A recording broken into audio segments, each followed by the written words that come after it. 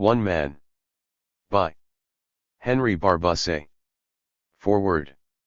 Red Square, center of Moscow and of West European and Asiatic Russia.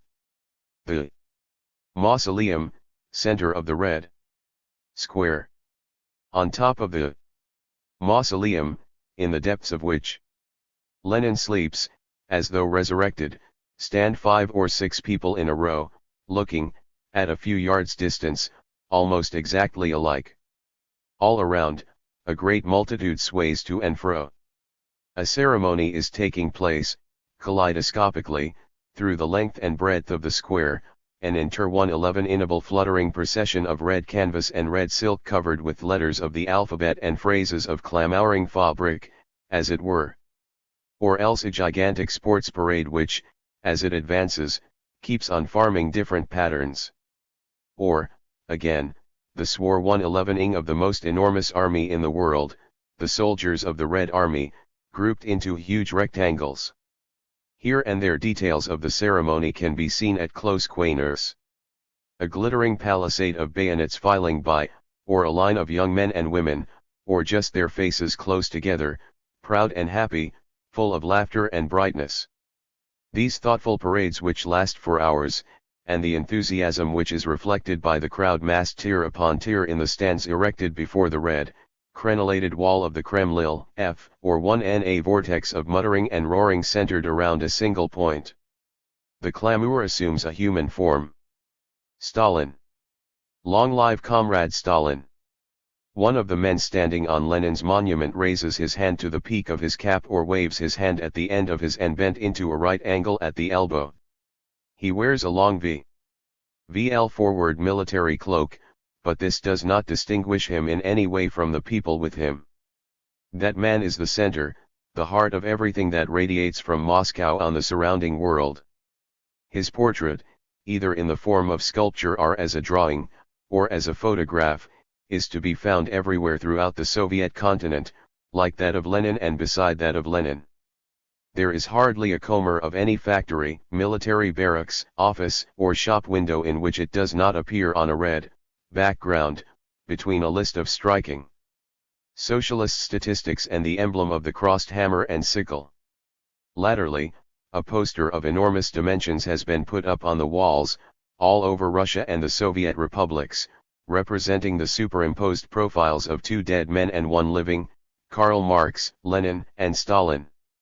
And we may multiply these 8,000-pound-old, for there are not many rooms, whether occupied by working men or by intellectuals, in which Stalin does not figure.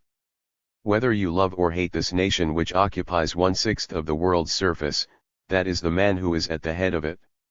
And in this country, if the cobbles in the streets could talk, they would say, Stalin. Some hours later comes the luncheon hour. On this day, let us say, it is 2 o'clock. The Kremlin is a brightly colored, fortified enclosure, a umptuous little city, which rises out of the center of Moscow in one solid block.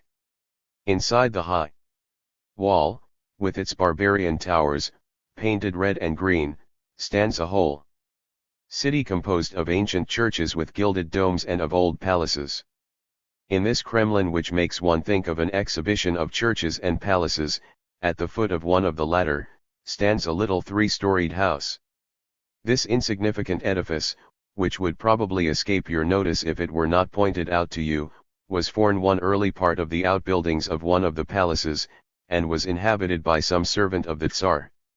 One goes up to the first floor, where white linen curtains hang over V3 of the windows. These 3 windows are Stalin's home. In the tiny hall a long military cloak hangs on a peg beneath a cap.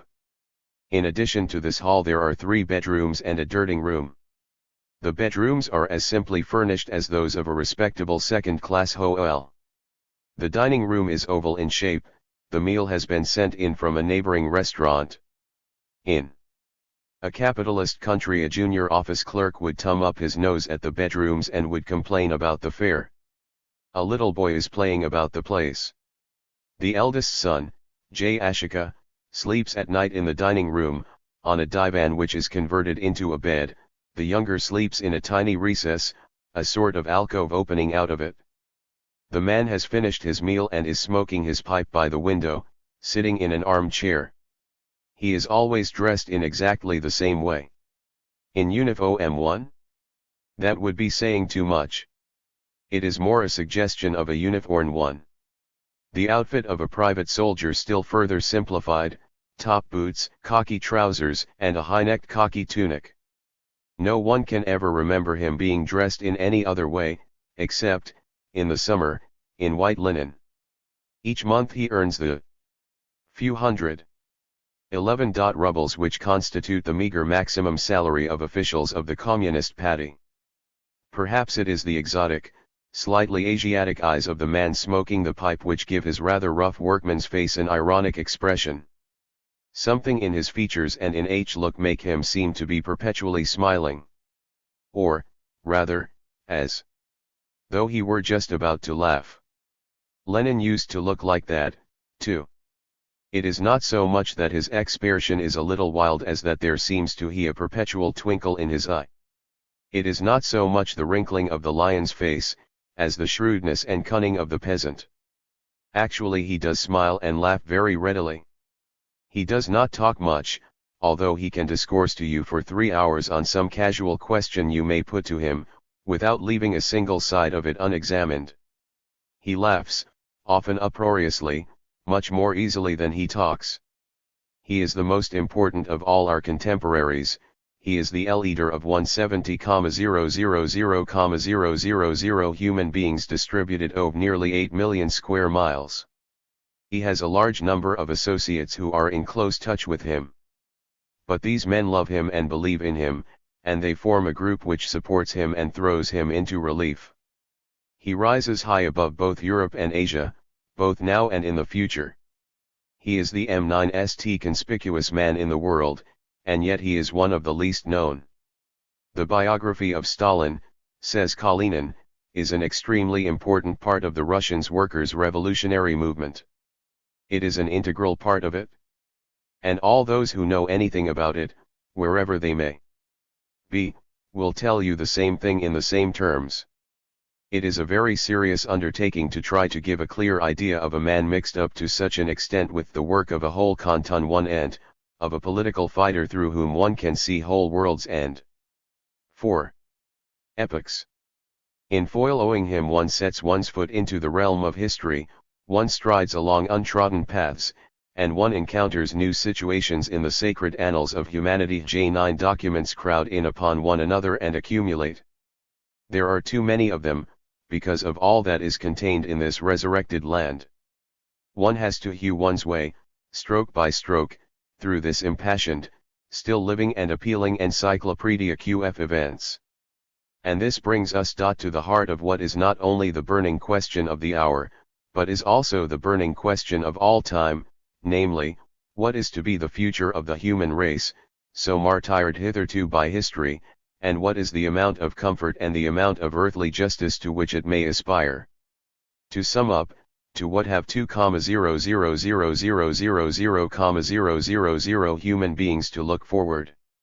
This question has come from the lowest strata of humanity, and has been lifted out, adjusted and presented to the world by a few contemporary inventors, who claim one and that everything can be altered here below by upheavals.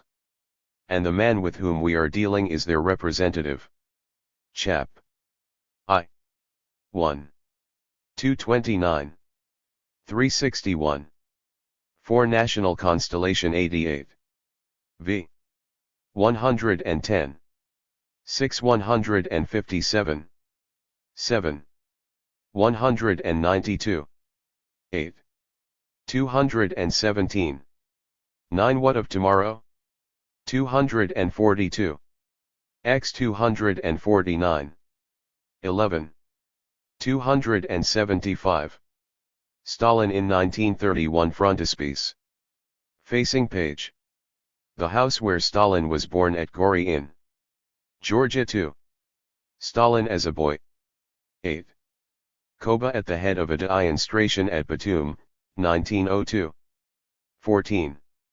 Photograph of Stalin A in a group of political deportees in the district of Turochinsk in 1903-10. Eloba, 1902-3. 26. A group taken in prison. 30. From the police files, Koba Jogashvili, 1910. 42. Lenin and Stalin. 54. Inukij, Vorokilov, Kaganovich, Kuibyshev, Ortjonikij, Stalin, Molotov. 62. Chapter 1. A revolutionary under ts.al/it was at Gori, a town in Georgia which was really no more than a village, that, over half a century ago, in 1879, a boy named Joseph was born in a hovel whose comers and foundations were made of bricks, with timber walls and a plank roof, and with the front door on one side and the cellar door 9 and the other. T4E surroundings were not very luxurious. Before the house ran an alley paved with rough stones, on the far side of which stood a row of shanties which were a mass of patches and bristled with stovepipes. Through the middle of the alley ran a small stream. Flea's mother, Catherine, had a beautiful, serious face and black eyes, so black that they seemed to overflow into dark bruises on the skin around them. Recent portraits show us her regular features squarely framed by a black veil, in the old Elsevera manner of Caucasian women of a certain age. His father, Vissarion Jugashvili, was born in the village of Didiilo and was a shoemaker by trade. He worked hard in a boot factory not far from there, at Tilis, the capital of Georgia. In one of the museums is shown the mean rope-seated stool which gradually wore out beneath his weight. He was a poor man, of very little education. He was a good man, and he sent Joseph, first to the /Gori school, a little house shaded by trees with the appearance of a farmhouse, and then to the seminary at Tiflis. That is to say, he did really everything he possibly could do for him. Then, to use his own words, I joined the Revolutionary I-2 movement at the age of 15, when I found myself in sympathy with the secret groups of Russian Marxists existing in Transcaucasia. These groups exercised a strong influence over me and gave me a taste for clandestine literature. Joseph Vissarionovich looked around him. Among human beings the majority accepts constituted authority, keeps its counsel and carries on. This is the herd of which Tacitus speaks when he says that it is thanks to such dumb citizens that anything can be done. There are others, a tiny minority, who find fault with it and refuse to accept it. So he looked and listened. Georgia F, or 1NS, with Armenia and Azerbaijan, the district of Transcaucasia south of the Caucasus, between the Black Sea and the Caspian Sea. After a long and very gallant history, Georgia lost her independence and, at the beginning of the 19th century, was included within the boundaries of the Russian Empire. Central Russia, lording it at St. Petersburg, strove to denationalize the country and to Russianize it, as it was her policy to do with all the incongruous elements of the enormous imperial agglomeration, and according to the traditional procedure of all large countries in dealing with their colonies or with the regions they have annexed. The central power first of all devours and then tries to assimilate by all kinds of artificial means, especially by cruelty and persecution. To govern foreign nationals, like the Georgians, meant to deal severely with them. It has been said that in those days the Caucasian populations had no right save that of being tried. The only thing they were free to do was to groan, provided that they did. A revolutionary _ER 3. So in Russian, as a result of the state of affairs, there grew up, in the COL9 New York directly adjoining the ruling territory, a certain nationalist movement which had as its ideal the liberation of Georgia.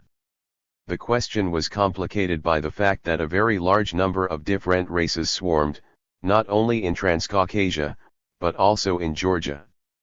There were Georgians, Armenians, Turks, Jews, Kurds, and some dozens of other races, and all this motley herd of subjects, equally ill-treated by the Russian, lived at daggers drawn among themselves. Had they been able to do so, they would have hurled themselves, not only on their warders from St. Petersburg but, even more violently, upon each other. Side by side with this old separatist tendency, which was gradually consolidating itself into a fairly strong federalist party, there was also the socialist movement. All the strong currents of collective liberation which had re-echoed through Russia had also re-echoed, after a fairly rapid development, in the Caucasus. After the disaster of the Crimean War of 1854–56, a reaction took place against the despotism which kept Russia in a special and privileged state of barbarism as compared with other great nations. A well-intentioned reformist middle class had its eyes fixed on the light that shone from the West. Between 1860 and 1869 a certain number of reforms kept these tendencies satisfied, such as the abolition of serfdom, the creation of zemstvos and judicial reform 11. But, however sensational these reforms were in appearance, it was observed that they did not really alter the situation much. The abolition of serfdom, for instance, had not been decided upon from equitable motives, but, primarily, from purely financial ones, secondly, for in the interest of the big landowners, and thirdly, for political reasons, so that the liberation of the peasants should not come from themselves, from below, as it were. Out of this failure, out of this disillusionment, was born the violent movement of the populists. With them it was no longer a question of hypnotizing oneself by gazing towards the West but, on the contrary, of RET11 to specifically Russian traditions such as the Mir and the Artel. By which road the Russian people would arrive at socialism without having to pass through the torment of capitalism, the great period of populism, whose leagues were called Land and Liberty, the liberty of the people, etc., was from 1870 to 1881, during which the populists, whom the rest of Europe called nihilists, hurled themselves with bombs and terrorism against the regime of the potentates at the Winter Palace. Then the repression following the murder of Alexander IT in 1881 destroyed the populist organizations and nothing remained but the literary theorists. In his extreme youth Benin frequented populist circles. His elder brother, Alexander, was mixed up with the liberty of the people and was, for this reason, hanged in 1887. Maria Uli_Nova, Lenin's sister, tells us that, when the Ulyanov family heard the sad news of the execution, Vladimir Lich, then aged 17, murmured, with a faraway look on his face, "No, we must follow a different path. That is not the one that we must take, J.C." This different path was that of scientific socialism, the improved successor of the old ideal of political liberty, of the suppression of privileges, of equality, and of universal brotherhood, brought to perfection by Karl Marx in the middle of the 19th century. One of the fundamental, a revolutionary, under Tsar's features of the Marxist doctrine, which pruned the older socialism of its absurdities and disastrous puerilities, was the union of economics with politics, and of socialism with the workers' movement. The necessity for such unions may appear obvious to us nowadays, but it was not always so, and at a moment when everything had to be unraveled and put into words, this formula had taken a good deal of finding. Socialism had constituted an international network. The first international, founded directly by Marx and Engels, which had laid the ideological foundations of the proletarian struggle, had been succeeded by the Second International, which prepared the ground for the far-flung and comprehensive div_opmiti of the workers' movement, the Marxian socialists as optatos to the revolutionary socialists, who were much reduced in numbers but still violent, did not believe in terrorism or outrage. These blind surgical methods which, for the most part, went savagely beyond their object and were always going wrong, were no business of theirs. Their business was to organize the great tide of those who were being exploited and oppressed, by showing them where their interests lay, by conscious discipline and by the positive soundness of a practical doctrine. Marxism made fairly rapid progress because of the ruthless and mechanical disruption of populism and because of the increase in the industrialization of Russia during the last years of the 19th century. Lenin brew himself wholeheartedly into it. We see him launching out on a wide and bitter campaign in favor of the Marxist order and the organization of the masses, against the disordered romanticism and the practically reactionary dreams of populism. An eyewitness tells us of a very secret and very conspiratorial meeting which took place in Moscow in 1893. 6 at which everyone's victoriously opposed the famous populist theorist V.P. Vorontsov.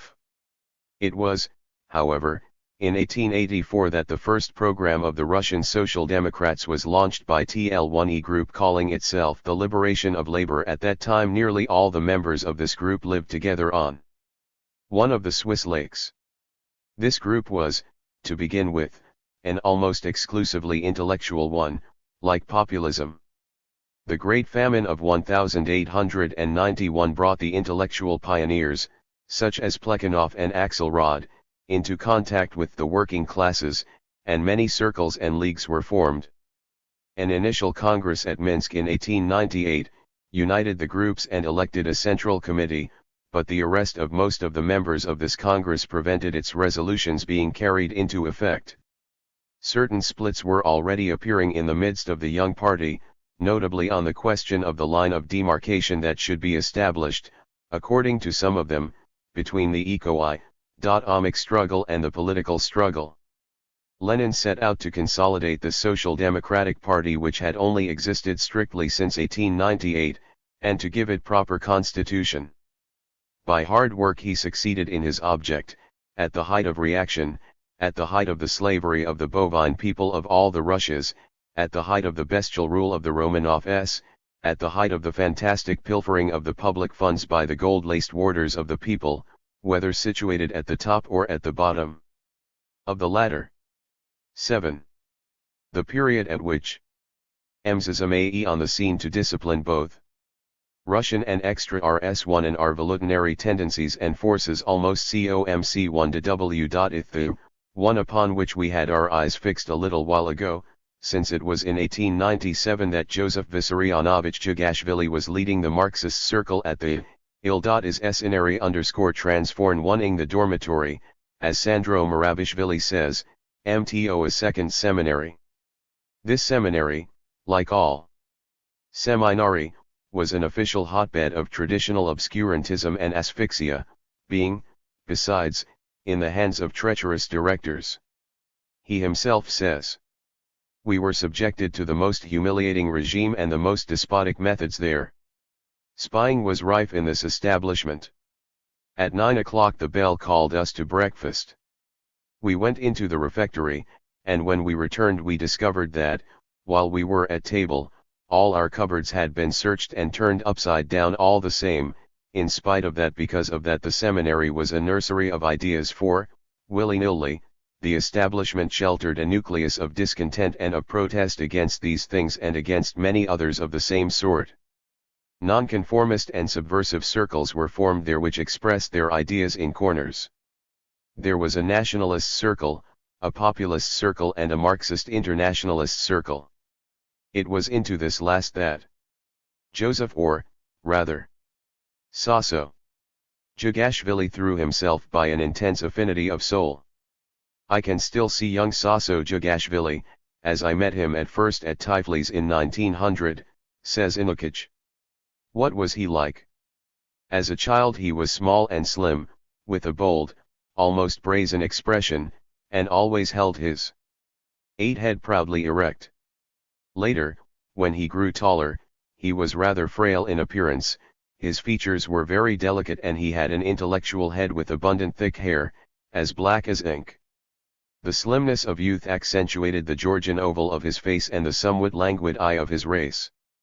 At the time of which Inukich speaks, this young militant presented a mixture, curious enough because it was almost perfect, of the intellectual and the worker. Not very tall, narrow-shouldered, with a long face, a small beard, rather heavy eyes and a thin straight nose, and with his FL.AT cap worn a little to one side on his plentiful black hair. That is what he was like then, this conqueror of multitudes, this upsetter of worlds.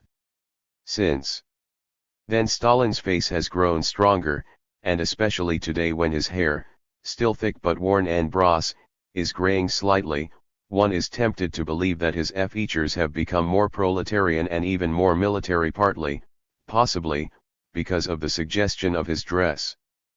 But he cannot be said to have changed greatly. At most one can say that the energy and combative power which this face indicated in those days is more apparent now, for if any man has not changed fundamentally, it is he. One could already recognize in him, from the temperance of his speech, the man whom Kitskovely described 35 years ago as a good sort. This young man had a strange dislike of florid phraseology. He was the complete opposite of the people who try to get their effects by the sonorousness of their utterances and the aerial designs of their gestures. Brevity, clearness and accuracy were his main characteristics. Unfortunately for his tranquility, he secretly studied, at the Tiflis seminary, books on the natural sciences and on sociology. He introduced into this well-ordered house the 9 written poison of positive knowledge. This scandal was discovered by the authorities of the PAs. The need for genuine self-instruction being incompatible with the pure tradition of the seminary, young Sasso W.A.S. expelled on the ground that he displayed a lack 6F political balance. He went, without a backward glance, straight over to the workers. In 1898 he joined the Tiflis branch of the Russian Social Democratic Workers' Party. This, as we have already seen, was the same year as that of the official birth of this Russian section of the Acnd International. So we see him launched upon his course. He had lost no time in finding it. He had reached it immediately by the shortest route. This intellectual, the son of a peasant worker, embraced the calling of professional revolutionary, first among the Tiflis railway workers and later among the tobacco workers and the workers in the boot factories, and, later still, among the workers at the meteorological observatory. A little everywhere, in fact, a workman in the workers' cause. Inukij, one of the earliest workers in the cause of the revolution in the Caucasus and nowadays an important leader, saw a great deal of Sasso Jugashvili in those days, and he tells us how successful he was in talking to the workers. This gift of being accessible to everyone was also a characteristic of Lenin, his senior 10 years, who was working, at that time, in the principal centers of the Russian socialist movement. Lenin, WHP foresaw the electrification of half the old world, at a time when the whole of Russia was nothing but a heap of ruins and dust attacked from within and from without. The visionary who could visualize to their fullest extent, dotting all the I's, the most vast temporal schemes that have ever been conceived by the human brain, also knew how to talk to the worker even individually. With his cap pulled down over his round, bald skull, a twinkle in his eye, Ill's hands in his pockets and the general air of an honest tradesman, dogged and astute, he would loiter about at factory gates. He would approach a worker, speak to him in a friendly way, and attach him to high 111 self forever. He would make a malcontent of one who was apathetic, and a revolutionary of a malcontent.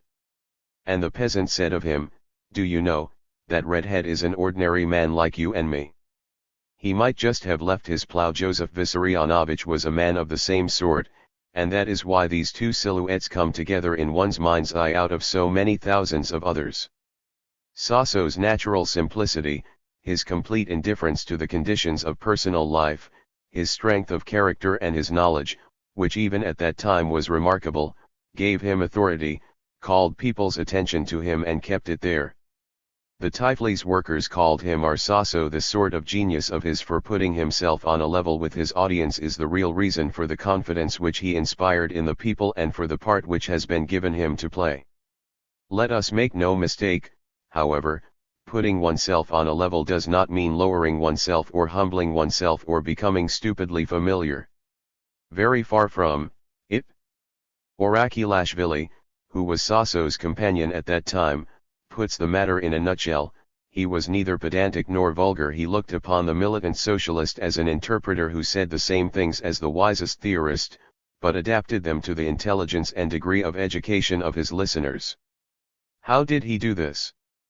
by imagery and by giving vivid examples. We, explains Orakulashvili, who formed a group of propagandists with him, were unable to rid ourselves of a certain amount of terminology. We were haunted by thesis, antithesis and synthesis and by other pivots of logic. And all this paraphernalia crept much too much into our speeches to workers and peasants. Not so Stalin's speeches. He approached matters from another side, from the angle of life. For instance, he would take the idea of middle-class democracy and would show, as clear as daylight, why it was good compared with Tsarism, and why it was not good compared with socialism. And everyone would understand that democracy, although it was quite capable of sweeping away the empire, might itself one day constitute a barrier against socialism which would have to be broken down. Again, he was naturally very gay, but only out of working hours. The two things must not be mixed. One day, goes on Orakulashvili, we all met in the house of an important Caucasian comrade. During dinner the young son of the master of the house came and sat on his father's knee, and the father petted him and tried to calm the impatience of the child, who was too young to be interested in the serious discussion. Then Stalin rose, took the child gently by the hand and led him to the door, saying, "My young friend, you're not on the agenda today." He never abused an opponent, adds the same eyewitness. We suffered so much from the Mensheviks that when we found ourselves addressing one of them in a speech we could not prevent ourselves from going for him hammer and tongs and lashing him with our tongues. Stalin never liked this form of attack. Violent language was for her a prohibited weapon. At the very most, when he 12. Had nonplussed and reduced an opponent to silence by concise argument and the said opponent was speechlessly trying to escape, he would fling after him some current trans-Caucasian remark, such as, "You're such a fine fellow, I wonder you are afraid of people as unimportant as us." The vocation of secret agitator and professional revolutionary, which attracted him in the wake of so many others, is a terrible vocation. One becomes an outlaw, spied upon by all the machinery. Formerly it said to be quite sufficient to be brave in order to succeed in a revolutionary operation, temporarily at least, for to achieve permanence is a much more complicated story. One day, Blaskol Bayfizi, that amiable but bogus great man, told me with a deep sigh how sad it was that the days were past when, to usurp power, it was enough to go down into the street with a small but very determined group of followers. Nowadays, there are machine guns and barricades are no longer made only of cardboard. The profession is spoiled and he was, in consequence, disgusted with it. Of course there are machine guns. But it is not merely for that reason that the old revolutionary scenario which, from being realistic, has become romantic, is only fit for the scrap heap. Nowadays, revolutions are of a q/light different nature and are much bigger affairs than those political skirmishes Oleg have so of 10, hitherto, substituted one lot of people for other in a central palace, without thereby altering anything at all, except a few labels. What downtrodden classes of the world are wearily waiting for in their own interest is something quite different. Marxism illuminates the depths and necessities, bound one to the other, of these great logical upheavals of present-day society, and lays down hard and fast rules for their elaboration. Marxism is not, as one might be tempted to think, if one knows nothing about it, a collection of complicated principles or of commandments to be learned by heart, like a grammar or like the Quran. It is a system, and it is quite a simple one. It is the system of complete achievement. It is the concentration of all ideas, the groping of one's way towards a firm basis, a concrete foundation, a framework cutting across religious or abstract mysticisms, processions of phantoms and other side tracks leading nowhere. There are no ideas or formulae suspended in the air, as though they could stay there of their own accord. Karl Marx was the one modem thinker who was great enough to blow the clouds away from the firmament of thought.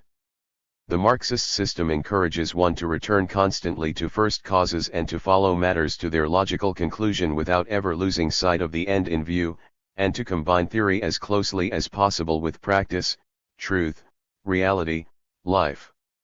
From that point socialism ceases to be a nebulous or sentimental dream, in which one never comes across anything substantial except to run one's head against it, but it becomes the doctrine which calculates the logical needs of everyone in advance and which everyone ought to work loyally to realize by the simplest methods. It implies a modification of the existing state of affairs. It clears things away and shows them up and allows one to see the present and the future. It is solid wisdom which tends naturally towards the double task of demolition and construction. 15. The Marxist conception is a scientific one. It becomes confused with the scientific conception. The revolutionary always remains an apostle and a soldier, but he is, above all, a scholar who goes out into the highways and byways. Moreover, all the scholars in the world practice Marxism without being aware of it, in the same way as Monsieur Jourdain, in Molière's Bourgeois gentilhomme, spoke in prose. It is by careful and critical judgment of society that the ordinary man becomes a revolutionary, not by a sudden outburst of hatred, fury, or generosity, or rather, not only by that. It is a calculated outburst. Social injustice is like a spelling mistake. Every kind of error tends to rectify itself in time, but the human mind must hasten this organic rectification, by foresight, and by putting things in order. The human mind first. Sentiment, a valuable incentive, must not come until after the intellect, and must obey it. Sentiment must only be the servant of the clearest evidence, for left to itself it may easily become the servant of folly. It made me smile to hear the German writer Emil Ludwig ask Stalin, as he did 2 years ago. Perhaps you were ill-treated by your parents in your childhood, to have become such a revolutionary. The excellent Emil Ludwig still firmly believed in the old adage of THF wisdom of nations, which lays it down that, in order to be a revolutionary, one must be vicious or embittered, and, from one's earliest youth, have been beaten by one's parents. A poor arg 11 men, too paltry to be har 111 full. No doubt individuals and the masses are egged on by misfortune, but revolutionaries are far beyond any small personal grievances on the road to collective progress. Stalin replied patiently to Ludwig. Not at all. My parents did not maltreat me. The reason that I became a 16 revolutionary is simply because I thought the Marxists were right. Politics based on principles are the only honest ones, said Stalin, repeating Lenin. That is the declaration of basic principle, the major precept which, as Stalin again says, enables one to store one in impregnable positions, and the great incentive, for those who are trying to bring about social progress, is faith in the masses. This faith in the great mass of the workers is the watchword, the battle cry which Stalin has uttered most often in the course of his career. The most unseemly malady which can attack a leader, he tells us, is fear of the masses. The leader needs them more and they need him. He learns more from them than they learn from him. As soon as a leader begins to make his plans without taking the Ma5 into his confidence, he is damned, as regards both victory and the cause. So this practical agitator, armed roughly with realism, and with a hatred of catchphrases and abstractions, began to fight. Let us note here the influence of Kumutovsky, Lenin's companion in WRMS and a pioneer of his ideas in TRA Caucasia. He was the liaison agent between J.V. Jagashvili and Leninism. Marxism, according to Adoritsky's striking formula, enables us to take advantage of the circumstances of any one particular moment. Leninism was Marxism already largely adapted to the situation created by the period and surroundings. Our man assumed all sorts of different names: David, Koba, Nijarati, Tchijikoi, Lvanovich, Stalin, and his methodical Jitating took all sorts of forms. At the very beginning, he declared his position, his fundamental policy, in the struggle, within the party itself. 17 Between the old and the young members. The older members were in favor of the distribution, in small doses, of pure propaganda to selected workers who should be charged with spreading the gospel. The younger members were for direct contact. For the street it is hardly necessary to add that Stalin supported the latter tendency, and made it triumph. Strikes. In 1900-01 there were several big strikes in which this agitator, who set out to make his presence felt, a very important part.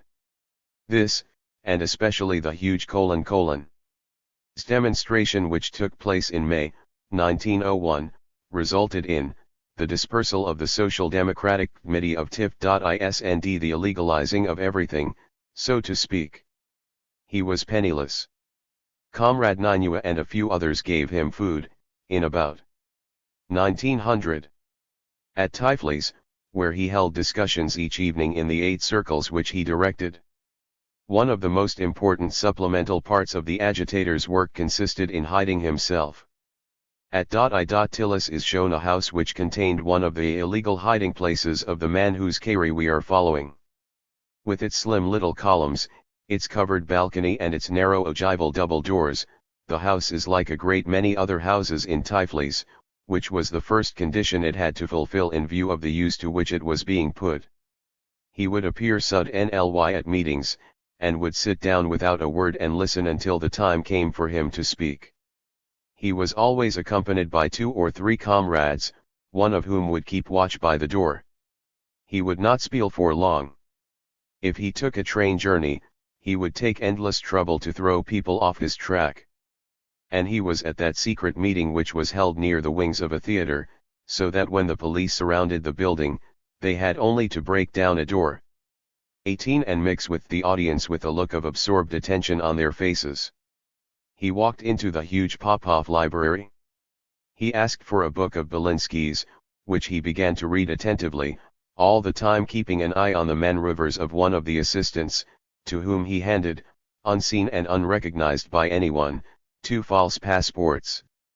They were to secure the escape of 2 comrades whom the police intended to arrest a little later, a little too late. This Popov was a monarchist librarian, which was the reason that the comrades could easily meet there. Strona, Rykov, Todria, Inukij. He had a wonder-pound intuited n. By this shrewd intuition of his he prevented the Baku workers, counting on the sympathy of a certain regiment, from trying to free the demonstrators who had been thrown into prison as a sequel to A Brush with the Black Hundred. Asterisk. Carrying the portrait of the adored Zero-Ne. But if the revolutionary was losing more and more ground in his native land, he acquired a solid support on the international basis in the shape of the paper which Lenin succeeded in establishing abroad, Iskra, a center of doctrine and, as it were, of public conspiracy, and whose first number, printed in Munich in January, 1901, ended its first leading article with the assertion: "We must capture the enemy fortress, and we will succeed in doing so if we unite all the forces of the awakening proletariat." However, he did not always hide himself. There were moments carefully chosen when he came out into the open. For instance, on the occasion when, thanks to him, May Day was celebrated for the first time in the Caucasus. An ultra-conservative Tsarist organization which operated through DLLECT Aknon and Terror. 19 or else when, advancing at head of a crowd of Tiflis railway strikers who were threatened by the officer of police with being shot if the did not disperse. He plead in their name, "You do not frighten us. We will disperse when our demands have been satisfied." He went to Batum, Ajaristan, in southern Georgia, and established a committee there. This, as Lakoba says, constitutes a fresh page in the great biography. From his headquarters in the marshy suburb of Kaoba, Sasso created discontent among the workers at TLTE Mantishev and Rothschild Works. He was chased away by the police and fled to Gorodok. His movements were complicated by the presence of the secret printing press Hwikli he carried with him and which was his loudspeaker. After the RST of March demonstration, at the head of which he placed himself like a target and on which Zion there were 14 killed, 40 wounded, and 450 arrests, the printing press and its moving spirit had to move again. In the neighborhood there was a cemetery, whose gravedigger was a friend of his. Secret meetings were held in this cemetery. One day the printing press was brought there in haste. The gravedigger took charge of it and of a large jar containing the type. J.E. was carrying his load towards the neighboring maize field when he had suddenly to lie flat on his face because a party of police came by, followed by a party of Cossacks, actually looking for the press. So that another place had to be found to house the press and its manager. They hit upon the house of a certain Kashim. Kashim was an old man who had suddenly, in the depths of his simple Moslem peasant's heart, begun to understand and to revere Sasso. One day he had said to him, "I am the most insignificant and the most persecuted of men, and I have never spoken to the chief, but I recognize you." Later on, when he had heard him speak a little more, he said to him, "I see quite well what you are an Afurkatsa, you seem to have been born of thunder and lightning, you are supple and you have a great heart and a great soul." The old peasant and his son moved the press to their home, and Sasso lived there too. And women with long Moslem veils who seemed, at close quarters, rather heavily built, appeared in the village. TLIs were the printers who had to take precautions before entering the improvised workshop. From Hat-I-1NE onward, Kashim could be seen leaving his home each morning, with his turban and his white beard, carrying a basket full of vegetables and fruit. But beneath the fruit would be a pile of tracts and proclamations. He would go up to factory gates selling the fruit and the vegetables. If he knew the purchasers or liked the look of them, he would wrap his wares up in the tracts. However, the continuous bustle that went on in the workroom, and the noise of the printing machine, led the neighboring peasants to believe that Sasso, Kashim's guest, was making counterfeit money. They were not quite certain what to think of this profession, which evidently demanded a great deal of technique, but was very questionable. They came to see Sasso one evening and said to him, "You're making counterfeit. 2-1. Money and, after all, perhaps it isn't such a bad business for us, because, poor as we are, we don't think we run any risk of suffering from it. When are you putting your money into circulation?" "I not making counterfeit money," replied Sasso. "I am printing tracts telling of your misery."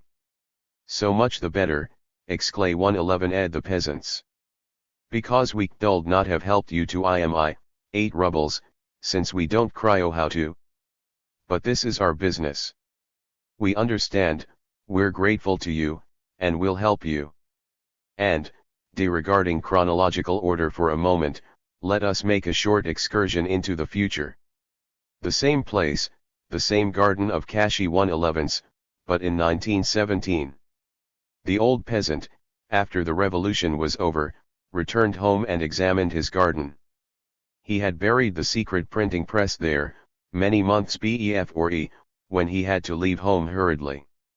The house had been occupied by soldiers who, in the course of their rummagings, had unearthed the printing apparatus and had scattered it all over the garden. Kashim found all the pieces, and when he had put them carefully together, he said to his son, "Look, it is with that the revolution was made." \ND Now let us return to April, 1902. One day, Sasso was talking to Kandelaki, smoking a cigarette. He was, at the time, a very dark young man, very slim, wearing a neckcloth with red squares on it. He wore a black beard like a romantic art student, with his coal black hat which seemed to be blqwn back by the wind, his small mustache, long face, and intrepid gaiety. Now the ochre. Anna was again taking an interest in him, and at that very moment police were filling the basement of Derek Village's house where he was, and were also surrounding it. Sasso was caught in a trap. He merely 22. Said, "It's nothing," and went on smoking. The sound of LTV boots and the clanking of arms mounted the stairs. The police came in and the inevitable happened. Sasso was arrested, imprisoned at Batum and Theri transferred to Kutaisi. After this he was deported to the province of Irkutsk, in Siberia. Tsarism, which had been unable and unwilling to govern Siberia economically, had ruled it politically by endowing it with a chain of concentration camps or convict settlements, in which its prisoners were shut up, and submerged in the vastness of the country. But one day a man appeared at Batum dressed as a soldier. It was Koba, who had unceremoniously left the custody of the police and returned from Central Asia at his own expense. This meant the loss of a great deal of time, not, however, so much as one might think, because the revolutionary remains a revolutionary even in prison.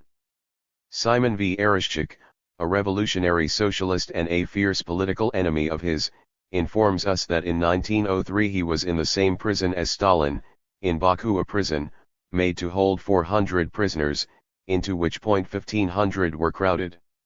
One day a new face appeared in the cell containing the Bolsheviks.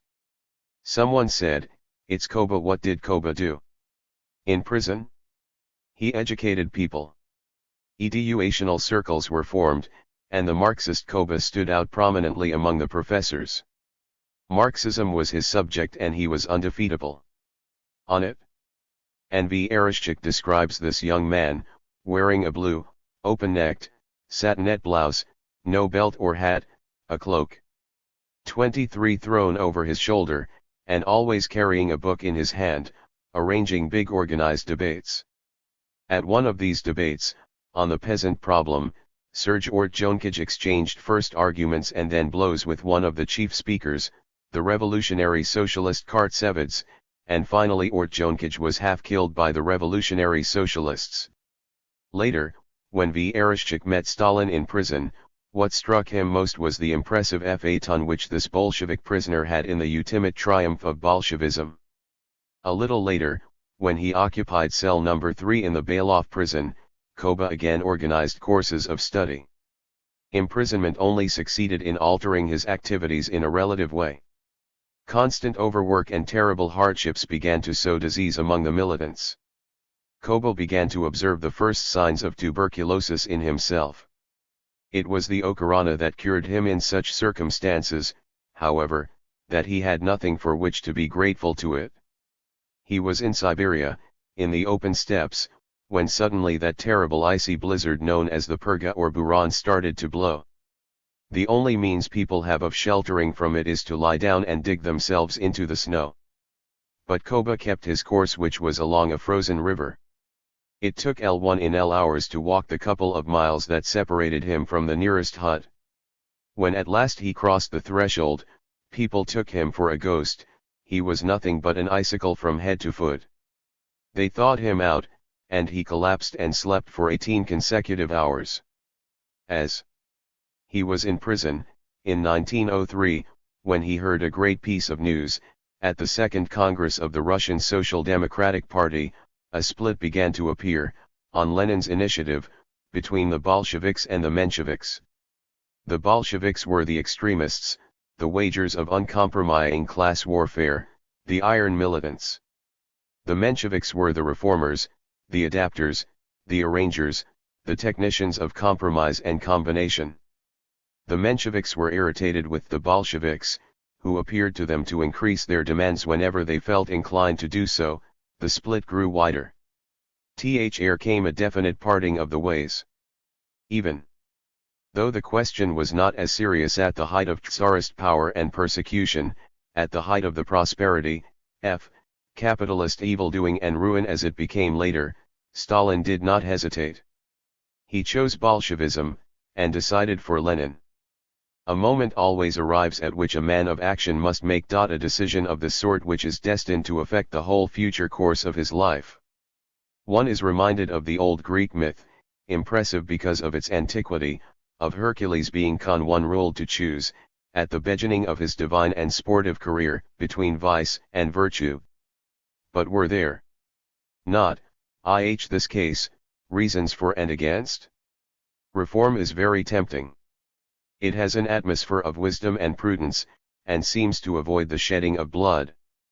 But far-seeing people, who understand the great principles of logic and social arithmetic and, in an ever-increasing degree, historical experience, know that on the path of opportunity, resignation and reformist vassalage lie first N1 iriges. 25. Then snares and finally betrayal, and that it is the path of destruction and of massacre. People may underscore say that it is only a question of degree. But no, it is a CCI 11 question, a question of life and death, because M1N1 mal 1 SM is really conservatism. So Kobe made his first escape. And from that moment, detachments of police here, there, and everywhere tracked him down periodically, found High 1N, recaptured Hiton and then tried to find him again. This occurred 6 times, neither more nor less. After his 6th escape, Kobe carried on a campaign against the Georgian Mensheviks. From 1904 to L905, writes Ort Jonkaj, Kobe was, for the Mensheviks, the most hated of the Caucasian Bolsheviks, whose recognized leader he became one day. An Olibad's workman addressed him. Anyway, damn it, Comrade Sasso, the Mensheviks have got a majority in the party, after all. And this workman remembers quite well today that Sasso answered him. Majority? Not as regards quality. Only wait a few years and you will see who was right and who was wrong. The militant members of the party who were in the Caucasus at that time, still remember the outcry made by the Menshevik authorities, like Noah Ramishvili or Sid Devdariani, when they got wind of the fact that Koba, a professional Bolshevik, was coming to debate with them, or, in other words, to disorganize their peaceful existence. What Bubnov wrote recently is very accurate and very illuminating. The Russian Bolsheviks were very lucky in the fact that for 15 years they were able to carry on a systematic and intensive fight against all 1 deviations in any direction. Long before the revolution it meant so much groping which had not to be gone through later, and revolutionary progress benefited by the fact that the party had already tried out its strength, and had been able early to establish one and verify the reasonable point of view, the true point of view, in the study of theory and especially in tactical organization. We are quite aware of the fact that Napoleon said that if one is in the wrong, one must persist, and one will end by being in the right. The phrase is amusing and has a certain picturesque and even artistic and literary turn about it. But, it is utterly false. Nothing can subsist which is not in harmony with reality and the march of events. To proclaim the contrary is to propagate one of those encyclopedic errors on which capitalist morality battens.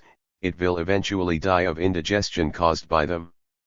Thus it was that, at the same time that they were fighting the anarchists and the revolutionary socialists and the nationalists who could see no further than their national noses, they had also to fight, and did indeed fight, against the I-1 Mensheviks at Tiflis, at Batum, at CL1 Ayachari, at Kuta 1S, and at Baku. In 195. Among his other activities, Stalin edited the illegal Bolshevik newspaper T/1E Struggle of the Proletariat, and wrote a work in the Georgian language entitled Sans Re 111 ARKS on the differences in the party. Oh! How stolidly the author stands upon his feet, was the remark made by Theophile Shisua at Donage. After a public reading of the work, Shisua remembers the remarks to this day. Under the influence of Stalin the WORLERS movement developed. Their methods changed. They no longer went in for revolutionary propaganda by stages and through TL1E2 one-term diary of a few very carefully chosen workers. 27. Their infectious faith in the masses strongly impelled the militants to go to work in a more direct and more palpable manner, both with individual men and in street oratory. Under the new leadership the system of active offensive triumphed, consisting of public demonstrations, improved meetings, and the bold distribution of tracts and leaflets. Years went by in indomitable and patient labor. Comrade Koba had neither home nor family, he lived and thought exclusively for the revolution, says Vazek. And he never missed an opportunity for a demonstration. Vazek relates how, at the burial of the apprentice Kandler, killed by order of the management of the factory in which he worked at Baku, an orchestra played a funeral march in front of TP.E Mosque. The chief of police forbade it to play. Then Kamr, Koba organized 2 choirs among the workers, one of which marched in front of the coffin, while the other marched behind it. These choirs sang revolutionary dirges in full view and hearing of the poise. The police succeeded in silencing them too. Then Kobo made the workers whistle long, urine-full whistles. This fresh choir swelled without anything being able to stop it, and the morning demonstration became very impressive. The reports which the secret agents of the LL Okarana made to the most noble the chief of police of THIRD-WORLDISM, a social democratic revolutionary organization which comes within the terms of Article 250, declared that this organization consisted of those who are called the Workers' Advance Guard, and of intellectuals such as Iosip Jugashvili. This latter, said one of these reports, strove to revive the morale of THIRD workers, by means of agitation and the dissemination of illegal literature. He recommended the union of all nations, and urged the common people to maintain a secret fund destined for the struggle against capitalism and autocracy elsewhere. The chief of the Baku section of the Okarana informed His Honor the Archbishop of Detectives that the peasant Losip Jugashvili was the leading spirit in a meeting having as its object the founding of a secret printing press. Elsewhere, again, an agent informed his revered superior that the self-styled Kaisam Nijaruds, who was at that moment in jail, was none other than the peasant Jugashvili, and that, in addition, this individual had the effrontery not to recognize his guilt. Danilo.ff tells us of one of these interrogations, conducted by one of the chiefs of that police force which was charged, above all, as were then and are still all the police forces of the world with one exception which proves the rule, to keep the people on the move with truncheons. This satrap, clad in turquoise blue, a cigar in his mouth and diffusing an aroma of opopanax, gave free rein to 11 his talents as a psychologist. This is what he said afterwards in his report on the person interrogated: Jugashvili, Iosip Vissarionovich. Stoutish. Deep voice. Small birthmark on left ear, shape of head normal. Gives one the impression of an ordinary man. As one can see, nothing escaped this keen observer.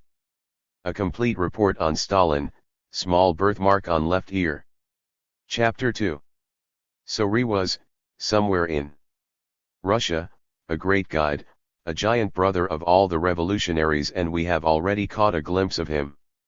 Lenin had to fight, not only against the public authorities, but also against a large proportion of the men of his own party. He insisted, and this was his great conception and his great work, which embraced everything else, on an out-and-out revolutionary party, pure, sharply defined and homogeneous, unsusceptible of any sort of compromise. He used to say that this party could only fulfill its mission of changing the face of the world on this express condition, and that it was the first and most important question. And it is in this sense that he remodeled socialism with 11 in socialism. We have already seen that Stalin, kept informed of how matters were progressing, by his comrades whilst he was in prison, identified himself completely with the position adopted by Lenin at the Second Congress of the party. At this assembly, Vladimir Ilyich had doggedly and firmly emphasized the difference which was appearing, from the tactical point of view, between the Mensheviks and the Bolsheviks, and he deliberately widened the breach between the two tendencies, which was, on the part of this lover of unity, a terribly grave step to take. But his reasons for doing so were no less grave. Unity between two tendencies WL1 cliff er too much from each other can never 1930 be more than apparent and fictitious. It can only exist on paper. It is a misleading form of union. Stalin approved. Moreover, this move was in accordance with his own temperament and his own mentality, and one might say that he had already chosen before choosing. There was never, at any time, any difference of opinion between Lenin and Stalin. On the other hand, they both had bitter opponents in the party itself, especially Trotsky, an obstinate and verbose Menshevik, who considered that the inflexibility of the Bolsheviks afflicted the party with sterility. Trotsky considered that Lenin broke up the working classes and divided them against themselves. Lenin, agitator and world statesman, and almost superhuman in the infallibility with which, in every circumstance, he was completely successful in combining revolutionary theory and practice, never swerved from L/Clerksism. Leninism is synonymous with Marxism. It is a new chapter in Marxism, it is not an amendment, an adaptation of Marxism to a given situation. Stalin wrote, "Leninism is the Marxism of the era of imperialism and of the proletarian revolution." A laconic and clean-cut definition, writes Manuelski. Leninism is the proper response of Marxism to the times. Lenin never made any alterations in the great basic socialist creed as it was set out in the 1847 manifesto. Lenin and Marx are two colossal concentric personalities, moving in the compass established by the older of the two. Lenin's creative genius applied itself to transforming socialist doctrine into revolution. All realist theory is supple, since it adjusts itself to life. But it is supple at its extremity, not at its foundations, on the side of circumstances, not on that of principles. The rigorous upholding of these principles, and their defense against the slightest attempt at modification, was one of Stalin's most exacting and unremitting tasks. Let it be thoroughly understood that Bolshevism, in spite of its intense progressive force, does not compel us to choose, always and everywhere, a cut and dried solution. There are certain circumstances in which, by applying such mechanical methods to excess, one would risk overreaching one's objectives and imperiling the results achieved and, in short, setting back the work of revolution instead of advancing it. Conclusion: no submission to a perpetual pre-established liberalism. To forge ahead means nothing. Doctrine, which is in the hands of those who have to apply it, must conform 111 to constantly changing circumstances, and successful achievement is therefore a matter of continual adjustment and of continual creation. In order to make this clearer, I will give a typical example to illustrate this organic suppleness of the connection, this cardanshaft as it were, between Marxist theory and Marxist practice. Lenin was obsessed by the idea that it was essential for the peasants to be allied to the worlers in the social struggle, in order that a proletarian revolution might implant itself into an agricultural country like Russia, but although, in 1894, he had impressed on the peasants the fundamental objectives of socialism on the agrarian plan, he did not go nearly so far as this when he addressed them, 6 years later, at the beginning of the 19th century. In the interval, the idea of the revolution had matured, and the peasant problem, of which Lenin had made a profound and most 32 early study, and in which the Social Democrats took no interest, became one of the greatest urgency so far as the cooperation or neutrality of 2,500,000 rural families in the revolutionary movement was concerned. In 1900, Lenin drew up a new agrarian program in which he only took into account the fact that the Russian peasant class, very backward historically, and even backward when compared with the rest of Russia, was even more the victim of the feudal system than of the capitalist system, for the feudal system still prevailed in the country districts, in spite of the sinister farce of the abolition of serfdom. So Lenin's 1900 peasant program confined itself to demanding the abolition of those feudal laws and customs under WHJCH. The peasantry were still laboring, the situation having become aggravated as a result of the feudal reaction under Alexander III and the restitution of all the S11ms extorted from the peasants who had been forced to buy their land at a scandalously inflated valuation. So here Lenin, driven by immediate tactical necessity, employed immediate arguments capable of pressing the peasantry directly and as widely as possible, to obtain the maximum amount of combination and the maximum possibility of eventual cooperation between the peasants and the workers in the first act of the Revolutive III drama, namely the seizure of power. In those days he considered, so far as the rural districts were concerned, only the first act, and not the last, which was the organization of the new society, which would be dealt with after. 33. So much for Marxism. The whole principle of it is to look far enough ahead, to foresee and to act in turn, not to lose sight of all the various conditions which may arise and which often seem to clash with one another, in short, to possess that sense of essentials which enables a fact to be dominated as if it were a human being, and which is the characteristic of all those who create something new, whether they be scientists, artists, or people bent upon altering the structure of society. This example of an imponitite reserve, Asian touching the most important revolutionary objectives, on the eve of a rising which might only too easily become merely a middle-class revolution, gives us an insight into the genius for initiative which one must have merely in order to be a disciple of Marx, like Lenin, or a disciple of Lenin, like Stalin. The meeting between Lenin and Stalin, in Stalin's own words, I first made Lenin's acquaintance in 1903. I did not meet him then, but we corresponded. I have retained an unforgettable memory of that first epistolary meeting. I was in exile in Siberia at the time. In studying Lenin's revolutionary activities from the end of the last century, and particularly after the appearance of Iskra, in 1901, I had arrived at the conviction, that in Lenin we possessed no ordinary man. To my inner eye he was not just a mere party leader, but a real creator, for he alone understood the nature and, one the urgent needs of our party. When I compared the other leaders with Lenin, they always seemed to be a head shorter than he. Beside them, Lenin was not a person of the same order of things, but a commander of a superior type, a mountain eagle, a fearless 34 fighter leading the party forward through the hitherto unexplored paths of the Russian revolutionary movement. This impression anchored itself so firmly in the depths of my mind that I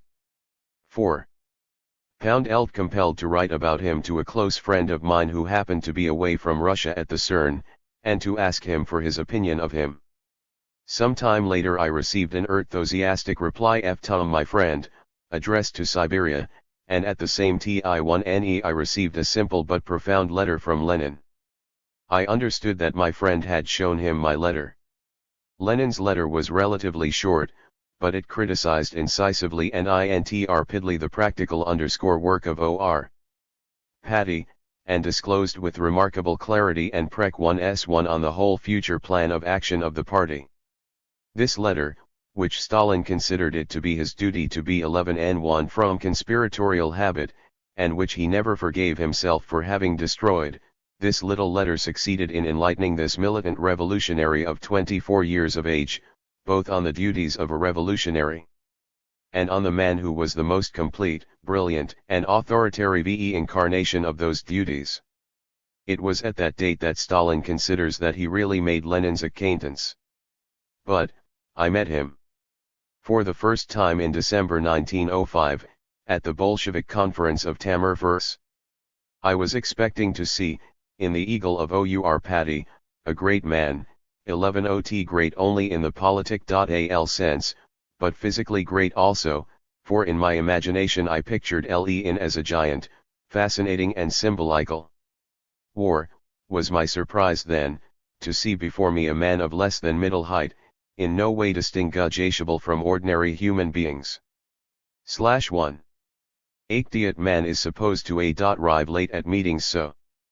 35. The assembly may anxiously await his arrival.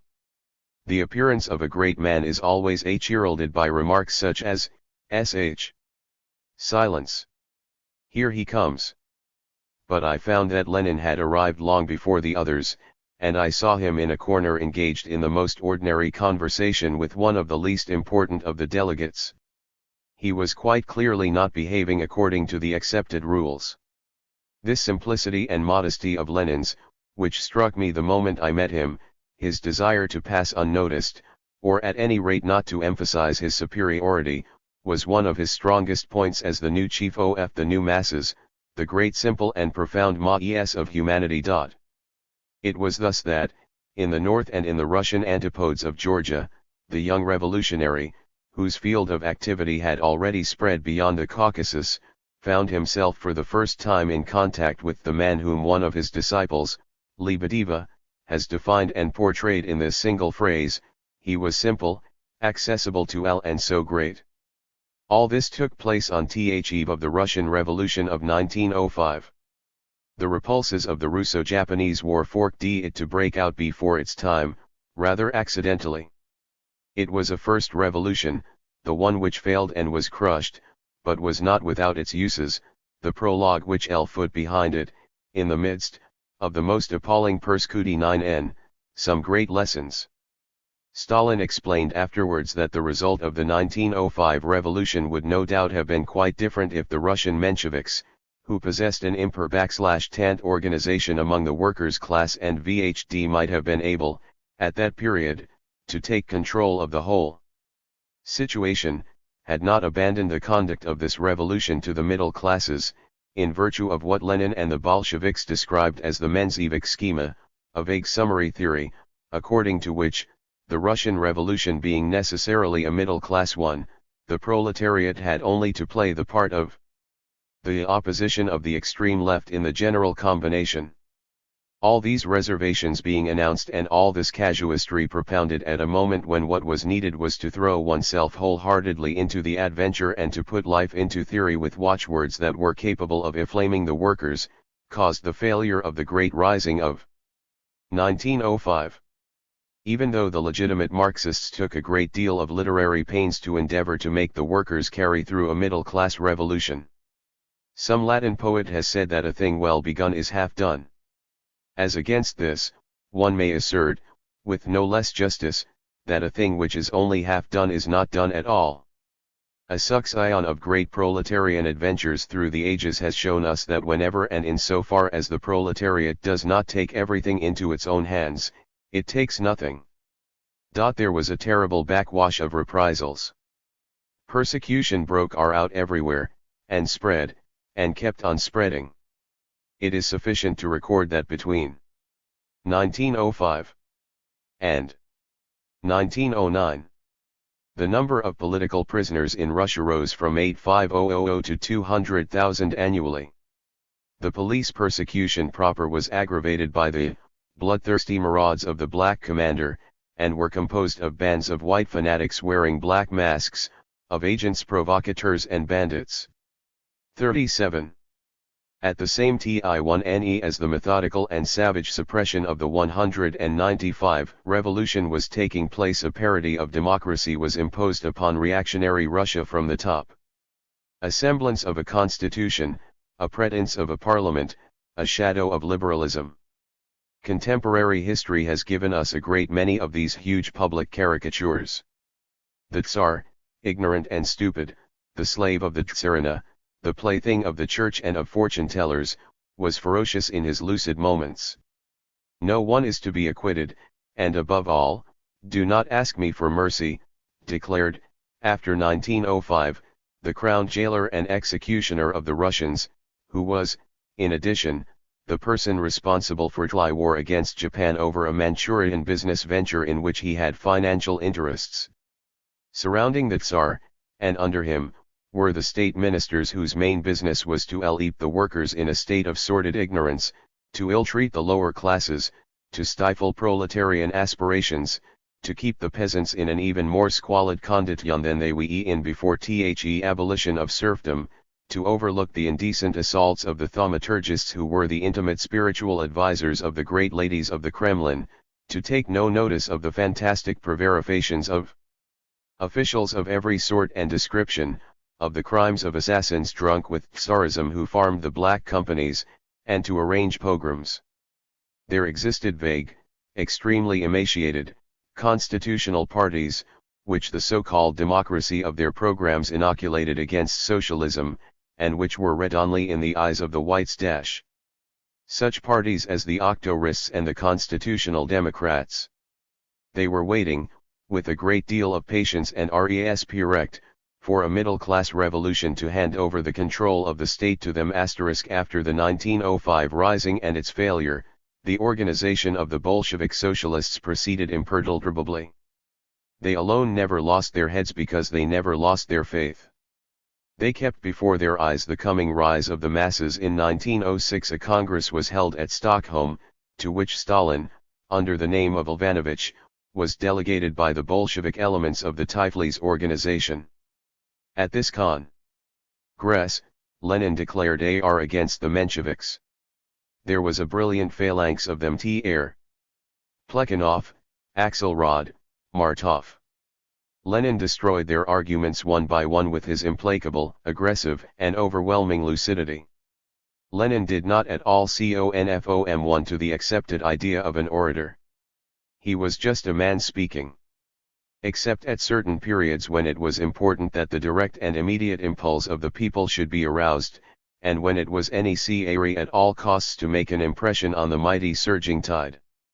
We may merely note, as regards the Constitutional Democratic Party, which never had time to play the slightest part in affairs, crushed fiat as it was between the reaction and the October Revolution, that its leaders, sworn enemies of the Bolsheviks, had declared, long before the war, that in the event of a constitution of a Western nature replacing the Tsarite power, this new government would not recognize the debts contracted by THIRD-WORLDISM imperial government after 1905, the money borrowed by the Tsar to use against his people in 1906, when the Russian government was at the height of its terrorist activities, its coffers were empty. They were replenished by France. This act of the Minister Riviere allowed the work of suppression to be savagely revived. Even the most moderate Russian elements have admitted the truth of this. 39. Of humosity, Lenin made hardly any gestures at all when he spoke. At congresses, people commented on his quietness and even on the dryness of his delivery. He merely endeavored to persuade his listeners, to convey his convictions from within, not from without, by the weight of their contents, as it were, and not by the gesticulations and acrobatics of the container. The oratorical gestures which are sometimes seen in representations of him are not quite correct, and he may be said never to have moved so much as in his statues. The simple and efficient method of delivery which Lenin employed was also that which Stalin had instinctively adopted and which he was destined never to abandon. For neither did Stalin aspire to make a pedestal of the platform and to be a big noise, on the Mussolini or Hitler model, nor to imitate the performances of advocates like Alexandrov who know so well how to act on the retinas, the eardrums and the lacrimatory eye glands of their audiences, or the contagious bleating of Gandhi. He was and has remained even more sparing of words than Lenin. Serafima Gonner, who played a prominent part in the revolution, tells us how much she was impressed by the speech which Stalin made in 1917 on the activities of the Petrograd Soviet. It was a very short speech in which he said everything there was to say. The whole situation was completely reviewed, and it would have been impossible to have cut out or to have changed a single word. In the same way, Orakilashvili declares that and Stalin's speeches do not contain a single drop of water, but although he speaks in rather a muffled voice, without any panton one ime and solely to press his thoughts, Stalin, like Lenin, holds one's attention and convinces one by the very substance of his speeches, underscore which clearly retain all their weight and power, all their architectural logic, when one reads them afterwards in print. The speech, so full of perspective and prophecy, which Stalin delivered at the end of 193 on the balance sheet of the 5-year plan, is a literary masterpiece. However, at the Stockholm Congress, the Menshevik were in the majority.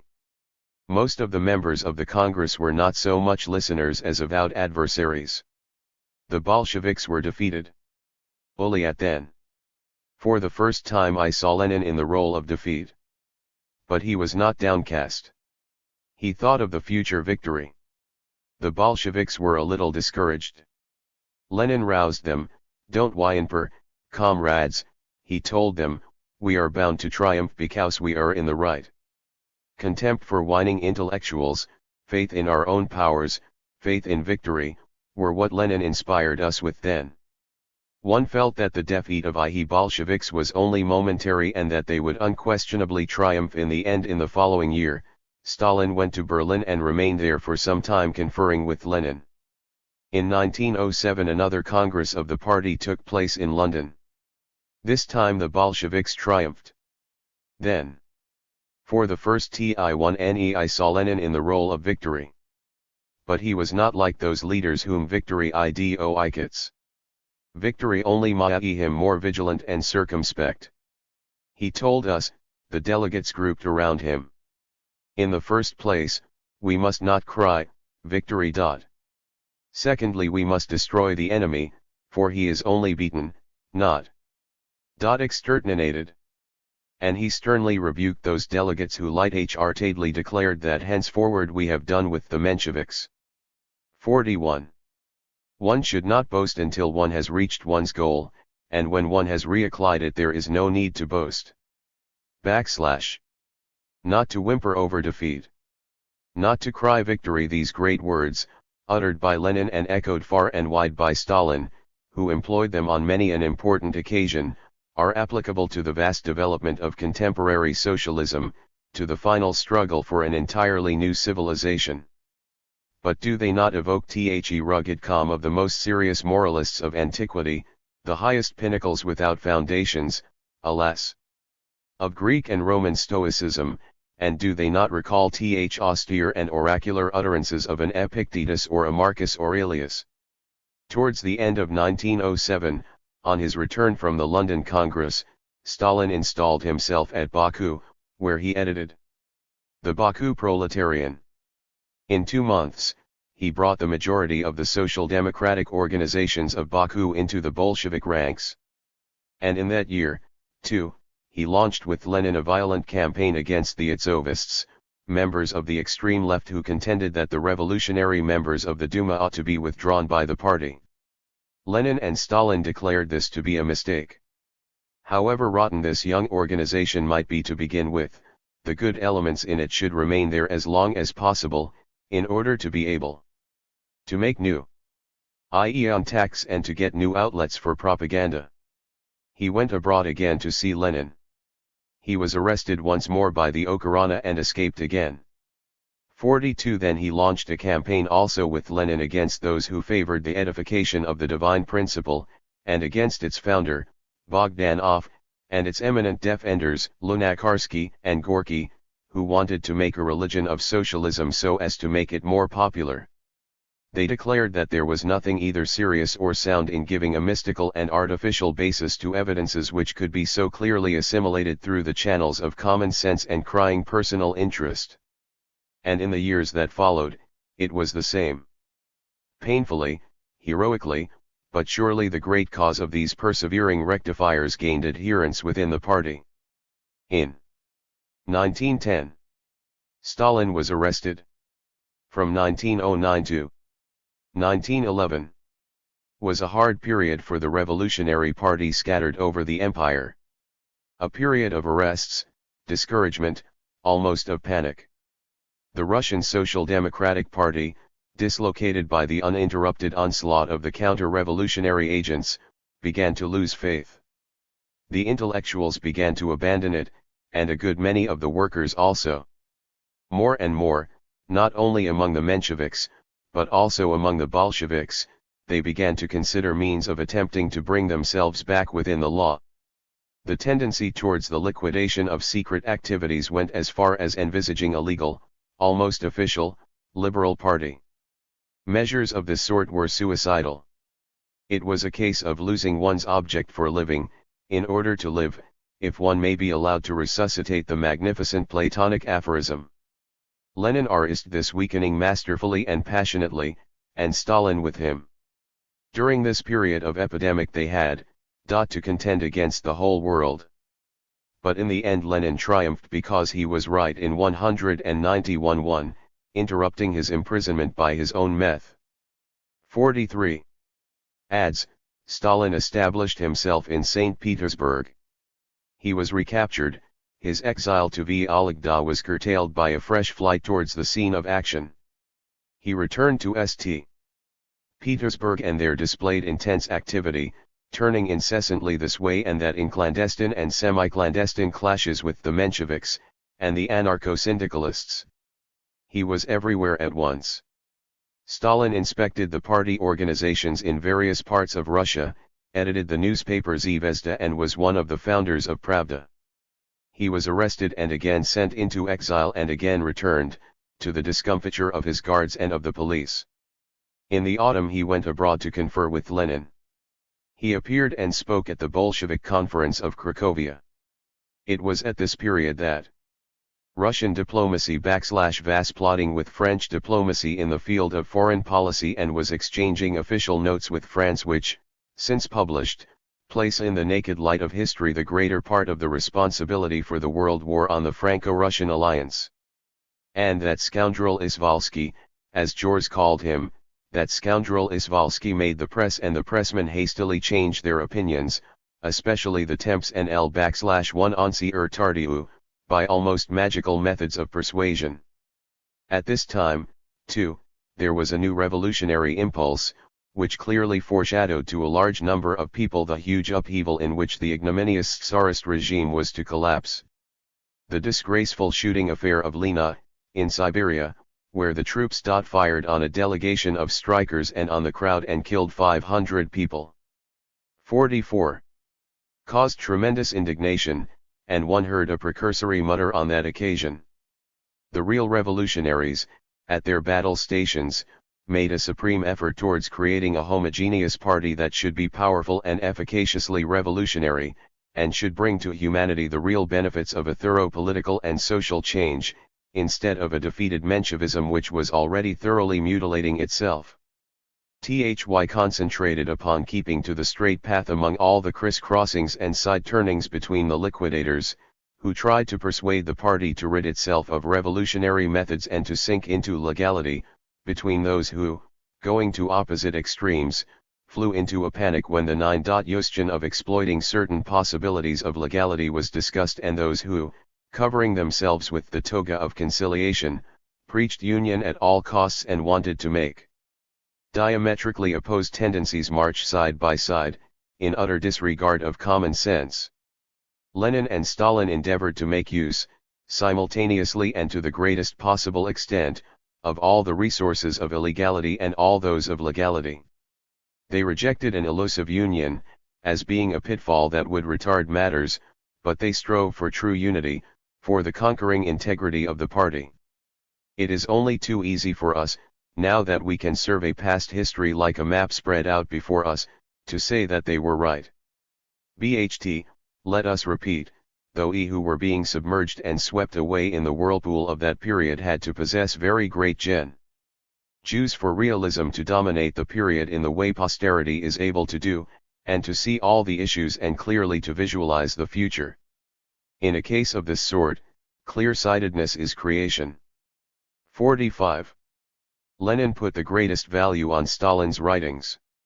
In I-911 he expressed himself as follows: Kobe's articles deserve the closest attention. It is difficult to imagine a better refutation of the opinions and hopes of our pacifiers and our conciliators. Lenin added, Trotsky and his like are worse than all the liquidators who express their thoughts openly for Messrs. Trotsky and co. deceive the workers, conceal the malady and make its discovery and cure impossible.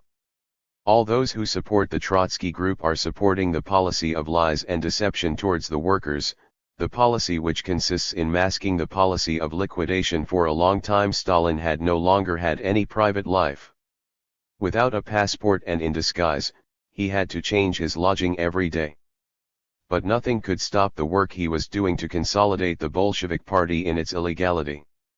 He had to establish a general staff, too.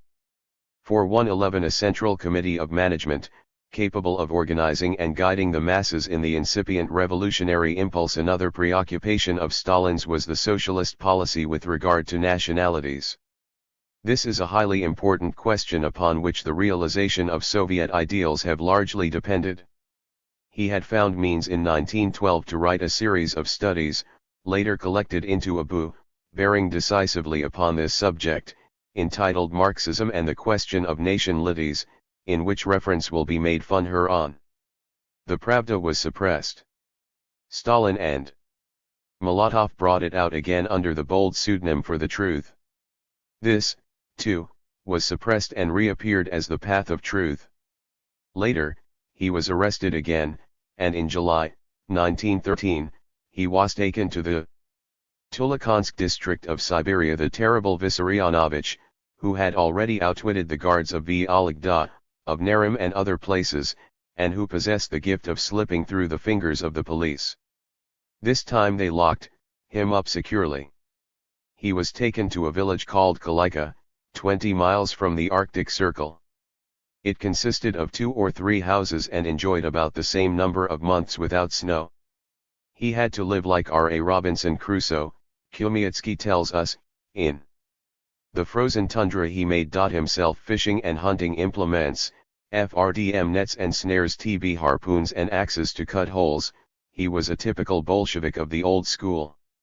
And he adds, the most remarkable and most characteristic feature of all Stalin's political activities is that he never drifted apart from Lenin and never swerved to the right or to the left. Belakhun, who, after having triumphantly led the Hungarian Bolshevik Revolution, was compelled to yield when confronted with circumstances represented principally by the defection of Hungarian social democracy and the AR-111 ed forces of 47.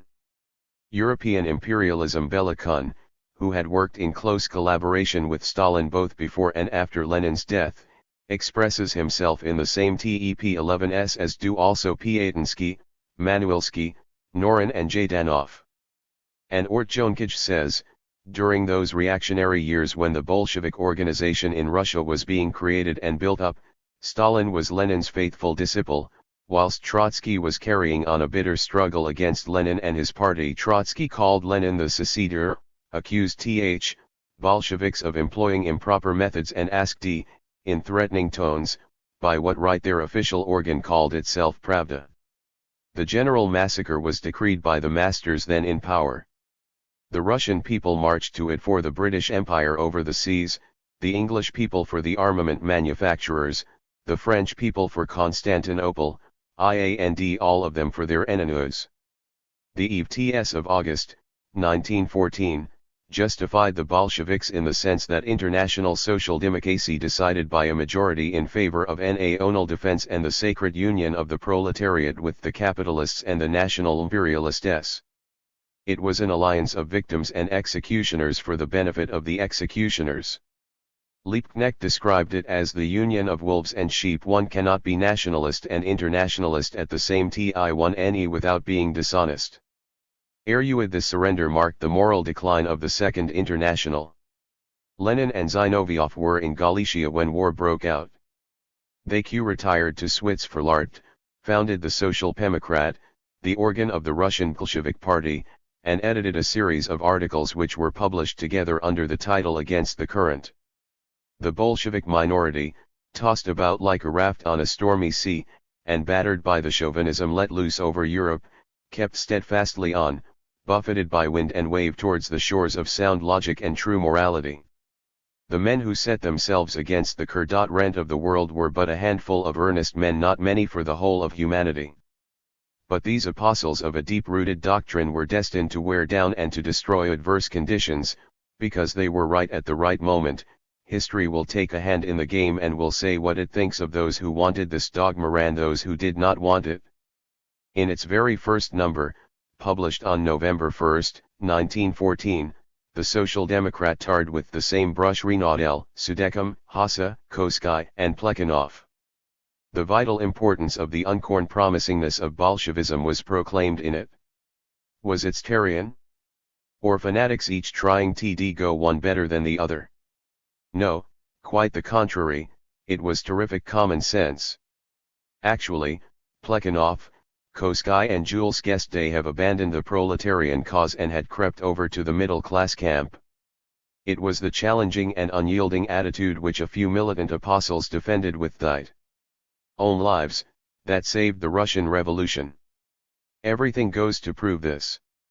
Without them it would have been irretrievably lost, like the German and Austrian revolutions.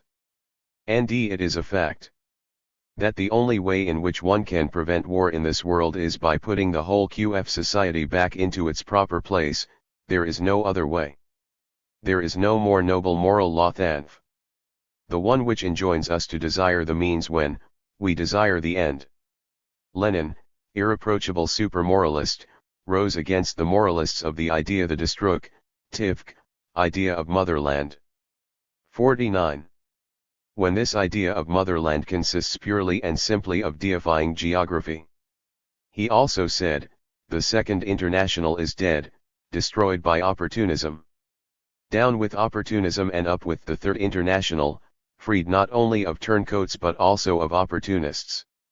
This was written on November 1, 1914.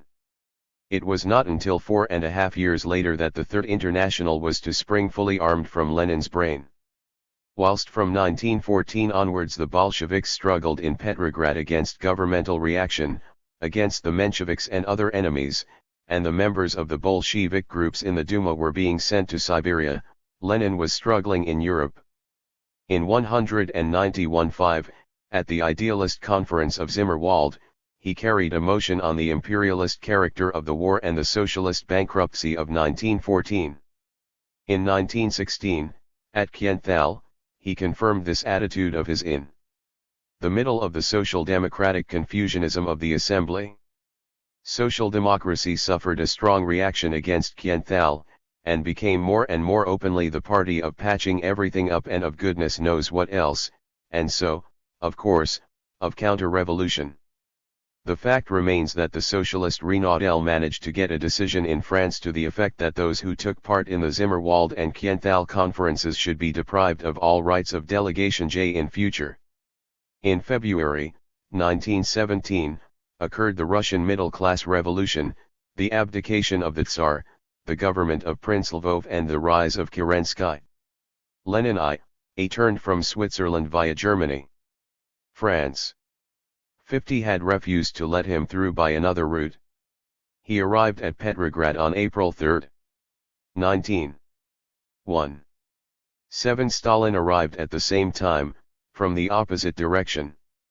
He was elected a member of the Central Committee after the Pan-Russian Bolshevik Conference, at which the two old divergent currents appeared again, and at which Stalin defended the line taken up by Lenin against the opportunism of Kamenev and others. The political bureau of the Central Committee of the party was formed. Stalin was elected to that too. The situation was a serious one for those who wanted to pursue an undeviating course, for those who truthfully genuinely wanted to change the future for TL.E better, precisely because the dislocation of the Tsarist machine had resulted in a brilliant and theatrical realization of Revolution honorary aspirans. Was THIRD revolution going to stop there? Was there any possibility of its being betrayed by the band of obscure, faint-hearted people who had been put into the Kremlin by the wretched, frenzied populace? There was the greatest danger of this happening in exactly the same way as it had always happened hitherto whenever, in any part of the inhabited globe, an attempt at a popular rising had been made. A large number of people did not wish to push things further than the overthrow of the historic muck-heap surmounted by a hedged-in crown, further than by replacing the hereditary dictatorship of Peter the Great's descendants by a middle-class government professing to be democratic, to which would be returned in rotation 2 or 3 parties all equally democratic in word and anti-democratic in deed. 51. With a president instead of an emir, an armchair instead of a throne. And 9 difference except the erasure of a few coats of arms, slight alterations in the flag and the postage stamps, and, at the beginnings of almanacs and directories, a change in the personnel charged with keeping the people in subjectio 1_1. And the dictatorship of the proletariat and, in consequence, social justice sinking headfirst into this republican mixture. And the system of endemic warfare and the exploitation of man by man remaining intact. A fresh lie, in fact, a fresh political crime against the people. Stalin specified very explicitly, the essential task of middle-class revolution may be Su-1Ru-11 add up in the seizure of power and in making it conform to the extinct middle class. 1. System of economics, whereas the essential task of proletarian revolution consists, after the seizure of power, in constructing a fresh Othelist system of economics. In other words, middle-class revolution is conservative. A half-revolution is really a counter-revolution. And that is why the situation was really such a pathetic one for the men who had prepared the great evening with their lives and with their blood, and whose clear duty it was thencepound onward to extinguish the hand done by the middle-class revolution by a second revolution. Lenin, that man whom difficulties changed into a bundle of energy, undertook this high-minded and highly important task. He brought into existence what one might call duality of _power, a socialist state within the state. Side by side with the official government, he created another government, fully constituted, having its ton in the Petrograd Soviet, functioning and consolidating itself, quite ready to become the only one. 52. And the mass of workers openly began to prefer this government to the official government beside it. Stalin wholeheartedly supported Lenin. At the 6th Congress of the party, in August, 1917, Stalin reported upon the political situation. He strongly opposed the addition to the 9th point of the resolution on the political situation, of an amendment, inspired by Trotsky and proposed by Preobrazhensky, making the construction of the socialist state dependent on the outbreak of proletarian revolution in the West. Stalin wanted to put his whole faith in a Russian proletarian revolution. Why should not Russia give an example to the world? Lenin and Stalin knew perfectly well what they believed. Preobrazhensky's amendment was not adopted. If it had been, things would not have been as they are today. Just before October, Kalinin tells us, Stalin was one of the few people with whom Lenin decided to rise, without the knowledge of Zinoviev or of Kamenev, who were at that time members of the Central Committee. Zinoviev and Kamenev did not take part in the rising. At that moment, says Stalin, they openly declared that in organizing the rising, we were rushing to our own destruction, that we should wait for the constituentism. That the conditions necessary for socialism were not yet ripe and would not be so for some time. Zinoviev and Kamenev joined the rising out of fear. Lenin drove them to it with a stick. They were obliged to drag themselves into the rising. Trotsky joined it willingly enough, but with a reservation which already, at that time, 53, brought him nearer to Zinoviev and Kamenev. He declared that if the revolution did not break out and was not successful in Western Europe, revolutionary Russia would not be able to hold out against conservative Europe, and that to doubt this Trotskyist opinion was to give proof of national narrow-mindedness. But, adds Stalin, apart from these three, Lenin and the party went forward without reservations. Zinoviev and Kamenev carried hostility and lack of discipline to the point of publicly attacking, in a newspaper article, the decision to rise which, naturally, was a secret. This betrayal allowed Kerensky to take armed defensive measures. Lenin treated Zinoviev and Kamenev as strikebreakers, and spoke of excluding them from the party. As a result, they both left the Central Committee. During October, the Central Committee appointed Stalin a member of the Assembly of Five and of the Assembly of Seven. The proletarian revolution took place on October 25. Lenin gave the deciding impetus to that admirable historic storm, and one can see his strong hand in it from the very beginning. On October 24, the eve of the great day, he wrote to the Central Committee that the moment had come and that they must act. Temporization in insurrection is really equivalent to death. Everything hangs by a hair. It is all a question of people, masses, and R1s. The power should not, in any circumstances, or in any degree, be left to Kerensky and his associates, longer than tomorrow. The matter must definitely be decided this evening and tonight. A clearness of vision penetrating far into the future was necessary for anyone to let the revolution loose at that 54 moment. It meant, in fact, venturing upon direct intervention just when the workers, peasants, and soldiers, at the end of their patience, were clamouring violently for peace. It meant risking everything at the moment when the general staff and the middle classes were preparing for a military dictatorship, and when Kerensky was about to declare the Bolshevik party to be an illegal one. It was a leap in the dark, yet, because of that, we must not read into it a chance throw of the dice or a despairing effort. Into the dark? Not for anyone who, like Lenin, could see daylight through the chaotic upheaval of the world, and who knew that he was right when, in future years, humanity celebrates the various stages of its liberation. The date which it will commemorate with the greatest solemnity and enthusiasm will be October 25, 1917, the date of the ruthless passage from the comedy revolution to the real revolution. And humanity will pay homage to the men who were responsible for this. The October Revolution, the Super Revolution, was successful. It decreed, following upon immediate peace, that all power should be vested in the Soviets, that is to say the dictatorship of the proletariat, sovereignty coming from the earth in all directions, the rights of man. It decreed the destruction of middle-class power from top to bottom, not merely in order to substitute for it permanently that of the hitherto oppressed and exploited classes, but so that the whole social order of things might be reorganized. By the sole means of intervention capable of reaching such an objective, and so as to construct a real fellowship of labor, a society that should be entirely cooperative, without classes, without oppression, or t. 55. Exploitation, an indivisible assemblage which should be logically open to all. The capitalist front, which until then had completely encircled the world, had been penetrated on a large sector, equivalent to 1/6 of the earth's surface. Unblemished.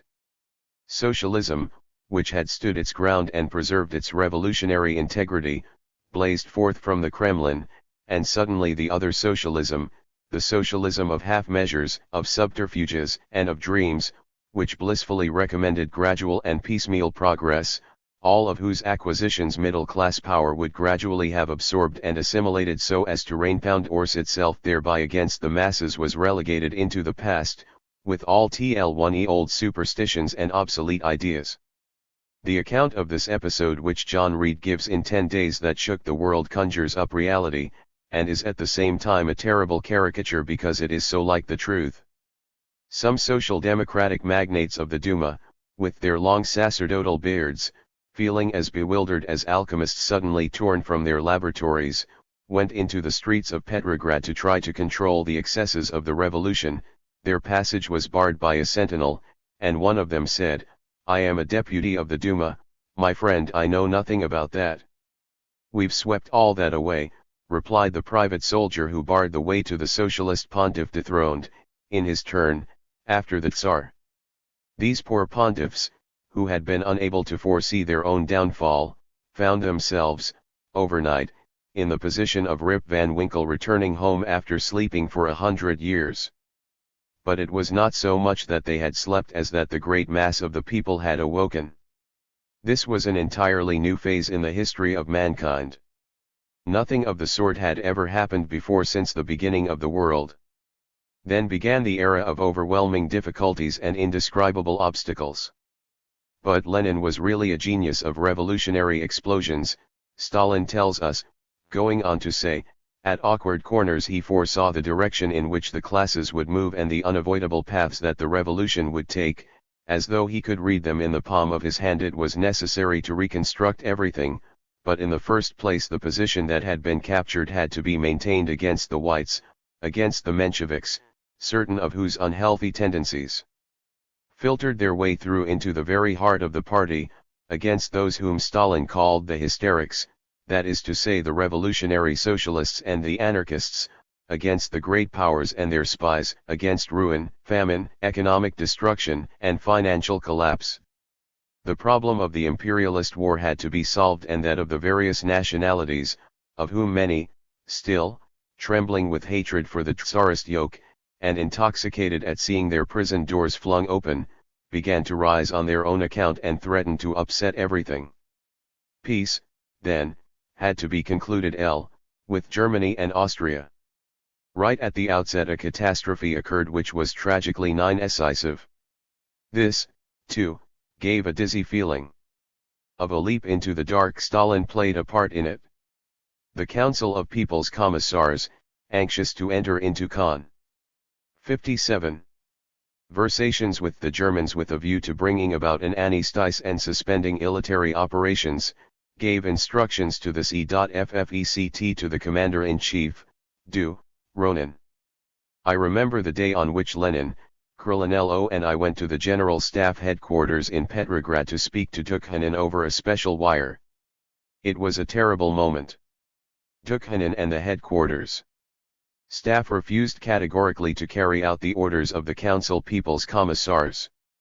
The army commanders were completely in the hands of the headquarters staff. And what of the soldiers? No one knew what the AR-111Y would say, subjected as it was to organizations which were utterly opposed to the power of the Soviets. We knew that a Junker rising was brewing in Petrograd, and that Kerensky was marching to attack the capital. I remember how, after a moment's silence before the telephone, Lenin's face suddenly lit up in the most extraordinary way. One could see that he had already come to a decision. "We will go to the wireless station," he said. "It will serve our purpose well. We will relieve General Dukhanin of his duties by special order, and in his place we will appoint Comrade Krylenko to be Commander-in-Chief, and we will appeal to the soldiers, over the heads of their leaders, to arrest their generals, to cease all military operations, to fraternize with the Austro-German troops, and to take the cause of peace into their own hands." And that is what actually occurred. Negotiations took place at Brest-Litovsk for peace between Germany and Russia. The middle classes of the victorious countries abused the Treaty of Brest-Litovsk. Hwickel resulted from these negotiations, and the Larousse. 58. Encyclopedic Dictionary, which, biased, chauvinistic and reactionary, is a more or less official and diplomatic work, qualifies it as a shameful treaty that is a judgment which must be fundamentally revised. When one studies the matter closely, one observes that, contrary to the contention of the officials of the Larousse Dictionary, the whole shame was on this occasion with the victorious country, particularly France and England. The separate Russo-German peace only betrayed those who were traitors to their proclamations and to their public promises. Jacques Sadoul, in a series of important letters written to Albert Thomas from Moscow in 1918, in the course of the negotiations, has clearly exposed the inside of this impressive business. The theme of the Allies, as published vociferously all through the war, was that they would conclude a peace without annexations and without reprisals, a democratic peace, in fact. With what virtuous ardor all the governmental mouthpieces kept assuring everyone throughout the whole 4 years of the war, that except for Alsace-Lorraine the Allied war AI-1NS included neither the seizure of territory nor measures of revenge. We all grew tired of hearing, both at the front and behind the lines, these solemn undertakings to conclude a democratic peace without any idea of profit, only to be exhorted, at the end, to fight to a finish, so that all these protestations were nothing but demagogism and imposture. The Allies always definitely intended to seize and divide up an enormous booty between them, as was shown some months later. There were even treaties to this effect, signed long ago, in existence at 59. The very THIRD-WORLDISM that the pundits of so-called civilization were swearing the contrary to the masses with their hands on their hearts. The split that occurred at Brest-Litovsk between Russia and the victorious powers was caused by the fact that when called upon by the Bolsheviks in November, 1917, to offer Germany a democratic peace and to declare their war AI-1NS openly, they refused to do so, and for very good reason. Socialist Russia would not lend itself to the perjury which, by violating the universal yearning for peace and by prolonging the carnage, was, as we can see nowadays, to make new wars bomb upon the horizon and to cause the development of fascism in Germany.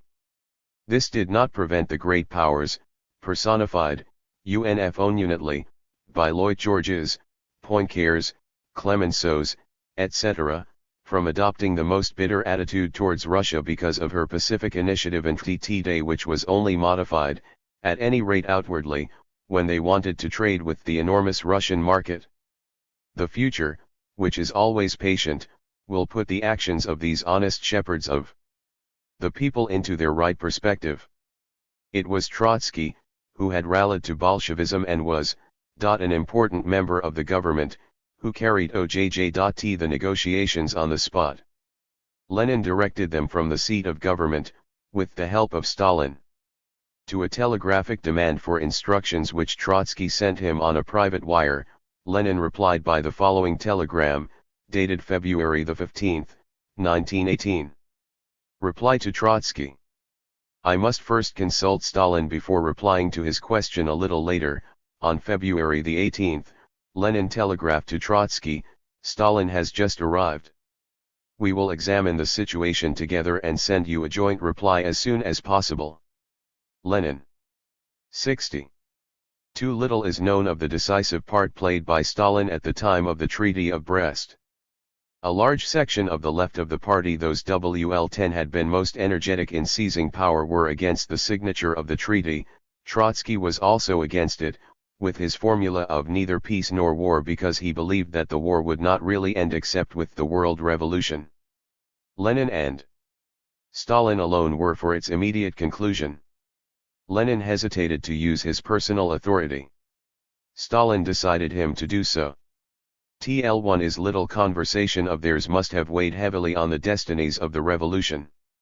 Indeed, at that time, Lenin never let a day pass without seeing Stalin, writes S.P. Stovsky. That is no doubt why our office at Smolny was next door to Lenin's office. All day long Lenin would either speak to Stalin on the telephone or would come into our office and take him away with him.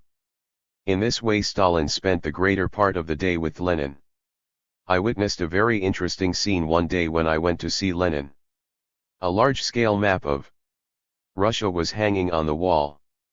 Before it were two chairs on which Lenin and Stalin stood and followed a line to the north with their fingers. And at night, when Smolny became a little quieter, Stalin would spend hours at a time telephoning on private lines. Chapter TLJ Re was another problem to be faced by the new government, one of the most appalling urgency, namely that of the civil war, with all her enemies in arms, some of them powerfully equipped by the great powers of Europe encircling Russia, pressing on her frontiers and having, indeed, crossed them at numerous points. There were times, especially in October, 1919, at which the new republic seemed to be on the point of succumbing. But neither the White Armies, nor Poland's entry into the war, nor the peasant risings, nor famine could overcome its indomitable willpower, and, galvanized by Lenin, its ragged battalions triumphed over 14 nations. These words appeared in a report by Monsieur Mallet, a reactionary journalist who had the capitalist cause at heart and was, in every respect, very much biased. At this point I want to reveal the personal part played by Stalin during this period.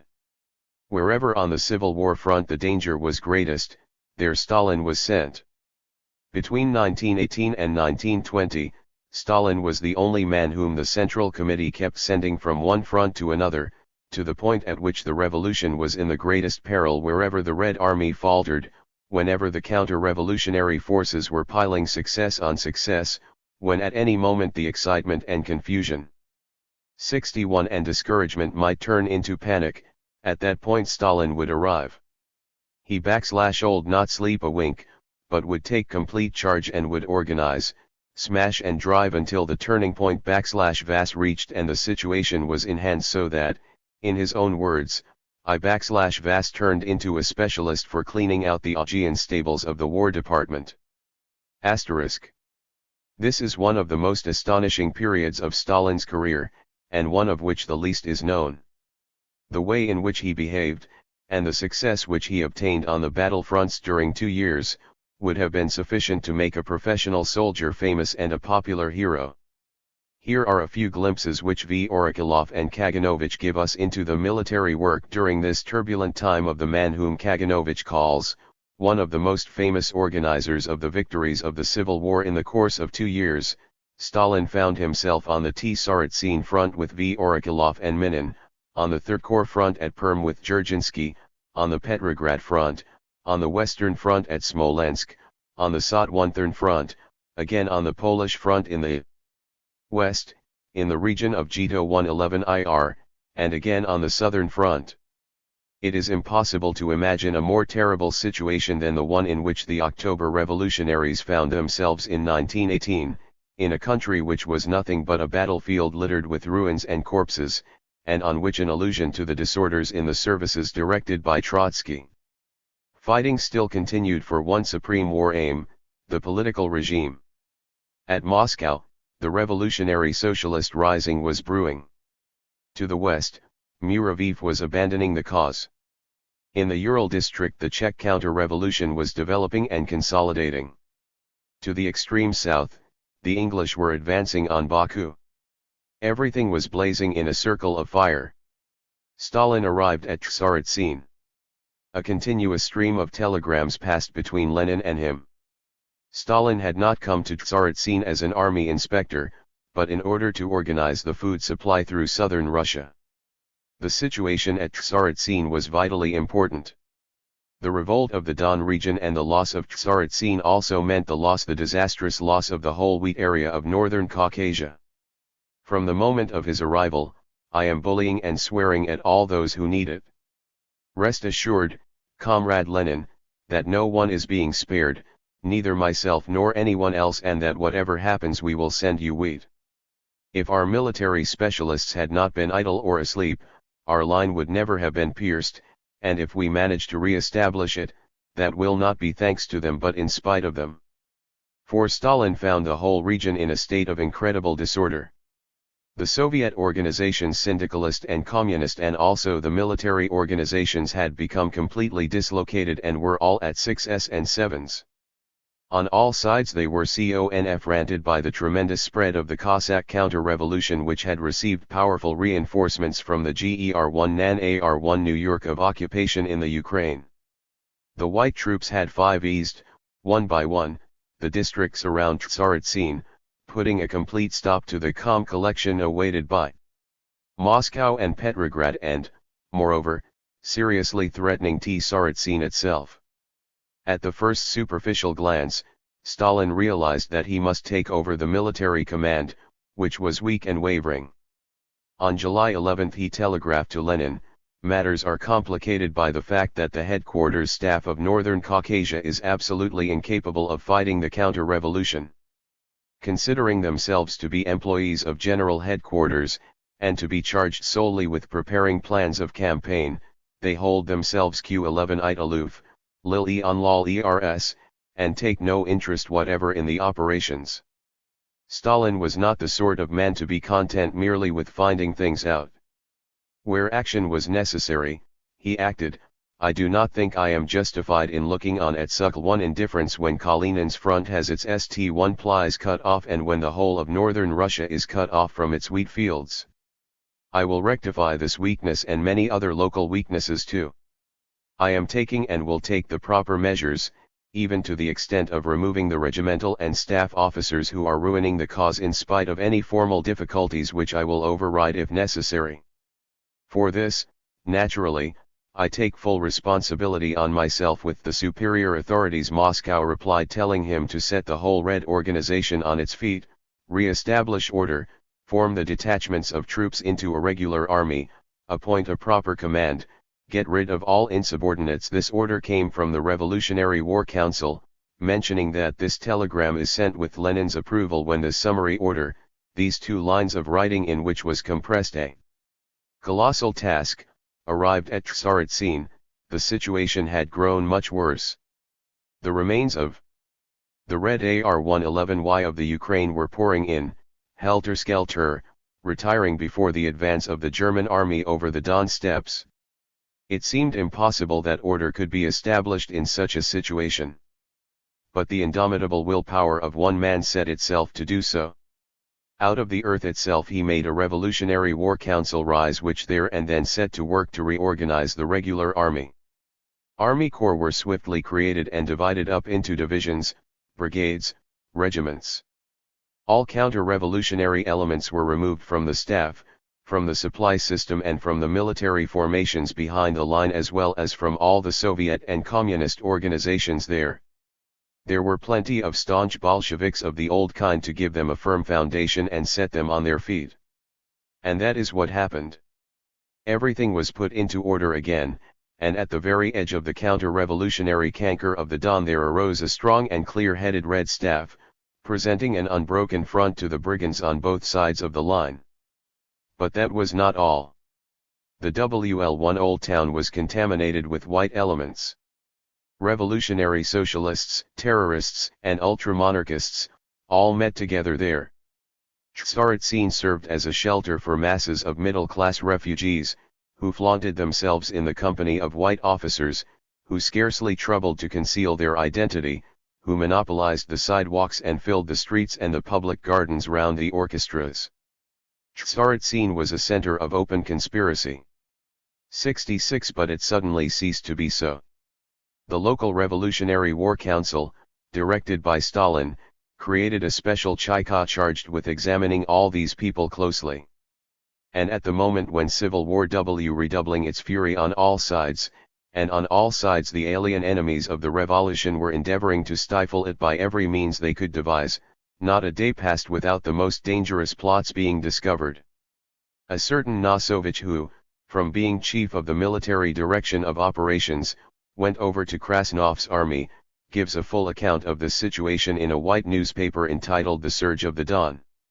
He is obliged to render justice to Stalin who, even though his mission of chief provisioner was gravely compromised by the succession of events in the neighborhood, was not the sort of man to abandon anything he had begun, and he shows him taking the whole military and civil administration into his own hands at the same time, and thwarting one by one all the attempts and all the machinations of the avowed enemies of the revolution.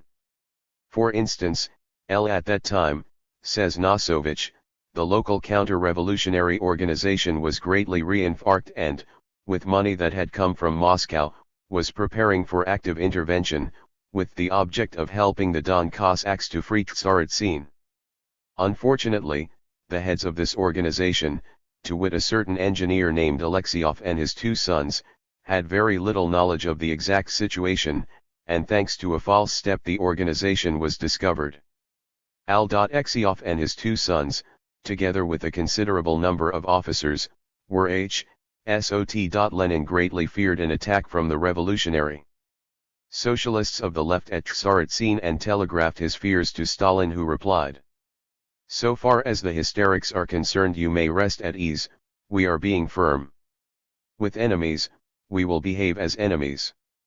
These stem measures, which were necessary when dealing with an adversary who delivered AR-111 at attacks upon them in the midst of a foreign campaign, and WH-6's only tactics consisted of murder, had a salutary effect on the morale of Red regiments at the front.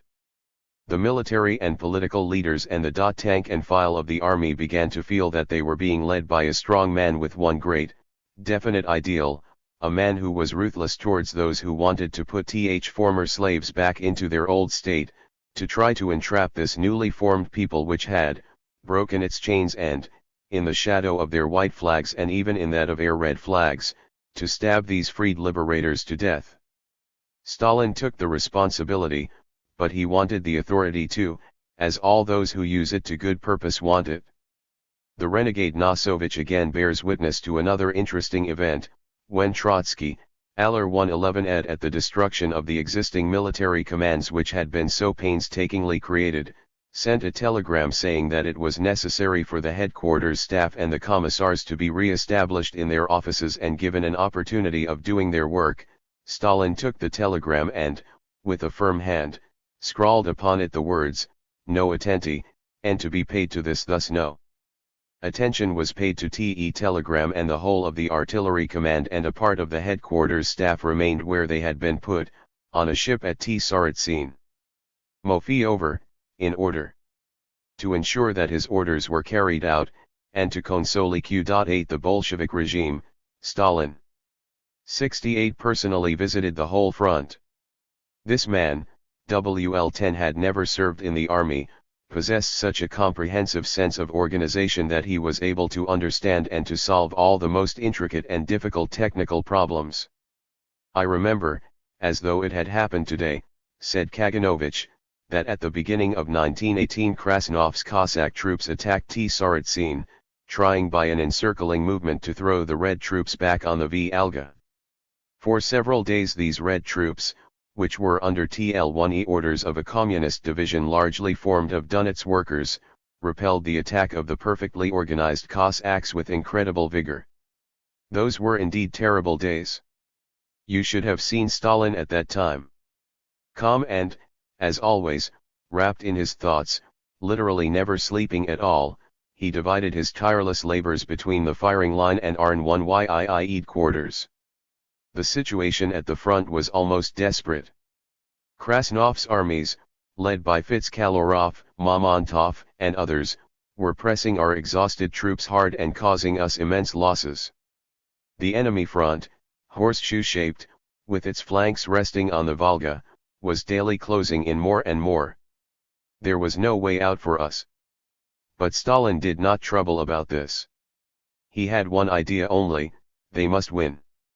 This indomitable will of Stalin's transmitted itself to his immediate assistants and, in spite of being in a situation from which there was practically no escape, no one for a moment had any doubts about victory. And we triumphed. The routed enemy Arn-1Y was thrown well to the other side of the Don. The same gloomy situation and the same epic achievements took place on the Eastern Front at Perm. At the end of 1918 this front found itself terribly threatened, and almost lost. The Third Army had fallen back and had been compelled to surrender Perm. Harassed and pressed by the enemy, who were advancing in a half-circle, this Third Army /VAS, by the end of November, completely demoralized. The story of the previous 6 months, filled with perpetual fighting, was a heartbreaking one, with no reserves, in utter ignorance of what was happening in the back areas, with abominable rations, 35 degrees of frost, the roads absolutely impassable, an excessively long front, more than 250 miles of it, and a backboneless staff. The Third Army was in no condition to resist enemy attacks. In addition to this, the officers, ex-servants of the Tsar, went in for wholesale betrayal. And whole regiments, disgusted by a command of incompetent Karo users, surrendered to the enemy. A rout followed. A retreat of nearly 200 miles in 20 days, and a loss of 1800 men, dozens of guns and 11 dreads of machine guns. The enemy was drawing closer and was threatening Vyatka and the whole of the Eastern Front.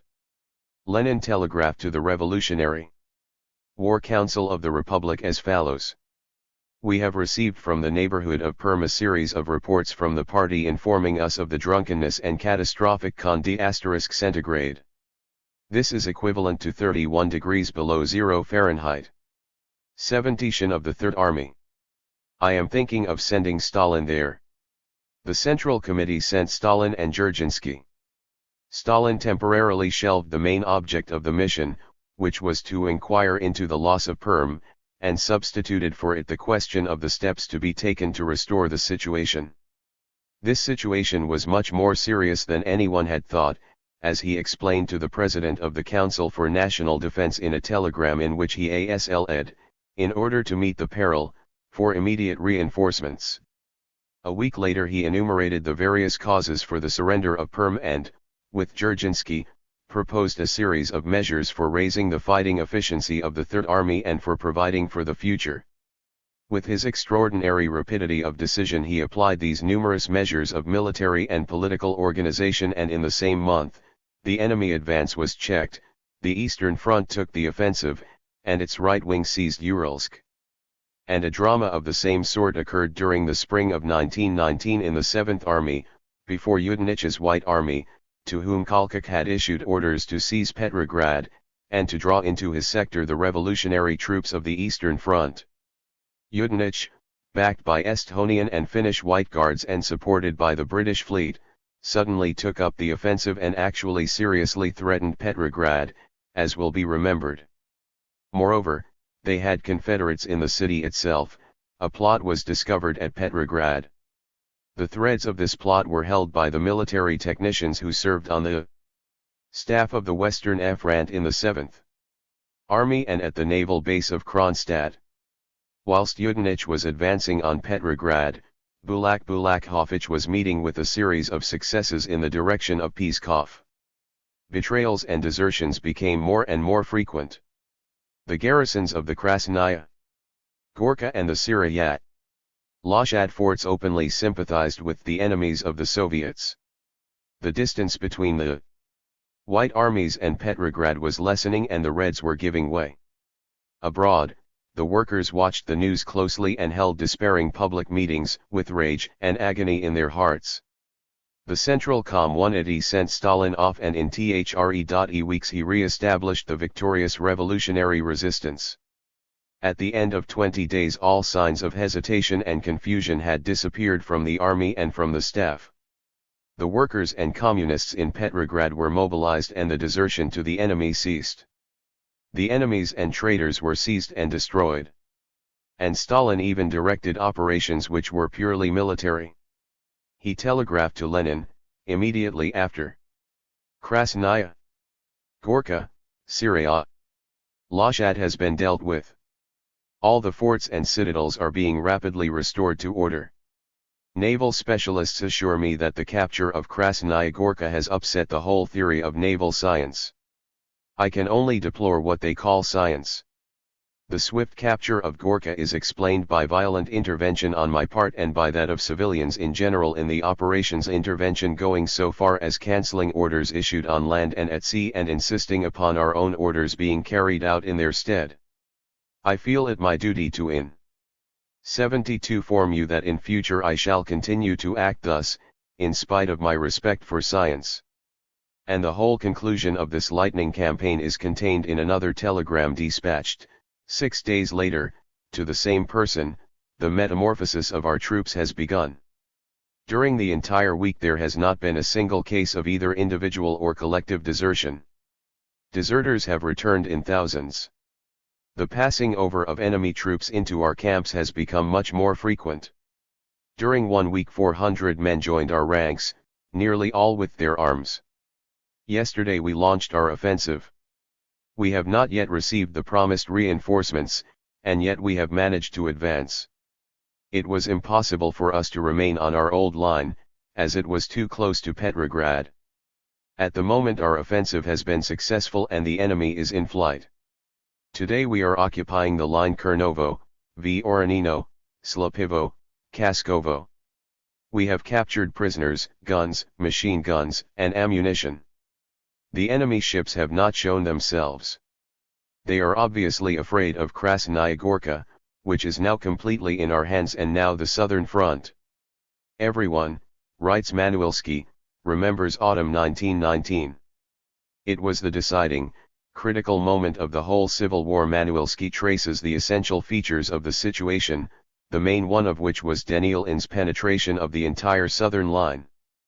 Provisioned by the Allies, supported and helped by the British and French general staffs, Denikin's White Army advanced upon Orel. The whole vast southern front was falling back in slow waves. Behind the line the situation was no less disastrous. Difficulties of supply grew momentarily greater and greater, and presented 73 almost insoluble problems. Industry, 3/4 of which was destroyed, lacked raw materials, fuel, and manpower, and was coming to a standstill. Throughout the whole country and even at Moscow, the activities of the counter-revolutionaries were increasing. Danger threatened Tula as much as Moscow. What was to be done in this headlong rush towards disaster? The Central Committee sent Stalin to the southern front as a member of the Revolutionary War Council. Today, writes Manuilsky, there is no longer any need to conceal the fact that Stalin, before leaving, insisted on the Central Committee complying with 3 conditions. First, Trotsky was not to meddle with the Southern Front and was to remain where he was. Secondly, a number of army leaders whom Stalin considered to be incapable of restoring the situation in the army were to be recalled immediately.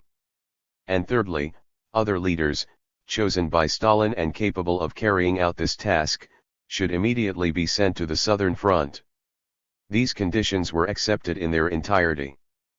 But the colossal war machine consisting of the southern front extended from the Volga as far west as the Polish-Ukrainian frontier, and massed hundreds of thousands of soldiers on the borders of the nation.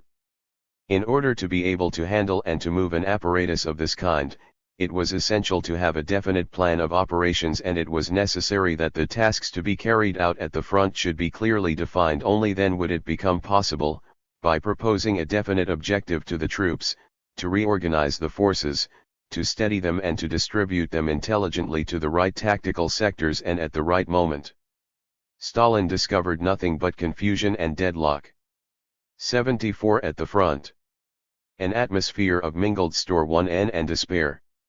The Red Army of the Republic was beaten along the main line of defense, Kursk-Orel-Tula. The eastern flank was uselessly marking time. What was to be done? There was a plan of operations upon which the Superior War Committee had decided in the previous September. This plan consisted of launching the main attack by the left wing, from Tsaritsyn to Novorossiysk across the Don steppes. The first thing that struck Stalin was that this plan had remained unchanged since September. The attack is to be launched by Karen's group, and its task is to annihilate the enemy on the Don and the Kuban. Stalin examined this plan carefully and critically and decided that it was no good.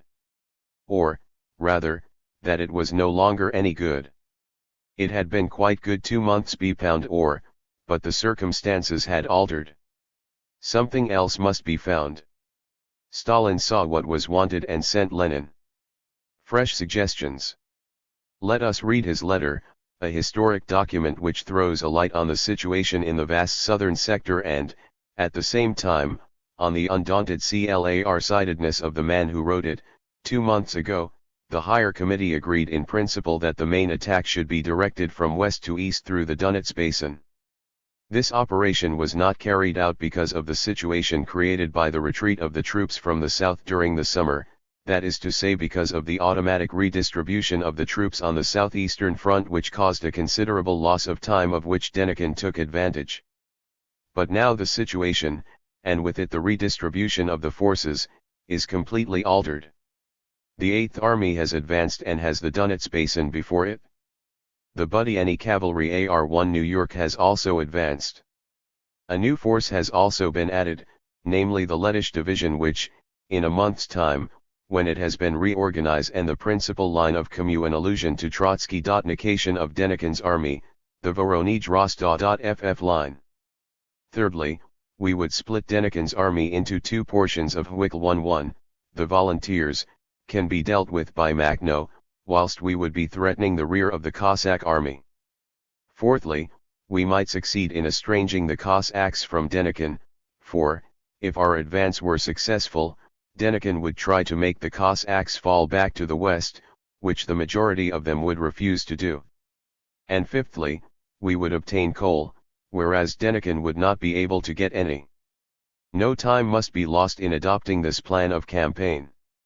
To sum up, the old plan, which, owing to recent events, is now out of date, must in no case be put into operation, as it would endanger the Republic and would certainly improve Denikin's position. A new plan must be substituted for it. Not only are conditions and circumstances ripe for this, but they urgently call for such a change. Otherwise, my WORL at the Southern Front becomes meaningless, criminal, and useless, which gives me the right, or, rather, compels me to go no matter where, even to the devil, but not to remain here. Yours, Stalin. The Central Committee did not hesitate to adopt Stalin's plan. Lenin with his own hand wrote to the General Staff of the Southern Front giving them their change of orders. The main attack was launched towards L makes it impossible to command armies successfully. We must not forget, in this chapter about the war, that, at the 8th Congress of the party, Stalin defended the idea of another army, of a regular army formed in a spirit of discipline and enrolled by political sections. Meanwhile the civil war flared up again owing to the activities of \V Range, lavished with money, soldiers, and munitions by France and England, who insisted at all costs on fulfilling their mission of aiding and abetting the White Russians in their attempt to restore the regime of the knout and of slavery.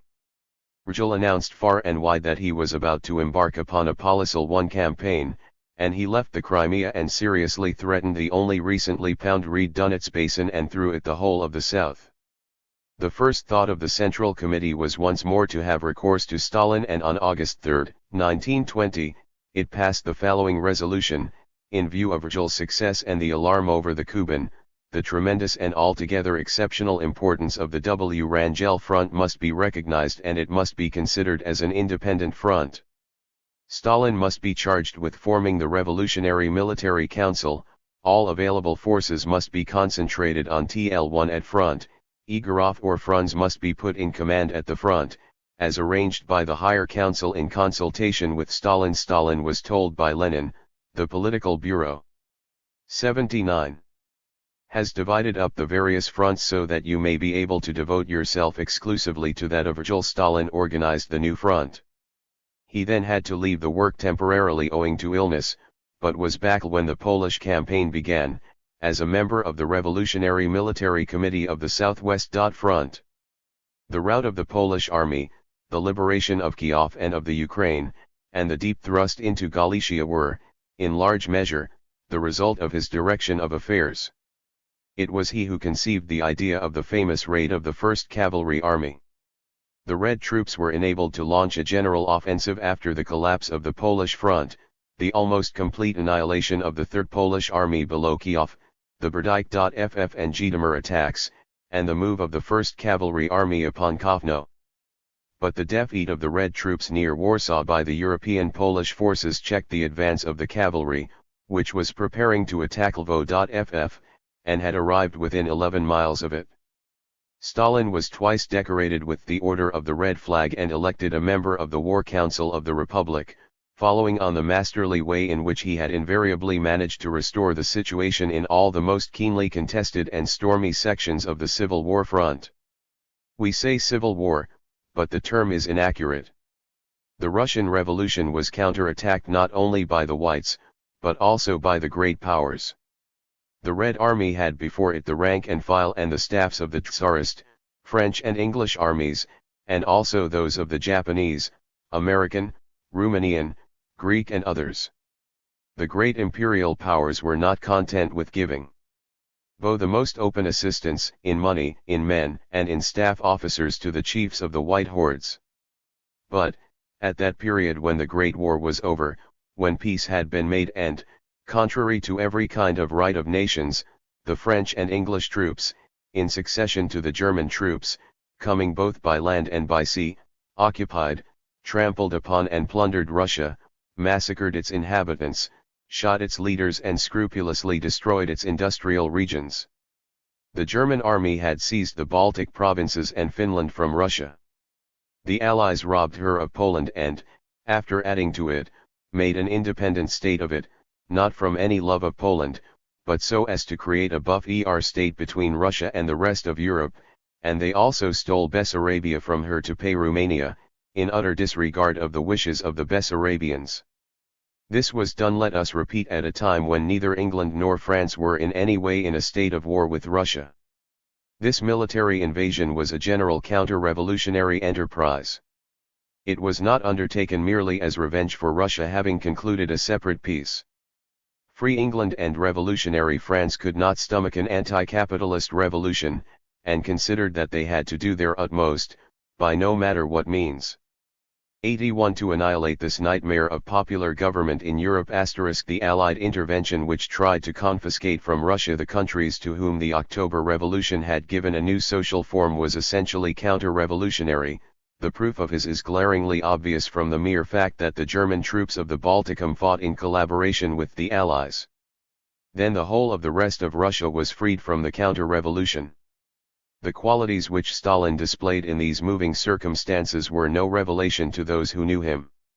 He merely applied in a new sphere of activity his strength and personal resources, namely lightning-like promptness and sureness of action, thorough grasp of the outstanding points of any particular situation, a thorough understanding of the real causes and inevitable consequences of any particular set of circumstances and of the proper place occupied by such circumstances in the general scheme of things, a horror of disorder and confusion, and dogged perseverance in preparing, creating, and co-ordinating all the conditions necessary for the success of a project once it had been thoroughly examined and it had been decided.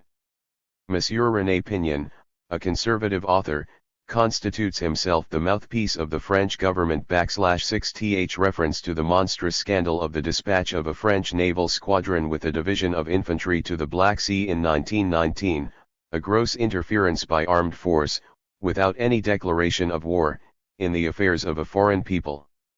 Monsieur Pignon assures us that this intervention did not, properly speaking, constitute an interference with the internal affairs of a foreign state, and that it must be regarded from another point of view, namely that of delivering a country and at the same time the whole world from a danger to social and general order.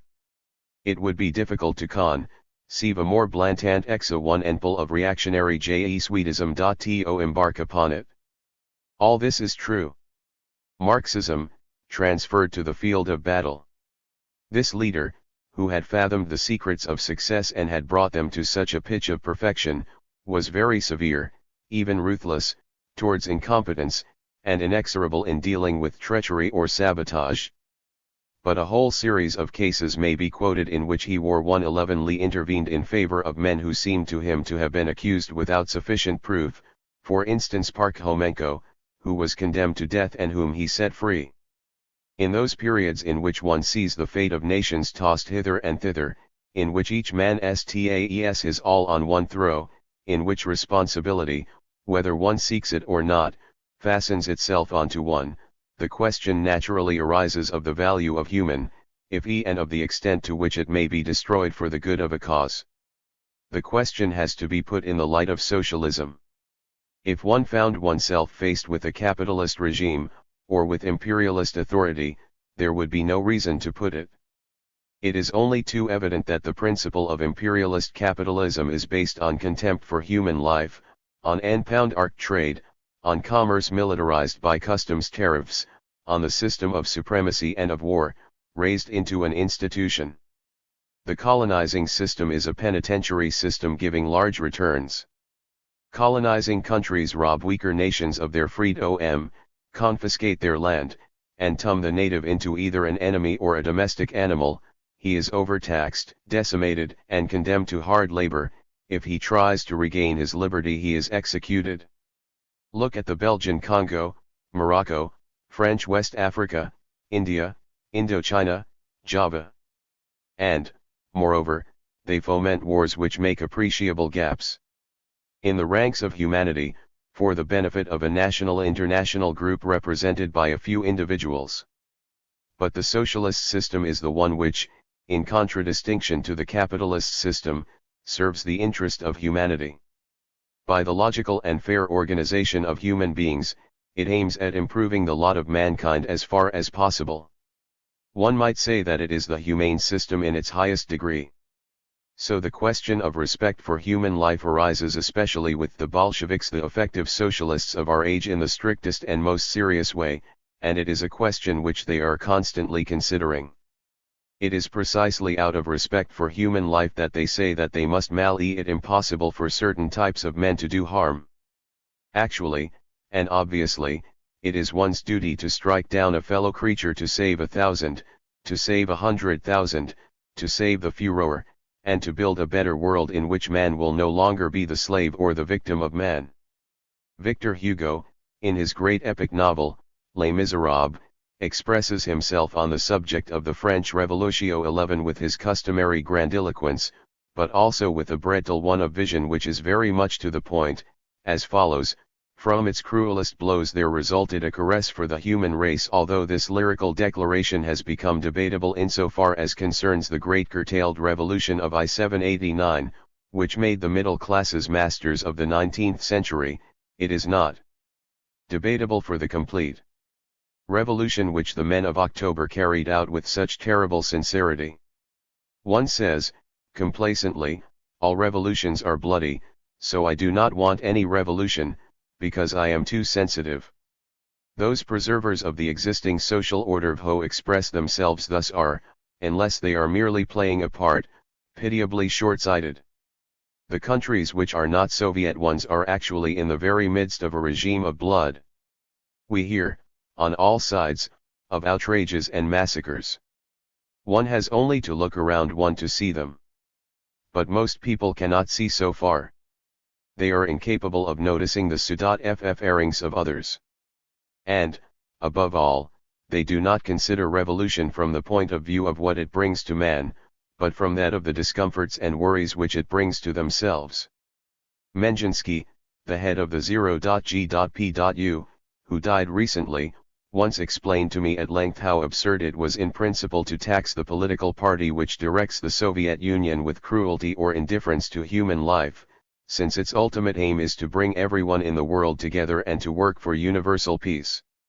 And, in fact, he pointed out to me that the revolutionary police, brothers of the great mass of workers, are constantly on the lookout for any opportunity for setting right or curing not only common law prisoners, but also political prisoners. Communists start from the double principle that transgressors of the common law are people who do not understand their own interests and are ruining their own lives, and that the best thing to do is to impress this upon them, and that the enemies of the proletarian revolution, the forerunner of universal revolution, are equally people who are mistaken, and that the best thing is to prove it to them. Hence the constant effort to turn every kind of prison into a place of education. The problem of repression, therefore, is reduced to a question of the necessary minimum, having due regard to general progress. It is just as wrong to fall short of this minimum as to go beyond it. The man/v who spares people who are working against the cause of humanity is a malefactor. The duty of true kindness is to think of the future.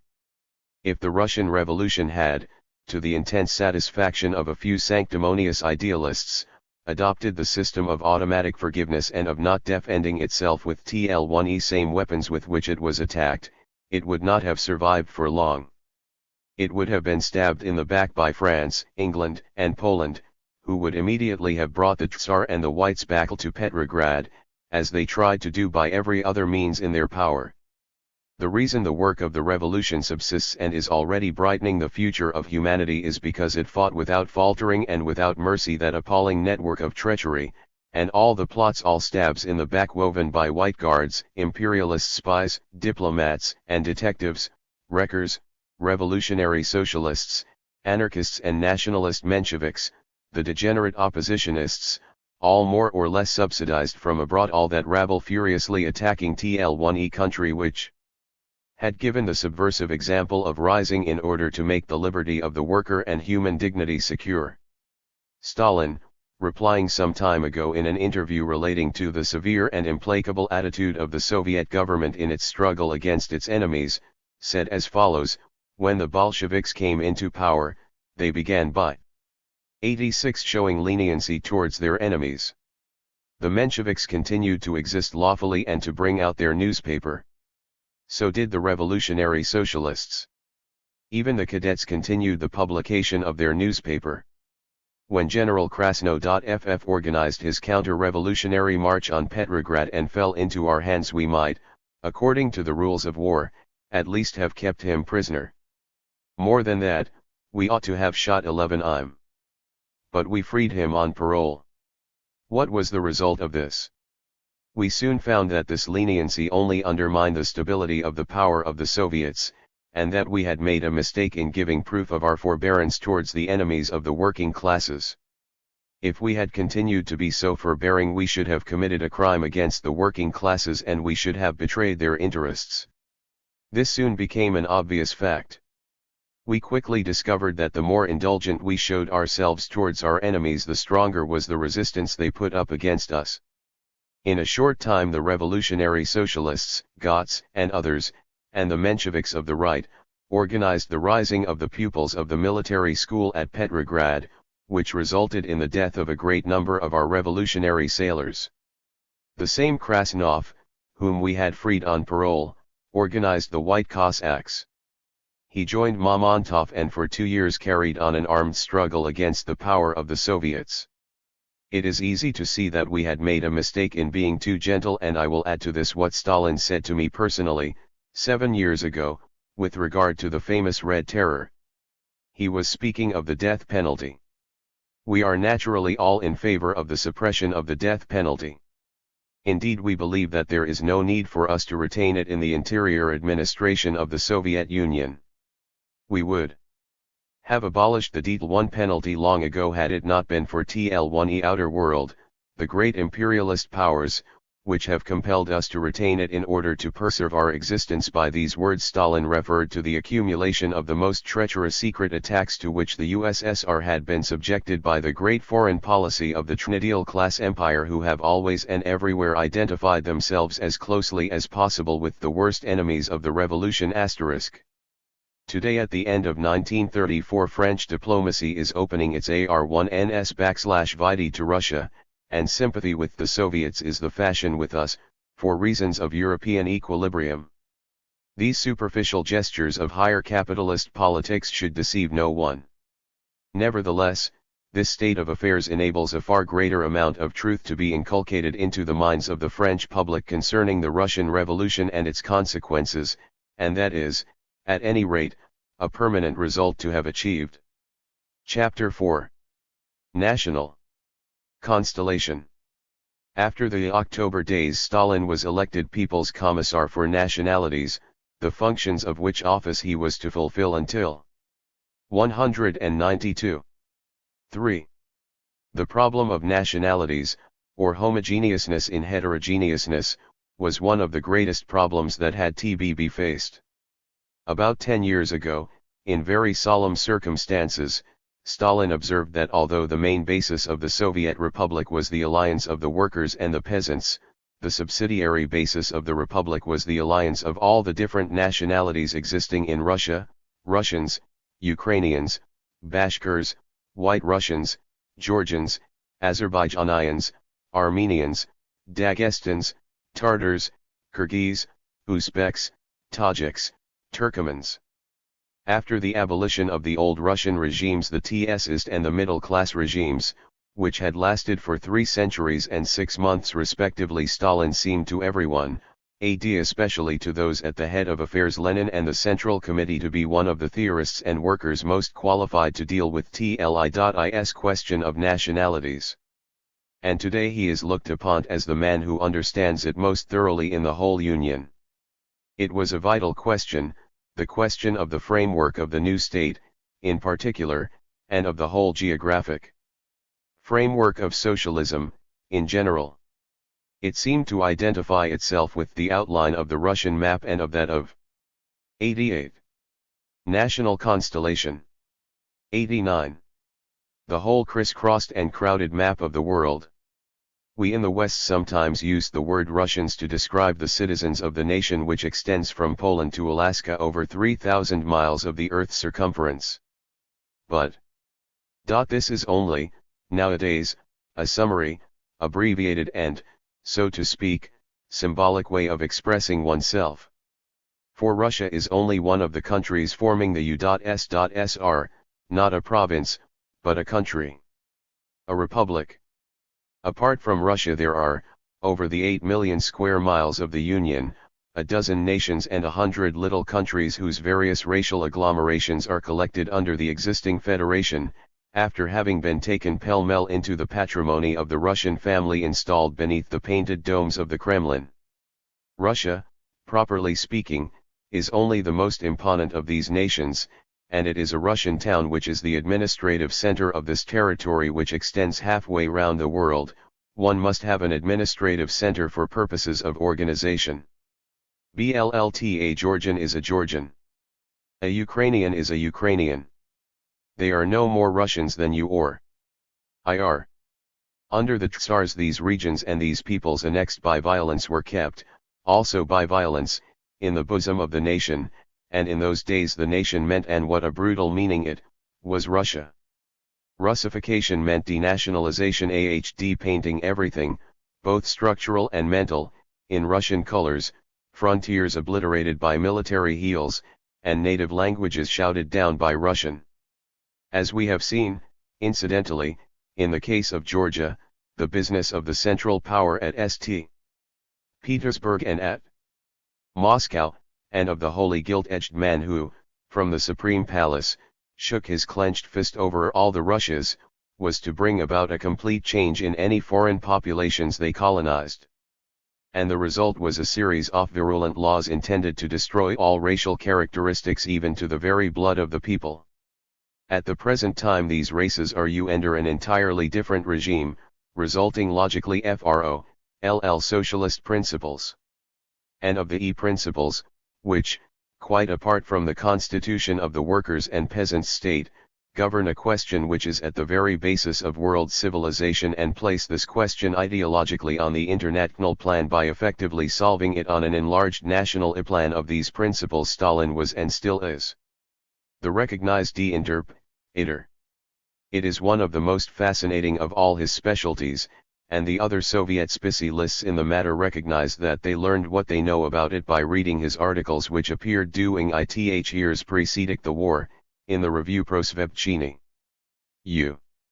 However, instinctive antagonism towards the Russian, the dislike of dictation by Russia marked, as we have observed, the first phase in the history of revolutionary propaganda in the heart of this queer continent of which the Russian Empire consisted. From the first emanation of the party, national and nationalist currents could be seen creating antagonism among the workers, and general distrust began to appear against the Russian proletariat.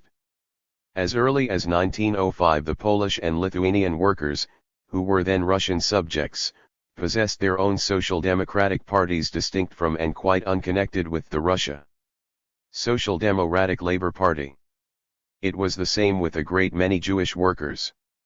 It was only at the Fourth Social Democratic Congress at Stockholm in 1906 that the Lithuanian and Polish parties and the Jewish League joined up with the Russian Party. 91. However, the severity of the imperial repressions which followed the 1905 revolution quite naturally provoked such a revival of the old tendencies toward national and little national, as it were, separatism, that the general diffusion of this racial resistance automatically resulted in the various national proletariats again drifting apart from the Russian proletariat. The fundamental principles of the programme and the tactics of the party on the question of nationalities, as formulated in 1913 by Lenin's and Stalin's articles, were presented, in the form of resolution, at a co-11 of the party in August 1913. 1. The following were the main points of this resolution: the right of the nations to do what they wished with themselves, even to the length of separation from Tsarist Russia. For those who wished to participate in a federation, a union of national governments, there should be territorial autonomy, abolition of a single official language, the right to speak their local languages, and the removal of the bulletin den of he national, without losing sight of the unity of this collection of nations, which is itself a problem of considerable practical interest. Besides, this unity of the whole was solidly reinforced by that of the unique and homogeneous socialist network, both political and industrial. This Leninist and Stalinian doctrine, which closely links theory to practice and organically combines ideas with action, was strongly opposed to the Austro-Marxist doctrine described as national cultural autonomy, which had its supporters in social democracy. The Austrian opportunists recommended, substantially, the formation of integral national blocks to which socialism would have to conform, resulting in a sort of socialist separatism. In the scheme of these idealist surveyors, it was socialism that was to be nationalized, instead of nationalism being socialized. Socialism was to be cut up into distinct slices over the whole surface of the empire of Nicholas II. This imaginary improvement was a stupid one, and Lenin and Stalin resisted it strongly. It involved dangerously overstepping the mark and upsetting the balance between desirable autonomy and serviceable unity to admit the principles of national division and respect for frontiers into the new and specific domain of socialism. It offended against the powerful architectural common sense of Marxism. In the middles of all this came the first rising of February 1 and the overthrow of the throne. It was Stalin who, in April 1917, reported on the national question at the conference of the Bolshevik Party. It was not sufficient to proclaim the formal equality of peoples. That would have had no more practical results than had the proclamation of equality by the French Revolution. They 93 had to go further and deeper than that. Stalin proposed the adoption of the conception recommended during the Tsarist regime. The theory was accepted, not without a struggle. A fairly powerful opposition came from Pyatakov, and a certain number of delegates, against the CLA 11 SE establishing the right of nations to independence, even to the length of separation. The possible consequences of this clause frightened them. Particular attention must be paid to and stress laid upon the extent to which the adoption of this doctrine of nationalities, so courageous in its magnanimity and its socialist equi, served the interests of the revolutionary struggle. It allowed the Bolshevik Party to appear to the mass of workers and peasants as it really was, namely the only party that was fighting in a consistent way against the old Tsarist national oppression which Kerensky, backed by the Mensheviks, was carrying on. This dogma of racial liberation, this unfettering, combining with that of social liberation, with the slogan of peace, land, and the control of production by labor, and welding together national aspirations and socialism, had the effect of giving considerable impetus to the preparations for the October Revolution. The attitude taken up by the Bolsheviks with regard to the problems of nationalities proclaimed them the sympathy of everyone, without bringing about the national secessions that some people expected. And there, once again, far-seeing wisdom, in its intrepid Thormilyakov, in a juridic study on the Soviet Union, said that the possibility of all the various states withdrawing from it took away from it its juridic personality, and consequently prevented it from entering into any international agreement. This has not been apparent. What, on the contrary, has been apparent is the enormous moral influence which this absence of coercion has given the Communist Party over the nations adhering to the U.S.S.R. 94 Ufness, completely triumphed. If Kolchak and Denikin were beaten, wrote Stalin, it is because we have had the sympathy of oppressed nations after October, after the second sweep of the East European broom and the elimination of democratic Tsarism which middle-class domination constituted. Stalin naturally became the authorized director of the policy of the party on the question of nationalities. The Declaration of the Peoples of Russia was one of the first legislative acts of the Soviet government. Conceived and drawn up by Stalin, it enacted the equality and sovereignty of all the peoples of Russia. The right to do what they wished with themselves, even to the extent of separation and the formation of independent states. The suppression of all national and religious restrictions and privileges. The free development of national minorities and of racial groups finding themselves in the territory of the former Russian Empire. This meant, for the nations accepting the federation, general union of an exclusively administrative nature, and maximum of national expansion. The countries formed among themselves a society of mutual independence. Another document of capital importance, which appeared in 1917, signed by Lenin and by Stalin, was addressed to all the Muslim workers within the frontiers of the former European Asiatic Empire of the Tsars. They comprised the most backward and the most oppressed of all the populations called Russian. The Soviet government announced that one of its first tasks would be to raise these populations, scattered in their millions in Turkestan, Siberia, Caucasia, and the Volga provinces, up to the level of the others. National Constellation 95.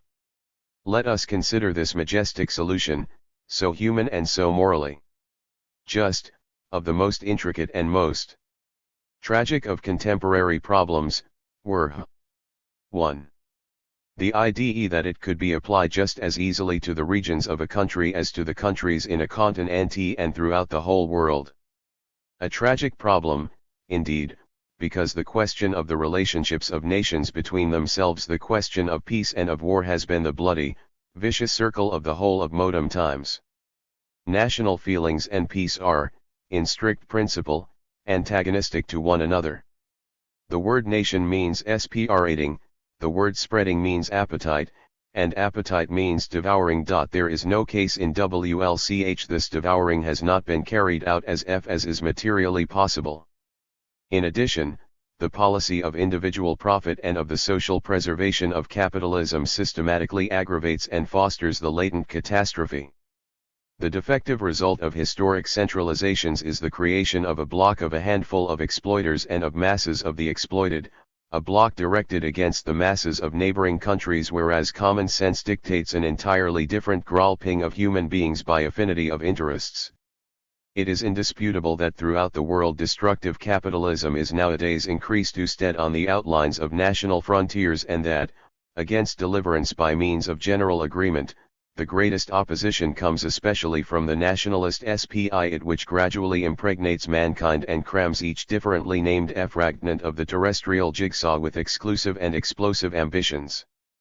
Again, the essential propaganda of capitalism consists in cultivating and exciting to a frenzy the patriotism of crowds, the aggressive partitioning off of countries, the strict division of the face of the earth into compartments, because the very existence of the said capitalism depends upon this unhealthy state of mind, this unbalanced state of affairs.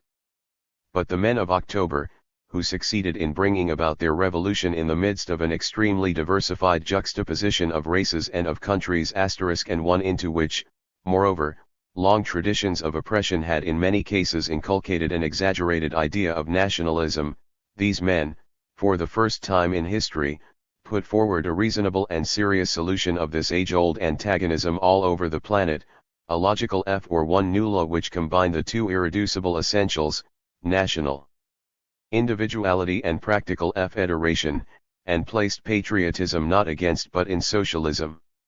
The secret of this great F or one new law is the selection and exact classification of the two fundamental aspirations of individual liberty and 1. Reciprocal union, that is, to assign to each of them, without confusion or infringement, their field of expansion and their means of expansion, in such manner that they are enabled to develop side by side and not at the expense of each other. Racial characteristics, collective moral and intellectual individuality, national culture, national spirit, everything which expresses itself in tradition and in folklore, in artistic and mental production and also in family sentiment and filial pride, everything which is performed by the Piedmont language, all these things, not only preserved but enriched, and that, not only from these countries differed from each other much more than those which formed the United States of America, /LND there were far greater contrasts between these races than there are between the Russian, the FRE11chman and the German. 97 national point of view, but even from the regional point of view.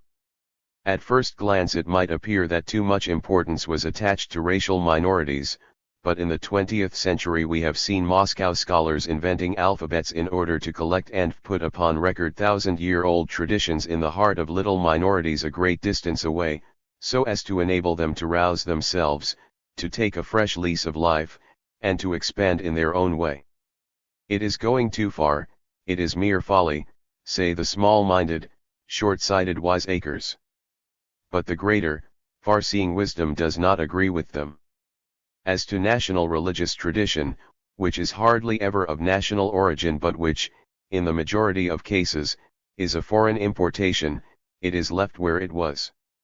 It is simply subjected to the moral system of co-one-man law, as it were, to which mistaken ideas are exposed in every society which tries to instruct and enlighten itself. Collective individualities, thus liberated and given autonomy over the whole of a particular friendly and national sector, are also attached to one another by certain other bonds. What are these bonds? Bonds of an administrative, _.ticol, physical order, assuring to the whole of the combining parties a degree of welfare and of power from which each one of them benefits directly. The same administration for the army, for finance, and for foreign policy. The gathering into a common fund of the whole of the wealth and the natural resources of the Union. Such a combination guarantees to each one of them great benefits of a purely material apd tangible nature.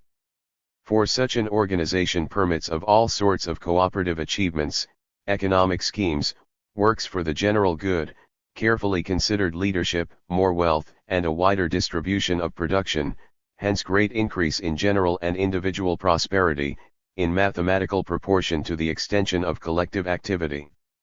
Let us add, a strong military power ipso facto available to each of the states of the Union, even the weakest. In other words, the nations become independent in the ways in which it is to their spiritual welfare to be independent, and united in the fields in which it is to their interest to be united. Thus replacing, all along the line, by real advantages, the harsh and at the same time fragile bonds formerly imposed by the violence of the Tsars, who pompously and fallaciously styled themselves, assemblers of the Russian lands between the Muscovite and the Tatar. Between these two foreigners, there are real differences, these differences are given free rein and are cultivated and developed. A national code is made out of them. But between the two human beings many things are the same, common necessities, identical and equal rights to life and to peace. From these a general code is drawn up. That is the angle from which the Soviet creators of the future regard the map of the countries included in their racial frontiers. First of all, there is the indispensable minimum of combination in order that THF, security and prosperity of collective existence should be assured. Afterwards there is the maximum possible of national development. In the face of a world in which peace between nations is literally an absurd formula, each one of the 75 or so contemporary nations having but one aim, namely, to live. National Constellation 99. To the detriment of one another. In face of that, the Soviet combination, making use of the new ideal to perfect the old ideal by disarming it and putting the new ideal in its place, has surpassed all its aspirations. To say nothing of the supplementary enthusiasm with which it instilled the continent so governed, the result of the gradual harmonization of huge tracts of country and masses of people, tending.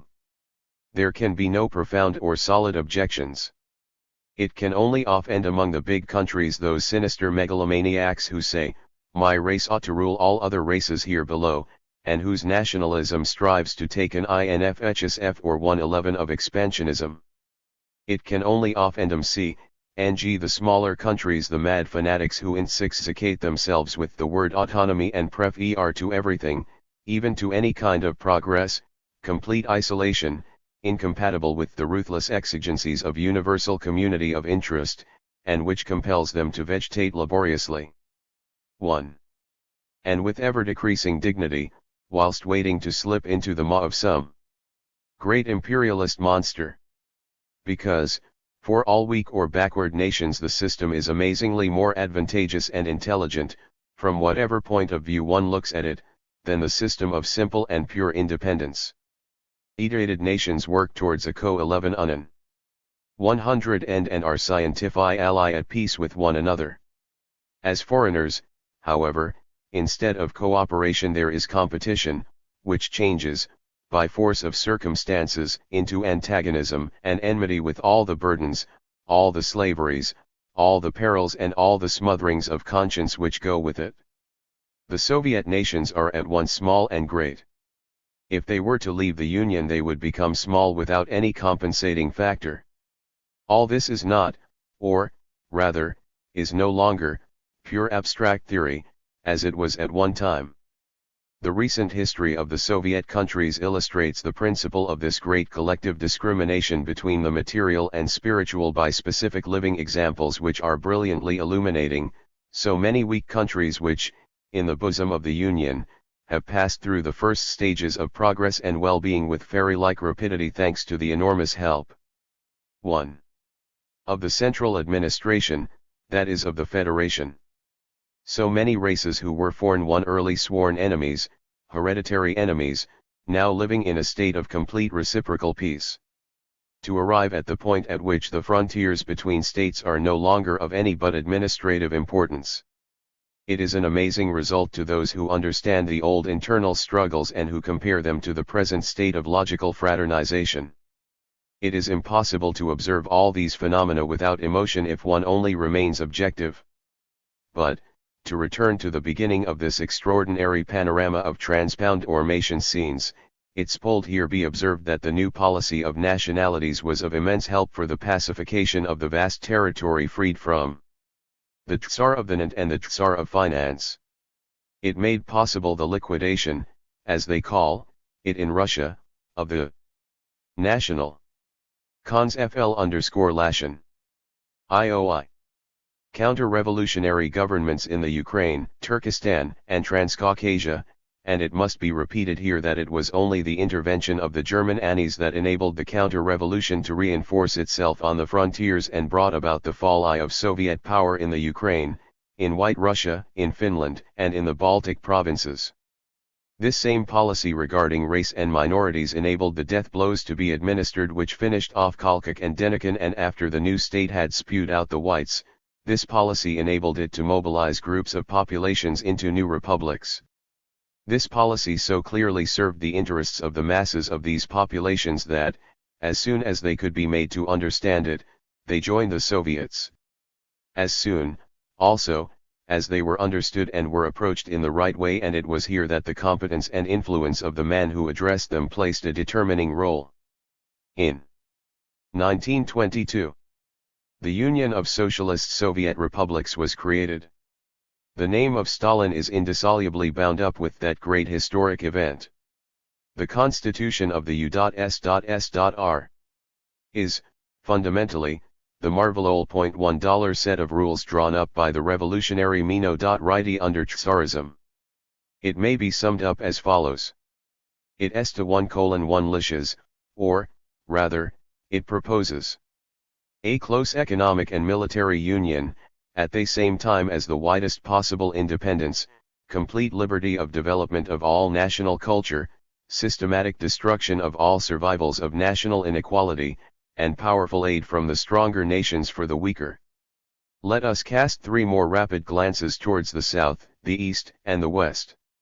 In that Transcaucasia in which Stalin had begun, in 102 secret, to fire the soul of the masses, this region of enemy brothers in which all the elements of the population were at one another's throats, the Soviet policy of nationalities has brought about an almost miraculous state of affairs, namely the complete disappearance, not only of racial quarrels, but of racial hatreds which had been knitting there for centuries, and that in spite of the Mensheviks, the Dokhnaks and the Massovetist pseudo-socialists who were for a short time in power in the 3 Transcaucasian countries and took advantage of the fact to rekindle domestic strife and to sow ruin, whilst all the time appealing for help abroad. In Georgia itself, in Armenia and in Azerbaijan the truth of the following axiom is quite apparent: for a small country there is no sort of formula which can give it such great assurance of liberty as the Soviet formula. This question inspired an Abkhazian peasant whose simple, honest soul had been illuminated by socialism, with an amusing image, of legendary dimensions. If an elephant sees some children playing in the open and, wishing to protect them from a storm, lies down upon them, he smothers them all, even though he does keep the storm away from them. But the handful of Abkhazians that we are is really protected from the storm by the Soviet elephant, because Stalin holds his legs up the Ukraine. The question of the Ukraine was one of paramount importance. The Ukraine, which had so long been coerced by Tsarist despotism, which inoculated it by force with Russianism as with a disease, became, after October, a tumultuous theater of civil warfare. The struggle members, respectively, of the Armenian and Azerbaijanian parties, which were socialist in theory, and were affiliated to the Second International National Constellation. 103. Of the Ukrainian workers and peasants against the Rada, the struggle of the Donetsk workers against the hordes of Kaledin, the Genin occupation of the Ukraine, the overthrow £9 the Directorate, which was pseudo-democratic, and of the power of the Hetman Piliura, which did not even embarrass itself with democratic camouflage, the intervention of the Entente, the invasion of the Ukraine by Denikin, the struggle against the White Poles, the struggle against W. Wrangel. In the Ukraine, the way in which the policy was followed and its tactics carried out had a decisive bearing on the final result. Stalin, who was sent there, as will be remembered, in 1918, did not occupy himself only with military affairs, but also with economic and political affairs. In March, 1920, he was a representative of the Central Committee at the 4th Conference of the Party in the Ukraine. In 1923 he took part in the 4th National Conference. After the 12th Congress of the Party, Stalin has paid particular attention to the enormous importance of a correct NAL policy in the Ukraine, from the point of view of the interior, and also from the international point of view. However, at the present time the designs which were directed against the Ukraine are again directed against it. Poland, and the GER-111 of Hitler on its own account, make no attempt to conceal their covetousness and weave anti-Bolshevik intrigues and watch. A sort of permanent secret war seems to be waged against that republic which has loyally and thoroughly adhered to the Union. On the opposite side to that of European barbarism, in popular assembly of Cossacks. 104. Central Asia, the question of the introduction of Soviets brought into prominence the Far Eastern question and also that of imperialist and capitalist colonization in general. As for the socialist influence, that is to say that of the Communist International and of Soviet power, in the colonial question, Stalin has written, Tsarist Russia was the focus of imperialist contradictions. It was on the frontier separating the East from the West, and connected two social orders which are peculiar both to highly developed capitalist countries and to colonial countries. It was the mainstay of Western imperialism which joined the financial capital of the West to the colonies of the East. For these reasons, the revolution in Russia connects the proletarian revolutions of the most highly developed capitalist countries to the colonial revolutions.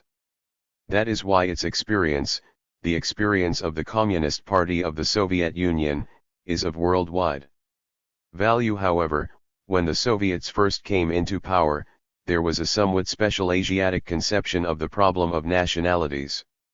It was manifested by strong colonizing tendencies, that is to say the subjection of the distant country, and a preponderance of the Russian element in its administration and in the development of its Soviet assimilation.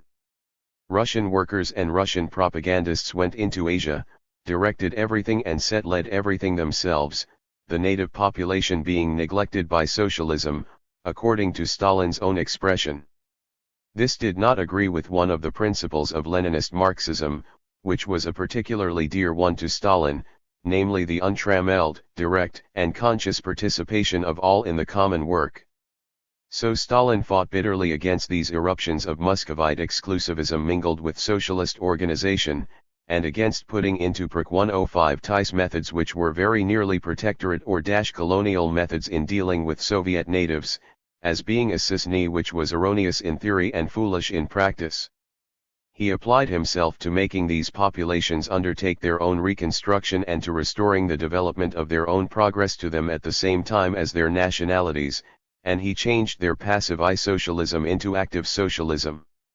This was achieved by means of great economic undertakings by which the spacious regions, hitherto lost in the vagueness of Siberia, benefited.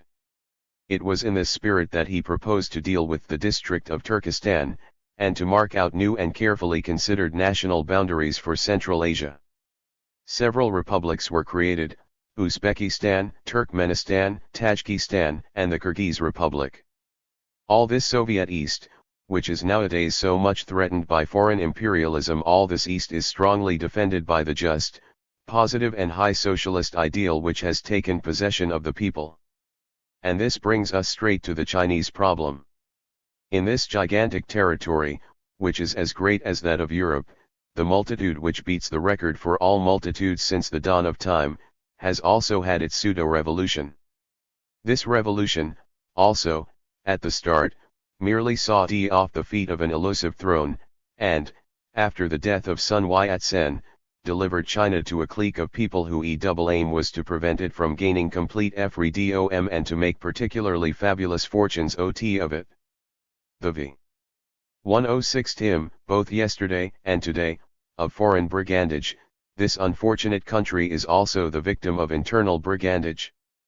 The Kuomintang, and the generals richest in soldiers who hold the Kuomintang by a halter, have one great aversion, the communist.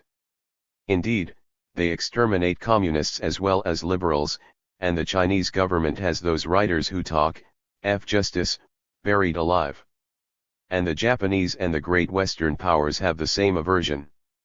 Now there is a large Chinese Communist Party which, in opposition to the governmental and military omnium gatherum which has its clutches on China and is attached to some of the great powers, is striving to free that great country from its lamentable condition. It has succeeded in a vast region which it has begun to transpound in the socialist sense, and it has crushed and dispersed with its AR-111Y of 1 million men the 5 great offensives that have been launched against it by official and foreign bandits. At the present day, about 1/4 of China, with 100 million inhabitants, is red, and the great object of this new China is to recover the whole of ancient China. At the present moment a 6th campaign is developing, led in person by Chiang Kai-shek, with the German General von Sehnheit by his side, at the head of an army of 600,000 men, with 150 aeroplanes and 200 guns. This AR-111Y is proceeding to encircle Soviet China, or, rather, is attempting to encircle it with the help of a great system of fortresses which it is building as it advances. This sixth offensive against liberated China HGS hitherto cost parasitic White China 1,000,000,000 Chinese dollars and 100,000 men. The White Chinese have, it is said, seized Chongqing, the capital of Soviet China. In the meantime, the Chinese Democratic Party that came into power after the Chinese Revolution and is still in power. National Constellation 107. The tactics of the Red Army have been skillfully altered, its offensive campaign has been launched, abandoning part of its old positions, it is pursuing, in other regions, a triumphant advance which largely compensates by new conquests for its momentary territorial losses. The situation today seems to be very favorable for it, so much so that it seems certain that it will succeed not only in ridding itself of the Wit invasion but also in making contact with the Japanese forces and in fulfilling its great objective. The Holy War of National Revolutionary Defense of the Chinese people against Japanese imperialism. All the freethinkers in the world must hope for it to come arid, that by it the martyrdom of a continent may come to an end. It is impossible nowadays for anyone with an unprejudiced and practical mind to interpret the formula, China for the Chinese, other than as, Soviet China. Stalin has paid particular attention to the Chinese Communist Party and the heroic efforts of the Chinese, Soviets. He personally undertook the stiffening of the line of the Chinese Party at the Chinese Co-11 Uniszion of the Comintern in 1926. His intervention, which has become famous in the annals of the Communist International, contended against the errors and faults resulting from diffidence with regard to the workers' and peasants' revolution, and a certain tendency to consider the Chinese Revolution as having to remain a middle-class democratic revolution. Well, all the measures which he recommended have been ultimately justified by events. This policy of nationalities, and the powerful way in which it spreads far and wide from its center of origin, has not only a therapeutic action in colonial and semi-colonial countries. It influences, and will go on influencing, directly or indirectly, a whole series of European states containing sacrificed minorities, heterogeneous nations made up of a central district and its colonies, formed or artificially enlarged by the War of I-9R4, Yugoslavia, which is not a federation, but a grouping, brought about by political means, of Slovenia, Croatia, Montenegro, and a slice of Macedonia, under the dictatorship of Serbia, or, again, Czechoslovakia, a queer extract from the Baroque jumble of Austro-Hungary, or, again, Poland, which contains only FTY% of Poles, or Romania, onto which the childish and barbarous surgeons of Versailles have recklessly grafted Hungarian Transylvania, Russian Bessarabia, and the Dobruja, or even, arising from a much earlier piece of jiggery-pokery, England and its marriage to Ireland, or the Walloon-Flemish agglomeration called Belgium. In all these countries racial Leninism is a leaven of order and of revolution, and, deep down, in their teeming masses, millions of eyes are fixed on these new enlightened laws of territorial nationalization. In colonial or semi-colonial countries, among the oppressed minorities, the Soviet principle, with the double emancipation it produces, must inevitably transform vast numbers of people, which are now capitalist reserves, into vast reserves of socialism. But let us make no mistake, this light shines for the whole world without any exception. In the eastern half of Europe and the northern half of Asia it is the national application of an international formula. This formula is crystal clear and it is quite ready to be put into operation. National Constellation 109. The Soviet constellation is henceforth an integral part of a world constellation of countries and of races.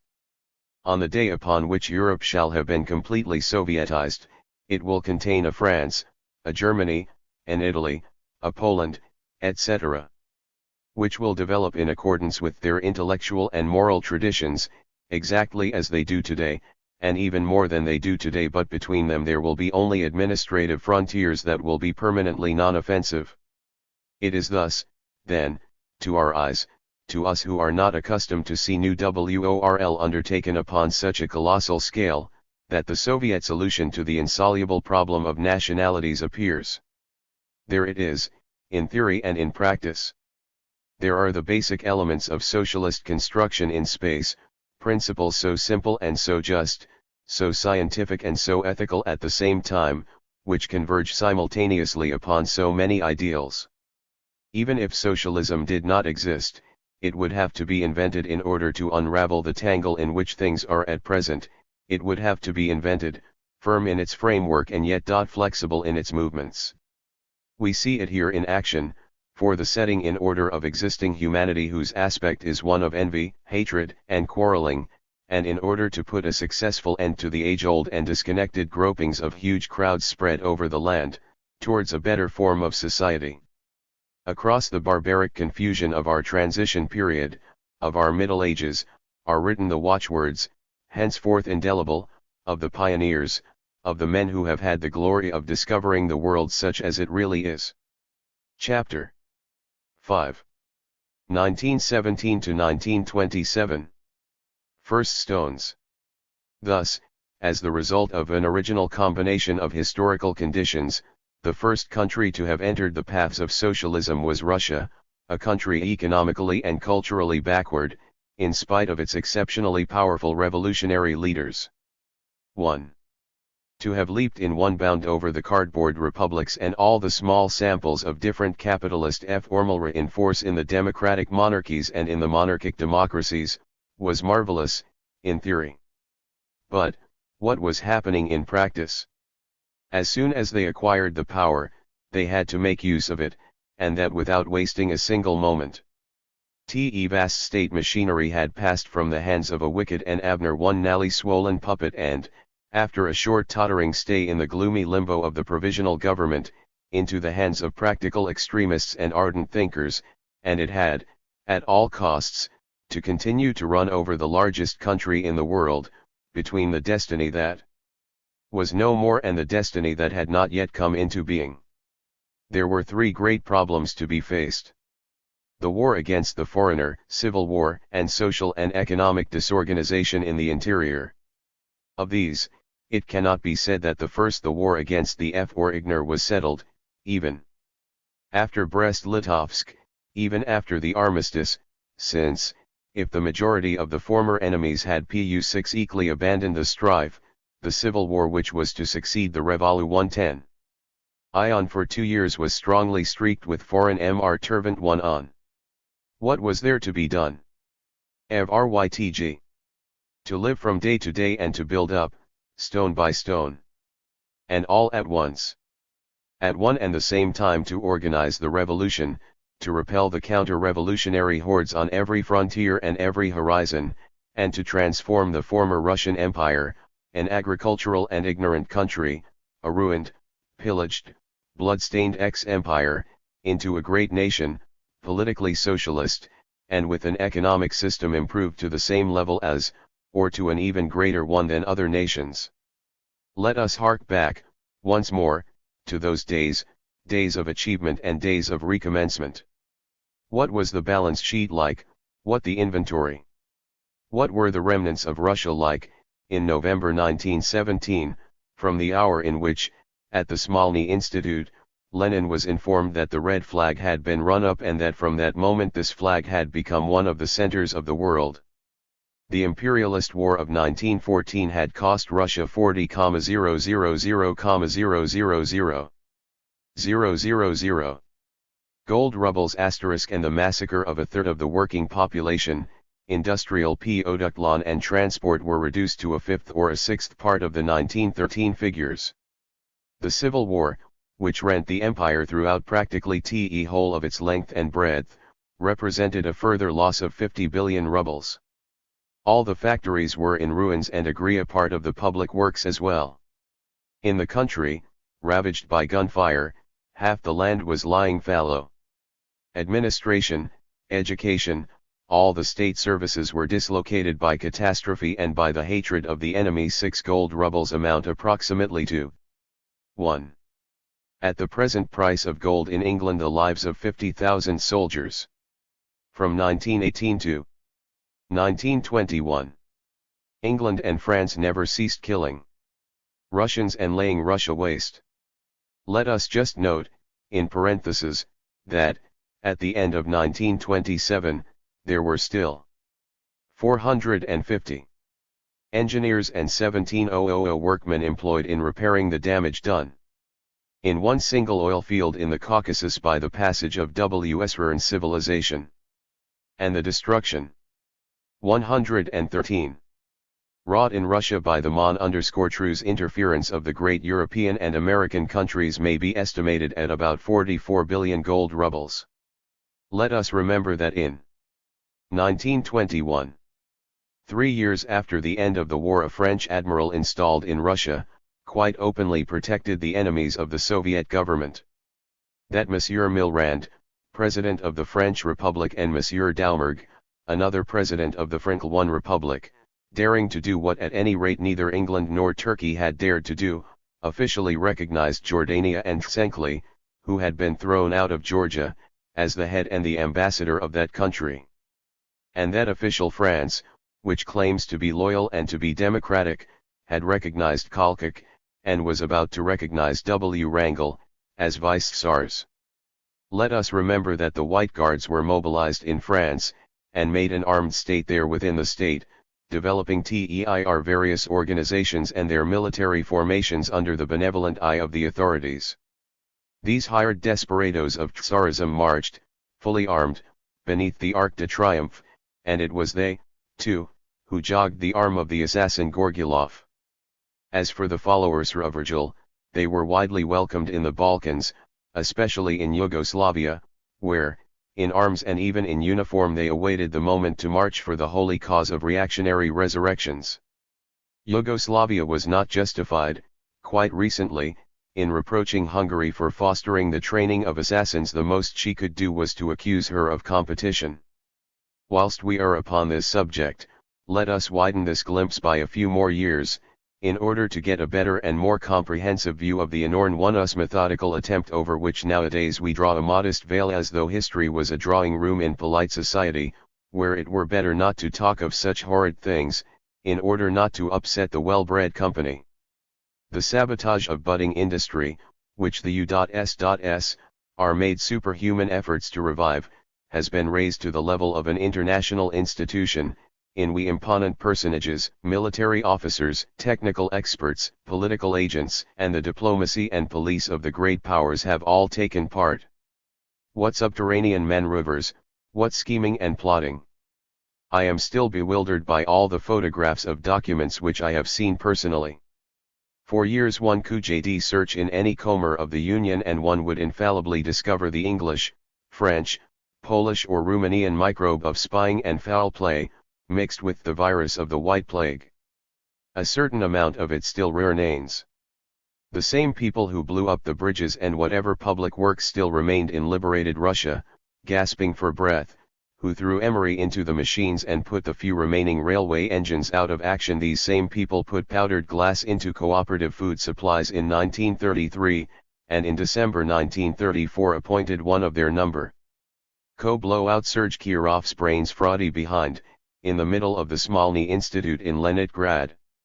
They unearthed nests of vipers and found that assassins and terrorists have been streaming into the C6TT and TRYF Tom Finland, Poland, and Lithuania, where they swore 1R1, and the crimes committed by these blackguards, praised by the white press of the Vent Russe, and other villainous associa. 115. Are hypocritically conunented upon by the great right-minded press. What shall be said of the role, as ferocious as it is ridiculous, played by the intelligence service which covers the universe at the cost of millions of pounds sterling, with its international network of spies, of INF-1ERS, of corruptors and destroyers and of suppressors of men? Here is an example of the audacity of this poisonous penetration, taken quite at random.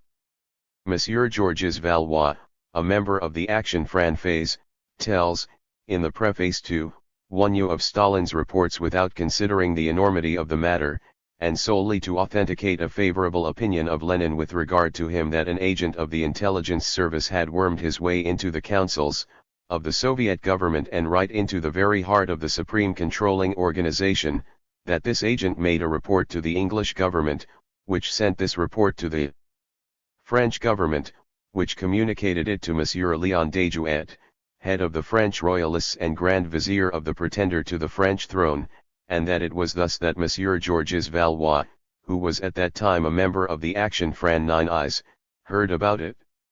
The universal desire to discredit the socialist state, the moral necessity for flinging mud at this living challenge to imperialism, had given rise to an amazing flood of calumnies and defamatory utterances. WC will not enter here into that legendary and burlesque domain. The journey into it would be too long to be described in one book. We will note, however, as being more serious than the inanity in question, the agencies and perfectly AP. II six-pointed and equipped war crews, especially in Central Europe, having as their object the manufacture of sensational Soviet forgeries calculated to put the new state into bad odor with the authorities and the public opinion of the great powers. This fact is well known and has, besides, been solemnly admitted in the English House of Commons by an important personage. The Zinoviev forgery had a very strong influence upon Anglo-Russian relations.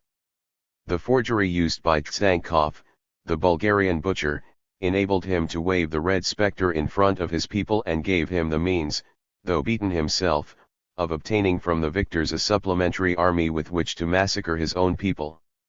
Of course, one can understand at the colossal precedent of the complete volte-face of Tsarist Russia alarmed the reactionaries, especially those of the kind called Demo-Radic. But it is really surprising that so many sincere French liberals have treated the Russia of the Revolution in the same way as England treated the France of the 1789 Revolution. And it is amazing that so many eminent intellectuals have remained in a state of regal incomprehension before a phenomenon of such breadth and such depth. And, in the midst of all this hatred and all this defeat, in the midst of all this malediction, it was strange to hear the voices of people who, like J. 3 Ullet, then an obscure journalist, said things like this: there will come a day when all the men of our age will be judged by the extent to which they have understood and defended the magnificent effort of Red Russia. T. 17. A day will come. But, in the meantime, not for a short time, but over a space of 2 years, from 1918 onwards, you will remember, comrades, Stalin said recently, the workers in Petrograd did not receive even a single piece of bread for several weeks at a time. The days on which they received a pound of black bread which was half oil cake, were happy days. This, then, was the situation which the new government had to face all around it, surrounded as it was by the capitalist menagerie. Everything to be done? It was worse than that, everything had to be redone. It was a double task. It seemed to be only common sense, from the moment at which it had the power in its hands, but was still hampered by the white Europeans, to try hurriedly to ward off the appalling economic landslide by making a few provisional concessions. In this economic system that was so disorganized, was there no means of contriving some scheme for permitting its gradual reorganization by making use of a certain amount of the old, still existing middle-class mechanism? To deal with the most urgent matters, to make sure of military defense, and the means of living before launching oneself into political achievement and the restoration of economic stability. This was the clearly indicated course of action. Yes, it was indicated economically, but quite the contrary politically. Small businessmen in a hurry would have acted in this way. Not socialists creating a world. Yes, it appeared to be nonsense. But revolutionary wisdom was greater than that sort of common sense. It saw further than that. It saw that, to act in such a way at that time was to put a finger into the gears of a backward-moving machine, and it decided that it was necessary, even in the terrible situation in which it found itself, to destroy utterly. 118. the political and social past, and to dislocate completely and forever the old machinery, far from wishing to fasten the new society to it in any way at all. In other words, being almost annihilated itself, to annihilate still more. A decision which was cheerful in its very boldness and which gave a sound dramatic sequel to the march of events. The middle classes could not understand that their time had passed. It never entered their heads that somewhere, all through the old continent, capitalist sovereignty could be broken up. And, at heart, apart from the militant socialists, few people believed in the revolution. People met with skepticism and inertia the proclamations of this government, which differed too much from other governments, which detached itself in such an exaggerated way from past Tsarisms and existing Tsarisms. It was not only newspaper men, someone said retrospectively at the Fourth Congress, in 1921, who refused to take seriously the most important revolutionary measures of the workers' government. Each factory, bank, counting house, shop, and each lawyer's office was a fortress holding out against us. So that at that moment the aller-wondering problem of the safety of the revolution arose once more in all its intensity. The revolution had to show its face and its power. The defeat 9F the Russian middle classes was not yet accomplished. There was still a certain amount of victory to be gained. So, in spite of everything, this re-delusion MTTST be carried. 011. To the bitter end. The middle classes must be completely crushed, the bridges must be cut, 1 MNST confiscate and completely expropriate, commerce, industry, everything must be seized. 19. It meant voluntarily complicating and seriously aggravating the situation in which the revolutionaries were struggling. It almost certainly meant risking the great increase, at certain points, of the bitter crisis of misery. It meant asking the people to make an effort which looked like being beyond human capacity and, above all, dissatisfying the peasants. And yet, where a narrow or commonplace policy would have eagerly chosen the compromise which would have irrevocably retained the middle-class regime, the men of October destroyed everything. To an already incalculable destruction they added a complete supplementary destruction. In order to defend itself and to dig its foundations deeper, the revolution flung itself still deeper, of its own accord, into the abyss. There was a certain amount of anxiety in the ranks and indeed, a certain amount of hesitation at the top. For instance, the former industrial magnate Urukorth offered to take, and pay for, a concession of the Ural factories from which he had been expropriated. Kamenev and Zinovy FF, in a fit of panic, were in favor of granting this concession. Stalin was against the proposal. Lenin was also against it, but he hesitated. Bela Kun, who was working in the Ural district, was summoned to inform the Central Committee of the state of mind of the workers and officials on the spot. These were against the concession, which was for Urukorth merely a means of getting his foot once more into the stirrup, and which would mean more trouble than profit for the Republic. When the meeting that was to decide the matter took place, Zinoviev and Kamenev endeavored to obtain from Stalin a declaration against the concession which they favored. But Stalin refused to speak before those who came from the Ural had put forward 120 their point of view, which, explained by Bela Kun, led to the concession being refused and the tempting bait being rejected. The middle-class machinery being violently cast aside, war communism was instituted, that is to say the utilization of only a portion of all the economic elements which the state had appropriated to itself, a clumsy, centralized machine, destined to extract from industry disorganized by war, by revolution, and by sabotage the minimum of produce necessary in order that the towns and the Red Army should not die of hunger. It was necessary, so far as wheat was concerned, to proceed with the compulsory removal of the excess of peasant labor. It was a system of state rationing, a besieged fortress regime. So that, after the last violent upheaval, the remnants of middle-class power were really definitely eliminated and cast into the past, at the same time that the majority of the whites and the foreigners were cast beyond the frontiers. The revolution and peace remained alone on the historical and economic ruins. But public life was in its death throes. Commerce and industry had gone still further downhill. Then nature took a hand in the game. One of the most appalling famines of modern times, caused by an exceptional drought, descended on the most fertile Russian territories. The peasants who had, willingly or compulsorily, ensured as much as possible the supply of the gigantic 2 years' battle, were everywhere frightened, distrust-bound of 10 hostile. At certain points they revolted. As for the immense reinforcement hoped for and for which the horizon was daily scanned, the world revolution, there were certainly no signs of it. What was the international proletariat doing? It occasionally stirred a little, but without any real result, or else it was being defeated, like that of Hungary, thrust back, it is true, into the age-old regime by Allied bayonets, and like he one upon which most reliance was placed, the German proletariat, shot down by machine gun fire by Monsieur Clemenceau. They had to do without everything and to realize that the Soviet state had to construct its economic system with its own resources. And for that they had also in the immediate present, when war communism was out of date, to consider a new transitory economic position, at the same time that the political and social struggle in the West, and in the rest of the world, was to take the equally transitory form of immediate war claims on a partial united front.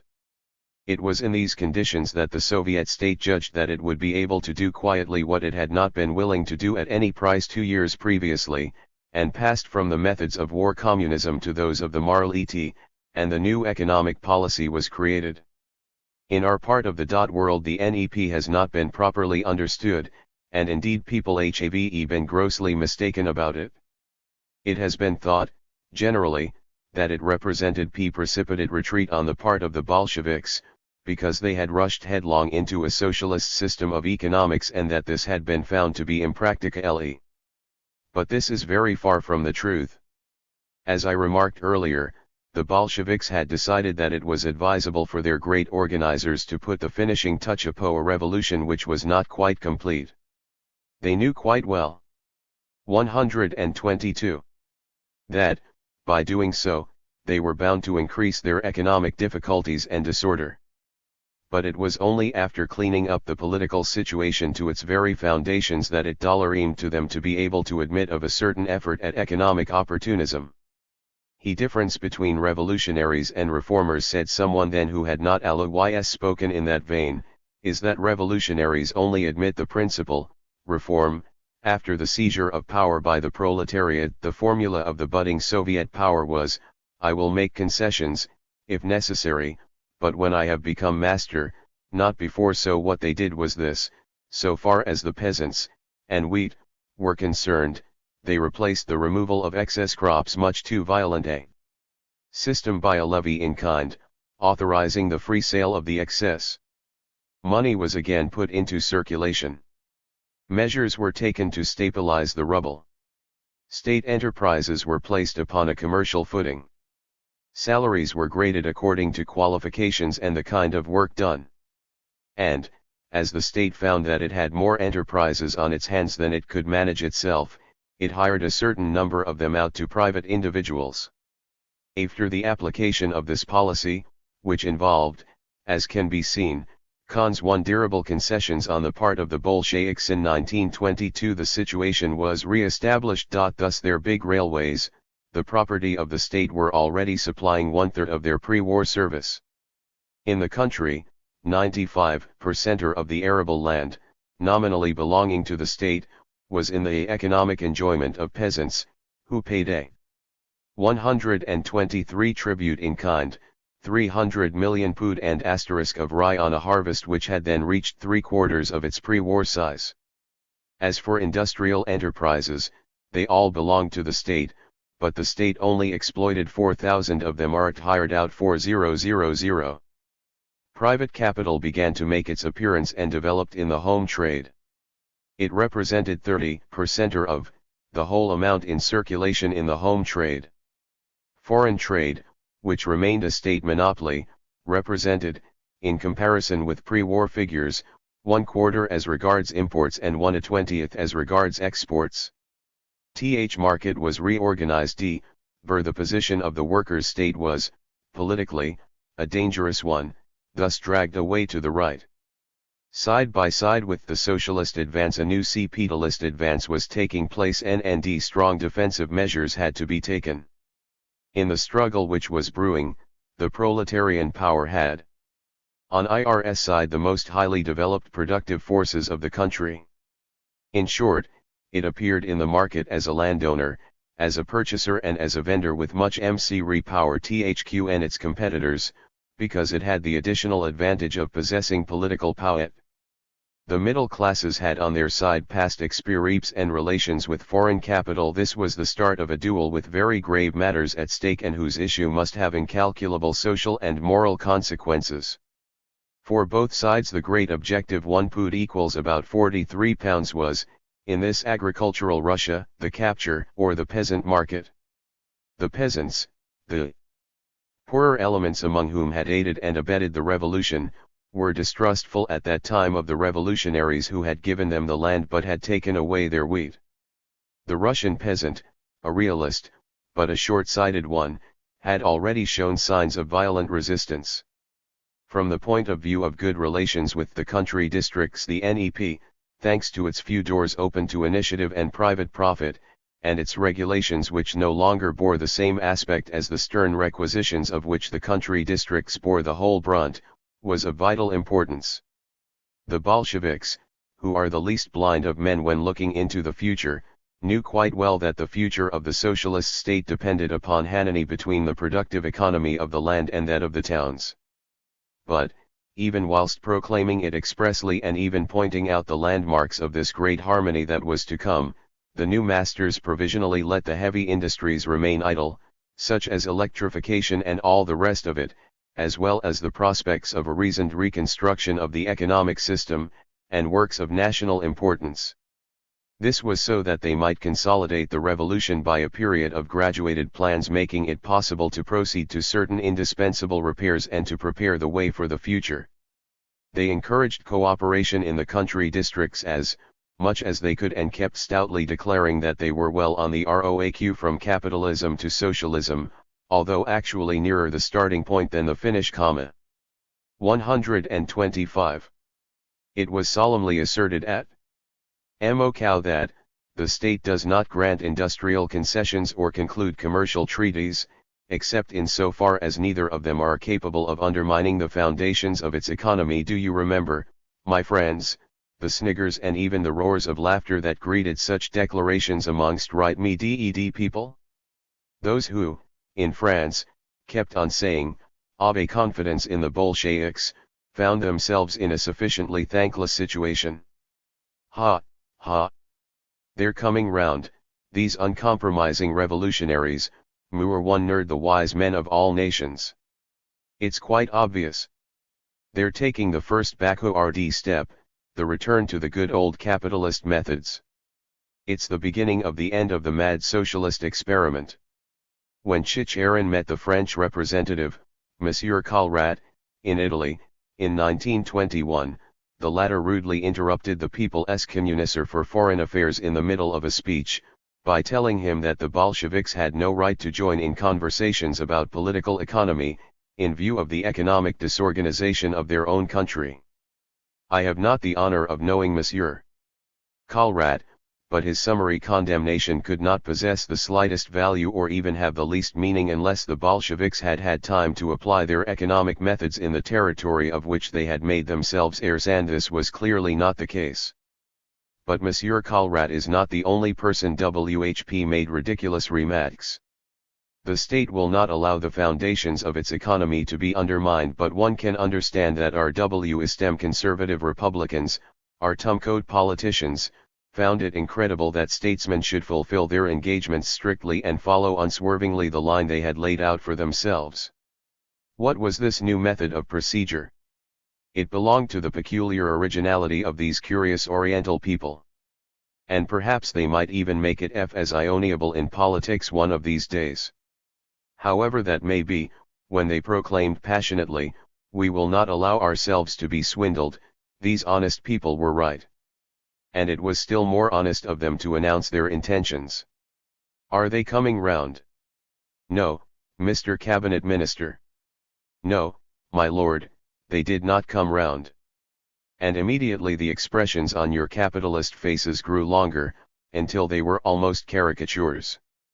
Very few years after the start, it was clear to everyone that the Bolsheviks were gaining their objectives all along the line, reviving industries, gradually reducing the part played by private capital, and that they were emerging completely victorious from the period of economic labor under the ensign of the NEP. The compromise between capitalism and socialism, between private and collective enterprise, the marriage of the carp and of the rabbit, was, as had been promised, only temporary. The brightening of the face of world capitalism before the NEP was in fact, only due to a mere flash, and the Nepman was no longer anything but a superannuated personage whose only use was to figure on the theatrical stage as a picturesque type belonging to an age which was historically defunct. Such is opportunism, and that is what is meant by it. The greatness of Lenin, and of the man who worked most closely to him in these chaotic and changing surroundings, consisted in having realized how this form of opportunism could be turned to their advantage. If you are a sell red, is opportunism good or bad? Do not answer. You can. 127. Not do so. Opportunism, I narrowly use the word in a general sense, and not in the raging sense in which it is sometimes used, may be good and it may be bad. It may lead to victory or it may lead to defeat.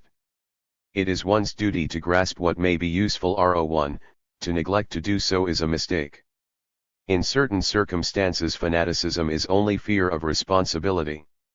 It is often only too convenient to be 100% unyielding and to take refuge in the ivory tower of purity, when everything is tottering and going to blazes outside. At other times one must be utterly and tyrannically uncompromising. One knows how to be honest, and mere willingness is no longer sufficient for accomplishing one's duty once it achieves certain proportions. In 192t, those who read to be called opportunists, in the bad Surtsey of the Wat, were, among the socialist ranks, not those who approved of the NEP, but those who opposed it. Because the latter one old have sacrificed the future to the present, whereas the correct meaning of the word opportunism should be to sacrifice the present to the future. The opportunism of Lenin and of Stalin and of two great strategists is a step backward in order to take two steps forward.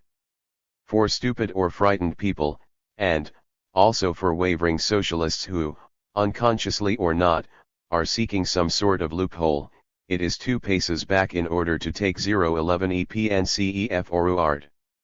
Once more, Marxism teaches us that a word is merely a word, that is to say, it is nothing in itself.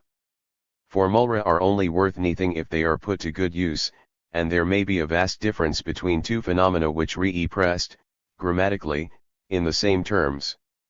Marxism is an exa 1t1 ple of pure relativity.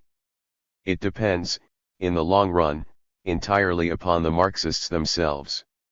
The fact remains that the same man who, from 1903 to 1912, had done everything with a forceful obstinacy, which went beyond so many of his companions, to divide the Revolutionary Party in two, even though it was being hunted and its ranks decimated by Tsarist who acted thus precisely because the party needed its whole strength, has admitted, when this party was victorious, that he compromised on a great number of points with middle-class methods. If you think that this is contradictory, you are mistaken, for the man in command of the situation was just as right in one case as in the other. Thus appeared what Lenin called, the perv in the straight line of fine, powerful conception, which does not mean arabesques, whirls, and spirals, but which reminds one of the neatness of the circles of latitude or of the curvature of space according to Einstein. As soon as possible, in the m.dst of all this, it was necessary to get onto the course that it was intended to steer permanently, to put socialist economy back into socialism by the proper stages and then to develop it systematically. In 1922, at the 11th Congress of the party, 1 year after the introduction of the NEP, Lenin decided the retreat was at an end and that they must begin to think about reorganizing their forces, and he added that the key of the situation lay in the choice of men. After the 11th Congress, Stalin was elected General Secretary of the Central Committee of the Rpdtsian Communist Party. He immediately organized, one might almost say, reorganized, the party, with a view to setting the National Socialist economic system on its feet. 129 The situation was still a precarious one. The great powers had not disarmed, or at any rate had only partly done so. The Russians had been shown the door whenever they had attempted to obtain anything from them, except by the Scandinavian countries and by GER1 non-A, with the latter country the Treaty of Rapallo had been signed, which brought about a certain stability. The Geneva Conference with the other great powers came to nothing. The pretext for its failure was the repudiation of Tsarist debts by the Bolsheviks. The great European powers were themselves in process of reconstructing their post-war economy, by means of £1,200,000,000 which the United States had lent them for this purpose, and which the said great powers were one day brightly going to refuse to pay back to the United States when, having sensationally drawn a distinction between the money that was owed to them and the money which they themselves owed, they decided officially to forget the latter, and to relegate the receipts referring to those debts into the category of scraps of paper. And this without having the ethical reasons for doing so which were pleaded by the Soviet power for the repudiation of Tsarist debts, reasons which had, let us repeat, been solemnly advanced before the war by important Russian politicians, holding the most moderate views, regarding the loans contracted by a despotic government entirely in its own private interest, and for the purpose of crushing its people, against its own people in fact.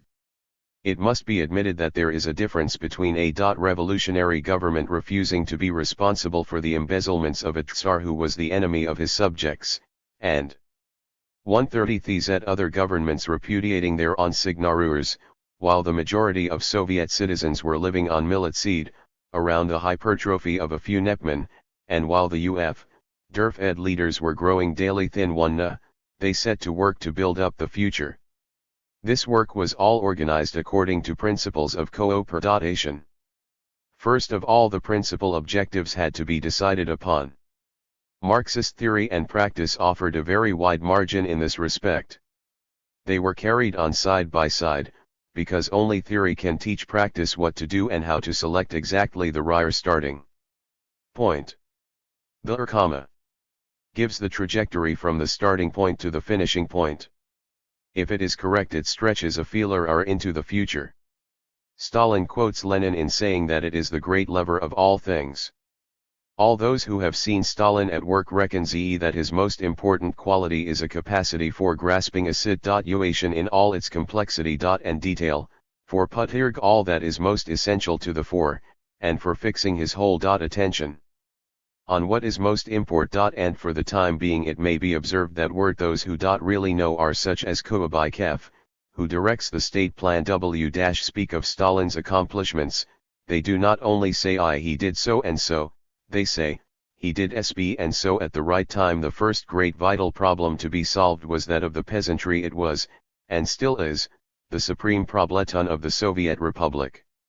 It must not be forgotten and must constantly be repeated in the first place, that the two main characteristics of the Russia of our time were that it was an agricultural country and very backward. The Territo marked, i.e., the perpetual 5-year plan.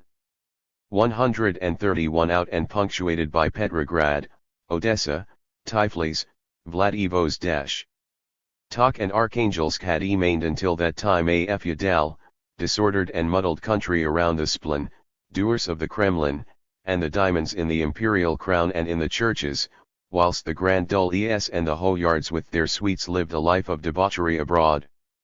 A short time before, half the land had belonged to 18,000 nobles, the other half to 25,000,000 peasants. The lack of coherence caused by the state of affairs was everywhere apparent. Industry, in a very backward condition, contained a few relatively wide areas which were subsidized to the extent of 4–3% by foreign capital. Now it is through its industry that a modem state is enabled to grow. It was there pound or through industry that a huge territory had to be transformed into a great country. Even from the peasant's point of view. Yes, even from the point of view of the peasant's progress, as much economic as political, it was only by the intervention of industry that the socialist metamorphosis of the villages could be accomplished. Consequently the entree of gravity of economics must be displaced in the direction of industry. All that is much easier to say than to do in the presence of such a vast expanse of fields, of steppes, and of forests. But one must be fearless when confronted by a sheet of blank paper. Our country had to be transformed from an agricultural country into an industrial country, capable of itself producing everything which it needed. This was the principal point, the foundation of our general line of action. Thus speaks Stalin, People's Commissar in the Workers' and Peasants' Survey. But his idea, which coincided with that of Lenin, was 132 that it was not sufficient to say that one must proceed by the path of industry. Certain industries must be selected from the whole. Industrialization does not mean the general development of all industry, the center of economy, its basis, the sole means of ing the whole of industry progress, declared Stalin, was the development of heavy industry, for this is the development of production of the means of production, and this also meant the production of something which, at the moment of speaking, could almost be expressed by the cipher 0, as the result of the backwardness of the centuries that had gone before, of the deluge of the last few years, and also as the result of the disorganization of the constructional scheme of economy brought about by the introduction of the NEP, which had to be adopted for a certain time. But Lenin had peremptorily specified that, if we cannot find means of creating industry among us, and of fostering it, that is the end of our country as a civilized country and, a fortiori, as a socialist country. And Stalin made similar observations about heavy industry. Here it is necessary to put, in parentheses, similar considerations to those which we have already examined. The question arises, once more, in this matter of heavy industries, of a policy whose results would not be apparent for a long time. Another alternative appeared to be much more reasonable, to begin more modestly by reconstructing and developing the lighter industries, textiles, consumption, food supply, allowing the population to be revictualled, by satisfying the immediate needs of the public, so as to silence all the more crying demands. And besides, the ordinary man, the enormous mass of amorphous 133 citizens, the colossal snowman, much prefers to appear to be starting at the beginning. Once more a conflict began between the logic of the groundlings and the logic of the giants, between the far-sighted idealists with their overwhelming preoccupations about the future and the short-sighted people who carry no burden on their shoulders. Let us start in a small way and develop gradually, said the latter.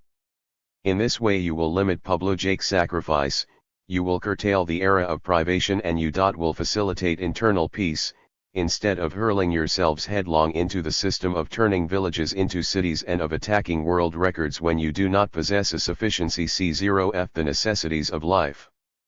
But, your point of view is the wrong one, comrades, and logic and patient anticipation of the future, answering through Stalin's lips, explained, yes, one would satisfy a few of the immediate desires of the urban and rural populations by beginning with the light industries. And after that, only heavy industries can serve as a basis for the industrial revival of a country. Only the development of the heavy industries can make cooperation in the country districts possible, is to say the achievement of great socialist ideals. Cooperation between the peasant and the worker is essential, declares Stalin, but the re-education of the peasant, the destruction of his individualist psychology and the transforming of it into a collectivist mentality, can only be accomplished on the basis of a new technique, of collective labor, of production on a large scale.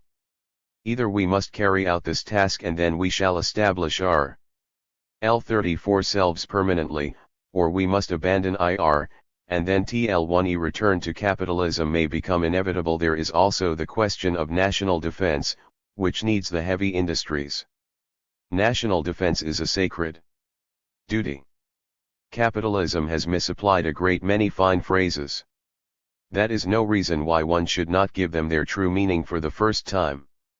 National defense is an abominable thing when it means avarice and brigandage and myself before you, when it means ruin and suicide, when it means the first stage of national warfare, but it is worth more than life itself when it means a stage of progress, lifting people out of slavery, and bold defiance against the predatory countries which are constantly seeking for a pretext to destroy living socialism, and which have made so many definite and serious efforts in that direction that no one could honestly dispute their intentions. This duty of social defense does away with all criminal necessity for having in any way to confide in the great powers, and it shows that a true desire exists that the dawn of the Russian Revolution really shall be a dawn.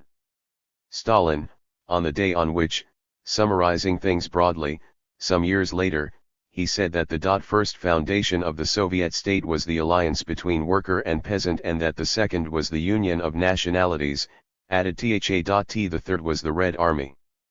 So heavy industry was the first link, to employ the terminology dear to the men who, in Russia, spend their time changing abstract ideas into concrete facts. But it was not sufficient merely to take heavy industry in hand.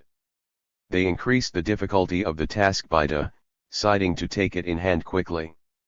Too much delay would have destroyed the value of any success they might achieve and would, moreover, have been very dangerous. To da 135 DLE too long in the temporary sterility of vast workshops would be to invite risk of defeat. So everything had to be speeded up. And suddenly, at this point, another almost unsurmountable obstacle appeared. There were not enough technical experts, and techniques mean both machinery and manpower. Here too, in the difficulties of recruiting technical directors, strong measures were taken. There were two alternatives, Stalin has since explained. Two alternatives, the one which consists of first training technical experts a matter of some 10 years and, afterwards, building machinery. Or the one which consists in beginning at once by building machines and training operatives at the same titney. We chose the second solution.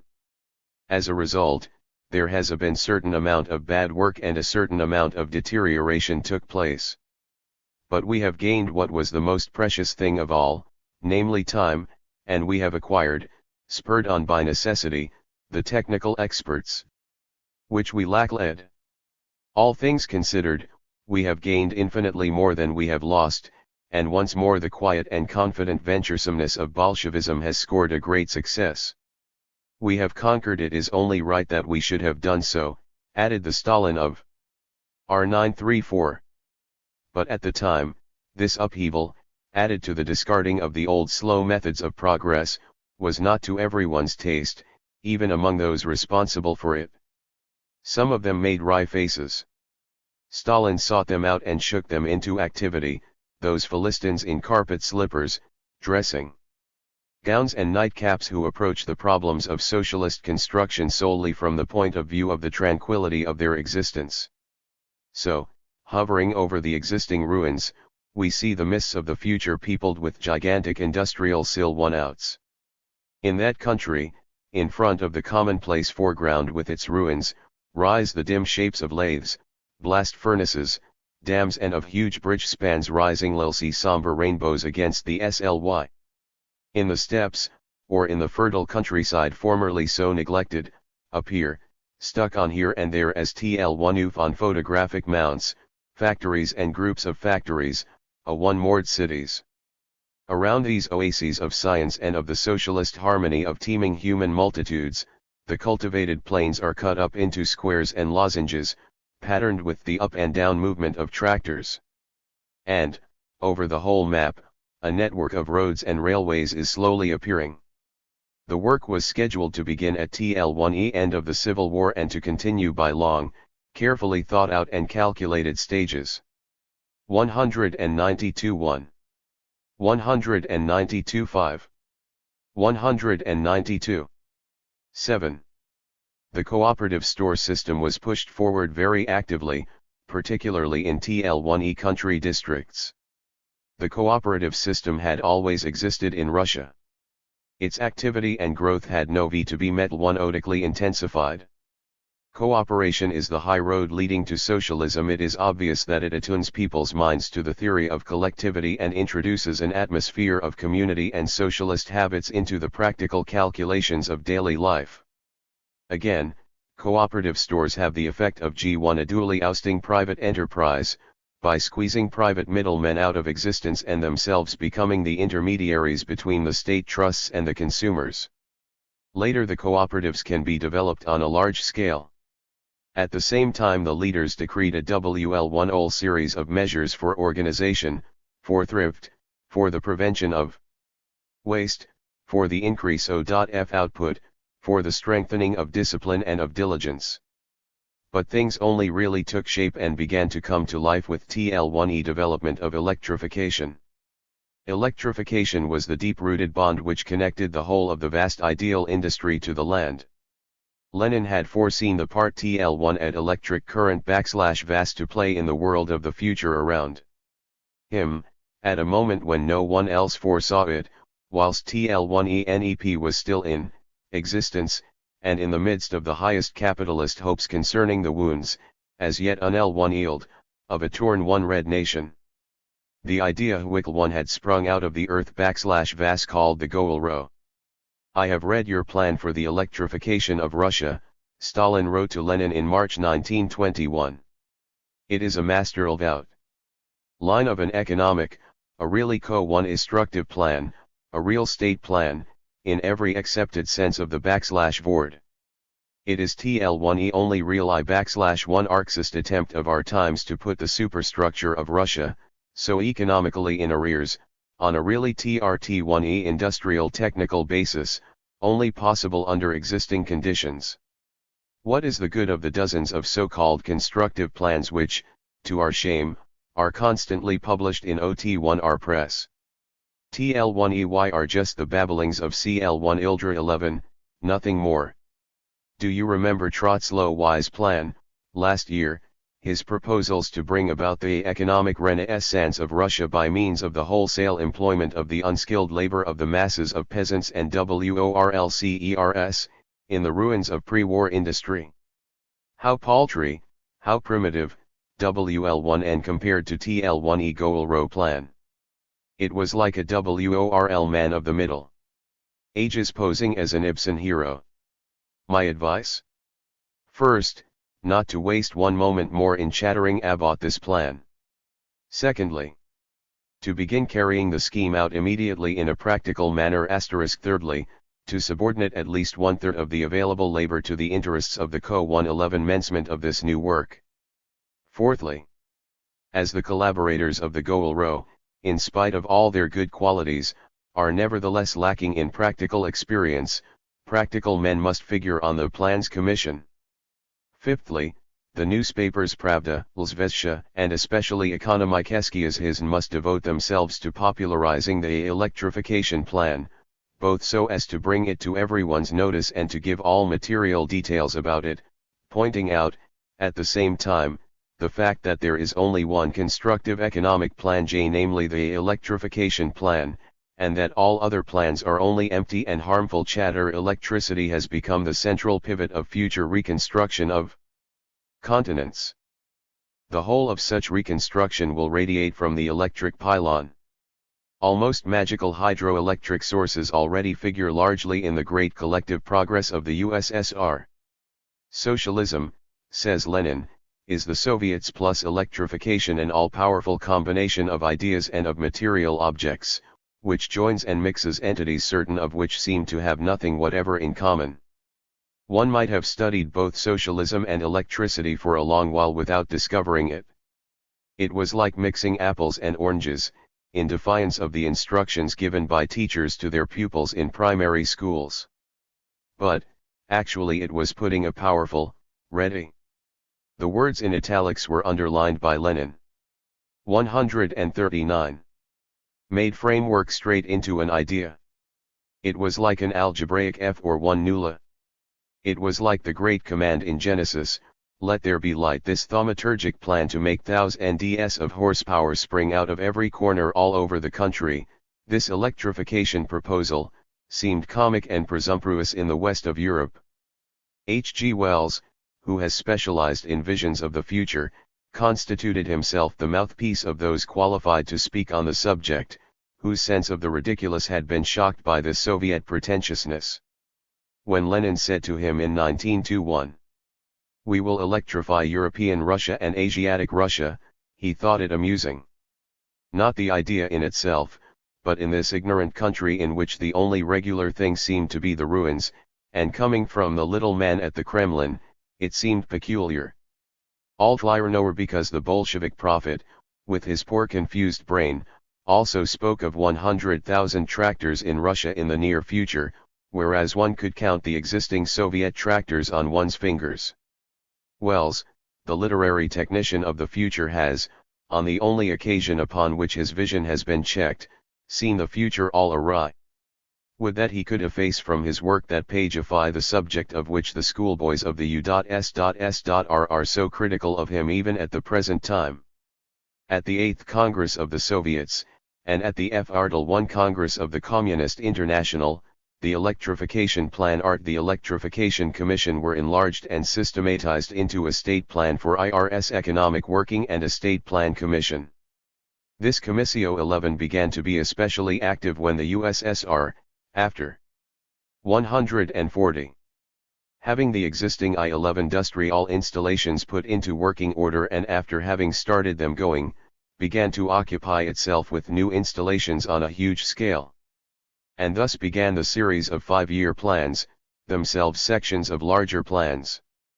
This gigantic process of planification, which casts its net over whole countries and for long periods, is entirely a Soviet conception. But the idea has made its mark all over the world. If it has made actual material progress in the USSR, it has also made progress elsewhere, abstractly and verbally. The Soviet Union 11 has never succeeded in borrowing money from the great powers. But the great powers have borrowed certain important things from TL1E Soviet Union, and that among them. They have even tolerant from it the idea of a controlled economic system, ornamented with a few international affectations. Controlled economics are the hesitating homage of capitalism to socialism. Controlled economics, yes. There is no other way for the human race to get out of its difficulties. And in it we have, indeed, the universal panacea. But control means unification and capitalism means anarchy.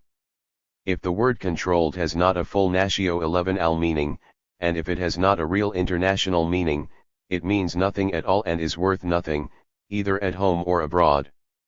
A controlled economic system is lily piece. It cannot exist if one begins by cutting it up into small pieces. That the idea of the economic plan SL1 old be an exclusively Soviet idea is due not so much to any reason of priority, as to organic reasons. In capitalist countries, private enterprise and privileges, and the multiplicity and divergence of interests that are brought into play in the question of economics make it impossible to carry out any general concerted economic plan. The proof is that it is NLY by marvelous feats of skill and juggling each year, at the last possible moment and sometimes even later than that our budgets are given some semblance of being balanced. This is not the case with the socialist state carrying out a strictly logical constructive plan, in the interests of the public, mathematically exact, and 21WL1H the directing body is at the same time the legislative, executive, proprietary, and consuming body. The fact remains that from the moment it was proclaimed, the Soviet 5-year plan, with its wealth of detail and precision, once more brought a smile to Western faces. And why? These people whose economic statistics were falling off and melting away, and who paddle-one-etically brought up the rear of the procession of world economic statistics, were serving us T1P amazing 11G sets of figures. By placing them in TL1E future, they boasted of huge undertakings which were not yet even begged 1N. WL1E11 they were ASL ed, how is such and such an I-11 industry getting on with you, they would reply, it will be in such and such. 2. Condition in 5 years' time, and they would launch OT1T into magnificent far-off perspectives. And we, on our side, could not help thinking, with regard to these nebulous statistics, of the lovely promises, of WL1 which our own fashionable politicians are so lavish, to all citizens in general and to electors in particular.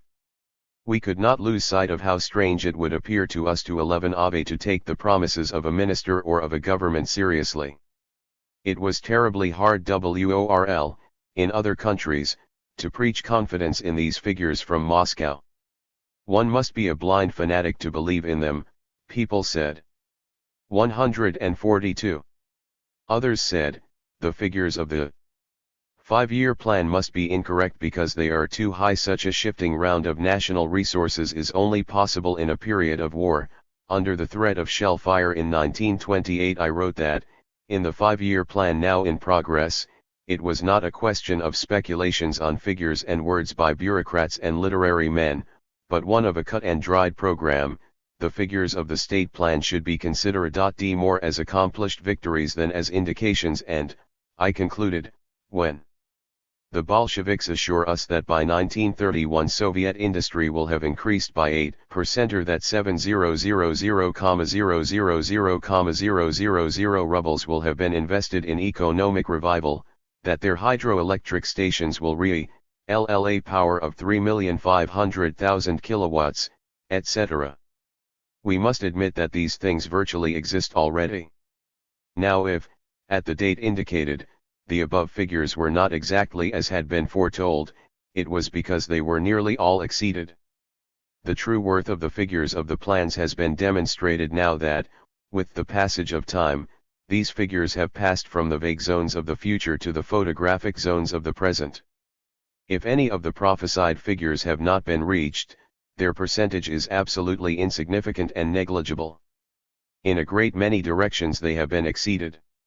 The Soviet economic plans were realized to the extent of 109%. In 19 is 23 and RO 5%. In 1923 to 1925, on all the main heads, to speak only of the earlier plans, no one could really be surprised. Clearly the most intelligent plans are always materialistic ones. And, given the rational structure of socialism and its direct and simplified contacts with reality all along the line, it is strictly normal. 143. That the forecast of these plans should be realized almost exactly, however arduous the program.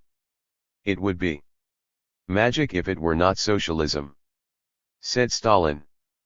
But it is not only by human intelligence that socialist theories are thus changed into great accomplished facts, it is also by the strength of the human heart. Something beyond meat logic is necessary to carry out a logical task on such a scale. Willpower itself is not enough either. One must have enthusiasm. Through socialist ideology and through the direct action of the party, one must obtain the collaboration of the mass of the workers, quantity, and also quality. Without the voluntary definite, ardent collaboration of the working class one can do nothing. So one must arouse in them the creative forces stifled by capitalism. One must arm the workers with enthusiasm for work. They must have technical qualifications, and moral qualifications as well. It is the alliance of these two forces, in any case related to or another, that makes super work possible. Enthusiasm for work? Capitalist economists consider that to be all humbug. One will never get anything from the worker, they declare pompously, except by the lure of gain, a good old-fashioned method which the capitalist system L1 has always employed when it has been bleed to do so. The formula grow rich always succeeds with capitalist crowds. In the socialist regime, the worker is not at all in the same social status as in the capitalist regime. In the capitalist regime the worker is a convict. He works reluctantly, because he is working only for himself. It is not even hard for him to see that he is W6 working against himself. So he must be excited by special stimulants, money, patriotic duty, Christian principles, and all the thunder of the Lord. But the socialist workman works with all his might for glory, because glory in this case means his own power and advancement. It is in materialist plans that one finds the highest ideals. But it was not only the capitalists that laid down the law. There were also critics murmuring in certain strata of the party itself. All these appeals to competition among socialists, said these comrades, were all very fine for purposes of agitation and propaganda, but to count upon them for purposes of practical and generalized labor was going too far, and Comrade Stalin was overstepping the mark. But Stalin doggedly maintained the real value of competition to the cause and its practical economic bearing as an incentive. When, some years later, it was shown that the enthusiasm of the workers was in fact an asset of enormous importance for the progress of labor, he gained a victory which he recorded as follows: "This year we rounded a corner of the utmost importance. It was by enthusiasm also that the question of techniques was eventually solved, as we have seen. It was a difficult and very serious problem. Technical experts had to be obtained, and among those who were qualified or who could be trained as such there was a terrible percentage of traitors. The mob have beaten us in open warfare. We will beat them by science," predicted Palchinsky, the chief of the machine wreckers. A body of Soviet technical experts was hastily put into training, and these worked with such a will that there was soon a sufficient number of them who were thoroughly competent. This spirit of competition, which results in a sort of spontaneous and intensive self-realization of each individual. 145.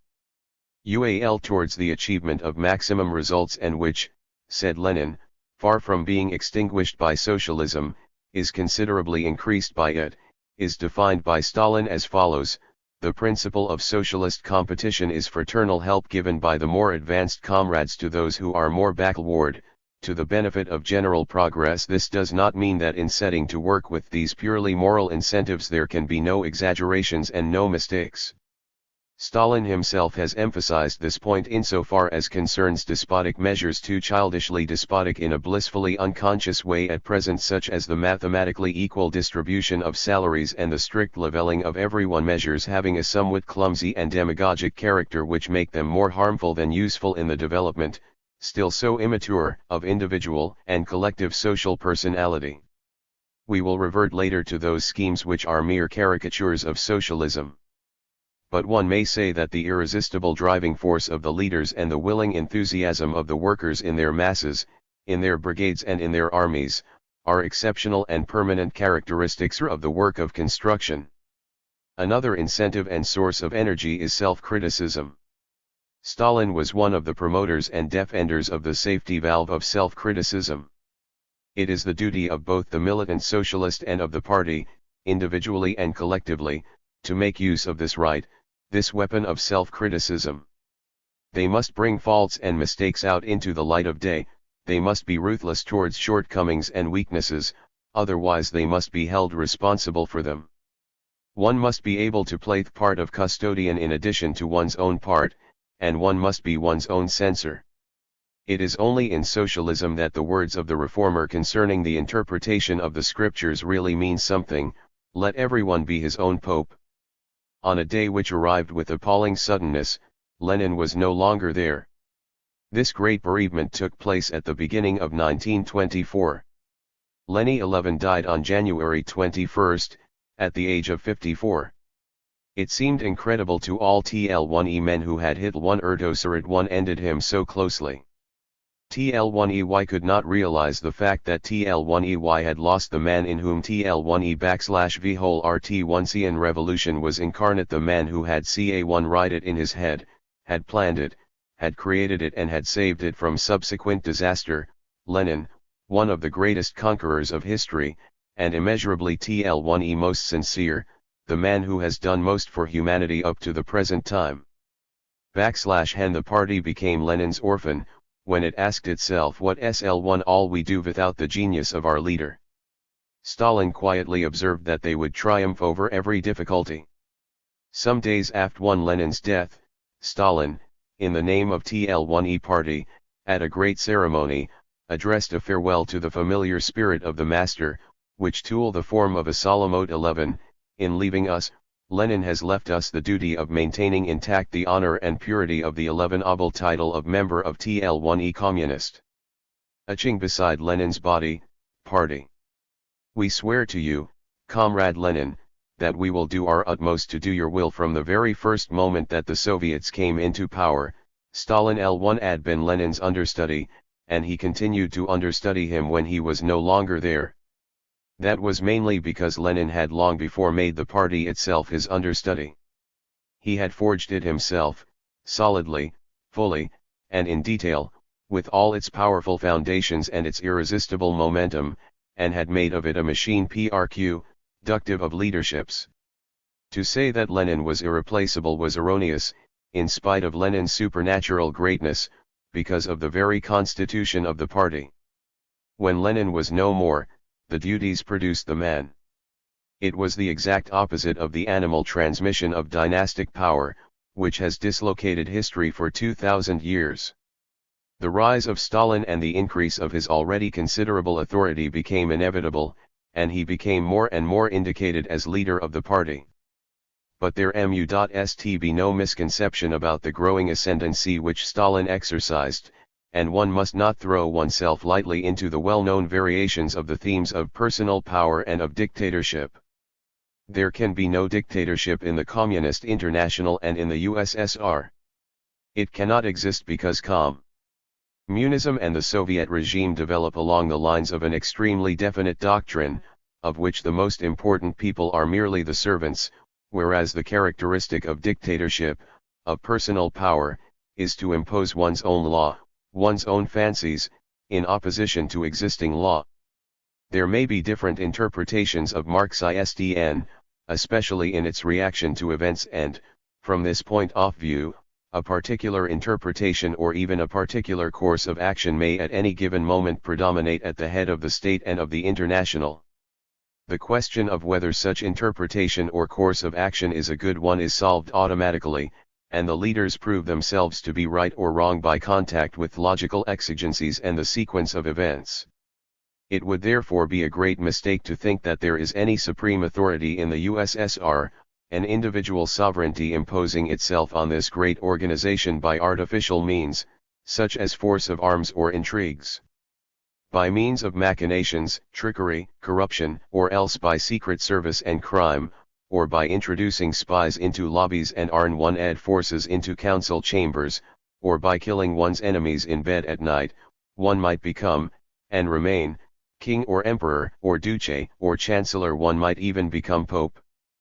But one could never become secretary of the Communist Party by any such methods. A man like Stalin has naturally been violently attacked and has defended himself with equal violence. Certainly, but all these noisy, re-echoing discussions took place in the full light of day, in the full sight of everyone, every argument advanced in them being exhaustively examined in the most open manner like a great public trial before a jury of the whole nation as compared with palace intrigue. Actually, in the socialist organization, each man takes his place naturally according to his own value and strength. 149. He is automatically selected for his position by force of circumstances. His degree of power depends upon how much he understands and upon 11 how far he can carry out the incontestable principles of Marxism. It was simply, says Norin, by his superiority as a theorist and his superiority as a practical man that Stalin became our leader. He is leader for the same reason that he is successful, because he is right.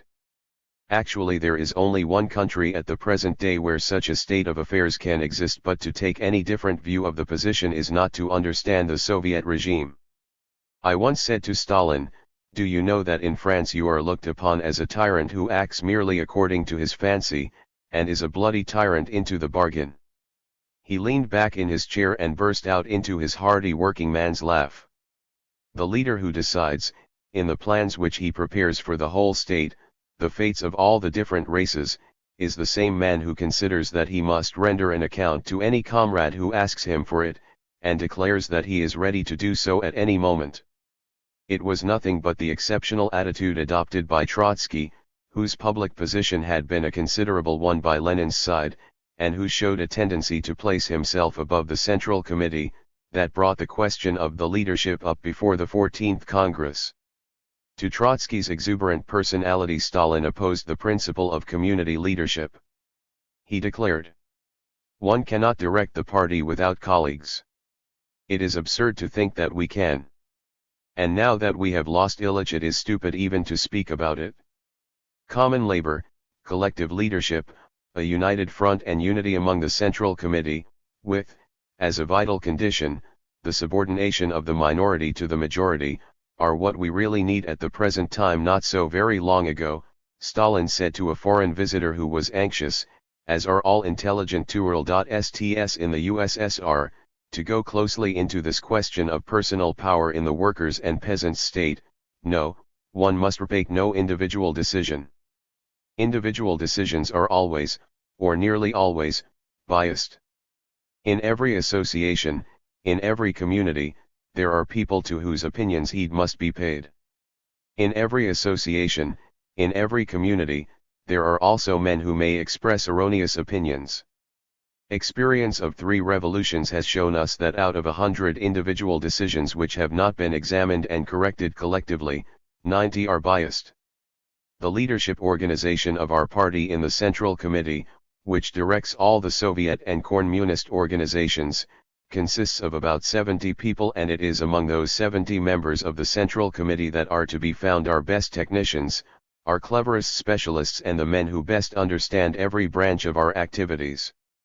It is in this Supreme Council that the whole wisdom of our party is concentrated. Each man is entitled to challenge his neighbor's individual opinion or suggestion. Each man may give the benefit of his own experience. If it were otherwise, if individual decisions were admitted, there would be serious mistakes in our work. But because each one may correct the errors of all the others and everyone considers these corrections seriously, our decisions have hitherto been as correct as it is possible for them to be. This conception of collective work must be still for 151 there enlarged if it is to be accurately studied. We must not forget the energy and progressive spirit with which Stalin insists upon the cooperation not only of the representatives of the masses, but of the masses themselves, in the present history of the Soviets. He strongly indicts the lack of faith in the creative efficacy of the masses. If they are properly taught, they will both lead themselves and lead you. No aristocracy of leaders with regard to the masses, because it is the masses themselves who are called upon to destroy the old order and to build up the new. Not to be nursemaids and governesses to the crowd, because, quite definitely, they learn less from our books than we learn from them. So that it is only by collaboration with the masses that proper government can take place. To be at the will and to stare blindly ahead until a catastrophe occurs does not mean leadership. The Bolsheviks do not understand the act of leadership in this way. To lead, one must foresee. If you are isolated, even with other comrades who are also leading, you will only see everything if, at the same time, hundreds of thousands, millions of workers are on the lookout for weaknesses, discover errors, and apply themselves to the achievement of the common task. It is like cleaning out the mechanism of government by making a river flow through it, as Hercules did in the tale of the Augean stables. And in dealing with the masses, persuasion, not violence, must be used.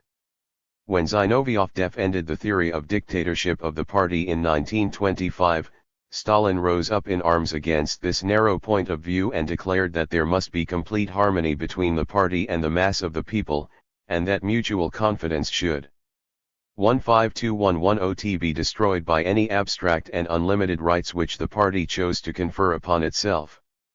In the first place, the party may be mistaken, and even if it is not, the masses may take some time to see that it is right. Stalin is not at all the sort of man he is supposed to be on the other side of the human race, beyond the world barricade which traces a frontier of its own through the middle of official frontiers. But then this other half of the world is composed of a empty one-multitude of men born blind, guided by others who have willfully blinded themselves. In 1925, at the 14th Congress of the party, Stalin pronounced the watchword of industrialization. For 4 years the development of the Soviet plans and electronification had been advancing by leaps and bounds. It now became necessary to apply oneself systematically to catching up and overhauling the most advanced capitalist countries. In the shortest possible period, however, Stalin refused to accept the conception of international stabilization. He considered it to be too rigid a conception in which the revolution was in danger of being buried. He considered it to be more accurate to show the TW0 different systems in working order, the two worlds side by side, the two halves of the world, Anglo-Saxon capitalism and Soviet socialism. At the moment at which capitalist power was at the height of its prosperity and showed no signs of declining, Stalin predicted its decline and the general slump. In 1927 the 15th Congress of the party took place. A period of construction in which the collectivization of agriculture was particularly to the fore.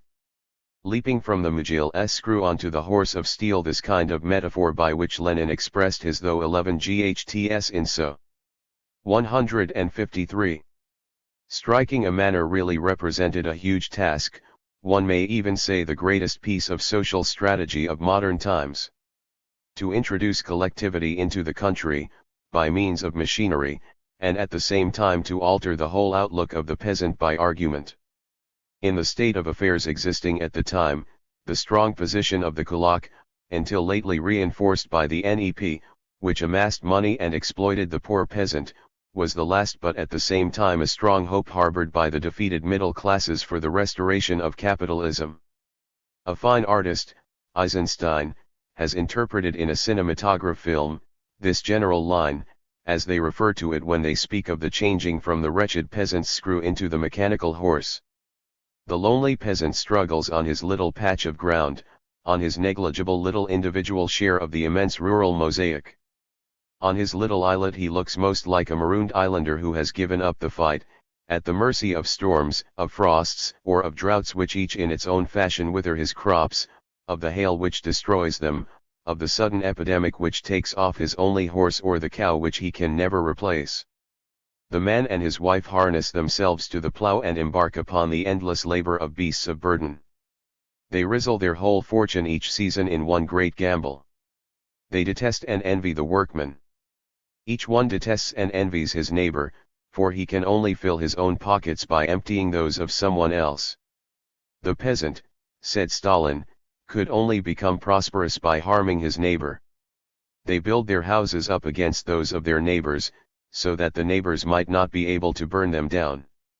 The man and woman of the soil are also an easy prey to the rich peasant. 154.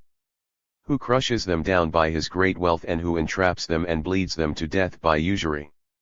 Slaves of the soil, prisoners of life, the only satisfaction of the workers scattered over the country is to repeat over and over again into space, even as they starved, I am a landowner. And the state can do nothing for them, because there are too many of them. But what a difference when 100 or 1,000 of them combine to cultivate a property 100 or 1,000 times greater, farmed by throwing together all their little patches of ground. Then they can deal properly with the situation. Machines which do the work in the twinkling of an eye and which do it, all things considered, much more efficiently than man, and a whole, vast organization which hail or drought or pestilence may harass but cannot destroy, and before which the kulak is compelled to bend the knee.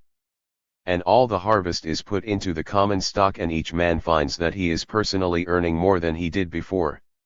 From the logical point of view, this is how this vision is interpreted on the great open-air stage of the world, to set the practical daily tasks of our reconstruction to the village by the gradual transformation of the scattered peasant economy into collectivist economy, grouped into social and collective work on the land, on the basis of intensive mechanized agriculture, realizing that this development is an important means of accelerating the rhythm of agricultural economics and of driving the capitalist elements from the villages. 155-1927 is an important date because it marks a definite stage in development.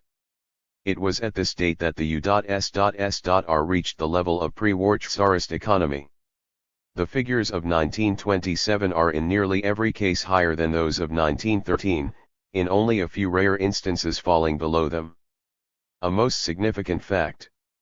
From thencepound onward the feasibility was established, not only of a purely socialist economic system, but also that of a purely socialist economic system in a single country.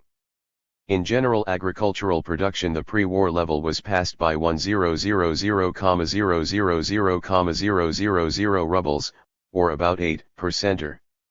In industry it was passed by 200 million rubles, representing an increase of 1–2%.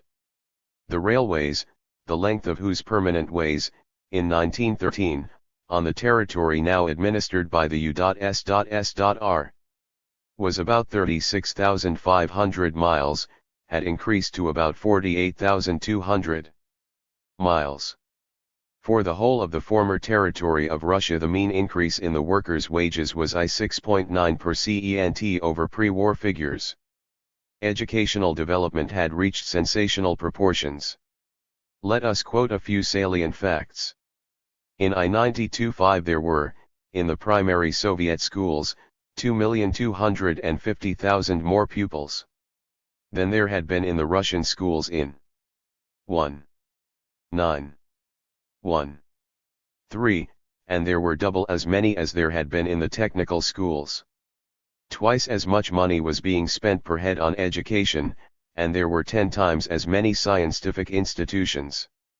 The national revenue was 22,500,000,000 rubles. As for mechanical energy, the USSR ran red immediately after the United States of America, Canada, England, Germany and France. As regards socialization proper, in industrial production 77% of the activity was collectivist, 14% private enterprise and the remainder cooperative. In agricultural production, socialist 2.7%, private 93.3%. In commerce, socialist 81.9%, private 18.1%. These were, with the immense handicap of agriculture, the sensational first steps, the result of amazing common sense, understanding, and strength of mind. Chapter: Opposition. In 1927 took place the massed offensive of the opposition, all along the line, against the leadership of the Russian Party and of the Communist International. The opposition had of 10 revealed its existence and had on various occasions held itself aloof, never having ceased to ferment secretly, but it now came methodically and fiercely into the open, with a definite plan of action. Its fire was concentrated on Stalin, and the defense of the party majority devolved upon Stalin with his indomitable energy. Of what, exactly, did this opposition consist? Reference used constantly to be made to it in our part of Europe. It is still quite frequently mentioned, even now. At first sight this Russian phenomenon, or, rather, this phenomenon imported from Russia, is quite incomprehensible, except to the initiated. One hears that prominent revolutionaries, militants so 1. Chalists of the highest rank, suddenly begin to treat their party as a foe, and to be treated as foes by it. One sees them suddenly leave the ranks and fight like demons amid torrents of abuse. They are eliminated, excluded, exiled, and all for questions of disagreement on what seem to be negligible shades of difference. One is tempted to conclude that everyone in the land of the new is terribly and fantastically stubborn. Not at all. When one goes closely into the matter one sees that what seemed complicated is really quite simple. 157 But that what seemed superficial is really not so at all. It is not a question of shades of meaning, but of the widest possible differences really affecting the whole question of the future. How is that? In the first place, let us observe that the Communist Party is, as Lenin in his great wisdom wished it to be, a party which is uncompromising and inflexible in its principles. There is no room for fancifulness in it. The leaders of other parties can go about with false noses and .1 faces without anyone insisting on any surgical intervention in their regard. But the Communist Party will not have anyone on its effective strength who is in the very least contaminated. It will not allow his mind to harbor any vague F or 111 ultra or to be content with approximations of essential facts and ideas. On the contrary, its doctrine is constantly becoming more and more clearly defined and more serious. Let us observe, in the second place, that the Russian Communist Party is a state force, in the sense that it is the advance guard of the proletariat which directs a socialist state, and that its work is done in flesh and blood. And, lastly, that it is working in a new field, and that it is an example which has no example to follow.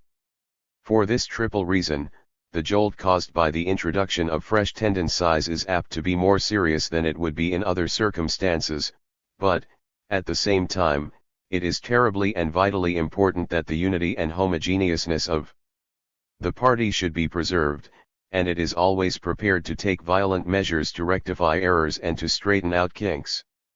When one reflects on the conditions under which the party is working, and on the number of varied 159 and important initial tasks with which it is faced, one has to recognize that this must not be otherwise. This, then, is how the phenomenon of the opposition is evolved. Every problem to be solved, every measure that has to be taken, admits roughly of two opposite solutions, and creates a parting of the ways, a thesis and an antithesis, a yes and a no. Every decision taken involves a for and an against. The answer is yes when it appears that there are more who are for than who are against, but the against still subsists. It subsists partly in the facts themselves, since no measure is completely and absolutely good or completely and absolutely bad. It subsists also in the minds of those who constituted the minority opposed to the measure adopted or who were undecided about it. And a curious but pernicious sort of distortion occurs, an exaggeration of the arguments against the measure and of its evils, an exaggeration out of all proportion to the facts. In other words, the instinct of man on the warpath is aroused, develops, and gathers strength and violence. In this process, the factor of purely individual interest plays a much less important role than we ourselves might be tempted to believe. Animosity between individuals, though it may often have resulted from opposition, has never in any circumstances been the cause of it.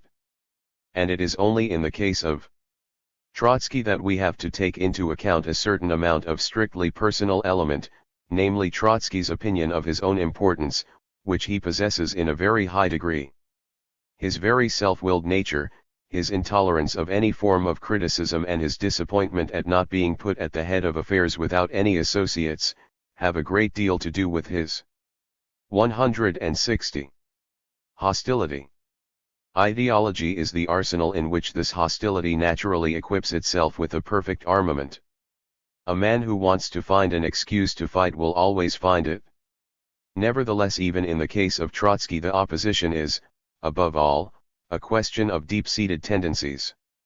It does not rest upon facts taken by themselves. It always manifests itself in the way of general forms of thought, of habits of mind, of temperament, and of intelligence, if one may say so.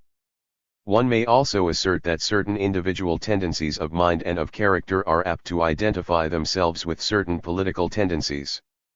Narrowness of mind and short-sighted aggressiveness may manifest themselves one prejudice and opposition, intellectual and moral cowardice by lower middle-class opportunism and lapsing towards reformism and Menshevism.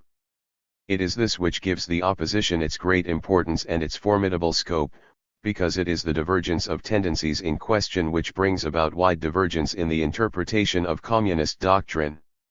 Divergence from the practical interpretation of the doctrine, that is to say from Marxism, a different assessment of the peculiar requirements of the moment, may have quite unforeseen consequences, or may give a different meaning to the whole policy. A mistake about an isolated fact may be corrected like a mistake in an arithmetical sum. But an error in tendency is a general deformation, beginning at the bottom and, increasing by geometrical progression, bringing with it an enormous number of modifications of detail susceptible of changing the whole face of national 161 history, to say nothing of resulting in terrible disaster. It is a odification of the line of the great party which is the motive force of the state. In its origin, The opposition is a tendential malady. But it is a particular kind of tendential malady of the gravest possible kind, whose main symptom is lack of discipline, definite separation, and drifting apart from the majority of the leaders. The opposing tendency to that of the majority is no longer a subject for discussion, but an object for war. It is in this way that the functions of the opposition differ radically from those of self-criticism. The aim of self-criticism is to bring all the tendencies back into a common path. Nothing is more natural than that different tendencies should exist, nothing is more healthy than clear and open discussion on any points at issue. Self-criticism ensures this maximum freedom of expression of opinion, which is the privilege of the Bolshevik Party. But the opposition does not follow the lines of self-criticism.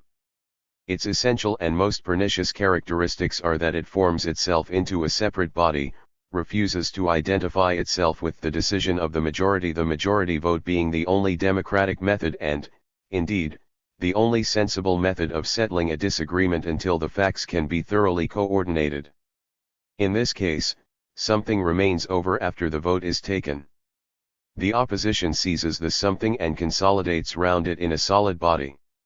Instead of accepting the decision more or less openly, it fights it.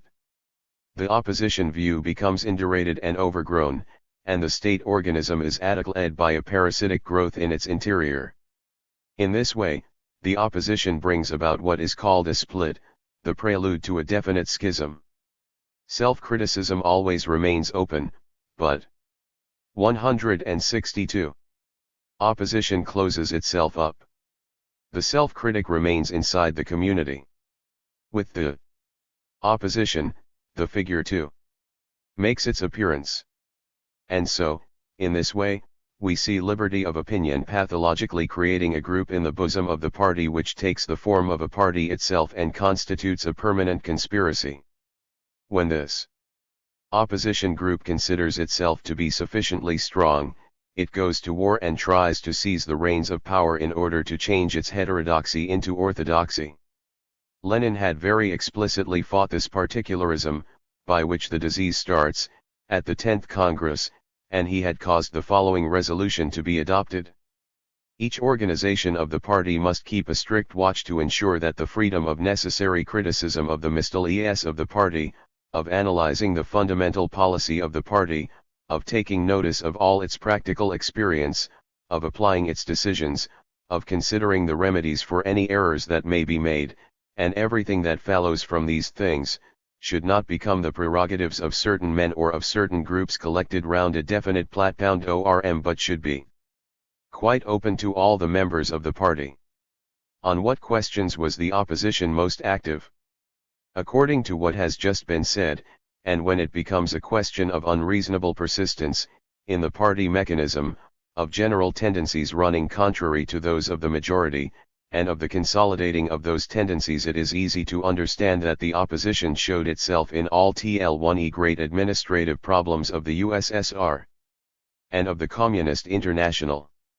It always attempted to approach all these problems from an angle different to the one from which the administrative majority envisaged them and approached them. It appears to anyone who casts a summary glance over the salient facts of the Russian revolutionary movement from the end of the 19th century, that two basic tendencies, namely, the reformist and revolutionary, which had brought about the schism between the Mensheviks and the Bolsheviks, subsisted up to a certain degree in the very heart of the Bolshevik party which had come into power. Some of the leaders, Eleminov, Zinoviev and, to a certain degree, Trotsky, were, as we have seen, in certain important connections, hostile to revolutionary methods. They would have liked to have prevented the October Revolution and, once this had been accomplished, to have avoided the dictatorship of the proletariat. In practice they would have preferred a constitutional democratic regime to a socialist regime. They had no confidence in the strength or the durability of a truly socialist state in the heart of a capitalist world. They did not believe that the better class peasants could be won over to this cause. In addition, they criticized TL1E principle of state industry, which they looked upon as an enterprise of a capitalist order. They were in favor of freedom for splits and groups in the heart of the party, that is to say, of the heterogeneousness of the party. These points, upon which one Zinoviev, Kamenev and Trotsky came together repeatedly, constitute the principal characteristics of the most important of the oppositions. It is TL1E return to life of the Menshevik ferment. So that, during Lenin's lifetime, the opposition consisted of those who opposed Lenin's point of view, since Lenin actually ruled the party which he had forged with his own hands for 25 years, and which was his own creation. But after Lenin's death it made, if one might 7. say so, a pretext of Stalin to intensify its offensive and to attack the same theses with the same arguments, pretending all the while to be defending the purity of Leninism. Stalin, too, placed himself beneath the banner of Leninism, in the campaign which followed, to defend passionately the unity of the party which was imperiled by the rebellion of the minority. To safeguard the unity of the party became his great concern, as it had been Lenin's, and Stalin's together, for, as we have already seen, these two never disagreed with one another on questions of either doctrine or tactics. There was a second paragraph, a second verse as it were, to Stalin's oath, quoted earlier on, concerning the honor of the party. In leaving us, Comrade Lenin recommended us to preserve the unity of the party as the apple of our eyes. We swear to you, Comrade Lenin, to fulfill this wish of yours faithfully. The breaking up of the party, a schism in fact, became possible as soon as the great master was no longer there, and had it succeeded it would have been an incalculable calamity. The situation was altered in two respects. Stalin not only no longer had Lenin by his side, but he had Trotsky no longer under any restraint now that Lenin had disappeared. The whole opposition gravitated around the personality of Trotsky. Even if he does not personify it all, one may say that he symbolizes it.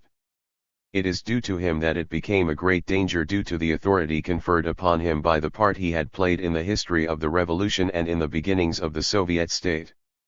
Today, Trotsky, exiled from Russia as the result of the open war he waged on the regime, has become the victim of certain vexations of the capitalist police forces and of the sarcasm of the great newspapers, because of his old title of People's Commissar. What is being hounded down in Trotsky and what is being avenged on him beneath European skies is the part attributed to him in the October Revolution. The international middle classes, which do not investigate matters very closely, take a keen delight and pride in bullying a Bolshevik. But, side by side with this persecution which he has long ceased to deserve, he finds the support and complicity of a motley collection of enemies of the Soviet regime, and even without referring to his present political activities, one cannot blind one's eyes to the dagger thrusts that have been aimed by him and his followers at the USSR and at the Communist International. They really constituted an attempt to assassinate them, and an effort to destroy them. Need one repeat that the personal factor undoubtedly very largely influenced Trotsky's attitude? Even during Lenin's lifetime, his incompatibility with all the other leaders became apparent. It is very difficult to work with this comrade, grumbled Zinoviev, who, however, was more than once to be found in his camp. Trotsky was much too much of a Trotskyist. Up to what point was it Trotsky's despotic character, his rancor at being supplanted, at being neglected among the others instead of shining alone, his Bonapartism, that induced him to break with the party and to construct for himself a sort of patchwork imitation Leninism, and to start a political war with the more or less implicitly expressed object of the for one nation of a new party, namely a Fourth International? It is very difficult to say. One cannot, however, avoid remarking that Trotsky led an intense 166 civ opposition against the party in 192 and again in 1923, and that, in the interval, in the year 1922, in a speech before the Fourth Congress, he defended all the points of view of the majority on the thorny question of the NEP in a very concise manner. This did not prevent the Trotskyist opposition, brandishing the theory of permanent revolution, from endeavoring to show, on the morrow of the Congress, that the revolution had come to a standstill and that the NEP was a capitalist degeneration, a kind of thermidor. These contradictory attitudes which one followed one another at such a short interval of time seemed to show the intervention of some artificial factor of an exclusively personal nature. Whatever may have been the various causes which incited it, the great reason for Trotsky's schism is chiefly his conception of political principles. Even if the incidental cause is vanity, the fundamental cause is ideological. It is based upon a fundamental divergence of tendencies between his own and Lenin's principles of Bolshevism. It reveals a different political temperament, a different set of values and different methods. And it is as a result of the intensive and bitter development of these fundamental differences and of their exploitation that Trotsky gradually took an opposition stand against the whole of the official Bolshevik policy. Menshevik to start with, Trotsky always remained one Menshevik. He may have become anti-Bolshevik because he was a Trotskyist, but he certainly did so because he was an old Menshevik. Let us put it, if you wish, that the Trotskyist aroused the old Menshevik in him. Many people have, to the best of their ability, made comparative portraits in the manner of La Bruyere of Lenin. And Trotsky, Lenin monolithic, thoughtful, and quiet in manner, Trotsky sparkling and nervous.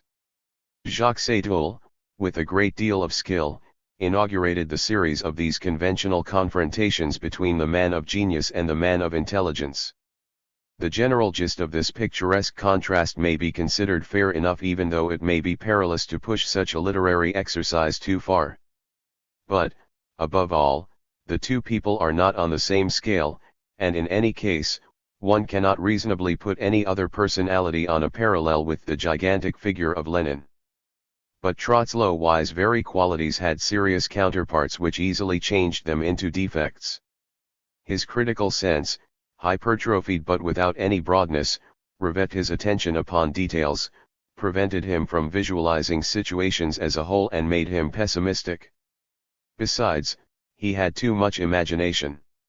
He had an uncontrolled imagination. And this imagination, jostling against its own self, would lose its balance, and cease to be able to distinguish the possible from the impossible. Lenin used to say that Trotsky was perfectly capable of producing 9 good solutions and a 10th disastrous one. The men who worked with Trotsky will tell you that, every morning when they awoke, they murmured, as they opened their eyes and stretched themselves, "I wonder what Trotsky is going to invent today." He saw all the alternatives too clearly, so that all sorts of doubts would assail him. The thesis and the antithesis haunted him at the same time. Trotsky is a human shuttle. 168. Cock, said Lenin. So he would hesitate and vacillate. He was unable to mally a decision. He was afraid, and consequently always instinctively opposed the actual work in hand. Again, he was too fond of talking. He would become intoxicated by the sound of his own voice. Even when speaking confidentially to a single person, he becomes declamatory, said one of his former companions.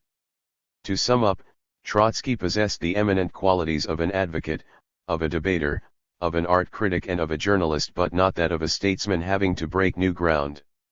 He lacked the exclusive and absolute sense of reality and of IIFE. He lacked the great straightforward ruthlessness of the man of action. He did not possess really strong L-1 convictions. He was afraid. He had always been afraid. It was out of fear that he remained a Menshevik, and it is equally out of FEAI that he has become unbalanced and is sometimes seized with frantic attacks of extremeness. One cannot understand Trotsky unless one can discern his weakness through his fits of violence. In a general survey, Manuelski has given us an even broader view of the matter. The almost uninterrupted succession of oppositions was the expression of the retirement of the feebler elements of the party from Bolshevik positions. All opposition is a confession of retrogression, discouragement, incipient paralysis, and sleeping sickness. It was the same abroad. During the period of the actual and relative stabilization of capitalism, socialists began to waver and to leave the ranks of the Communist International. It is hard work having to keep on marching forward, constantly bearing that banner. After a certain time one's feet grow tired, One's fingers lose their grip unless one has a vocation for it. Powerful and elementary methods of action are required to make progress on the great path of history. One must know how to spurn the casuist. Faced by the quintessential arguments of the Eleatic philosophers against the reality of movement, Diogenes, surly and silent, gave proof of its reality by getting up and walking. Crow vs proved the futility of this or that objection by walking over it. When 100,000 people act together, there must be some intelligence in what they do. In spite of any argument to the contrary, one must agree with them. It is because of the platitude, the bustling pettiness and the impotence of men's slow one-evism, because of what Stalin has called the dissolved one-te character of the Mensheviks in the matter of organization, that Trotsky was beaten. If Trotsky had been right, he would have won. In the same way as the Bolsheviks who, at the dawn of the new era, opposed TL1E Mensheviks in the heart of the Social Democratic Party and forced a separation, would themselves have been beaten if they had been wrong. The opposition naturally applied itself first of all to the most important problem of the Russian Revolution, the possibility of building up a socialist system in a single country. Lenin had taken up his position with regard to this problem even before the Revoltwunschen. At that time he wrote, "The development of capitalism differs entirely in each country.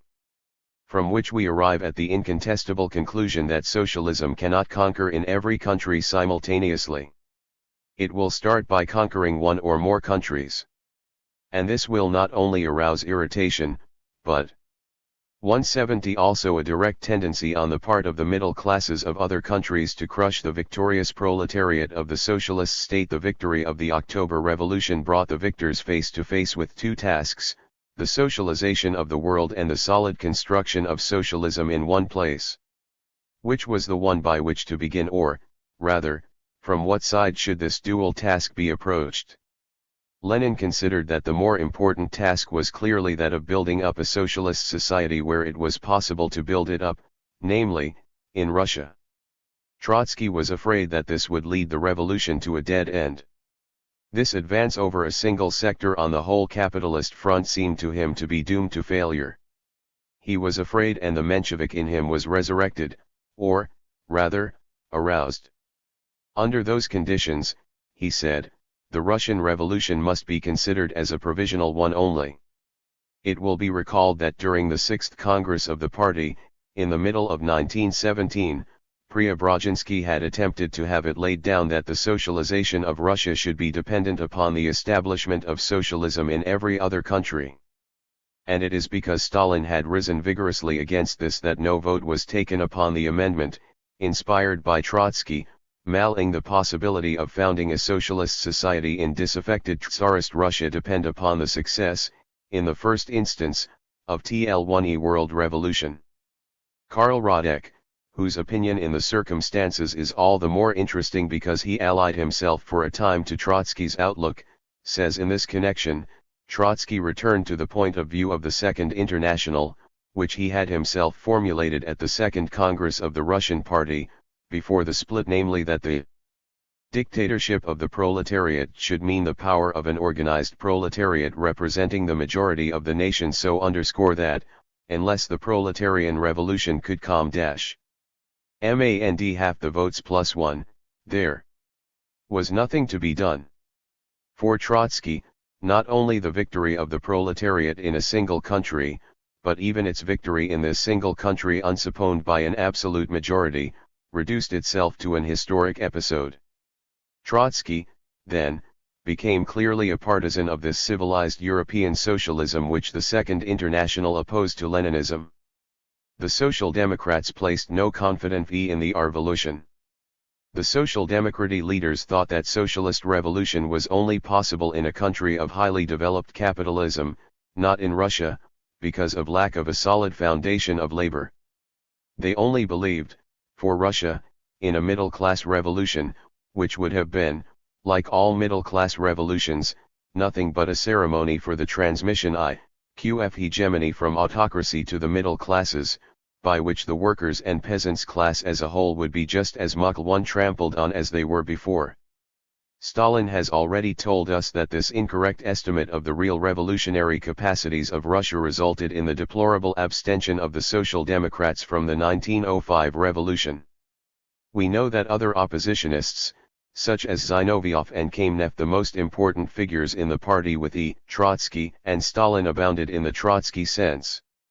By predicting the building up of socialism in a single country, an opportunist state of mind was cultivated in the party, and all this led to the abandonment and Sverdlov, who died in 1919, of the positions capped one read by the revolutionary proletariat, and, lastly, becoming warmed up to this thesis, the international tasks of the revolution were abandoned, and then big words and sweeping gestures, the battle of windmills, came into play. Trotsky's general theory consisted in establishing the doctrine that the socialist economic system in process of constructio 11 is completely dependent upon the world capitalist system, from whence follows a gradual fatal capitalist degeneration of the Soviet economic system, in the midst of a capitalist world.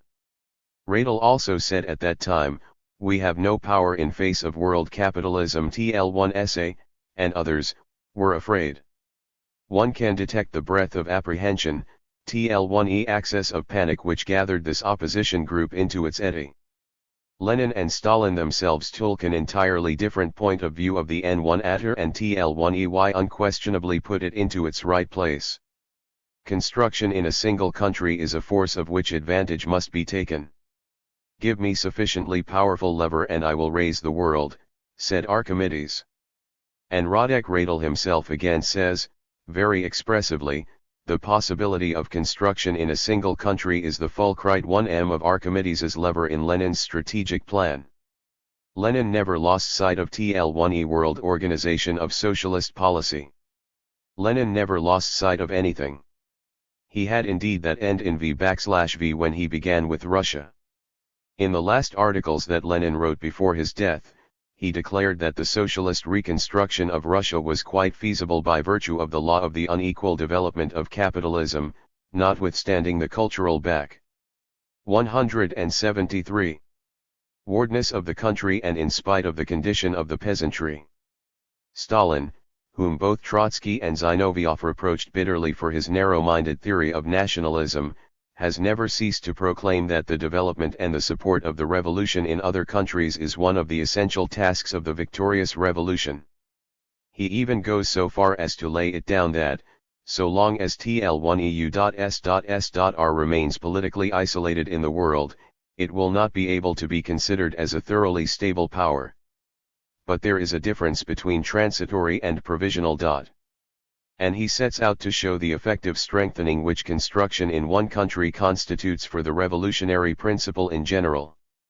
And he points out the terrible, inevitable, lightning-like, reciprocal repercussions of Soviet reconstruction on the interior situation of nations and of the reinforcement of the Communist International on the borders of other established regimes.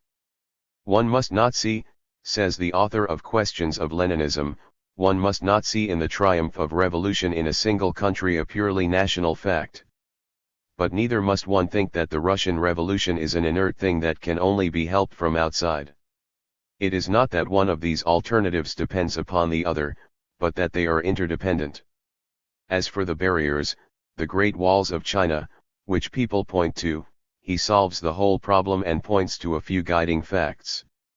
Dependence on foreign capitalism, you say? Let us examine that. Stalin has cleared the ground, Comrade Trotsky has said in the course of his speech, that in reality we find ourselves constantly under the control of world economics. Is this right?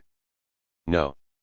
That is the dream of 174 capitalist sharks, but it is not the truth, and Stalin goes on to show that this supposed control is not exercised from the financial point of view, either on the nationalized Soviet banks, or upon industry, or upon foreign commerce, which are also nationalized.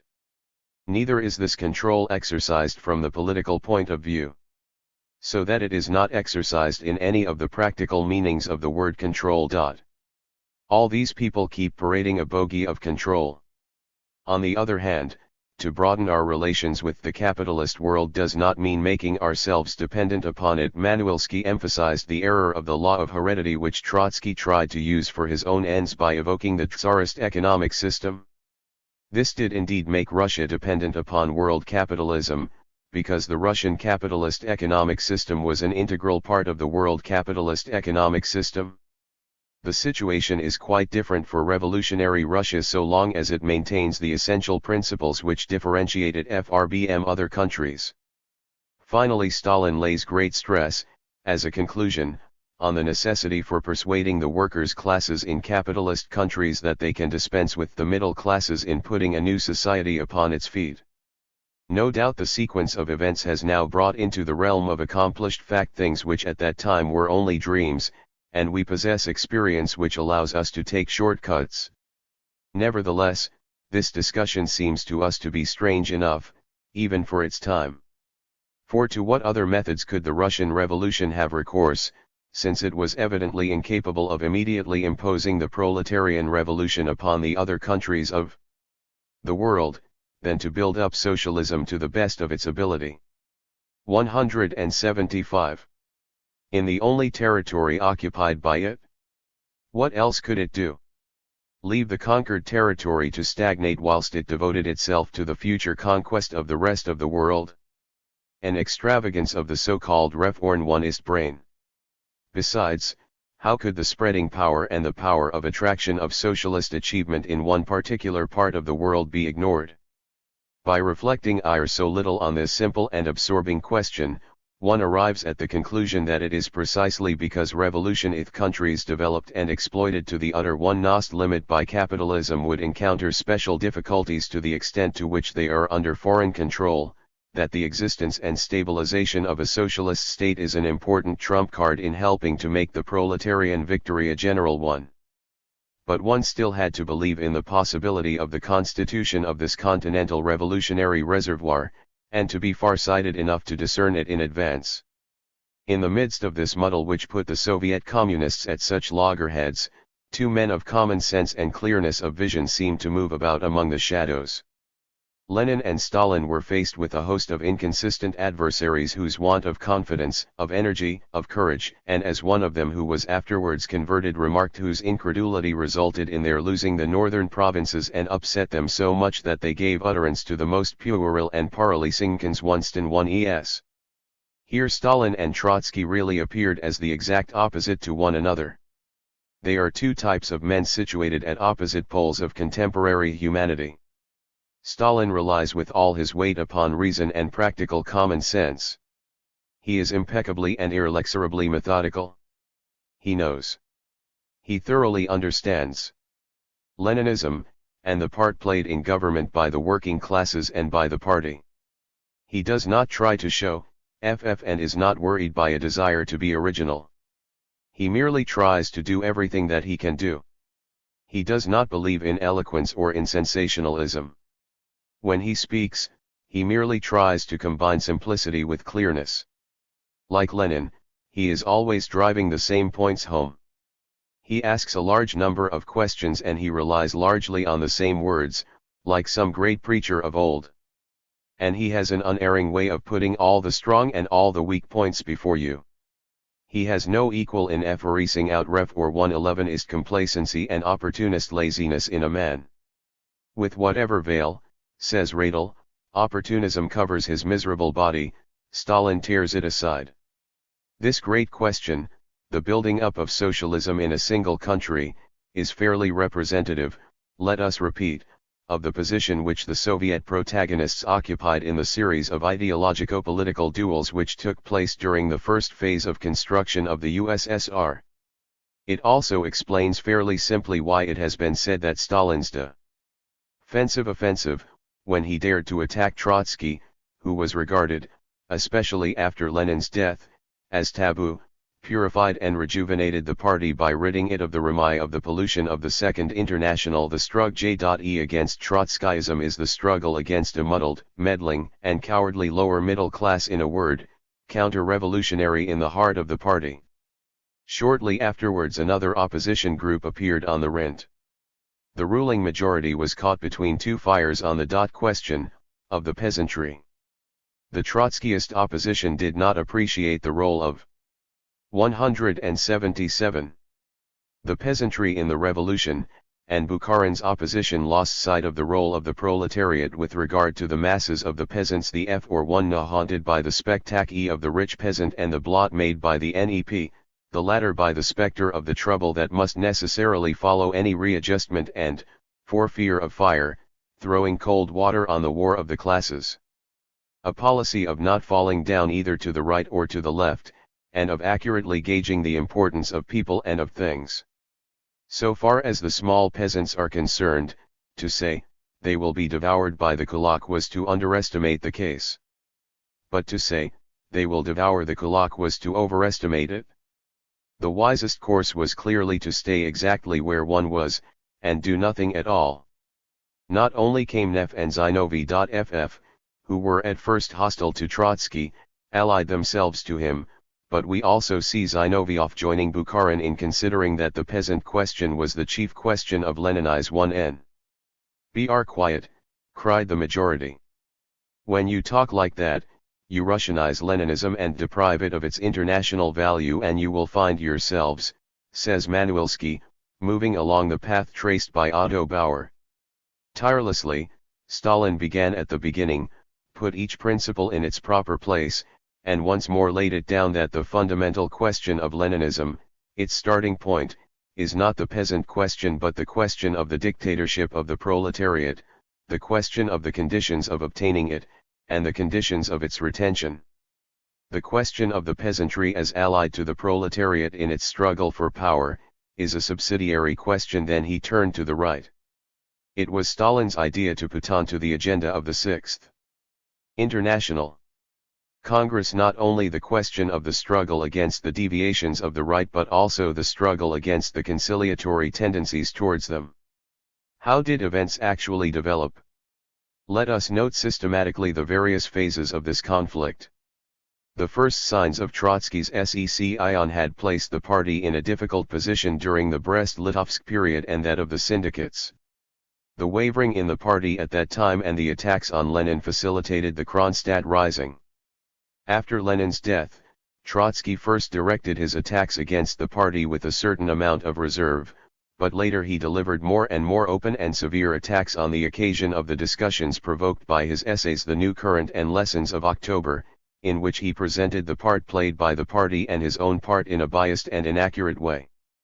The famous letter of the 53 puts the question of the country going to ruin. The reports of the meetings of the Paris bear witness to the fact that it acted with a great deal of circumspection and of patience towards Trotsky. In I-923, during Lenin's illness, Trotsky was again the head of the Political Bureau, the supreme executive organization. The party endeavored to influence Trotsky by every means in its power, whilst he himself was notoriously striving to turn to his own advantage the discontent which cropped up here and there, to make a group of the discontents and to be their leader. This vague group hostile to the party refused to criticize Trotskyism and adopted Trotsky's divergent line. 179. When, after Lenin's death, Stalin resumed the struggle, he began, in dealing with Lenin's old adversary, to employ the pedagogic method instead of taking repressive measures. These attempts at persuasion came to nothing, and the question arose as to whether Trotsky could still remain in the leadership of the party, or even in TL1E party at all. The question became all the more urgent when Trotsky adopted the doctrine called Clemenceau's doctrine, namely that in the event of war the government should change. This theory, applied to the USSR, and to the strongly united and harmonic organization of the governing machinery, constituted a real appeal to schism and to civil war. In December 1925, when the Bolshevik Party held its 14th Congress, Zinoviev and Kamenev presented themselves to it at the head of a thoroughly organized opposition mostly consisting of delegates from Leningrad and armed with the theses enumerated higher up. This opposition received the name, which was however little justified, of the new opposition. Its mouthpiece, Zinoviev, insisted that side by side with the Central Committee's report, a report of his own should be presented. This was permitted, and it meant the official declaration of hostilities. Stalin energetically counterattacked this offensive, all of whose faults were the result, in his opinion, of one fundamental fault, namely, lack of faith in the triumph of socialism. In 1926–27 occurred the phenomenon of the opposition combining to form a sort of trust of their doctrines, a 180 strong attempt at concerted action, at decisive action, and high-handed methQDS. This opposition, gathered round Trotsky, issued a memorandum of their grievances, a platform. Everything was classified in order and it formed a complete program, a statement of policy, intended to show that the leadership of the party had completely abandoned Leninism and was pursuing the wrong track in every direction. At the same time, these honor adversaries of Stalin, now become his open enemies, pursued abroad a campaign of disparagement of the Soviet Union and of the party in their existing F-1s. In order to deal with this challenge and these repeated attacks, the Central Committee decided that the Political Bureau should publish their own case 1 month before the Congress of the Russian Communist Party in December 1927, and that the opposition might furnish all the replies they wished and that these should be reproduced in the party press and sent out to all organizations. In this way, decided the Central Committee, the discussion would remain open for a month upon all points. But, on September 3, 1927, the opposition launched its platform of 120 pages and insisted upon its immediate publication and dispatch to local committees and organizations. The party refused to accept this infraction of the decision it had taken, and to spread the discussion over 4 months, judging that this was a luxury which the constructors could not afford to allow themselves at the height of their unremitting labors. One must know this work thoroughly if one is to understand all the meanderings of the opposition.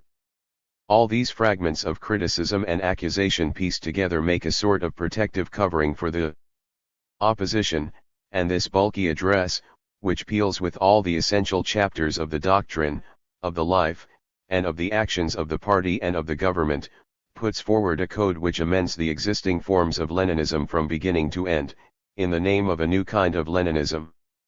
It is impossible to reproduce this encyclopedic attack, even in an abbreviated F-ton. It contains too many faces and facets. However, now that the question of opposition to the USSR has almost entirely lost its vital importance, it is no longer necessary to examine each paragraph of this parallel Leninism through a magnifying glass. Many of the problems of the opposition were solved immediately. A peremptory and historic reply was given to them. The subsequent course of events and the significant progress of socialist construction have played havoc today among the opposition arguments and have removed any excuse for the existence of most of them. And further, a fact which extinguishes the judiciary action of the critic: nearly all the important members of the opposition, convinced by the matters have taken, have since made honorable amends. Let us not forget, however, that the opposition, being a manifestation of deep-rooted tendencies, still exists quite apart from Trotsky's continued activity and other secret activities, though in a latent and dangerous form, even though it has no longer any chance of asserting itself. Moreover, even though its case is hopeless, hatred persists and is always trying to strike.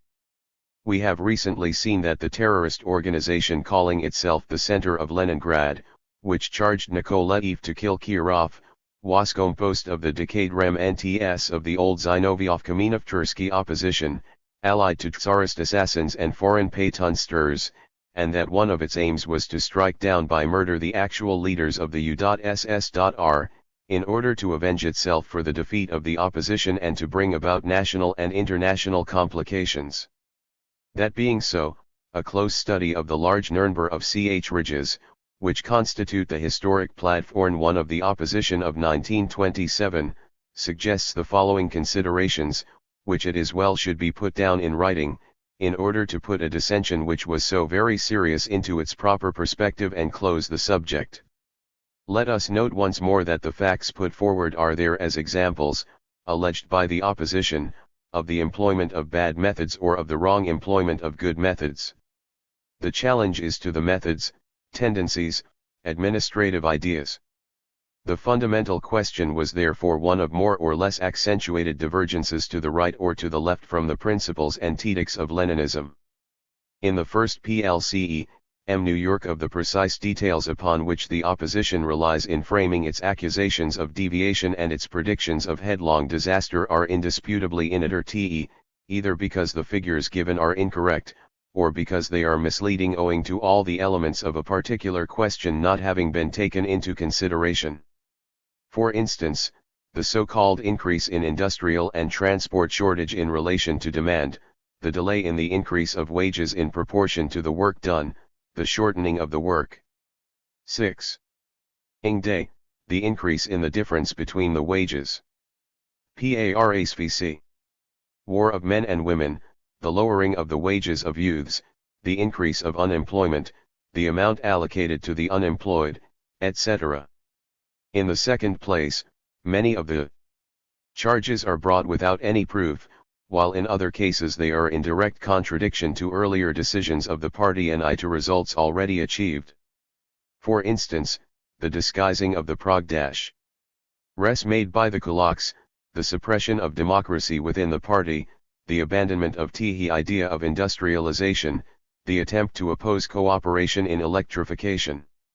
In the third place, a great number of the proposals of the opposition are quite obviously dangerous, clumsy, and likely to produce disastrous results. All this category of definite proposals shows a lack of appreciation of realities, and possesses a character of bluff and demagogism, either because the proposals are bad in themselves, or because they are inopportune and premature. For instance, that Sudetport should be given to the nationalist deviations to the right, which might have the effect of breaking up the Soviet Federation. That wholesale prices should be increased. That restrictions should be placed on production. That measures, equally demagogic, of mass exemption from contributions of the poor peasants and the withdrawal of state capital from cooperative schemes should be adopted. That surtax should be levied upon the rich, tantamount to confiscation, and that private capital should be suddenly abolished and the NEP liquidated before it had entirely done its work. That supplementary requisitions of wheat should be made. It is clearly a great temptation for anyone who wishes to play to the gallery to suggest such measures, but all they could achieve would be a reckless adjustment, on paper only, of problems which in actual practice can only be solved gradually and not without a certain delay. It is obviously easy to brandish evidence like the kulak danger, the growth of unemployment, the shortage of housing for the workers and the fatty degeneration of the bureaucracy. It is also easy to say in nearly every case, things ought to move more quickly. But the question is whether it is possible to move more quickly and whether the relative, not actual, slowness of progress is or is not the fault of the party leadership, and in any case whether this is a sufficient reason to make radical alterations in its whole policy. Is the party to be blamed, for instance, because it is unable to procure the vast sums of money necessary for the complete reconstruction of the workers' dwellings? And in the great major drama of the industrialization of the land, is it not putting the cart before the horse in the most ridiculous way? 185 To stifle the cooperative system of Co-1111 nodity distribution, which is actually in existing WORLing order, by potential electrification? It may be observed that this antinomy of cooperation as against heavy industry presents itself in almost the same form and with the same details as the antinomy of socialism in one country as against /T-world revolution. The question at issue is whether one ought to abandon an objective that is half reached for another one era greater one which is not yet attainable. The alternative one has to decide is, either to do something concrete, or to begin at the end. It is, in any case, notorious that many of TL1E measures of salvation feverishly put forward by the opposition are the very ones which the party itself RICO 11M1 ends and applies. In these cases the opposition is merely discovering America. It is playing the part of the fly on the coach wheel. Invest 500 million rubles in industry, enjoins the opposition. But the curve of investment in industry, continuously mounting, was already 460 million rubles in 1927 when this injunction was long one ed. Some of the proposals of the opposition as, for instance, those relating to a better distribution of agricultural produce, to the assistance of poor peasants A11D small contractors, to the charter of adolescent /forkers are copied from resolutions already passed and put into force. The question of democracy, that is to say of everyone working in common and of the participation of the masses in the fruits of labor of the respect for minorities in the political plan /was in the first instance the chief concern of Lenin and of Stalin. Actually, no government is compelled to furnish so many accounts and is so subjected to the control of a party, itself intimately connected with people, as is the Soviet government.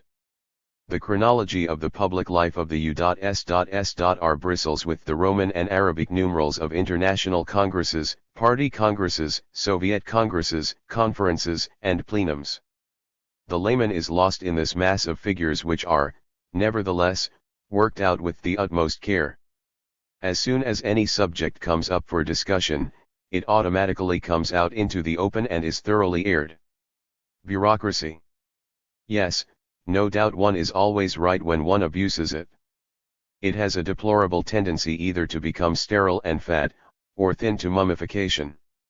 But, all the same, the administration has a broad back and very of 10-1 blackguards it with theatrical violence and with one's eyes shut, solely because one wants, for one reason or another, to attack the government. More than 20 years earlier, in 1903, Lenin replied to the Mensheviks and to Trotsky, "It is obvious that outcries against the bureaucracy are only a method of showing one's dissatisfaction with the composition of the central organization. You are a bureaucrat because you were elected by the Congress, not by my wishes, but in spite of them. You are acting in a barbarous, mechanical way because you take orders from the majority of the Congress of the party and pay no heed to my desire to be personally consulted. You are an autocrat because you do not wish to restore the power into the hands of the old group of your colleagues, which defends its own ideas all the more energetically because it objects to being disregarded by the Congress, thus Lenin expressed himself, and he was an amazingly good psychologist with 100 piercing eyes. The plenum of the Central Committee and of the Control Commission, which met in 1927 before the 15th Congress, made a supreme effort with Trotsky and Zinoviev. It asked Trotsky to renounce his theories on the change of government and his calumnies on the there 111 Idarian character of the central power, and to come into unconditional line with the rest of the party. Trotsky and Zinoviev rejected the possibility thus offered to them of definitely re-establishing peace within the party. In consequence, they were excluded from the Central Committee, censured, and warned that if they went on they would be expelled from the party itself. Trotsky and Zinoviev went on with the war. They tried to excite the young communists against the party. There were more and more secret meetings, secret printing presses, and tracts. They seized meeting places by force and, on November 7, 1917, for instance, made demonstrations in TL1E streets. At the 15th Congress, a special report was presented on this intense political conspiracy against the central power.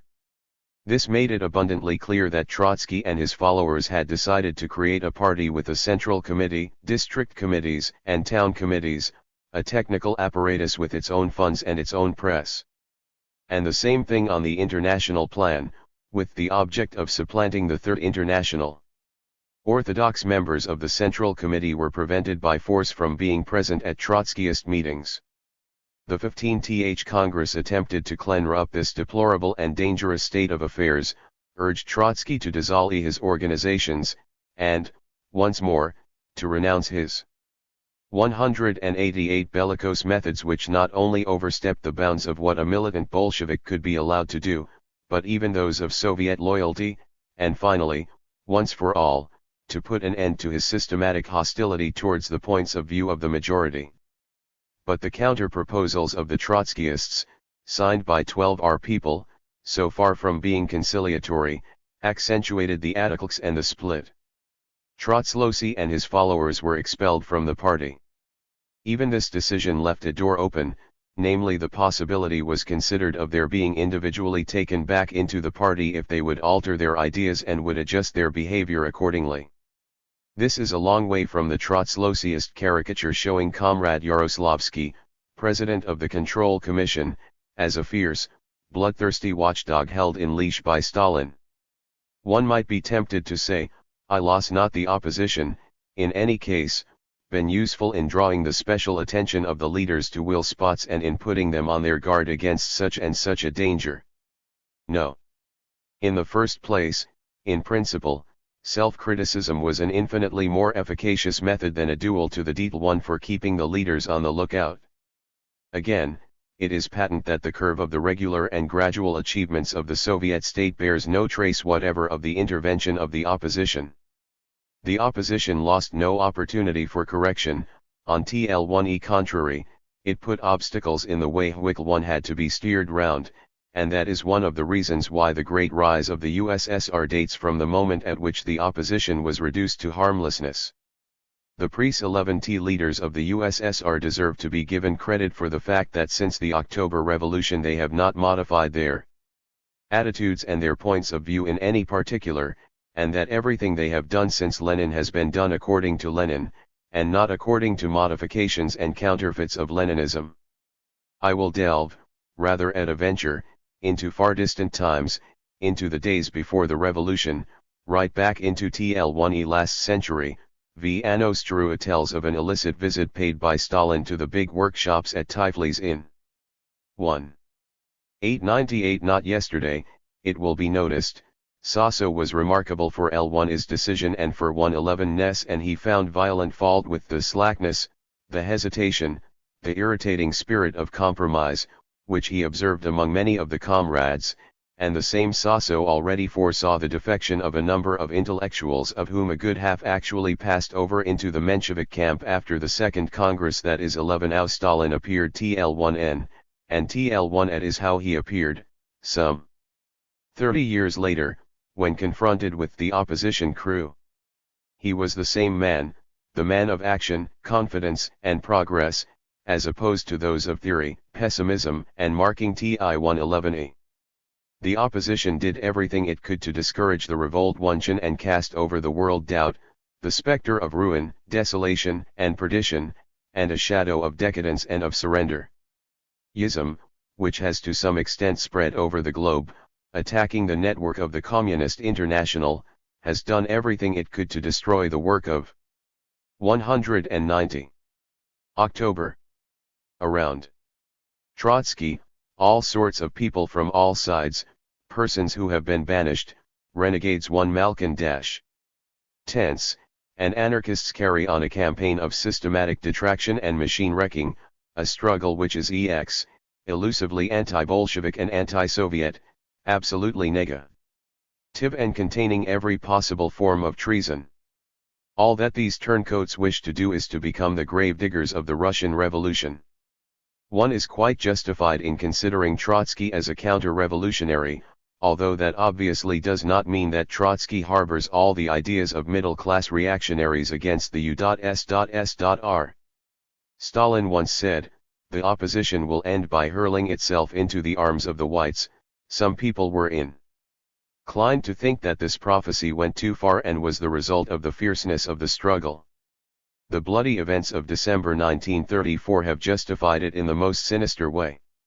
Will this be the only justification of it that we shall have? If the opposition had won, the party would have been split in two, and the revolution would have been in a sorry state. Ortjonkij wrote, "The triumph of Trotskyism would have meant the ruin of all the constructive plans of the Soviets." The victory of Stalin over Trotsky and over those of the right is like a fresh success for the October Revolution. Stalin was not content to settle the problem of the opposition in the heart of communism and to cut the Gordian knots of these political complications. He had helped the other communist parties to overcome the hesitation of the right, and to rid themselves of the pernicious seductions of opportunism and reformism, the Polish party. After May 1926, the English and French parties which had, in 192, 7-28, to place their electoral tactics upon the rails of true revolutionary policy. Towards the same period, the opportunist offensive invaded the German party. But Communist Germany dropped the Brandlerians, as did Czechoslovakia the Heisists and the United States the Lovestonians and the Peperists. In 192. 3. The Bulgarian party had eliminated, thanks to L1-in-1, the bad tendencies TL1 had made it SLIP from the left to TL1E right, from demagogism to opportunism. The proletariat must have a clear objective and a definite line of action, said Stalin, who always acts according to 11's words. It is interesting, as proof of TL1E accuracy of foresight to which a broad clear mind can arrive, to recall that in 1920, in spite of the imposing effective strength of the Gern-1 and Social Democratic Party, and in spite of the United Front, Stalin had offered an opinion full of doubt and of reservations on its actual unity, which he considered to be more apparent than real. Those who have followed the contemporary historical tragedies, can realize 11 vice and how weighty were TL10's words which, 12 years later, events showed to have been so terribly true. Since those days, Stalin has watched more jealously than ever over the unimpaired greatness of Leninism, which he had saved from intrigue at a moment when the great experiment of liberty, which had never ceased to progress, had nevertheless not yet quite reached its full maturity, at a period at which the Soviet revolutionaries and T11E proletariat were eagerly yet slowly giving life to TL1E monumental new organism by a self-sacrifice comparable to a transfusion of blood. Chapter 7. Great Watchwords 1928 to 1934. T11E last contemporary period of the Russian Revolution. The period of the 1928 five-year plan. The only people of their Sind, the people who veer so terribly NEVV, the STR11GER nation among the nations, attacking the forces of nature. TL1EY had arrived at electrification, dimly perceived through one defeat and storms, and TL1EY were working around it. The plan which embraced TL1E years 1928 to 1933 and WIC1 was replaced at TL1E end of 1932, at the end of 4 years, by a fresh 5-year plan, because it was considered that the old one had been completed, was imposed upon the towns and in the country districts at the same time. It consisted of the reinforcement of industry, a great step forward, and the victorious socialization of TL1E country districts. It was necessary to raise this Russia, /Vhish was at the bottom of the Indust-1 ladder of the world, by completely socialize MG1T. Let us consider once more the fundamental aims, spreading out further than the eye could reach, as they were defined by Stalin. VVE have to change backward Russia into a technically modernized country so as not to be dependent on capitalist countries, so that Soviet power should be solidified and so that socialism should conquer, so as to allow of the elimination of the kulak and the transpound orma. 193 of the little private agricultural farm by collectivizing agriculture, and so as to have an adequate military defense, and all this building up in a single country had to be done without foreign capital. In spite of the remarkable results achieved by the single country in question, after a fierce and at the same time methodical struggle lasting for 10 years, the opinion of the world had not changed and had not forgiven it for having left the old order, and the great capitalist newspaper press persistently pursued its dishonest tactics, which one consisted in either denying the results with a stroke of the pen, as one denies a commitment, or else, in cases in which it was too absurd to deny TL1SA results, of attributing them to an abandonment of socialist principles. From the time that the last 5-year plan was embarked upon, until its ACL1 event, the same splenetic irony contorted the utterances of the official journalists. Here are a few extracts collected by Stalin himself. "It's not a plan," said the New York Times, "it's a speculation." At the same time, complete insolvency, announced the Daily Telegraph. The New York Times, already referred to, went further, "Ignominious defeat deadlockal," declared the Polish Gazeta Polska. "The catastrophe is obvious," pontificates TL1E Italian Politica. "Breel down of the entire system, the FINA 12 Chale Times feels itself constrained to remark. The American current history is no less categoric on the subject of T11E 5-year plan, B1 eke down of its objectives, B1 eel down of its principles. In the USSR the 5-year plans only exist on paper. TL1EY never succeed, wrote a Russian and ex-communist, expelled from the party for filthy bell 1 avi hour. This same 194 individual informs us, in addition, in a book written in 193 that in the U.S.R prison is the only place in which one does not die of hunger, and also that every Soviet citizen has holes in his shoes and despair in his face. I care nothing for the world revolution, Stalin was supposed to have said, in 1927, to a M.R. Campbell, an important American farmer, who at any rate has had the effrontery to assert it, in another book. Whilst we are on this subject, let us add, if you please. In the Moscow hotels they cook children on spits and eat them, or, at any rate, so it is asserted in various places by a great many respectable people nowadays. Now the 1928 5-year plan, supported by colossal figures, ended in 4 years by an achievement of 93% of its objects. As regards heavy industry, the achievement in 4 years amounted to 108%. National production trebled between 1928 and 1934. Pre-war production was quadrupled by the end of 1933. From 1928 to 1932 the number of workmen employed increased from 9,500,000 to 13,800,000 and, nat. Urally, unemployment has become a thing of the past there.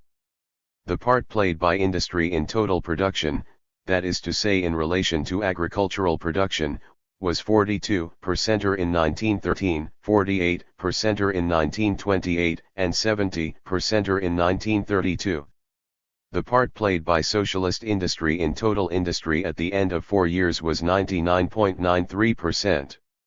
The national revenue has increased during the 4 years by 85%. At the end of the plan, it was more than 45,000,000,000,000 rubles. A year later 49 billion. The amount of the workers' and employees' wages rose from 8 billion to 30 billion rubles. The number of persons able to read and to write has risen, for the whole of the USSR, from 67% at the end of 1930, to 90% at the end of 1933. Pause a moment and compare these figures, which testify to a progress unique in the annals of the human race, with the virtuous prophecies which figure above: insolvency, deadlock, catastrophe, breakdown, all of which were uttered at a time when the plan was almost realized already in spite of universal opposition. New branches of industry have been started, from making machine tools, motor cars, tractors, chemical products, electric motors, aeroplanes, agricultural machinery, powerful turbines and generators, high-speed steel and iron compounds, to synthetic rubber and artificial fiber. 2 years ago I traveled from London to Leningrad in a large boat in which everything, absolutely everything, in the machinery and fitting out, was of Soviet construction.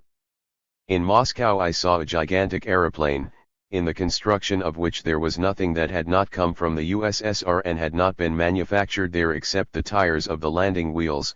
Thousands of old-fashioned factories have been reconstructed. Thousands of new enterprises have collected in multiform and multicolored groups round gigantic enterprises, of which many take their place, in size, at the head of all contemporary industrial civilization: Dnipropetrovsk, Magnitogorsk, Chelyabinsk, Babriki, Uralmashstroy, Kremakkstroy. Systematic scientific expeditions enable all the resources of the soil to be located. Enormous new centers have risen all over the country, in the Ukraine, Northern Caucasia, Transcaucasia, Central Asia, Kazakhstan, Buryat-Mongolia, Tartary, Bashkiria, Ural and Western Siberia, the Far East. In 4 years, says The Nation, about 50 new towns have sprung out of the earth, each of from 50,000 to 250,000 inhabitants, harmonic and specialized industrial centers. An immense town covers the banks of the Dnieper with an architectural scheme of concrete and metal, beside one of the most powerful hydroelectric stations in the world. In the main basin of Kuznets, 6 new towns have suddenly sprung up, with 600,000 inhabitants. In the extreme north, owing to the discovery of phosphate deposits, a town suddenly appeared which, at the moment, one has 50,000 inhabitants. Pierre Dominique, who, in other respects, has given vent to a number of fairly puerile general reflections as a result of the mania he has for treating socialism as a racial question, gives us, basing his observations entirely on a solid foundation of facts, a glimpse of the immensity of the rise of industry in Soviet Asia. Beyond the Ural Mountains, there are 3 great industrial centers, of which our own 3 centers of the Nord, of the Lorraine region and of the basin of the Loire give rather a feeble idea, in the sense that the Soviet centers are each as large as France. Dnieprogs produces 750,000 horsepower, but the Beauharnais St. Lawrence, in Canada, produces more, and the Hoover Dam, in Colorado, produces 1 million. Well and good. But the Chaman, in Siberia, will produce 2 million, and the Brasky Ostrog 1,600,000. Even the Titans, we are told, 01 TLY succeeded in piling Pelion upon Ossa. 197. There is the Ural Center with Magnitogorsk, Sverdlovsk and Chelyabinsk, the Kuznets Center with Novosibirsk, both in full operation, and the Angarastroy Center, as yet unexploited. There, around new towns which have arisen 11 out of the steppes during the past 3 years, and of which 2 have already populations of 300,000, new nations have been organized with rapidly increasing populations. An entirely new Red Asia is being created, the second scale of the Great Soviet balance is being filled with new wealth. What must be constantly noted and repeated is that the extent to which this industrial exploitation has been organized over a country twice the size of the United States, or of Europe, or of China, and the number of whose inhabitants is increasing at the rate of 10 millions every 3 years. All this for 111 idable mobilization of individual effort has been carried out with an eye to the whole general scheme. Every detail of execution and every wheel in the machinery fits together. The single centralized management never loses sight of the nation as a whole. It apportions the work and regulates it. It need hardly be added that this method of whirling entirely for the general good, which must necessarily give the maximum result, is not possible in countries in which capitalist anarchy reigns, with its conflicting aims laboring under the burden of private profit and the fantastic disorder of private enterprise. Formerly, rice used to be cultivated in one particular region. The experts and the specialists reported that the conditions were unsuitable and that cotton would give much better results. So rice had to be cultivated somewhere else, and vast fields of cotton were planted in its stead. To make use of the cotton mills. The population of Europe is increasing about 2.5 times more slowly. 198 had to be built several cotton mills. Motive power had to be adapted, created on the spot if necessary, and the new center had to be linked up with the lines of communication. Whence we see appearing a hydroelectric power station, railway line 1, railway stations, roads, canals. In addition to these, an apprenticeship and technical school for the workers and engineers, 1, various centers of work and of culture, instructional establishments and organizations, FOT Children 11 ND for 1D11 LTS, sport, R1DIO, theaters and cinemas, laboratories and hospitals. That is how the enormous and complex Soviet molecule is constituted. The combine and the synthetic city, the vague city, suddenly spring up as the result of a natural law, around its mechanical center. IR is thus that towns spring up intelligently in the right PLCE1 at the exact place required by the combination of local needs A.ND of national needs. It is thus that economic foundations join together and F on one solid base. Other perspectives open out. Cali 11G for urgent attention. We have, said St. Alert at the 17th Congress of the party, in January 1934, laid the foundations of the Ural Kuznets combine, uniting the Kuznets coal with the Ural iron ore. The new Ural economic base has thus become, from being a dream, a reality, and Stalin also announced, the foundations of a new and powerful oil industry have been laid on the western and southern slopes of the Ural Mount Erts, in the region of Uralsk, in Bashkiria, and at Kazakhstan, and the lighter industry of commodities.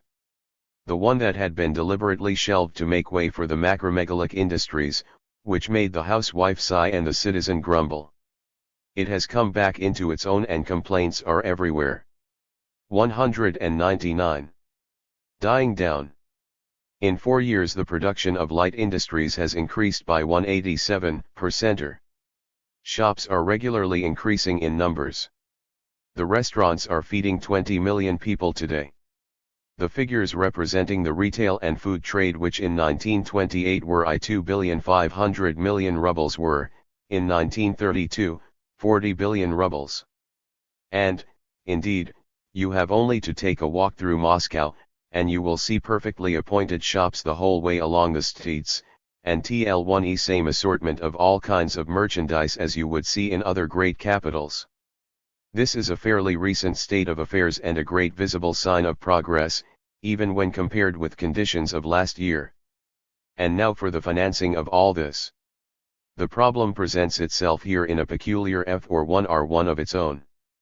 Substantially, explains Stalin, in capitalist countries the funds invested in big industrial schemes are obtained either by foreign loans, or by spoliation. The USSR does not employ these methods. It is unable to borrow, and it leaves the employment of spoliation methods to civilized countries. So that it has to find the capital to invest from its own resources. The Soviet state has resources because, quite independently of taxation, it possesses all the monopolies. These resources are mainly represented by the levying of a percentage on the receipts of the state services, on the profits of the social organizations, and on the resources of the population, not so much in the form of obligatory taxes. Let us note that the TJ.S.S.R. has suffered from the effects of the economic depression. Certain of its exports, although increasing in volume, have diminished in value during the past few years, as, for instance, petrol. 200 as in the form of loans, participating shares, savings banks. Grinko, People's Commissar for Financial Affairs in the U.S.S.R., tells us that the financing of the 5-year plan in 4 years represented a sum of 116,000,000,000 rubles instead of the 86 billion predicted. And Grinko adds, we have completely exploded the middle class theory according to which the Soviet countries could not put their prodigious program of socialist construction into execution without the help of foreign loans. The principal reason that enabled us to accumulate so much capital lies in the primary fact that waste of national revenue, such as Talra's place in capitalist countries, does not exist with us. We have got rid of the parasitic classes which in all capitalist countries consume an enormous portion of the national revenues without producing anything. We do not go in for imperialist politics. There is no anarchy in our social production. All our resources are applied almost exclusively to the building up of our economic and cultural systems. Great words, whose solemnity and deep significance can hardly be exaggerated and which, pronounced in 1934 by a Minister of Finance actually in office, strikingly reveal a complete change in the collective mechanism. These words, which have all the weight and all the wealth of the definite facts of which they are merely a statement, should be read over and over again and pondered over by all mankind. With us there are no loopholes and no side tracks, so there cannot possibly be any fraud. The infectious parasite. 201. Ism of middlemen, speculation, and the scandals which eat away the structure of other great countries are unknown to us. Our policy is an open one and an honest one, and the whole mechanism works well and smoothly for the mutual benefit of each and all. Let us make a few comparisons with foreign countries so as to fix these ideas in our minds. In 1933, as the result of a slight revival in business, the United States and France 11 had slightly improved upon their pre-war economic production. The United States figures were 110.2 per cent of the pre-war figures, France 107.6%. England had reached 85.2 per cent, Germany 75.4 per cent, and the USSR 39%. Let us endeavor to see, by casting a glance over a few apex figures, what this means in pure figures and what the graph of world statistics shows at the present time. In 1929, the year of the apogee of capitalist industrial production, the Soviet Union ranked fifth on the list of nations, after the United States, with for production equivalent to 139 billion gold rubles, after England and Germany, each with 39 billion, and after France, with 29 billion. Since then capitalist production has fallen 36%, and with its 3 billion gold rubles production, the USSR comes up to the second place in the list of producing powers, after the United States. In agricultural machinery and locomotive construction, the USSR today holds the world record. 202. The USSR occupies TL1E second place in the world for the production of general machinery, and also for the production of petrol, iron, and steel, the third place for the production of electric energy, the third place, also, for boot manufacture, which I quote as an example because people have constantly delighted in talking of the worn out boots or absence of boots of the wretched Russians. In that branch of industry they are still behind the United States and Czechoslovakia, from which the late Bata covered the soil of Europe with new solace. If we endeavor to visualize the titanic highway that would be made by the great factories of the world placed end to end, we would see in that evocation of the supernatural Magnitogorsk, not yet quite completed, and which, when it is completed, will equal the American Gary Works, which holds the record for size at the moment, Chelyabinsk, the Stalin Automobile Works in Moscow, Kramatorsk, in the Donbas region, the Kaganovich factory in Moscow, which are giants of their species in a world of giants. The Lugansky locomotive factory is the most powerful in Europe, and masses of other factories bear the numbers 2 or 3 in world magnitude. Some other comparisons with foreign conditions. Unemployment. During the period of the plan, when unemployment was eliminated from the U.S.S.R., the number of unemployed rose, in England from 1,290,000 to 2,800,000, and in Germany from 3,376,000 to 5,500,000. In France the number of unemployed, which has not stopped increasing, save for a short period at the end of 193.3, is today 1,600,000 completely unemployed and 2,900,000 working on short time. In the United States, according to the Alexander Hamilton Institute, the number of unemployed in March 1933 was 17,000,000. In Italy there are 1,300,000 unemployed. In Spain, there were 650,000 unemployed in September 1934. We are told that in many of these countries unemployment has decreased. Let us observe that in the same places in which they talk of the reduction of unemployment, they also talk of the reduction in the total amount of wages. But it should be particularly observed that there is no bluff or deception in the world more shameless than those which surround the official figures of unemployment in all capitalist countries. It is impossible to humbug the public more deliberately than the competent authorities do in juggling with words and figures to disguise the true situation. No capitalist country admits its unemployed. Entire categories of workers, and of industries not having a certain proportion of workers, are forgotten, and whole districts are neglected. After performing the operation which consists in cutting working hours in two so as to give the half-day obtained to an unemployed man, this unemployed man is removed from the list, whereas no change has really taken place at all, 4 twice 1/2 still makes 1. To say nothing of public works done on credit which deepen the abyss for the future, or of the paper transactions which alter words without altering facts. And to say nothing of the goitrous growth of munition factories. It is thus that unemployment fades away before France. These figures were obtained by applying to the total number of industrial workers the percentage of unemployed furnished by the (1) estigations by the inspectors of labor and of mining and G1 NERS. 204. For the fascinated eyes of the masses. A fortiori, only an outrageously small proportion of unemployed are supported in capitalist realms. The rest live as best they can. 3 years ago, declared Stalin in R93-3, there were 1,500,000 unemployed in the U.S.S.R. Nowadays the number of workers has increased by 4,500,000. Wages. During the 4 years in question they have sunk in the United States by 35%, in Germany by 50%, in England by 50%. In Italy, between 1929 and 1931, by 24% to 45%, taking into consideration, naturally, the purchasing power of money. In the U.S.S.R. wages have increased by 67%, the mean wages of the industrial worker being 991 rubles in 1930 and 1,519 in 193-3.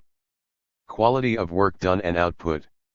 In the United States of America the increase in output was, during the period of prosperity, 25%, according to Mr. Stuart Chase. During the best economic period in England it was R1%. In Germany, between 1903 and 193, 1.27%. In the USSR, whilst the above-mentioned countries were crumbling away, an increase of 40%.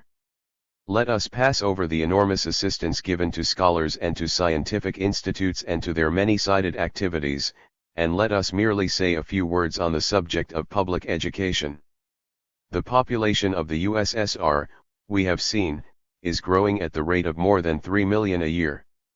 This is also the figure of the yearly increase of pupils. Without entering into details of the cultural sector which is so advanced among all the sectors of the life of the USSR, let us merely observe that in the USSR there are 60 million pupils of all sorts whose education is financed by the state, 1 person out of every 3 in the Union. As for the republics, I will quote 1 or 2 among the many. In Tartary the number of schools, which was 35 in 1913, was 1,730 in 1933. The Cherkesses possessed 94% of illiterates in 1914, nowadays there is not one single 10%. There were 26 times as many schools in Dagestan in 193. As there were in 1914 and 38 as many in Kazakistan. 70 different languages are cultivated in TL1 USSR. 20 of these were not written and had to be stabilized by being given alphabets. The last budget estimate for public instruction in the USSR shows an increase of 20% over the previous one. Whilst in England, the same estimate SU.FF a increase of £1 are 700,000, and in Germany the estimate has fallen successively from 1930 when it amounted to 690,000,000 marks to 590 million in 1931 and 570 million in 1932. In North America the schools are emptying. In Switzerland and in the United States, they are beginning to give up theories of child education. The press. In 1929 the daily circulation of Soviet newspapers was 12,500,000. In 1933 it was 36,500,000. And what of the question of art? Apart from the continuous search for new and direct formula for the theater and for theatrical production, apart from the subversive creations of the Soviet cinema, there is a great deal to be said concerning Soviet literature, since in that direction really fine constructive progress has been 206 made, and since, also, Stalin has always taken the keenest interest in the development of literature and of the arts. In the social state the role of writers, whom Stalin has called the engineers of the soul, raises a problem which one not only concerns the homogeneousness of socialist society, but which nowadays also concerns, in the very 11th degree, the progress of art itself, by introducing new elements into the portraying of contemporary, These are vast perspectives, visual, theoretic, and dramatic, of collectivity, and also the sense of human duty, which one is the reflection, in every active creature, of human progress. Soviet literary culture consists in enriching and developing the man in the writer, as Andrei Malraux has very justly observed. At TL1 present time, when one cannot say TL1 at Soviet literature has even completely passed its groping period, quantities of important works are accumulating, which by their insigle into the national life, their comprehensive range over the WORL of everyone and their mental stability, are preparing a great new phase in literary history. Here are some of the best known names, WL1 carry the most weight in their various fields: Gorky, Serafimovich, Gladilov, Fedin, Tikhonov, Ivanov, Penfierov, Pilniak, Ehrenberg, Fadyev, Shalalhov, Vera Imber, Treshelov, not to mention all the non-Russian Soviet writers, and a large number of eminent critics and journalists, such as Radel and Bukharin.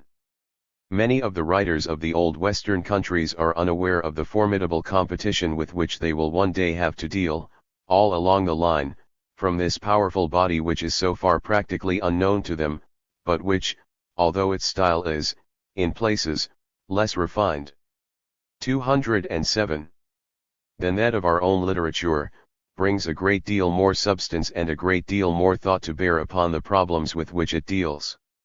It has repeatedly been found necessary to control that latent potential force which literature represents in a community of workers. Under the influence of Stalin, the Communist Party has enlarged the writers' movement in a remarkable manner, first by checking political sectarianism in literary organizations and then by completely suppressing the sectarianism, by means of the famous decree of April 23, 1932. This decree founded the Union of Soviet Writers of the USSR, replacing all other existing literary organizations, on the basis of a united and comprehensive front of men of letters, from the official revolutionary writers downwards. Sectarianism must be abolished in literature, said Stalin, and even the reactions which it has hitherto caused the members of the Union of Soviet Writers undertake to direct their energies towards socialist achievement and towards the defense of the USSR. The National Congress of Writers, which took place in August 1934, at Moscow, and which was for many of us a revelation regarding the richness of National Soviet literature, gave its solemn blessing to this program. All the Soviet writers adhere to it with immense enthusiasm. The great idea is to confer upon the writer, the mission of setting out, as clearly as possible, the scientific and moral evidences of socialism without paralysing literary activity by pinning it down exclusively to political propaganda. This application of the social sense to creative work implies the definite abolition of art for art's sake, and of 208 individually selfish art with its narrowness and its pessimism. In our older countries, WL1 are still cynical enough and stupid enough to pride themselves upon their spiritual mission. Everything which has anything to do with the mind is, in reality, despised and sacrificed.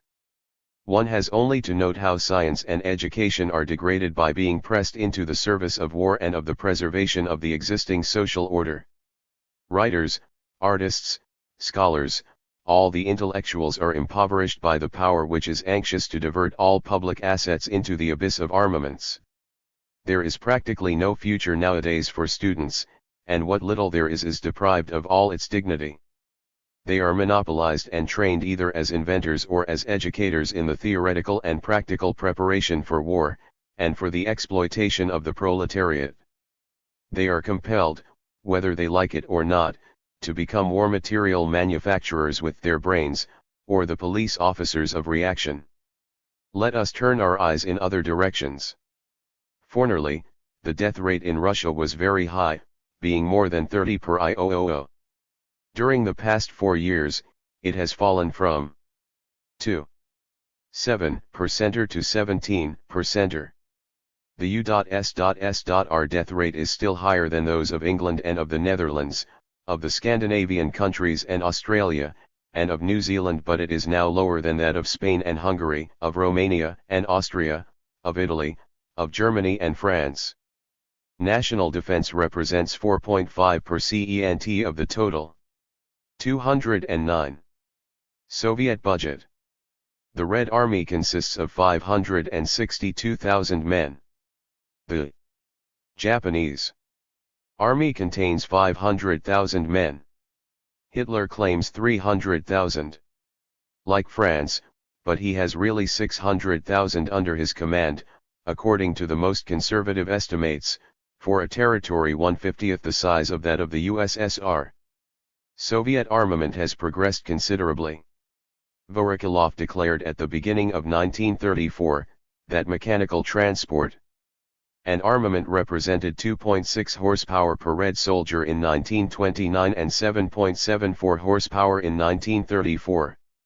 During the time that Soviet production was being mobilized and its retail trade increasing by 175%, 48 other countries saw their trade fall to 42% of its 1929 figures, and the workers' wages fell, for the period 1929 to 32, from 43 billion to 26 billion marles, from 53 billion to 28 billion francs, and from pound 38 I000,000 to £3.24 million in the countries of the mark, franc, and pound sterling respectively. Since the time that these statistics were published, matters have grown worse. Between 1930 and 1932, 5,000 banks failed in the United States. Asterisk. In 1932, in Germany, the state had to produce 1,000,000,000 marks to put 5 banks on a sound financial basis. At the same period, in France, and by the same procedure, 3 billion francs were given to respectable banks which had gone bankrupt. Let us take a paragraph at random from a conservative paper and we find a tale of 300. As a quiet contrast, let us note that the film star Greta Garbo earns about £200,000 a year at Hollywood. 2,000 unemployed, of 150,000 intellectuals destitute there were 110,000 failures in 1933 in Paris and the debridement of the Seine alone. The budget deficit was, in 1930, $900 million in the United States and 2,800,000,000 francs in France. The following year the American deficit multiplied itself by 3 and became $1,800,000,000.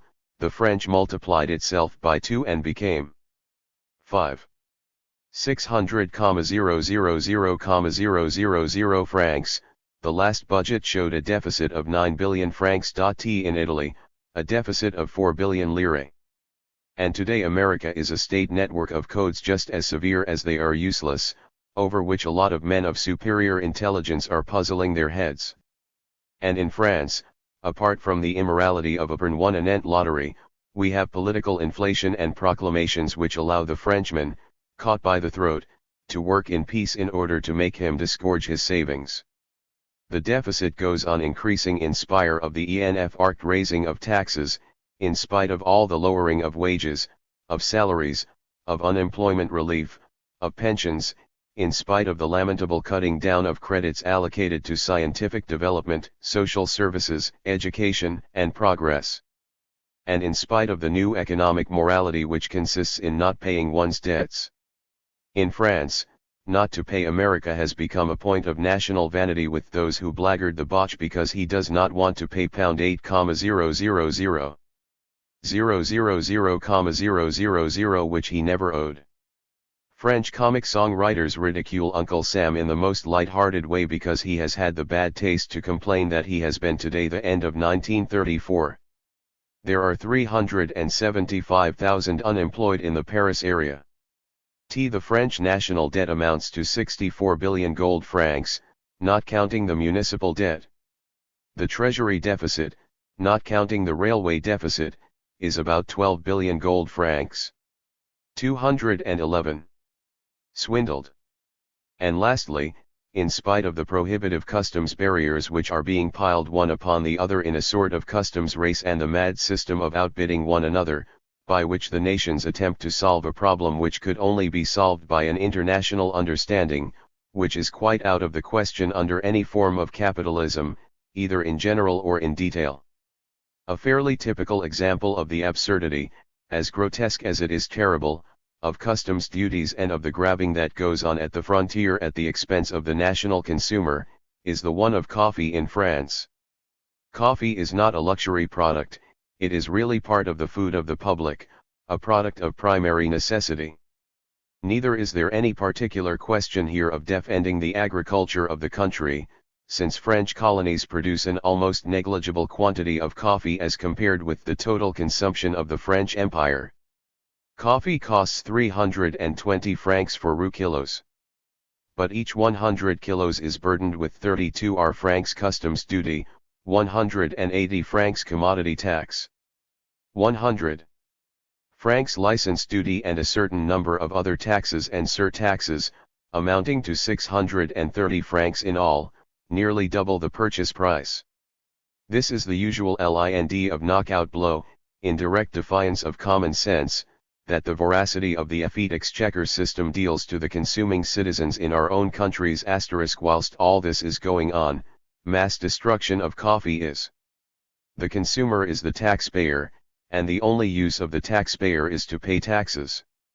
There are, of course, three forms of taxation, namely direct taxation, indirect taxation, and disguised taxation. It is purely and simply rifling the pockets of the public to invent work to occupy the unemployed, who are thereby condemned to perpetual unemployment, to GI/E wine rations to soldiers imprisoned in their barracks, in order to benefit peasants/V who are allowed to be exploited by middlemen, AIDT. Lower T11E price of the transport of wine for the benefit of the big/11.ne merchants. 212. Taking place in Brazil.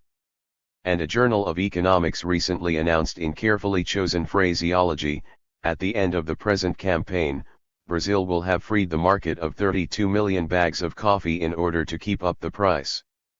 3. 2 million bags represent 1.5 times the world's total yearly consumption of coffee.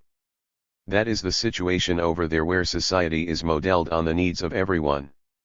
And that is the situation here where the needs of everyone are modeled upon the existing state of society. For reasons which a child could understand, here there is not wanting but disorder and decline. Over there everything is order and progress. All things considered, since man has been man, no one in this world has ever carried out such a comprehensive task, and still less a task involving such colossal organization. As Stalin says, the eddies of enthusiastic rhythmic progress are perpetually widening, and he also says, each period of national development has its epoch. Today, in Russia, it is the epoch of construction. Never has any task been organized in such a monumental manner. The 1928-32 plan is the greatest proof of the supremacy of human intelligence and willpower that has hitherto been given. The question naturally arises as to whether there are any weak points. Of course there are weak points, but they are being carefully watched. There is still an insufficiency of transport. The USSR has only 52,000 miles of permanent way, whereas France, 1/40th of its size, has 2,500 miles. Even though railway traffic has increased during the past 3 years from 13 billion tons to 17.2 billion tons, and river and canal traffic from 45,213,000,000 to 60,000,000,000, there is a lag in this respect which cannot continue without harm resulting from it. Again, the Soviet experts declare that the prices of raw materials have not come down sufficiently. They did not, in fact, come down at all during the 4 years of the plan. The lowering of these prices will therefore be the first task of the next program. And there are many other shortcomings which will have to be strenuously attacked. And what, today, is the attitude of the great middle classes and of its maid of all work, the great press, towards the balance sheet of Soviet experience? The late Monsieur Poincaré gave his opinion in the Argentine newspaper La Nación. To explain the capitalist crisis, Monsieur Poincaré lays the blame on the criminal attempt of the USSR to put its economic house in order. According to him, it is the USSR that is responsible for the failure of all the economic systems in the other 5/6 of the world, for in the USSR everything is subordinated to carrying through a 5-year plan which allows dumping to spread rapidly to manufactured articles. By this system, the U.S.S.R. proposes to introduce into other nations, to their increasing economic embarrassment, discords and dissensions which make it impossible for them to arrange for their own defense. When one thinks that this truly idiotic appreciation of the situation was uttered by a man who had played a really important part in politics, one is amazed. Long before this, one had been farked into the belief that Monsieur Poincaré had relapsed into second childhood. Besides enemies, there are friends of a peculiar kind. There are journalists like Monsieur Mallet, author of a very recent report in which utter disparagement is concealed beneath the flowers of flattery and under a semblance of impartiality which is really too clumsily transparent. Monsieur Mallet does not quote one single result, not one single piece of progress, without afterwards attempting to destroy it with a poisoned dagger, or else by declaring that it is, after all, merely a piece of honest capitalism saving the situation. There are also the big, noisy politicians like Monsieur Herriot, representing Western capitalism, the accredited supplier of radical labels to reactionary governments. Monsieur Herriot, who makes prodigious efforts to try to dwarf Soviet socialism to the dimensions of his own electoral program, resurrected for the occasion. I know quite well what I shall be told. If you were to say as many bad things about Russia as you say good things, we might believe you. Monsieur Herriot, for instance, in his last book, makes a balanced, objective report, in all its light and shade, whilst you are prejudiced and make a panegyric quite right. But it is only the truth that makes it a panegyric. We have not invented any argument. The prejudiced man is the one who, being the servant of a bastard and mediocre conception of capitalist republicanism, does not see the breadth and depth of creative originality put into the activities over there. He does not place the Soviet facts into their true settings of time and space, into their world and historic settings and in their repercussions upon the human race. He is not telling the truth. Now the real facts are these. The most poverty-stricken state in Europe, ignorant, fettered. 215. Ill-treated, starved, bleeding and shattered, has, in 17 years, become the greatest industrial country in Europe, and the second in the world and the most civilized of all, in every respect. Such progress, which is unequaled in the history of the world, has been achieved.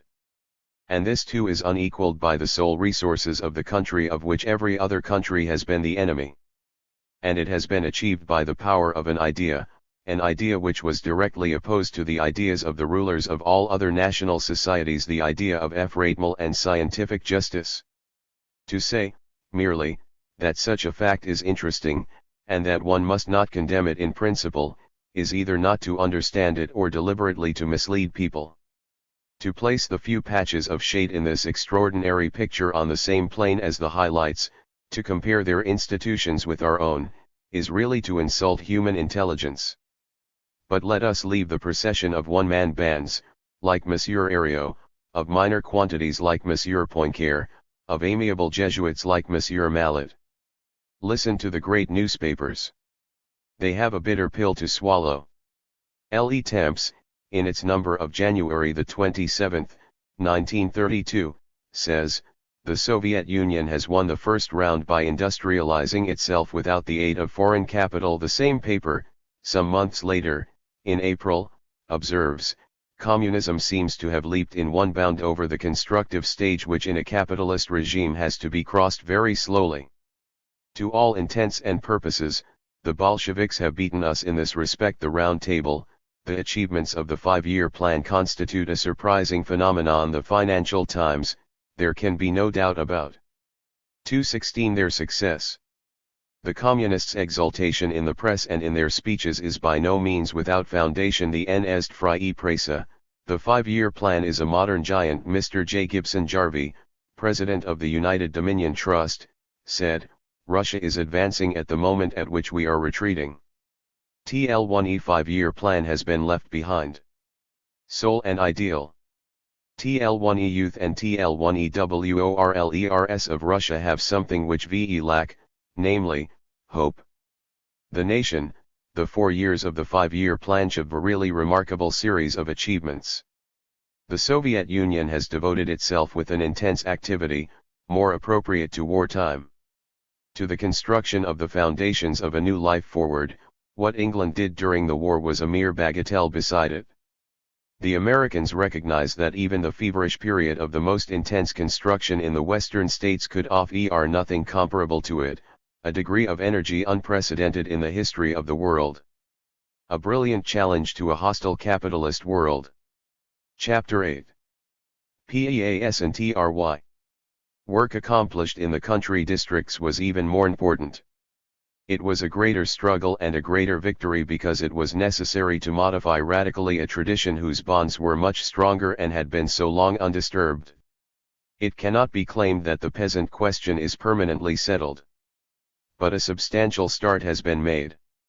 The most important task has been accomplished, the definite victory, the invasion which must now be consolidated, reasons for which must be driven more and more into the head of the son of the soil.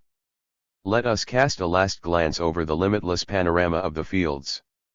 The struggle for the conquest of the peasantry runs like a scarlet thread through the whole of our revolution, from I-95 until I-9. R7, says Stalin.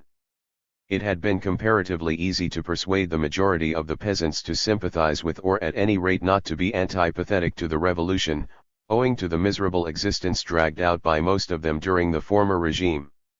They never hesitated to choose between Tsarism and the revolution.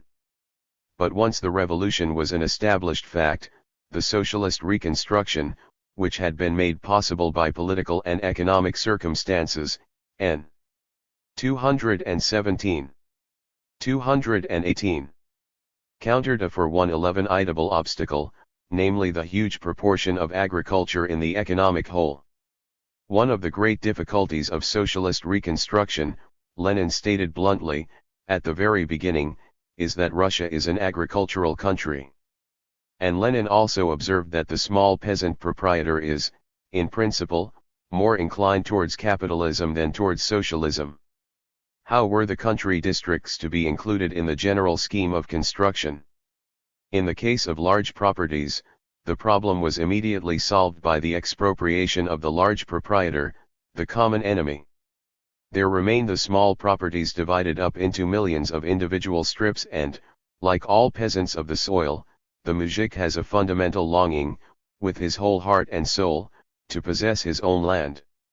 When the country was struggling in the NEP, rather like strong swimmers who have been shipwrecked, Lenin announced that the essential task, the task which will decide all the rest, and to which everything must be subordinated, is to establish a point of contact between the new economic system which we have undertaken to build up, perhaps badly and clumsily, but which we are nevertheless building up, and the rural economic system in which millions of peasants subsist. This point of contact had to be found in the common interest, in the material profit of the peasant. It resolved itself into a question of personal advantage or disadvantage, not one of big words. Nothing in any way mystical will ever drive the peasants to socialism, the only thing that will do so is their own personal interest. They had to be shown that their interest lay in socialism. But how? We know the answer, by mass cultivation. Mass 219. Cultivation, vastly improved cultivation, demands that the fields should be held in conreman and that the workers should labor for the common cause when it produces far more than the other method. In this way, it directly identifies the interest of the individual with the socialist conception. The Russian peasant, who is much more of a realist than a mystic, is easily persuaded by figures as soon as he notices that the portion which comes to each one in collective exploitation is at the same time much larger and much more certain than the profits of individual piecemeal exploitation. The mujik believes in the talisman of numbers. The problem was that of the poor peasant, and especially because the very poor are always easily led owing to the fact that they have nothing to lose for the moderately poor peasant and the small peasant farmer. At the 15th Congress of the Russian Party, Stalin dealt entirely with the problem of the small peasant farmer.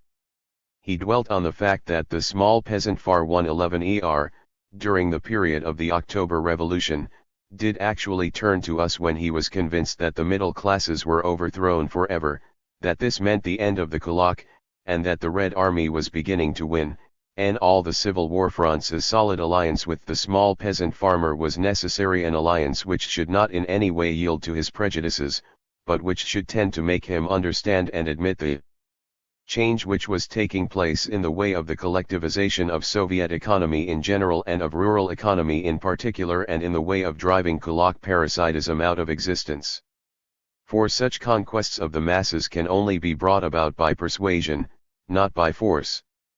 It was the quite natural extension to production of the 2.20 cooperative system, which had already made considerable headway and prepared the ground for further development in the department of commodities and retail trade. So, whilst the large unoccupied estates were transformed into sovkhoz or pure and simple state farms, the private individual exploitations must be changed into kolkhoz, or cooperative FNs. After 4 years of the plan, at the same time that over 80,000 more square miles of U.S.S.R territory were under wheat, 224,000 kolkhoz and 5,000 sovkhoz had been created. 65% of the agricultural exploitations of Soviet territory and 70% of the peasant lands gravitated into kolkhoz. The percentage of collective cultivation in the peasant colonies has risen by the following degrees: 1929, 4 points, 1930, 23 points, 1931, 52 points, 1932, 61 points, 1933, 65 points, comprising 2 million peasant undertakings.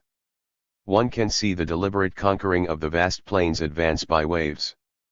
The kolkhoz and the sovkhoz between them now own 85% of the grain fields of the USSR. And all these estates are of imposing proportions, whereas in the United States farms of 1,000 acres or more only represent 1% of the total number of farms. The average size of the kolkhoz is about 1,070 acres and that of the sovkhoz nearly 5,000 acres. The material advantages of collectivization have been confirmed, in the course of the present colossal introduction of socialism into the country districts, by certain characteristic facts. I will mention one.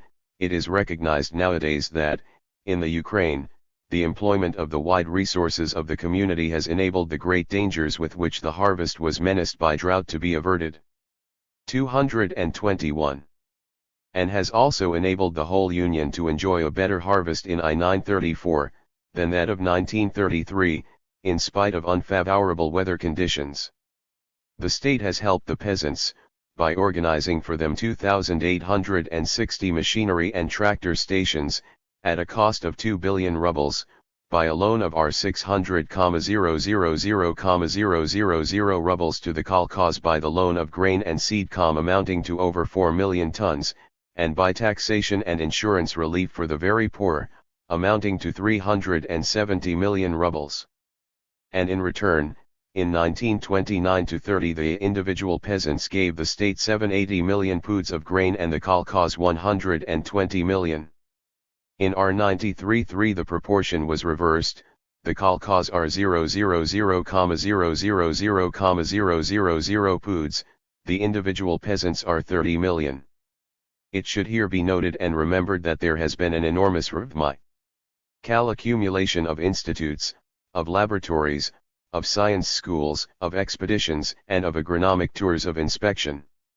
This carefully prepared organization of agriculture with its huge classifications, its researches and selections, its experiments in methods of cultivation and manuring, and its system of distribution, itself provides us with a Mas Mg Stat 1 St1 Cs. At the end of 1934 the economic prosperity of the USSR was so great that the Soviet government annulled 222 the debts of the kolkhoz, which represented the tidy sum of 435,000,000 rubles, and was even enabled to give bonuses and material advantages to TL1Os kolkhoz which had paid off their debts. VV had one ER government in the world could have allowed itself this luxury, asked the Radio Central of Moscow the other evening.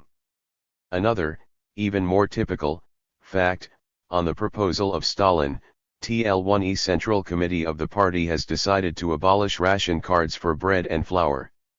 These had been instituted in 1929, at a moment when 86% of the corn came from individual farmers, and when there were 2,150,000 private shops in existence.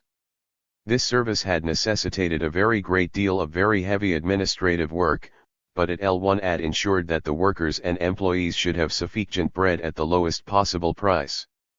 Now that industry has been triumphantly launched bottle 1 in the towns and in the country districts, that 92% of the corn is delivered by the kolkhoz and the sovkhoz, that it possesses 283,000 state shops, that the resources of the state have increased in unheard of proportions as regards commodities as important as bread. The hour has come to consider, as a great new victory of the Soviet policy, the general and free sale of bread and of flour. Can we attempt to compare the situation of the peasantry in the USSR and in our own countries? We have just heard a debate in the French Chamber of Deputies on the question of corn. The President of the Council confirmed a fact which, important as it was, did not teach anybody anything, namely that, between the peasant producer and the consumer of bread, there are middlemen. 223. Who fleece both the one and the other and mally a daily profit in the country of 10 million francs. Moreover, the French peasant sells his veal at 2.50 francs the kilo, the same veal, in the same village, is retailed at IO francs the kilo, and in the towns, at 20 francs. The vine grower sells his better class wine at 1.50 francs T11 a liter in the market, and the wine merchant sells it back to him, if he is thirsty, at 4 francs. If he goes into the towns he finds it costs high 1 and 15 francs, or, in a smart restaurant, 20 francs. How can this situation be dealt with? 011 Li by provisional measures. It is impossible to do so in a lasting way in a capitalist regime in which individual caprice and fraud cannot be controlled, and in which TL1EY manipulate to their own profit the system of taxation as well as that of the FIEdom of the Maralsit, and laugh at what is printed in the Journal Officiel. Only laws which make a pretense of lulsing after the small producer can possibly issue from our government offices. As examples of the increase in agriculture, it may be stated TL1 at the production of Soviet cotton has leaped I11 3 years from being 1/30th of world production to 1/15th, and that the cultivation of sugar beet, which in 1929 was 1/3 of the cultivation 11 in all other countries together, in 1932 was more TL1 and 11 alf as much 1 again as the rest of the world production. There are 2 F or 1 NS of kolkhoz, the commune and the art L. In the commune, the kolkhozians own the entire concern in common, but that is all that they do possess, and they live in communities. In the RL, each kolkhozian has his own house, his O/VN farmyard and, if necessary, his O/RN cow. He retains private ownership of a very small por. 224. Shin of the vast area whose cultivation he shares in other respects with the others. The art LF Orn 1 is the one which Stalin very strongly recommends. For 111 ULA of leveling. And we may even envisage the welfare of every Caucasian. You want your own cow, comrade, says Stalin. Then you shall have your own cow, and he points out that the watchword comfort for the Caucasian no longer has TL1E dangerous significance which it would have had at the beginning of the NEP, when it would have B11 the first cog in the return to capitalism, against socialism itself. Nowadays, in the midst of socialization, it is merely a useful and loyal stimulant. Besides, the whole of socialism itself tends strictly towards maximum of good with minimum of effort. At the present time, the heaviest work is over in the country districts. But it has by no means been easy, and now it is necessary to consolidate and to keep a vigilant eye open. There was real opposition, centered on fierce and desperate resistance by the kulaks. And, besides, there were all TL1E necessary disappointments of the apprenticeship period of such an NR1 noose undertaking to be endured. At one moment, the government was actually losing ground. It had gone too quickly. Stalin's article on TL1E subject, Dizzy with Success, has become world famous. Something had to be done. So communists and technical experts were N1 mobilized, and the country /VAS flooded with them on the principle TL1 to get a concern into good working order again, whatever its dimensions, the whole of the leadership and all points of departure must be got back into one's own hands, and then, after strengthening the foundations, one starts again. Each tractor station has become a fortress of ideas from /Vihish to invade and enlighten the minds of the peasant hordes. So too 3,000 chosen communists. 11. Technical experts and I-900,000 drivers and mechanics went off to the rescue and succeeded, for the moment, in their aims. Criticism persisted. The majority of the kolkhoz refused to come into line. And even certain of the co-1munists frankly suggested that this onerous experiment should come to an end. Once more our steadfast leader showed his breadth of vision in bitterly opposing such a summary and short-sighted solution of the problem. Above all the din his voice RMGS out. They will not come into line?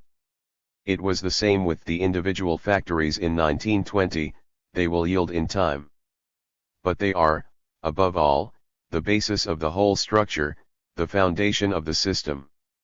One cannot consider economic output from the mercantile point of view, without considering the circumstances of the moment. Economic output must be regarded from the point of view of the whole national economic system, and over a period of activity of many years. Only that sort of point of view can be called really Marxist, which is why it is the Stalin point of view. If Stalin lifts his voice against the deserters, the bunglers of the right, he also rails against the twaddlers of the left and the leaders who allow themselves to be caught napping by circumstances. Thus he mercilessly indicts the communists in the agricultural districts who did not take measures to ensure that, in 1932, when the harvest was good, the state reserves of wheat should be put safely away before the sale of WL1E took place in the Caucasian market, which was much more lucrative for the peasants. He even criticizes the Council of People's Commissars, which, even though they did issue instructions in this connection, did not do so, in his opinion, with sufficient clearness and emphasis. The results obtained by Caucasization are remarkable, he observes, but it would be a grave mistake to imagine that all that was necessary was to let matters drift. There are still severe difficulties to be faced. Care has to be taken to see that the peasant does not put his share of the work onto the other me-bears of the kolkhoz. The responsibility for the exploitation is shifted from the peasants, considered individually, onto the leaders of the kolkhoz. So the party must take charge of the management of the kolkhoz. There is often not sufficient contact between the party and the peasantry. The government officials sitting snugly in their office armchairs do not quite realize that collectivism is going on outside their offices. In certain cases, the communists have rested on their laurels. These are the ones who have overestimated the kolkhoz.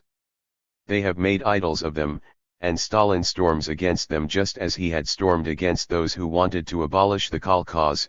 They think that since the kolkhoz exist as a socialist form of economics, there is nothing more to be said but, emphasizes Stalin, the kolkhoz, like the Soviets, represent the shell of socialist organization, either economic or political, but they only represent the shell.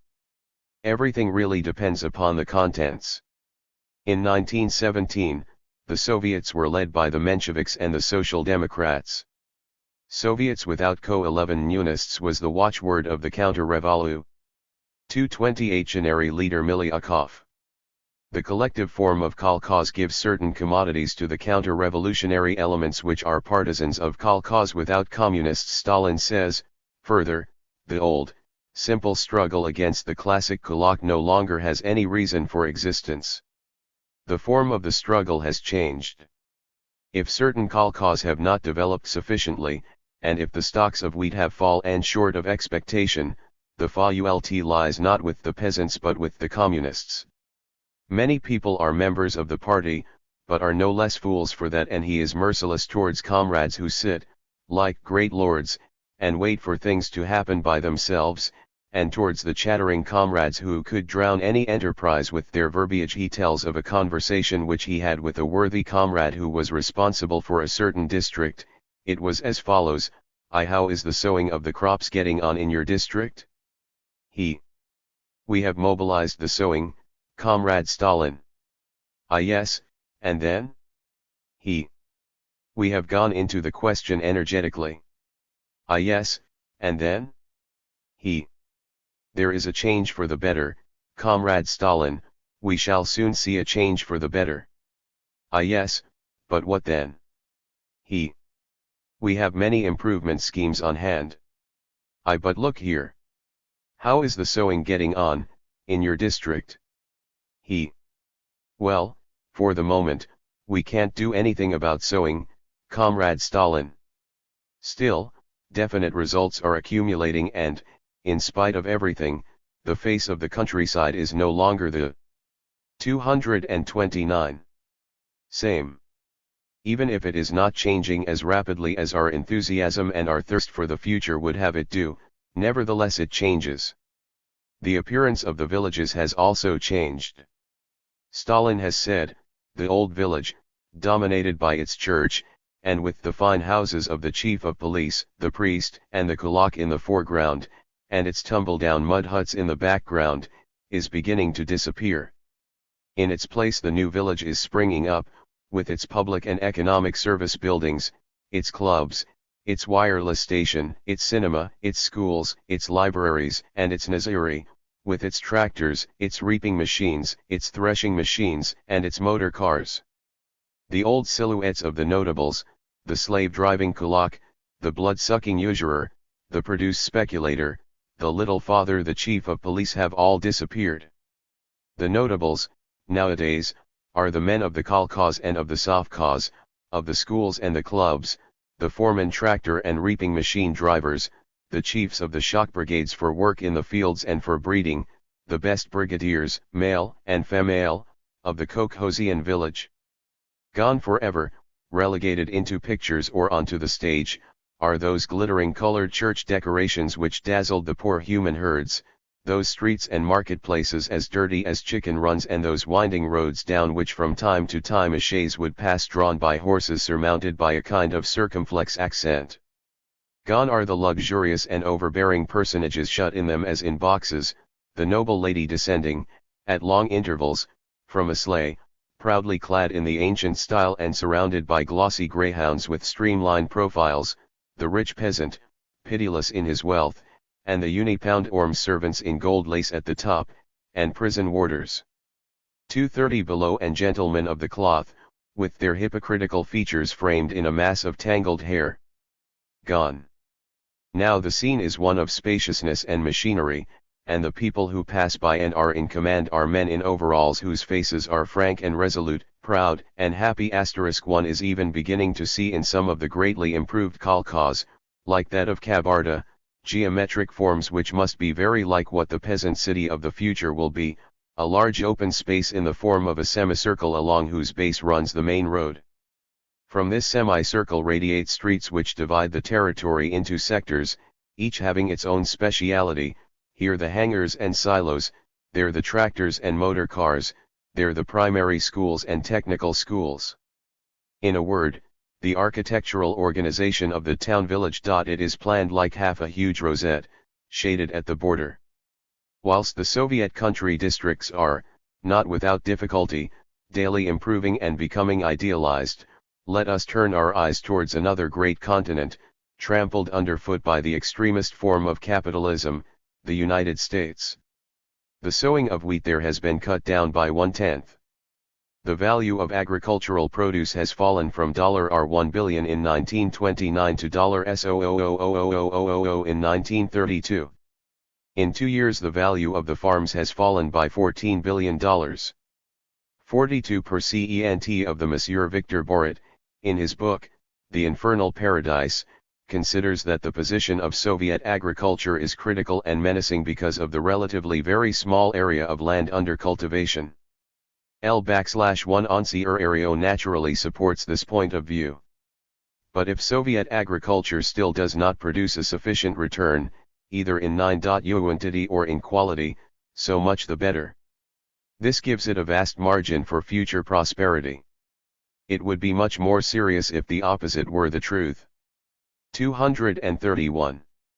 Farmers have mortgaged their goods, and the fact that in 1932 there were only 258,000 foreclosures, was due to armed revolt on the part of the FAR1s. And the NRA, that capitalist brainwave, can think of nothing better than of applying 1/1 Althusian principles to the crops, which is a suicidal policy, a reduction of 8% of the area under cultivation, compensation for the peasants owning land which they cease to cultivate, and compensation for the planters who bury 2.5% to 50% of their crops. If a hurricane lays the harvest waste, there is joy as for a national victory. The French newspapers announce that the abundance of the vintage threatens the vine growers in Champagne. In order to improve matters there, and here, there pound or let us have floods, frost, fiel and phylloxera. We have already mentioned the wholesale destruction of Brazilian coffee. Similar measures, which seem like criminal folly, deserve that we should pause to note them, with a shudder of horror. Especially as they have become more and more common during recent years. It is not a question of isolated facts, it is a matter of methodical capitalist policy.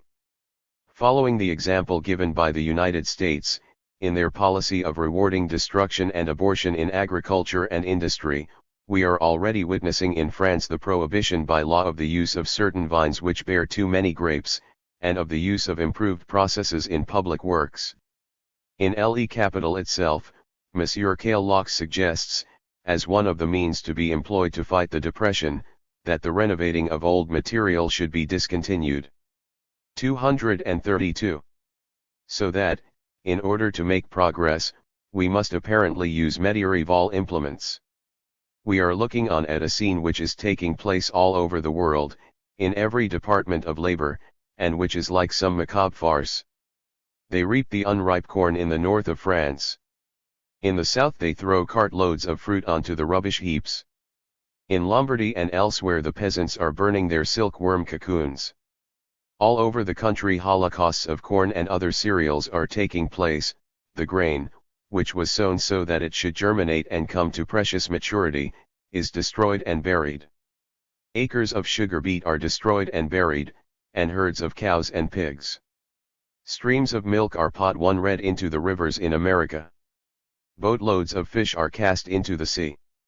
Thousands of new, fully equipped motor cars belonging to General Motors are being smashed to pieces by means of specially constructed monster machines. And these carefully arranged catastrophes, these mass executions, are taking place at a time when there is a serious shortage of these destroyed commodities somewhere or other, whilst famines are decimating crowds of people, whilst in China and in India hundreds of millions of human beings are eating grass and tree bark, and whilst the unemployed and undernourished swore one over the very land where these murders of commodities and manufactured goods are taking place.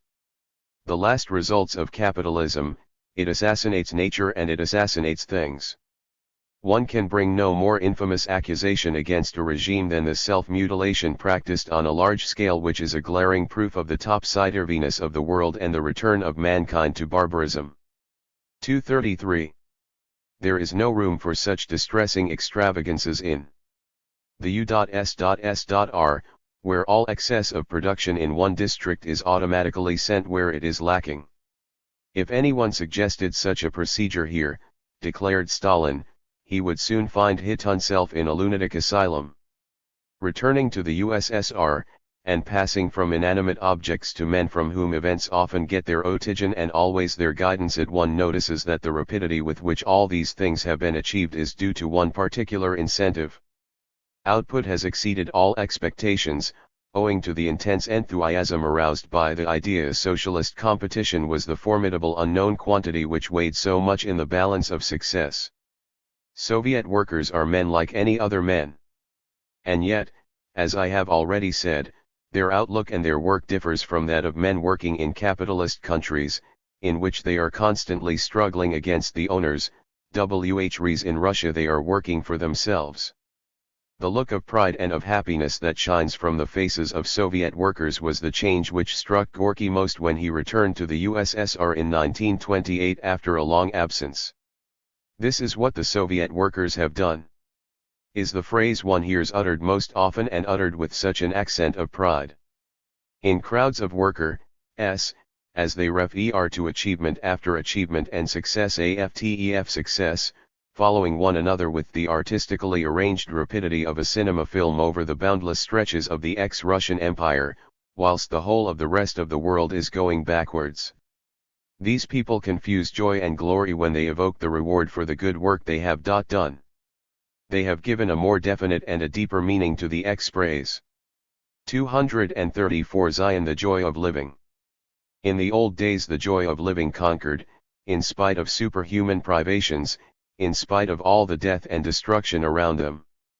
Nowadays this joy of living still conquers and, according to the fine expression of Norin, it remains a sign of faith in socialism. The extraordinary feats accomplished and the really superhuman efforts made, both in large and in small matters, in the colossal hive of Soviet industry, furnish the material for a whole series of epic poems. A terrific spurt lasting for months and for years, teeming with figures and terrestrial monsters rising rapidly tier by tier towards the clouds. One's qualifications and one's proper sphere of activity become quite clear in a moment in such an atmosphere. Mr. Cooper, the American technical advisor who was engaged on Dnipro, told me at the inauguration of the Titanic dam there that all records and even all calculations had been beaten by the workers, in the most difficult and unexpected circumstances, and that nothing like the economy of labor that took place had ever been seen before. Besides, 20,000 qualified workers sprang fully armed from that enterprise. These things are perfectly logical. Everything for and by the workers. It is the algebraic formula of crowds. When they can once be got moving, there is a spirit of latent competition everywhere, in the minds of all the manual workers and of the intellectuals. Everyone is always thinking of possible progress. Everyone is constantly striving to make some improve. MNT or other. They all become persistent inventors working at high pressure. Voroshilov, People's Commissar for War, revealed the fact, a few months ago, that in the course of 1 year, he had received 152,000 communications from private soldiers, containing suggestions, ideas, and inventions in connection with organization and technique, and, added Voroshilov, most of these suggestions were interesting and worth being studied and noted. The organizer of this effort of 100 million hearts, is the whole Socialist Party, the unsullied Socialist Communist Party, of which one may either say that every member is a servant or that every member is a leader. Communism has created in the world an almost inconceivable number of apostles. In Russia, and also in other countries, a great number of these apostles have become martyrs without ceasing to increase. The communists have shed the bright red of their blood over all the lands of the earth. Do people realize that the age-old martyrology of the Jews is gradually being overtaken and passed in numbers by that of the pioneer socialists? Count them, in the past 8 years the accumulation of dead, wounded and condemned has reached more than 6 million. Asterisk. Who knows what goes on in all the capitalist jails of the universe, and who can give us an insight into the thousands and thousands of hellish and bestial scenes for which the guardians of class order and their sadistic genius for human suffering are responsible? Italy, Germany, Finland, Poland, Hungary, Bulgaria, Yugoslavia, Romania, Portugal, Spain, Venezuela, Cuba, China, Indochina, Africa. One has only to watch any middle-class society and its police. 6,021,961, from 1925 to 1933, according to the eminent directress of the International Red Aid Society, Helen Stasova. Of course they are not all communists, but we know that they are mostly communists myrmidons at work to proclaim, "This is the age of blood." But in the universal chaos we have heard the beauty of the accusing voice of a man like Dimitrov. And in the same quarter we see the great Thulman crucified on the swastika like a symbol and a sign of light. As for the USSR, if one wants to know how much a man must sacrifice himself for an idea, one must go through the annals of the Peri, in which a few well-known examples represent thousands of examples which are not known and never will be known. Whatever his profession may be, the Soviet communist is also a soldier, and is also a teacher, and when a hero is needed, he is there also.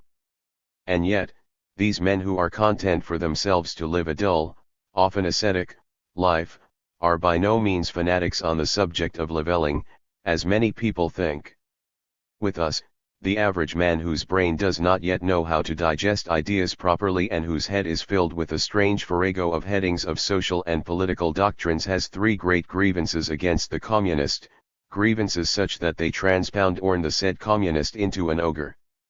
They are that he is anti-patriotic, that he wants to deprive everyone of his possessions, and that he wants to turn society into a vast disciplined and equalized barracks, and to level everyone's intelligence like paving stones.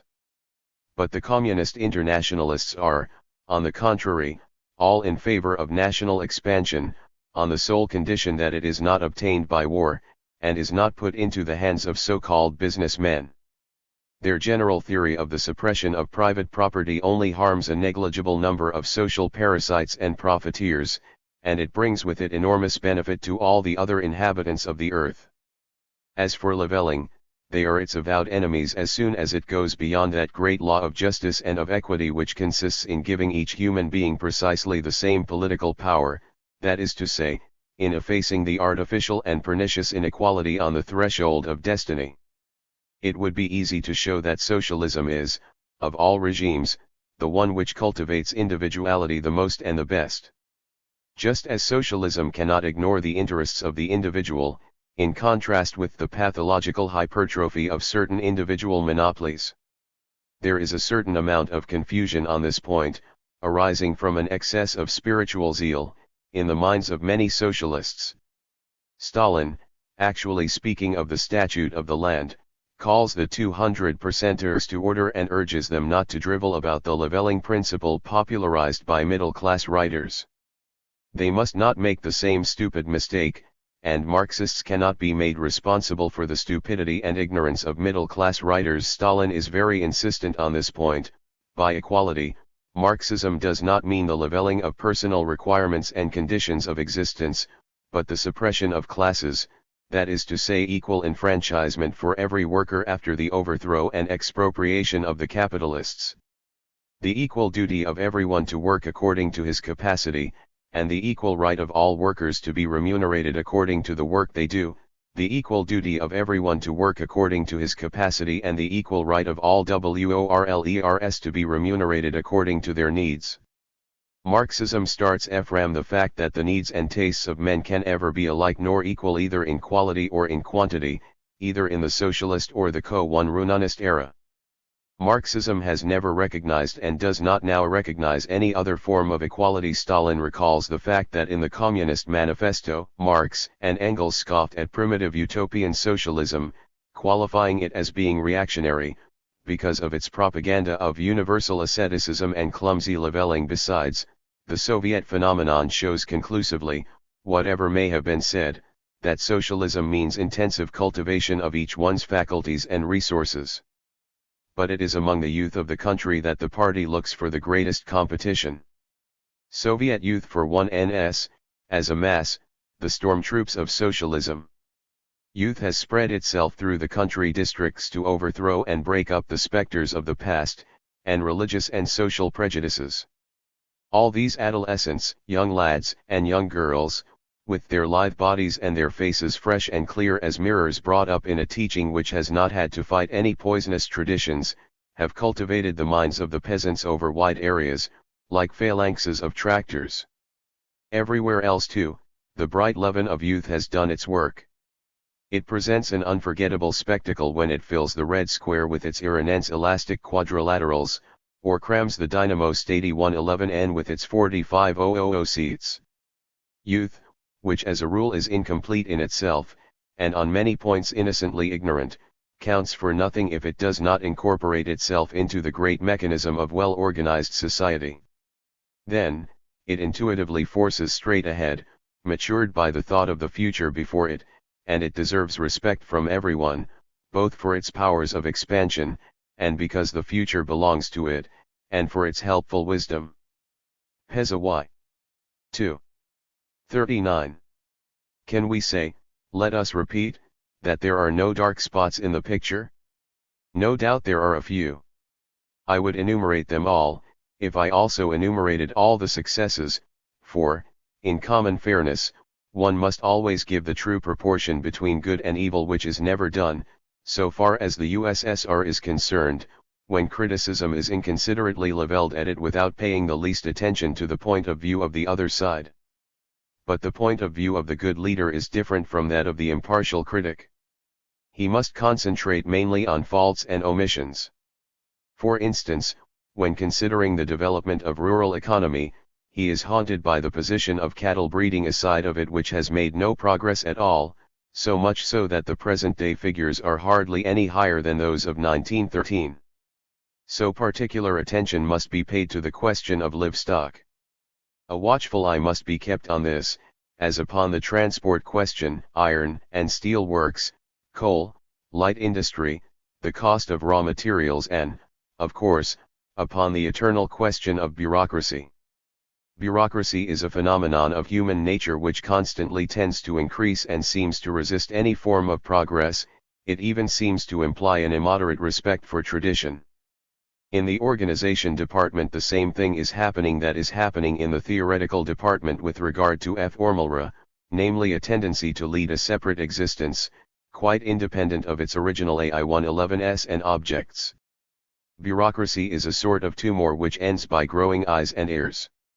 So, the sources of all our difficulties today are officialism and the paper administration of the social services, twaddle about the principles of leadership, the absence of personal responsibility, the lack of individuality in work, the leveling system in wages, the absence of any systematic inspection of results achieved, the fear of self-criticism. The best method of coping with these difficulties, which Stalin defines in a very clear-cut way, is to raise the level of leadership to the political level, that is to say, to have the full meaning of what one is doing, and of the place it occupies in the whole scheme of things, constantly in one's head. Let us go straight ahead, glancing neither to right nor to left. I beg your pardon, I should have said, on the contrary, looking carefully to right and to left to mark carefully any deviation to right or to left, always ready to make a sudden leap forward or to hold back a little. Stalin is very insistent about the reality of these dangers, and he goes so far as to consider that the fact of not combating one of these deviations amounts to a concession made to the other. And besides, we do not get excited about our success. To do so would distract us on the threshold of the future. It might compromise or disturb our greatest and most powerful possession, our line of policy. This honest line of policy belongs to the revolutionaries because they created it and because they have maintained it. To have an honest line of policy and to know how to advance along it is a very rare event in the life of governing parties. Look at the neighboring countries, and see how many parties in power have an honest policy which they follow. Actually there are no such parties in the world, for they all live without perspective, daring amidst the chaos of the 141 world crisis and unable to see the way out of the morass. Our own party is the only one which knows how to go forward and to carry on its labor progressively and victoriously. Those who listen and who pay heed to this considered judgment which the extraordinary events of our own times have led a statesman to utter, must come to the conclusion that, in order to respect this great line and to keep it intact, one must remain in a constant state of vigilance and combativeness. One must not hang back, and one must make no mistakes. Chapter 9. What of tomorrow? If one wishes to see the full force of USSR life and energy, one must see it in perspective, or, in other words, in the shadow of its future plans. All the descriptions of this swiftly moving picture grow out of date before our eyes. They have to be loaded with postscripts. In the solemn atmosphere of the 17th Congress of the Russian Communist Party, which took place in January 1934, the Congress of the Victors, dominated by Stalin's monumental report on the 1928-32 plan, Stalin also opened the door into the endless future. The 5-year plan is dead. Long live the 1932-37 5-year plan. The period of economic reconstruction is virtually at an end, said Molotov, president of the Council of People's Commissars, one of the most important workers of the Union. Now they are turning to the question of developing, in quantity and in quality, the production of commodities, and to general improvement in everyone's standard of living. On the foundations of the prodigious decentralization begun in the bosom of the Soviet world, the key industries will become twice as vast and as heavy. The manufacture of machine tools, and the production of coal and of petrol, will be doubled. Tractor, locomotive 242. What of tomorrow? 243 construction, foundries, steel, copper, and chemical works will be trebled. The timber industry itself will be nearly doubled. 5 times as many trucks and 8 times as many motor cars will be manufactured. Electrical energy will attain 38 billion kilowatts. The new 5-year plan has also provided for an increase of more than double in the manufactured goods industries, namely, light industry, food commodities and industrial cooperatives. Particular attention is being paid, in this new period, to improvement in quality and technique, and to replacement of machinery. The electrification of all industries, necessitating a great deal of very hard work. Enter 111 us progress is to be made in the electrification of the country districts and of railways, and in the conveyance of power. The output of labor should be raised by 1937 to 63% as against 41% in 1932. The cost of raw materials should decrease by 26%. The increase foreseen and decided upon in agricultural production is to be 105%. The number of tractor depots shall be increased from 2,446 to 6,000. Mechanization of agricultural work, an increase of 60%. Total tractor power, 8,200,000 horsepower. Railways should nearly double their traffic. River and maritime transport should nearly treble theirs. Motor transport is to be multiplied by 16. The canal between the White Sea and the Baltic is to be completed, and also those between I/1 Oskau and the Volga and the Don. By 1937 130,000 miles of new roads are to be made. Lines of civil aviation 53,000 miles. Investment in industry, 69,500,000,000 rubles, in rural economy, 15,200,000,000 rubles, in transport services, 26,300,000,000 rubles. New undertakings to be begun and others to be reorganized together represent an expenditure of 1,3,2,000,000,000,000 rubles. I will not even undertake to enumerate the principal objects it is hoped to achieve in this chapter of the plan. As far as the factories are concerned, Workers' dwellings with a floor space of about 54 million square yards are to be constructed. The actual wages of the workers will, in 1937, be 2.5 times what they were in 1932. Illiteracy is to be completely abolished as completely as unemployment was under the preceding plan. Every citizen in the Soviet Union will be able to read and to write. The total number of pupils in schools and institutes will be 197 per 1,000 of the population, instead of 147 per 1,000 as at present. The funds of national insurance will be doubled. It is a fantastic plan, people will say.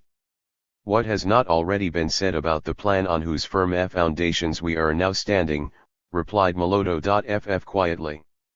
The Union of Socialist Soviet Republics will become 2-1. What of tomorrow?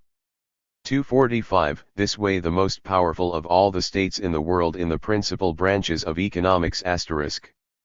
In the great sane and heroic dream of resurrection which the USSR is realizing under the leadership of the Communist Party, itself led by Comrade Stalin, there is, however, mixed the nightmare of war. We know the tragicomedy of the history of official pacifism in the post-war period. The equivocal position of the pompous League of Nations and its almost legendary incapability of ensuring peace being the least of the criticisms inspired by that Institute of Pacific Ceremonies which sprang from the Treaty of Versailles to give some stability to its provisions, and in which Germany has given up playing the part of the brigand who is always beaten by the other brigands, and in which Japan has, on its side, given up its own dishonest and lying role under the converging beams of international limelight. Aggression against the USSR with the immense economic outlets and active volcano of socialism evidently enters into the calculations of capitalism at bay, and the Soviet leaders are much too serious to commit the error of believing in the sincerity of the theatrical peace proclamation. Let us add that the results attained at the end of 1934 already indicate that the current 5-year plan will attain its colossal objectives. The national revenue has risen by 6 billion rubles in 1 year and was, in December, 55 billion. The amount of electrical energy produced has increased by 1 T/IRD as compared with 1933, and has reached J2,500,000 kilowatts. In the year 1934 the amount of iron smelted was 50% or greater than in 1933. The triumph is tremendous, and Stalin is justly proud of it. But he says, do not be too proud, comrades, for you must remember that the production of steel has not increased in the same proportion as regards the carving up of territory, not as regards the solemn clause stipulating that the disarmament of the conquered countries was to be the signal for general disarmament. Machines of the great mouthpieces in the pay of imperialist countries. But they believe that they have a part as censors to play against these dangerous artistes. We all know how unsuccessful were the first dealings of the USSR with the League of Nations, and the outcry provoked at the disarmament conference by Litvinov's proposal, which seems logical enough, for complete disarmament, or if that were not possible, at least partial disarmament. But the U.S.S.R. has persevered in its unwavering peace policy. Soviet diplomacy, conducted in a masterly manner, won only by Chicherin and nowadays by Litvinov, has presented a constant and stubborn front of pacifism. This positive and enlightened peace policy has been recognized by everyone except those whose definite interest it is to deny it. We are a factor for peace in the world, Stalin declared at the 17th Congress.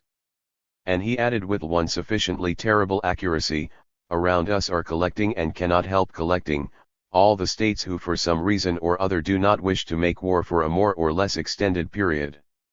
Finally, at the request of 32 states, the USSR. What of tomorrow? 247 was admitted into the League of Nations. This is certainly some guarantee of peace, because it practically ensures the alteration of the attitude of the League of Imperialist Nations under the influence of Soviet collaboration forced upon them by circumstances. But it is nor a complete guarantee. Very far from it. The danger of war remains. This is quite clearly indicated in the attitude of Japan. It is perfectly obvious that Japan wants to invade a very large part of Asia, especially China, by breaking its Soviet backbone and attacking the USSR. Indeed, Japan claims this openly and is constantly adopting a provocative attitude. She has transformed Manchuria into a fortified camp which she fills with military stores, aviation centers, and strategic lines of communication. In the field of foreign policy, Japan and Germany have an understanding and are violently and clumsily friendly. Before what the popular soldier minister V. Orikhalov calls the cynical frankness of Japan, the attitude of the Soviet Union has been the courageous, strong, and noble one of granting all the concessions that it can. But at the end of these concessions there is a boundary limit upon which is written, "We do not want 1 foot of anyone else's land, but we will not yield an inch of our own." If war breaks out, the U.S.'s.RWI. LL defend it?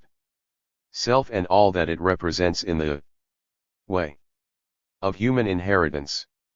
The war in question will become general and, from being an imperialist war, will transform itself, in many ways, into a revolutionary civil war. This is nor so much dictated by party policy as it is a matter of inevitable historical destiny. Here, there, wherever the war passes, revolution will pass. What occurred during the last war shows us clearly the turn that matters will take, but in a greater and stronger way, during the next war. Even when people try to destroy progress, they only hasten it forward. Whatever may happen in the unknown future, if war is declared, one of the greatest causes of confidence among the Soviet people will be Stalin. Vorokhalov, Commissar for National Defense, is very much loved, but the commander-in-chief is and will be Stalin. He will gather into his own hands the whole political and military leadership.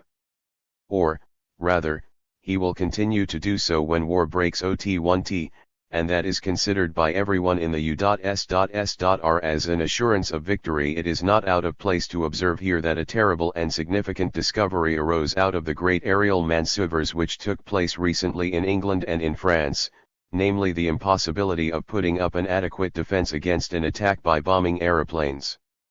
One of our most respected military experts, Lt. Col. Vauthier, observing that Paris may be annihilated during the first 11 hours of war, recommends the complete demolition of Paris and its reconstruction elsewhere under improved armor plating. And he is not trying to be funny, as one might be tempted to believe, observes Paul IV.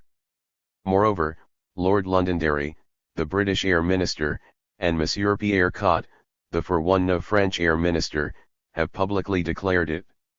It is asserted that no human power in the present state of scientific knowledge is capable of preventing the dropping of tons of high explosive sufficient to destroy London and Paris. The only recourse left for the country which one has its capital city destroyed is to send a squadron of its own to disrupt and asphyxiate the enemy capital. What is true in the case of towns is true for military centers. There is only one exception, said Monsieur Pierre Cot, and that is the case of Russia, whose territory is so vast that the greater part of it is protected from raids of this nature. The USSR, whose immensity once beat Napoleon at the height of his power, is therefore in an exceptionally privileged position so that it is not solely in its own interest. TL1 at the U.S.S.R. is fighting when it fights for peace. Chapter 10. This then is where we stand in the dawn of a new era, this era at which, as Kaganovich says, oceans are flowing beneath the bridges. Every nation but one is rushing headlong to ruin by way of fascism, and they are all rushing into war. The situation is tragic. But it is not a complex one, it is, on the contrary, quite a simple one. In the 19th century, as a result of the sweeping away of all previous political situations, active humanity resolved itself roughly into two parties, conservatives and revolutionaries, those who wished to retain the capitalist form of society and those who wanted to change it and make it more equitable. The struggle began in various quarters, with a tendency to become general, between these two massive forces. In actual fact it was, on one side, the the working class partially organized into an international army and all its sympathizers; on the other side, the ruling middle classes, the universal legacy of the French Revolution, their state forces, their advocates and defenders of all kinds, and also all non-revolutionaries of any kind. For at first sight it might appear as though there were intermediate positions, but in reality there were none.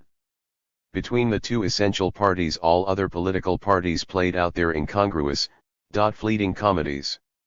From such 249 a state of affairs it became evident that there was no third world that mattered. There was no third path. There was no compromise.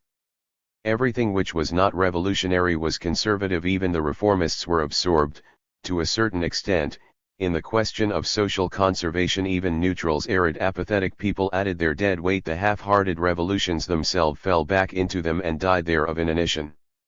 If one does not obtain everything, one obtains nothing. Consequently, the elusive middle-class liberalism, which has so many adherents, like all middle courses, and whose slogan is, neither reaction nor revolution, and all the variations of this same theme, rest upon a grossly mistaken interpretation of the truth. The exigencies of present-day circumstances insistently demand either reaction or revolution. Those are the only two alternatives.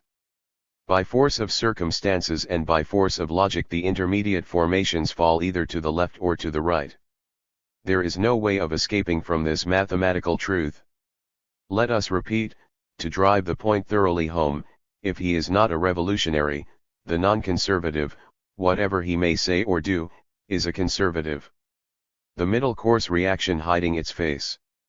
And the two groups remain: capitalism, which obtains by artificial means the double anarchic dilation of the individual and of the nation, and which is a perpetual muddle of injustice, spoliation, corruption, and war.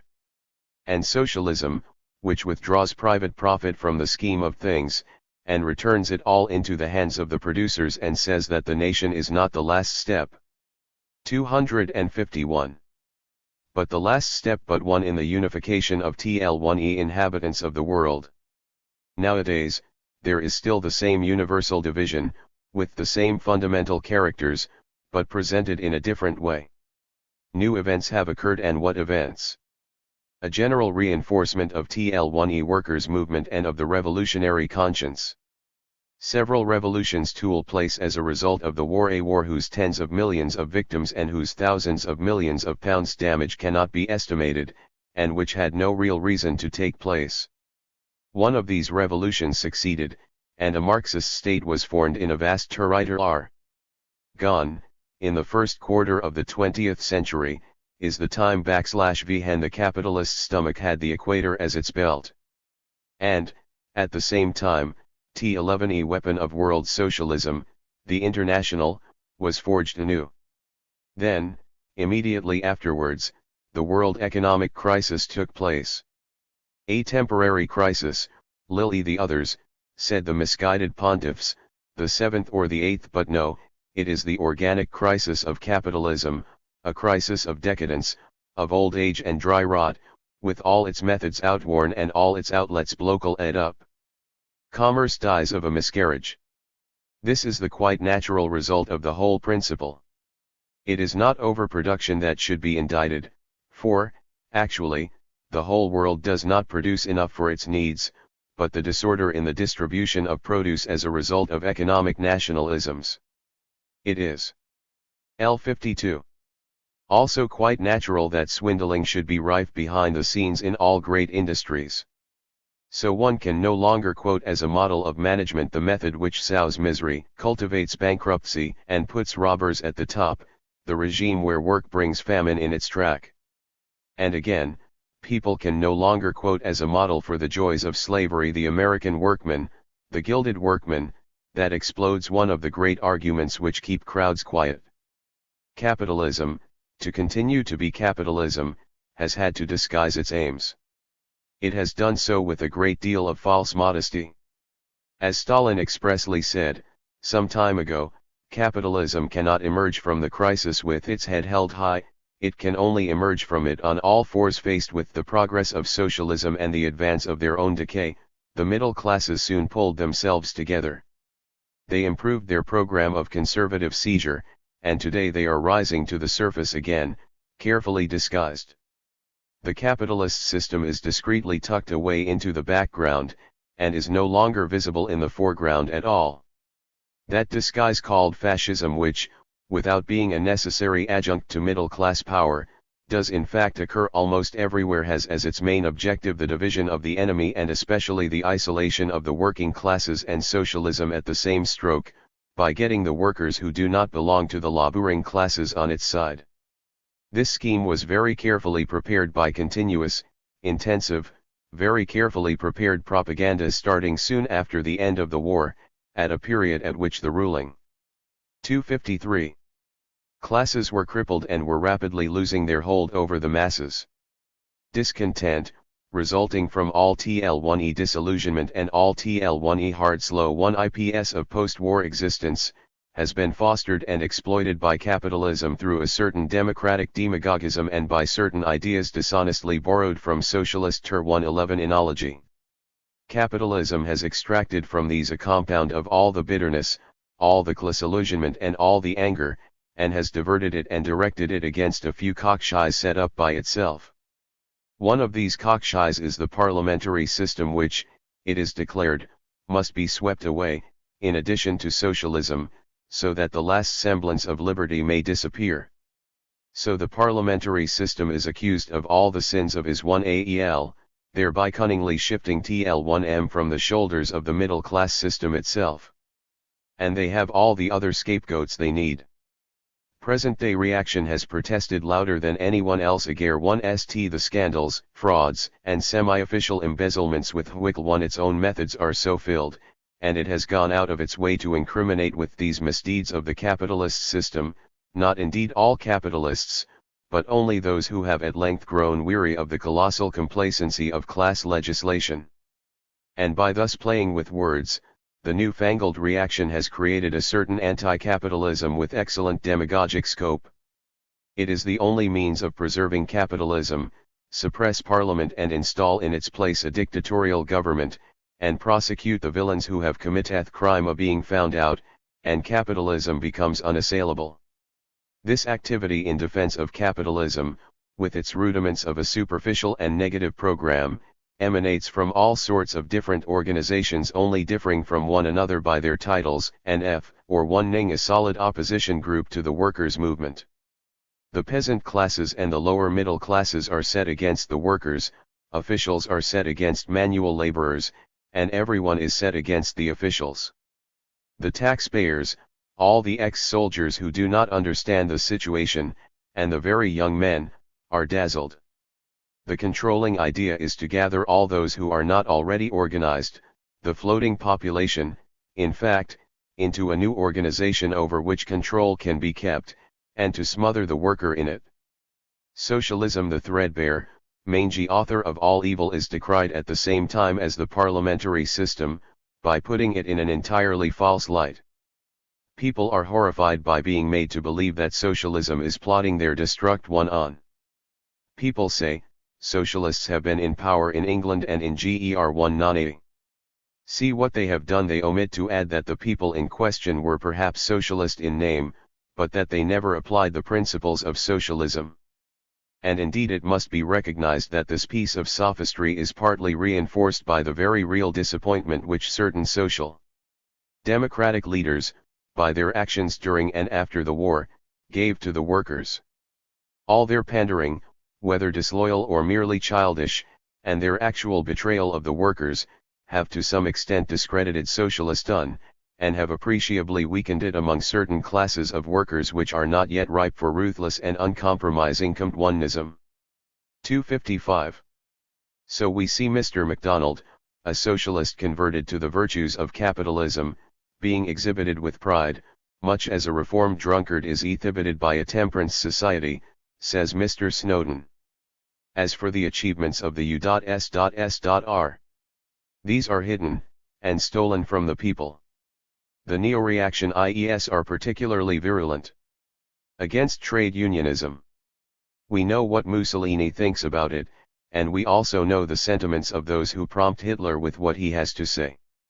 And not long ago, Monsieur André Tardieu explicitly said, to overcome the world crisis, all that is required is effective control of trade unions. The corporate state systems which flourish in Italy, in Germany, and in France, are based precisely on this principle. It is the system of intimidation and of new militarism which fills Herr Krupp with enthusiasm.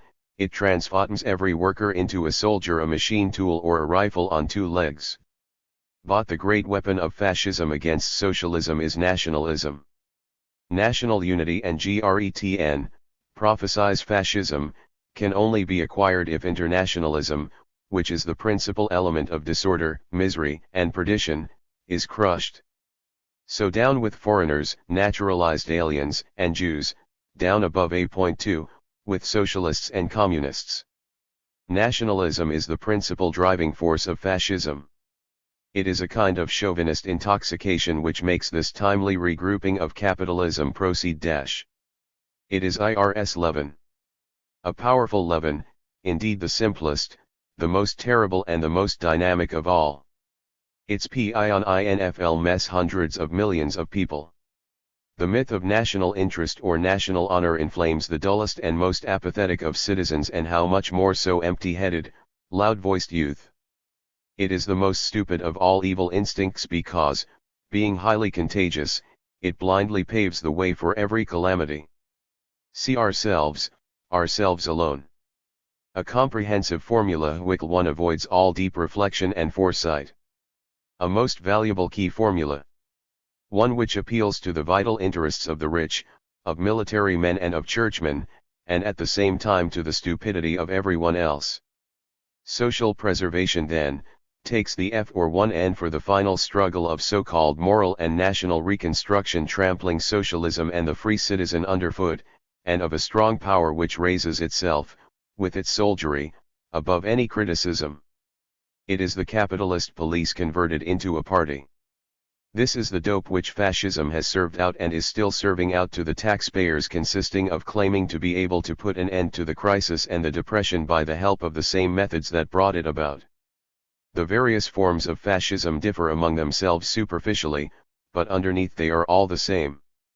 However much it may establish a sort of farce of democracy, a sort of caricature of socialism, and however loudly it gives expression to revolutionary sentiments and ideas of controlled economy and even anti-fascism, and however much it climbs up upon proletarian principles in order to raise itself higher, this so-called doctrine of popular reconstruction, which has installed itself in Italy, in Germany, in Hungary, in Poland, in the Balkan Peninsula, in Portugal, in Austria, and which at the present moment is recruiting adherents among the youth, the lower middle classes and the faithful of the churches of France and of other countries, is no more democratic than it is new.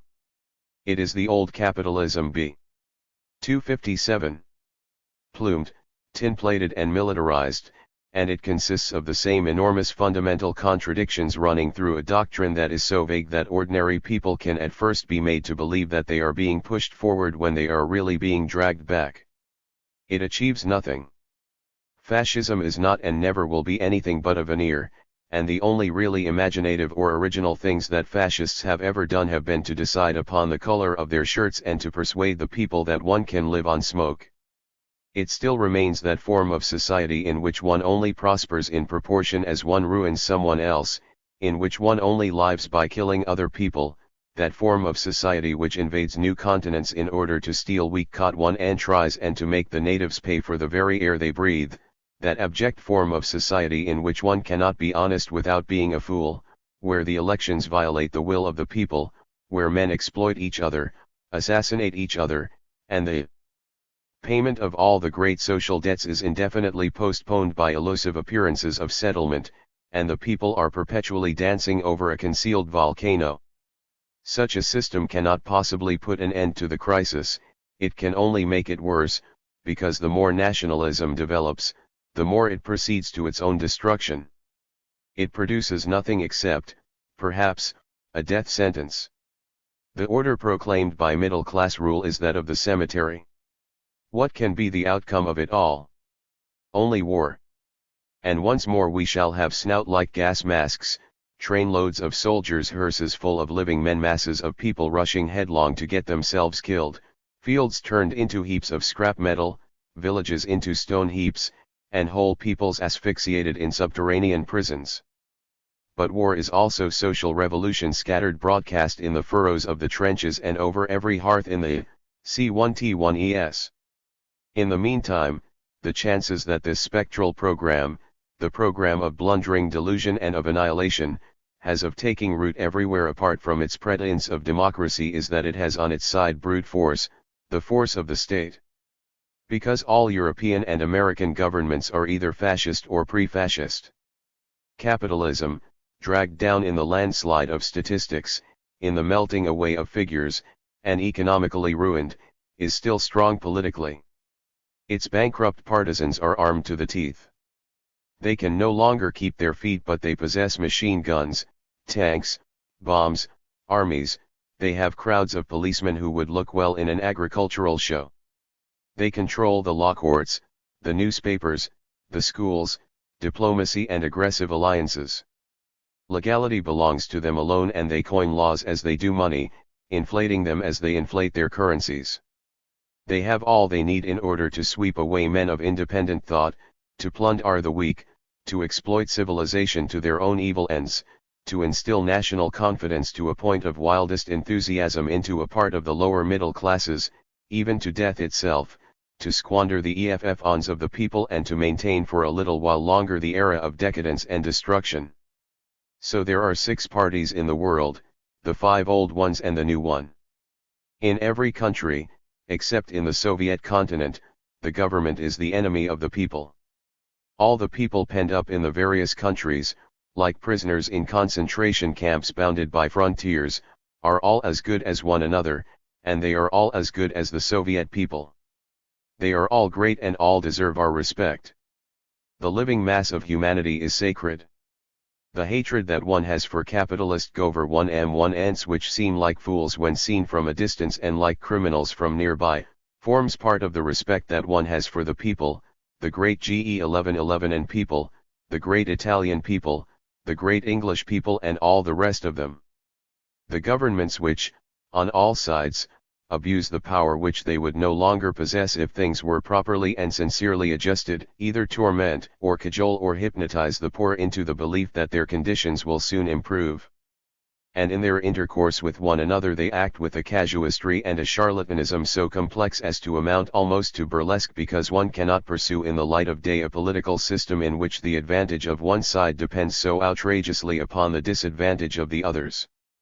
And all that ends, after numerous preliminary conferences and agreements, with a general increase of armaments. And, as the armament manufacturers are given a free hand, they have the effrontery to sell their goods to possible future enemies as well.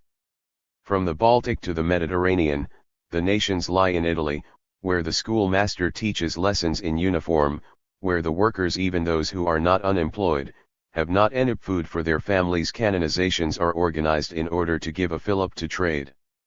It is true that the country is quiet, but that is because it is muzzled. To the tourist's eye everything is in perfect order. Not long ago Mussolini declared that Italy was at the lowest ebb, that she could not sink lower. Doctors, midwives, schoolmasters, and engineers are luxuries. If every district called for them they would be spoiled, declared the fascist dictator who had formerly made such dazzling promises to his compatriots. THE Germany with its swastika. The working classes have resisted heroically there, but they have their entire destiny to reconstruct. Hitler with his little mustache, and the whims of a moralist, was jockeyed into power by Hindenburg and Clemenceau, and the absurd mischief made by the Treaty of Versailles is the only argument that makes any sense in his reasoning. Hitler is nothing but a loudspeaker. And the agent of capitalism, even though he does plunder the Jews.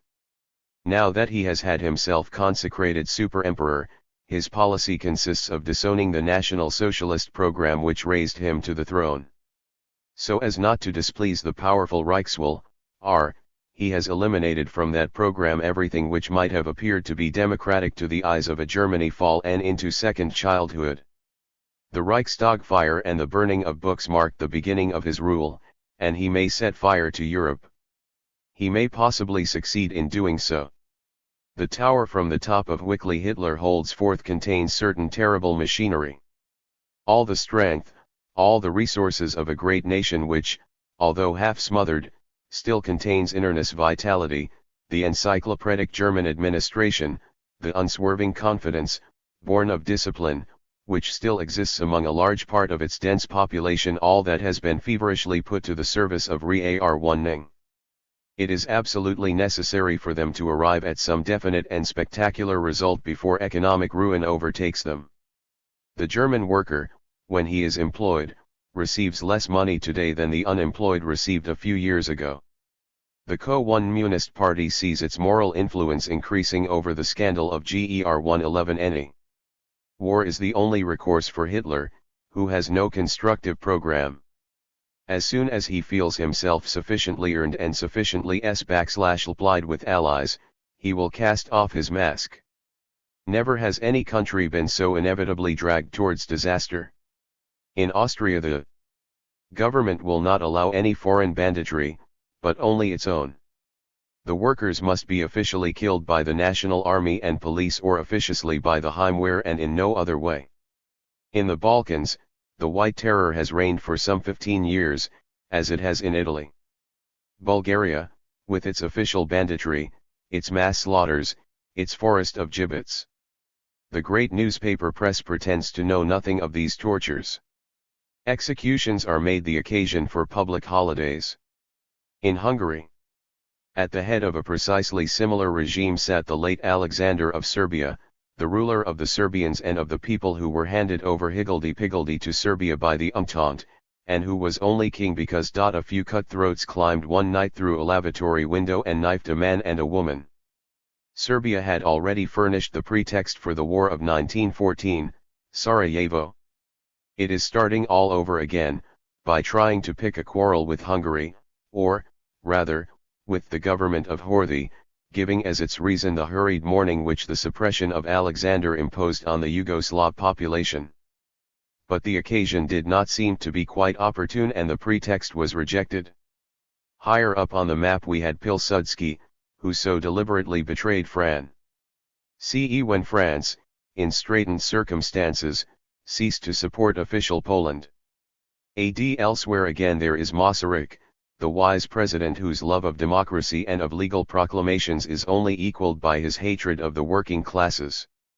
And Switzerland is distinguishing itself today, not only because peace is rusticating there and because it is the seat of the League of Nations, where they talk of nothing but peace in the same way as in churches they talk of nothing but love, but also because Switzerland has become just as fiercely inhospitable as England. Moreover, Switzerland H1.1d already begun her role of mediator during the war, by acting as intermediary between the belligerents in the matter of traffic in war material. In France, Monsieur Doumergue has disappeared from. Great ladies flaunted themselves at the hangings like the mid-J.E. class French women who put out the eyes of the prisoners of the Commune with their sunshades as they veer being taken away. At Sofia, the execution of freedmen among 50,000 people, condemned without any proof for the one amped on the cathedral, was actually filmed for the newsreels. Circulation and no one but himself regrets it. It is not that he meant badly, jealous of the laurels of old swashbuckling Hindenburg and having, like him, a back shaped like a pair of steps, Monsieur Doumergue, with Tardieu by his side, was obsessed with the idea of plenipotentiary powers and broadcast mawkish appeals on the wireless for one's money or one's life. He firmly pursued the policy of increasing war estimates and police estimates, and the policy of state reform formerly concocted by Monsieur Tardieu, which was an already recognizable relative of the fascist regimes let loose among her neighbors. But he tried to go too quickly. Threatened with the dissolution of Parliament, he was compelled to throw in his hand. His successor carried on the program of this great bogus national figure more deftly. Flanked also by Tardieu and by Ariot, now become inseparable, he leaps up the system of legal proclamations.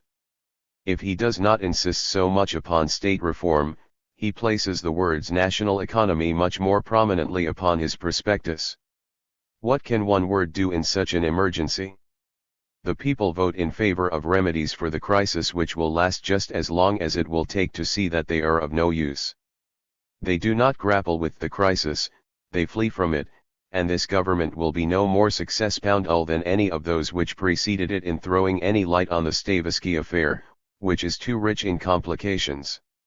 In foreign politics it will merely be a revival of the imbroglio of closer connections with foreign powers and of markets and of aparts. What of the French Empire and the French colonies? A vast imperial French conference has been convened with great pomp and ceremony just in order to grind as much as possible out of nations that, having been vanquished, are now being punished for it. Their actual output is negligible. And yet the native has long since been expropriated and condemned to exhausting, annihilating labor, throughout the whole of Africa. He is the beast of burden, the military, tax-paying animal. In the Gabon, whose population is visibly shrinking, the Negro is frequently obliged to sell his wife to pay his taxes. In French Equatorial Africa and French West Africa, non-payment of the tribute exacted by plundering civilization entails massacre and the destruction of villages. In Morocco, women are taken as hostages for the payment of taxes. In Indochina, railways are built for the use of colonists under such conditions that it has been said that each sleeper represents a native corpse. And if any patriot dares to raise his head, the scoundrel is struck down in the name of patriotism.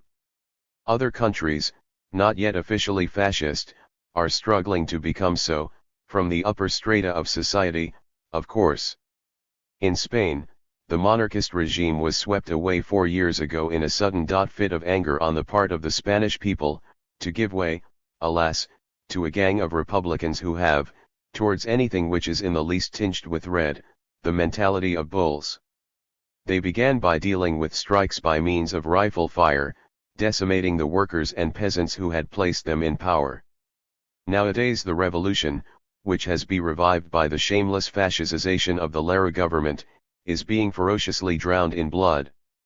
Gil Robles and his Popular Action, which is both Catholic and fascist, is today the heir of the 1931 revolution and the successor of the cadaverous Alfonso XIII.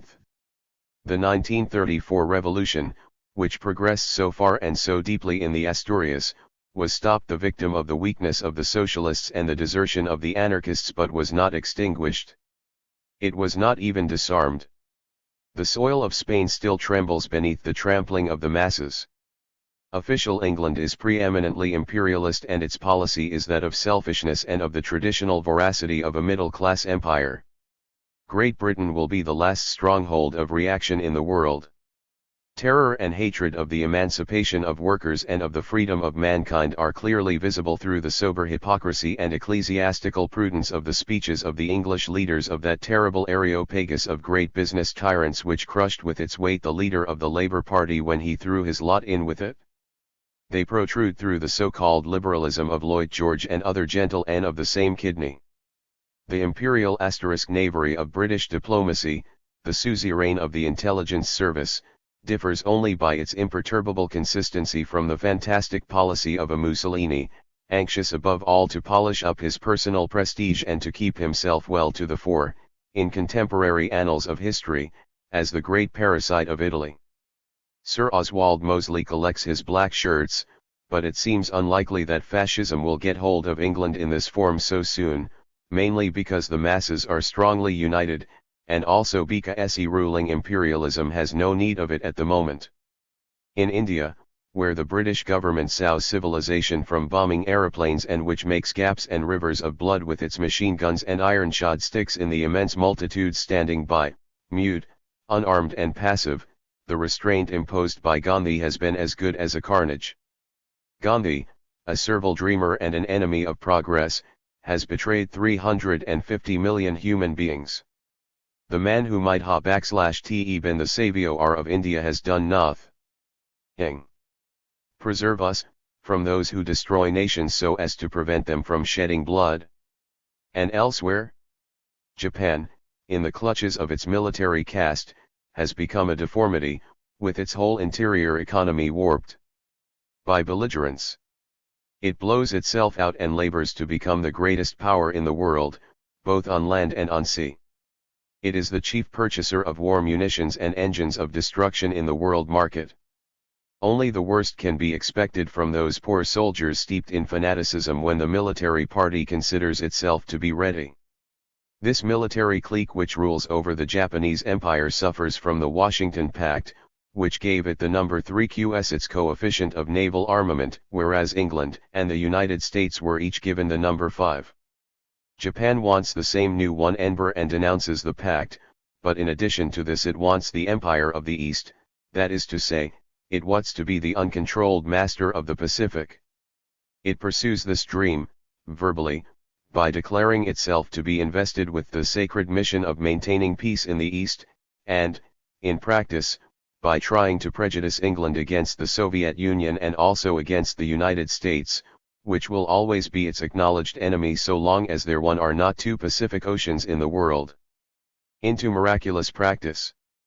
Stalin appreciates the willpower and courage which Mr. Roosevelt displays so as to reduce to a minimum the downfall of capitalism, but he calls attention to the fact that he does not destroy the fundamental anarchy of capitalism. Moreover, he cannot do so, because the United States are, in reality, in the hands of private people, and Mr. Roosevelt is powerless. If he really went against capitalist interests he would be deposed. Nothing can come of such half measures, which produce nothing but squibs of noisy publicity, in which capitalism only apes socialist methods so far as they are necessary for it to continue to rule. But there is something else. There are the sane and healthy forces. Millions of eyes are opening under the influence of the new life. If only the mobilization of the people could be hastened. We all respect sincerity, but we are reaching the point at which ignorance becomes shameful. For the first time an appreciable portion of humanity has radically altered itself. All eyes are turned in the direction of the U.S.S.R, noting its difference from other countries which are at the same time more advanced and more backward. It is one's duty to understand all these things at the same time. If, in the course of our survey of a world which contains so much suffering created at will by parasites, we allow ourselves to be led into anger and invective, our excuse lies in the constant evidence of the suffering which we have before us, and the necessity for shouting for help. But let us pause a moment to reflect quietly, as a thinking creature should, and let us make a sort of wager with ourselves: what will the future be? Fascism or socialism? What must the future be? Fascism, which means general nationalist reaction. What does that mean, since each nationalist party only considers the question of its own development in relation to and in opposition to all others, and since there are about 80 of these on the face of the earth, and since the development of machinery tends to equalize the methods of destruction for all? What unions can there be amongst them but unions of hatred and destructive unions for purposes of gain? The extermination of the human race has never been so scientifically planned as it is in these Perspect 1 vs. And on the other side, is the general Soviet formula capable of achievement? Yes, and it is for the advantage of everyone, and it is the only one. WL1 it is for the advantage of everyone, and it is the only possible one. From whatever angle one approaches the question, one cannot succeed in laying a single one of the public misfortunes with which we are burdened, or which are hanging over our heads, at the door of Soviet society in which everyone looks after everyone else, which makes men rely upon one. Z70. Another, and which gives a finer meaning to frontiers and removes their hostility. In the meantime, the proprietors of things and of men, the hangers-on, the speculators, the swindlers and the pimps, are floundering in the great old-fashioned current of reaction, streaked with Republican catchwords, and not only is the organized mass of the workers' state resisting this current, but also in all other countries 1/2 of the population is rebelling and straining at its bonds. All over the world a latent second power of justice and the righting of wrongs is vigorously asserting itself.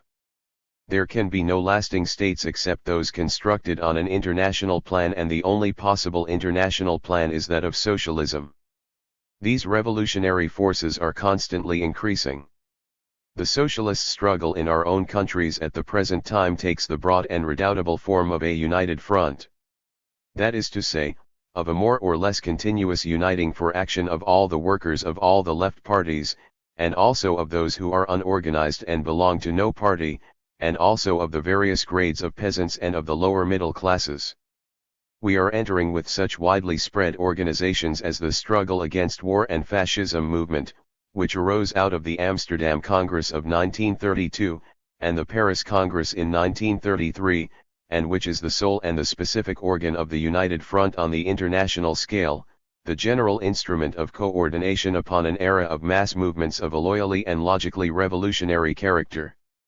Their object is to prevent war and to repel fascism and fascization, all of them direct results of capitalism, by the general alliance of all exploited and oppressed people, and by fighting against capitalism itself. And this is to go on all over the world, side by side with, and apart from, the frontal battle waged by the political parties. Thus an agitation and a stirring up of the multitudes is brewing which threatens the imbecile and ferocious old order. This movement aims at rousing living people against the dead weight of governments and the deadly weight of profiteers.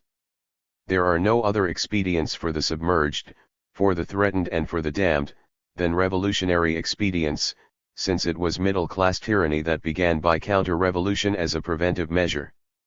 The counter-revolutionaries have on their side the control of RN1S and of the public services and are able to lie on the wireless. The revolutionaries have on their side the fact that they are right. The struggle to come will be a conclusive one. And one of the objectives in all these teen-wanting offensive defensives, must be the safeguarding of the Soviet Union. All human brains and all human hearts are made in the same mold. What we tell them is very simple: either men must give up living together or they must start again in a different way, and they must be guided by a definite example, by the light of fire and of the dawn of a new era. The Russian people is the first that undertook the task of saving the people. The U.S.S.R. is the only real socialist experiment that has ever been made, and it affords a real concrete proof that socialism is feasible in this world. The 272 results of socialism are there, you have only to look at them. You must not let clowns and rascally politicians persuade you that they are somewhere else. That is the country in which, by the hands of two supermen, have been united the practical genius of the American and the enthusiasm of the revolutionary, the country of intelligence and of duty, with its yearning for truth, its enthusiasm, and its youth. It stands out from the map of the world, not only because it is new, but because it is clean. The Soviet Socialist administration is the only one which has created prosperity and which has created civic virtues which have nothing in common with the sinister sieve of honor of people of the Mussolini or Stavisky type, who shine side by side in every capitalist city. The October Revolution really did bring about a purification of morals and of the public spirit, which no other religious or political reform ever before succeeded in doing. Neither Christianity, nor Protestantism, nor the civic and civil rights of man of the French Revolution. To the worldwide group whose eyes are turned towards the future, events show, more and more, that the interests of all the workers, laborers, peasants, middle classes, intellectuals are identical, and that all the workers should mass themselves around the laboring class. This does not mean that the laboring class is essentially superior and should be especially privileged, but it is the most sensible way of arranging matters, because of the organization of labor, its social enlightenment, its achievements, the logical and historical personification which it is of anti-capitalism, and the formidable weapons available to those who hold the means of production in their hands. The working proletariat is, in actual fact, the active army. And in time of war it is not the part of the active army to command the reserve army, but to collaborate with it wherever the battle is fiercest. Events also show, and one must not tire of proclaiming these truths, that one must embrace internationalism in a practical way before one can emerge from chaos, because history, whether we want it to or not, speaks to us internationally. They show that nothing can be accomplished, even within frontiers, without disregarding frontiers. And finally, they show that reformism must be rejected, as well as any combination with the plutocratic group which clings to power. The formula of reformism no longer means anything. It really ceased to be of any value when it made of socialism an equivocal medium in which the laboring class marked time. There are two worlds, the socialist world and the capitalist world. Between the two there hovers the absurd mirage of a third world, democratic in name but feudal in fact. We must either unite on the truth of this statement, or against it. Youth must not allow itself to be deceived by these faked rejuvenations with which fascism disguises itself, or by all its tinsel. The greatest and most important reply to the exigencies of the times must certainly come from youth. It is not for youth to bring its driving force to bear on degrading traditions, nor to make a desperate attempt to turn the world from the left to the right. It is for youth to do something new, according to the dictates of nature and of science. The boy is fa-ther to the man, and the future belongs to him. Let the F-1 combatants, the survivors, the bleeding and maimed witnesses of the Great War, those who smashed one another for no reason at all over 2,000 miles of front and have made the most appalling hecatomb of their generation refuse to mount guard over. Governments which want to start again, and refuse to faster the GER-111s of future war. And may the feminine half of humanity also understand that order and peace are only to be found at the end of these few great truths. Chapter 11. Let us return once more to the figure of that man who is always standing between what has been done and what is to be done. He is the target of our enemies, and they are quite right to make him so, says Norin. He is the name of our party, says Bubnov. He is the best of the old iron cohort, says Manuilsky. One respects the old Bolsheviks, says Mikoyan, not because they are old, but because they never grow any older. His history is a series of victories over a series of tremendous difficulties. Since 1917, not a single year of his CASER has passed without his having done something which would have made any other man famous. He is a man of iron. The name by which he is known describes it. The word Stalin means steel in Russian. He is as strong and yet as flexible as steel. His power lies in his formidable intelligence, the breadth of his knowledge, the amazing orderliness of his mind, his passion for precision, his inexorable spirit of progress, the rapidity, sureness, and intensity of his decisions, and his constant care to choose the right men. The dead do not survive except upon earth. Wherever there are revolutionaries, there is Lenin. But one may also say that it is in Stalin more than anyone else that the 275 thoughts and words of Lenin are to be found. He is the Lenin of today. In many ways, as we have seen, he is extraordinarily like Vladimir Ilyich. He has the same knowledge of theory, the same practical common sense, the same firmness. In what way do they differ? Here are two opinions of Soviet workers. Lenin was the leader, Stalin is the master, and also, Lenin is a greater man, Stalin is a stronger. We will not, however, pursue these parallels too much, as they might lead us to form a wrong idea of these two exceptionally great men, one of whom formed the other. Let us say, if you like, that Lenin, especially because of circumstances, was more of an agitator. In the vast directing system which is now much better organized and more developed, Stalin must necessarily act far more through the medium of the party, by the intermediary of organization, as it were. Stalin is not, nowadays, the man of great tempestuous meetings.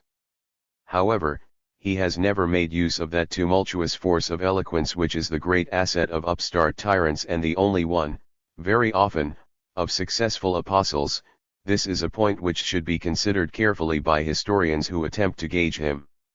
It is by other paths that he came into and remains in contact with the working, peasant, and intellectual population of the USSR, and with the revolutionaries of the world, who carry their spiritual country in their hearts, namely, many more than 200 million people. We have caught a glimpse of some of the secrets of his greatness. Among all the sources of his genius, which is the principal one? Bellakun said, in a fine phrase, he knows how not to go too quickly. He knows how to weigh the moment, and Bellakun considers that to be the chief characteristic of Stalin, the one which belongs to him in 277. Particular, much more than any other, to wait, to temporize, to resist alluring temptations and to be possessed of terrible patience. Is it not this power that has made Stalin, of all the revolutionaries of history, the man who has most practically enriched the spirit of revolution, and who has committed the fewest faults? He weighs the pros and cons and reflects a great deal before proposing anything. He is extremely circumspect and does not easily give his confidence. He said to one of his close associates, who distrusted a third party, "A reasonable amount of distrust is a good basis for collective work. He is as prudent as a lion." This frank and brilliant man is, we have already seen, a simple man. He is only difficult to meet because he is always working. When one goes to see him in a room in the Kremlin, one never meets more than 3 or 4 people altogether at the foot of a staircase or in the anterooms. This inherent simplicity has nothing in common with the affected simplicity of a certain Scandinavian monarch who deigns to walk about the streets on foot, or with that of a man like Hitler having it trumpeted abroad by his propagandists that he neither smokes nor drinks. Stalin goes to bed regularly at 4 in the morning. He does not employ 32 secretaries, like Mr. Lloyd George. He has only one, Comrade Proscribikev. He does not sign what other people write. He is supplied with the material and does everything else himself. Everything passes through his hands. And that does not prevent him from replying or having replies sent to every letter he receives. When one meets him, he is cordial and unrestrained. His frank cordiality, says Seraphim Agoner. See his kindness, his delicacy, says Barbar Japaraj, who fought beside him in Georgia. His gaiety, said Orakilashvili. He laughs like a child. At the ceremony which concluded Gorky's Jubilee, at the Grand Opera House at Moscow, during the intervals, some of the official personages met in the rooms which lie behind AF or 111 Imperial or Grand Ducal Box. The noise was deafening and everyone was laughing uproariously. Among others there were Stalin, Ortjonkij, Rykov, Bubnov, Molotov, Vorokilov, Kaganovich, and Piatinsky. They were recounting anecdotes of the Civil War, and recalling amusing incidents. "Do you remember when you fell off your horse?" "Yes, the filthy brute, I don't know what was the matter with it." And there followed Homeric laughter, a power of joy, a thunder of youth, which shook the old Tsarist walls a short, sweet respite from the grim labor of reconstruction. Lenin, too, laughed at the top of his voice. "I never met any man," says Gorky, "whose laugh was as infectious as that of Vladimir Ilyich." It was even strange that such an austere realist, a man who saw so clearly and felt so deeply the imminence of great social tragedies, a man immutable in his hatred of the capitalist world, could laugh like that, until he cried, until he choked. And Gorky concludes, one must have great, solid mental health to laugh like that. People who laugh like children love children. Stalin has 3, the eldest Jaskika and 2 little ones, namely Vasily who is 14, and Svyatlana who is 8. His wife, Nadezhda Alliluyeva, died last year. Her terrestrial for 1N is no longer anything but a fine, nobly plebeian face and a fine marble AR-111 rising out of a great tomb in the Novodevichy cemetery. He has practically adopted Artyom. I can hear St. Allen's laughter from here if he ever heard the monumental ineptitude of the Vermont Almanac, which says, Stalin spends 250 million francs a year for his personal needs. 279. Sergeyev, whose father was killed in an accident in 192 R. He also takes a paternal interest in the 2 daughters of Japaraj, shot by the English at Baku, and in many others. I can still see the delight of Arnold Kaplan and Boris Goldstein, little piano and violin prodigies, when they told me how Stalin received them after their triumph at the Conservatoire. He even gave each of them 300 rubles, saying to them, "Now that you are capitalists, will you recognize me in the street?" Around Lenin's and Stalin's laughter, and, as it were, in the same category of phenomena, comes their irony. They both made constant use of it. Stalin very readily gives the expression of his thoughts an amusing or an exaggerated form. Damian Beedney tells us a good story. On the eve of the days of July 1917, Stalin and I were both occupied in editing Pravda. The telephone bell rang. The Kronstadt sailors asked Stalin, "Shall we attend the demonstration with or without our rifles?" What is he going to reply on the telephone? I asked myself, curiously, rifles? That's your business, comrades. We writers always take our pencils with us. Naturally, concludes Beedney, all the sailors attended the demonstration with their pencils. He can, however, be quiet when he wants to be. When Emil Ludwig exclaimed, after some remark of his, "You have no idea how right you are," he replied softly, "Who knows, perhaps I may not be right." On the other hand, when the same writer asked him, "Do you think you can be compared with Peter the Great?" he replied, without any irony, "Historical comparisons are always hazardous, but that one is absurd. He does not seize every opportunity he is given to laugh aloud." 280. One of his main objects seems to be never to try to shine, and never to make himself conspicuous. Stalin has written a great number of important books. Several of them have a classic value in Marxist literature. But if one asks him what he is, he replies, "I am only a disciple of Lenin, and my whole ambition is to be a faithful disciple." It is curious to observe how, in many of the accounts of work accomplished under his direction, Stalin systematically gives credit for all the progress made to Lenin, whereas the credit has been in very large measure his own, because, in any case, no one can carry out the principles of Leninism without himself being an inventor. In our own countries, the word disciple is one of praise, but these men only use it to belittle the particular part played by themselves and to put themselves back into the ranks of their fellows. This does not mean subjection, it merely means fraternization.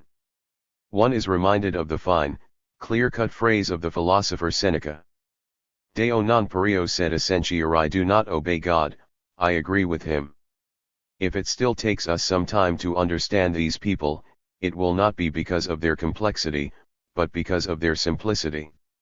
It is quite obvious that it is something else than personal vanity and the pride that he has in his name that thrusts this man to the fore and keeps him in the breach. It is faith. In that great country in which scientists are really endeavoring to raise the dead, and are saving the living with the blood of the dead, in which musty and poisonous religions are blown into space by the winds of the open spaces, faith rises from the soil itself, like the forests and the crops. It is faith in the inherent justice of logic. It is faith in knowledge, which Lenin expressed so deeply, when he replied to someone who spoke to him about the cowardly attack of which he had been the v. 281 rim, and which shortened his days. What can you expect? Everyone acts according to his knowledge. It is faith in the socialist order and in the masses in which it is incarnate, faith in work, in what Stetsky calls the stormy growth of productive forces. Work, says Stalin, is a question of dignity, heroism, and glory. It is faith in the workers' code, the communist law, and its terrific integrity.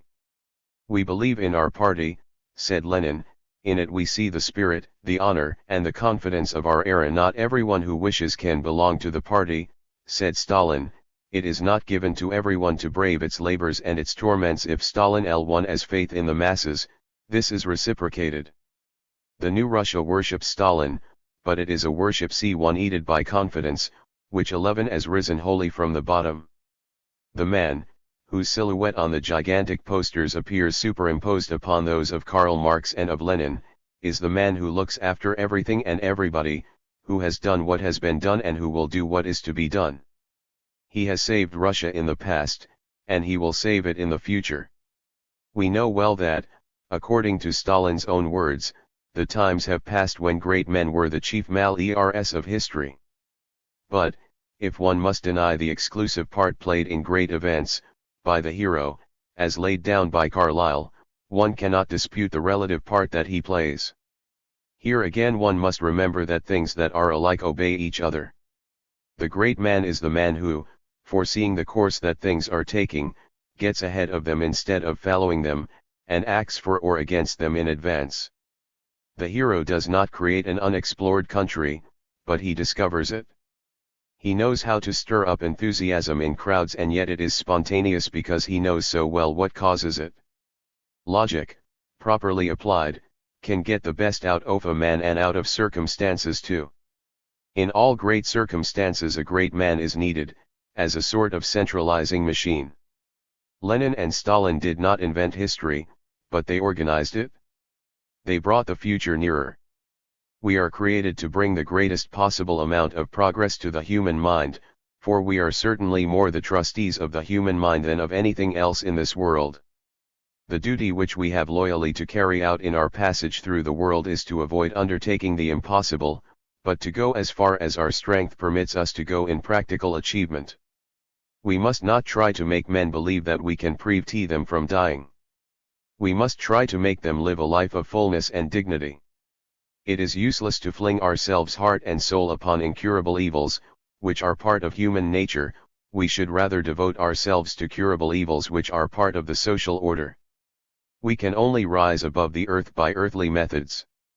When one passes at night through the Red Square, through that vast scene which seems to be divided into two parts, that of today, that is to say of the nation of a large number of the earth's inhabitants, and that which dates from before 1917, it seems as though the man who lies in the tomb, in the center of that nocturnal, deserted square, is the only person in the world who is not asleep, and who watches over everything around him, in the towns and in the fields. He is the real leader, one of whom the workers used laughingly to say that he was master and comrade at the same time. He is the paternal brother who is really watching over everyone. Although you do not know him, he knows you and is thinking of you. Whoever you may be, you have need of this benefactor. Whoever you may be, the finest part of. At 283, your destiny is in the hands of that other man, who also watches over you, and who works for you, the man with a scholar's mind, a workman's face, and the dress of a private soldier.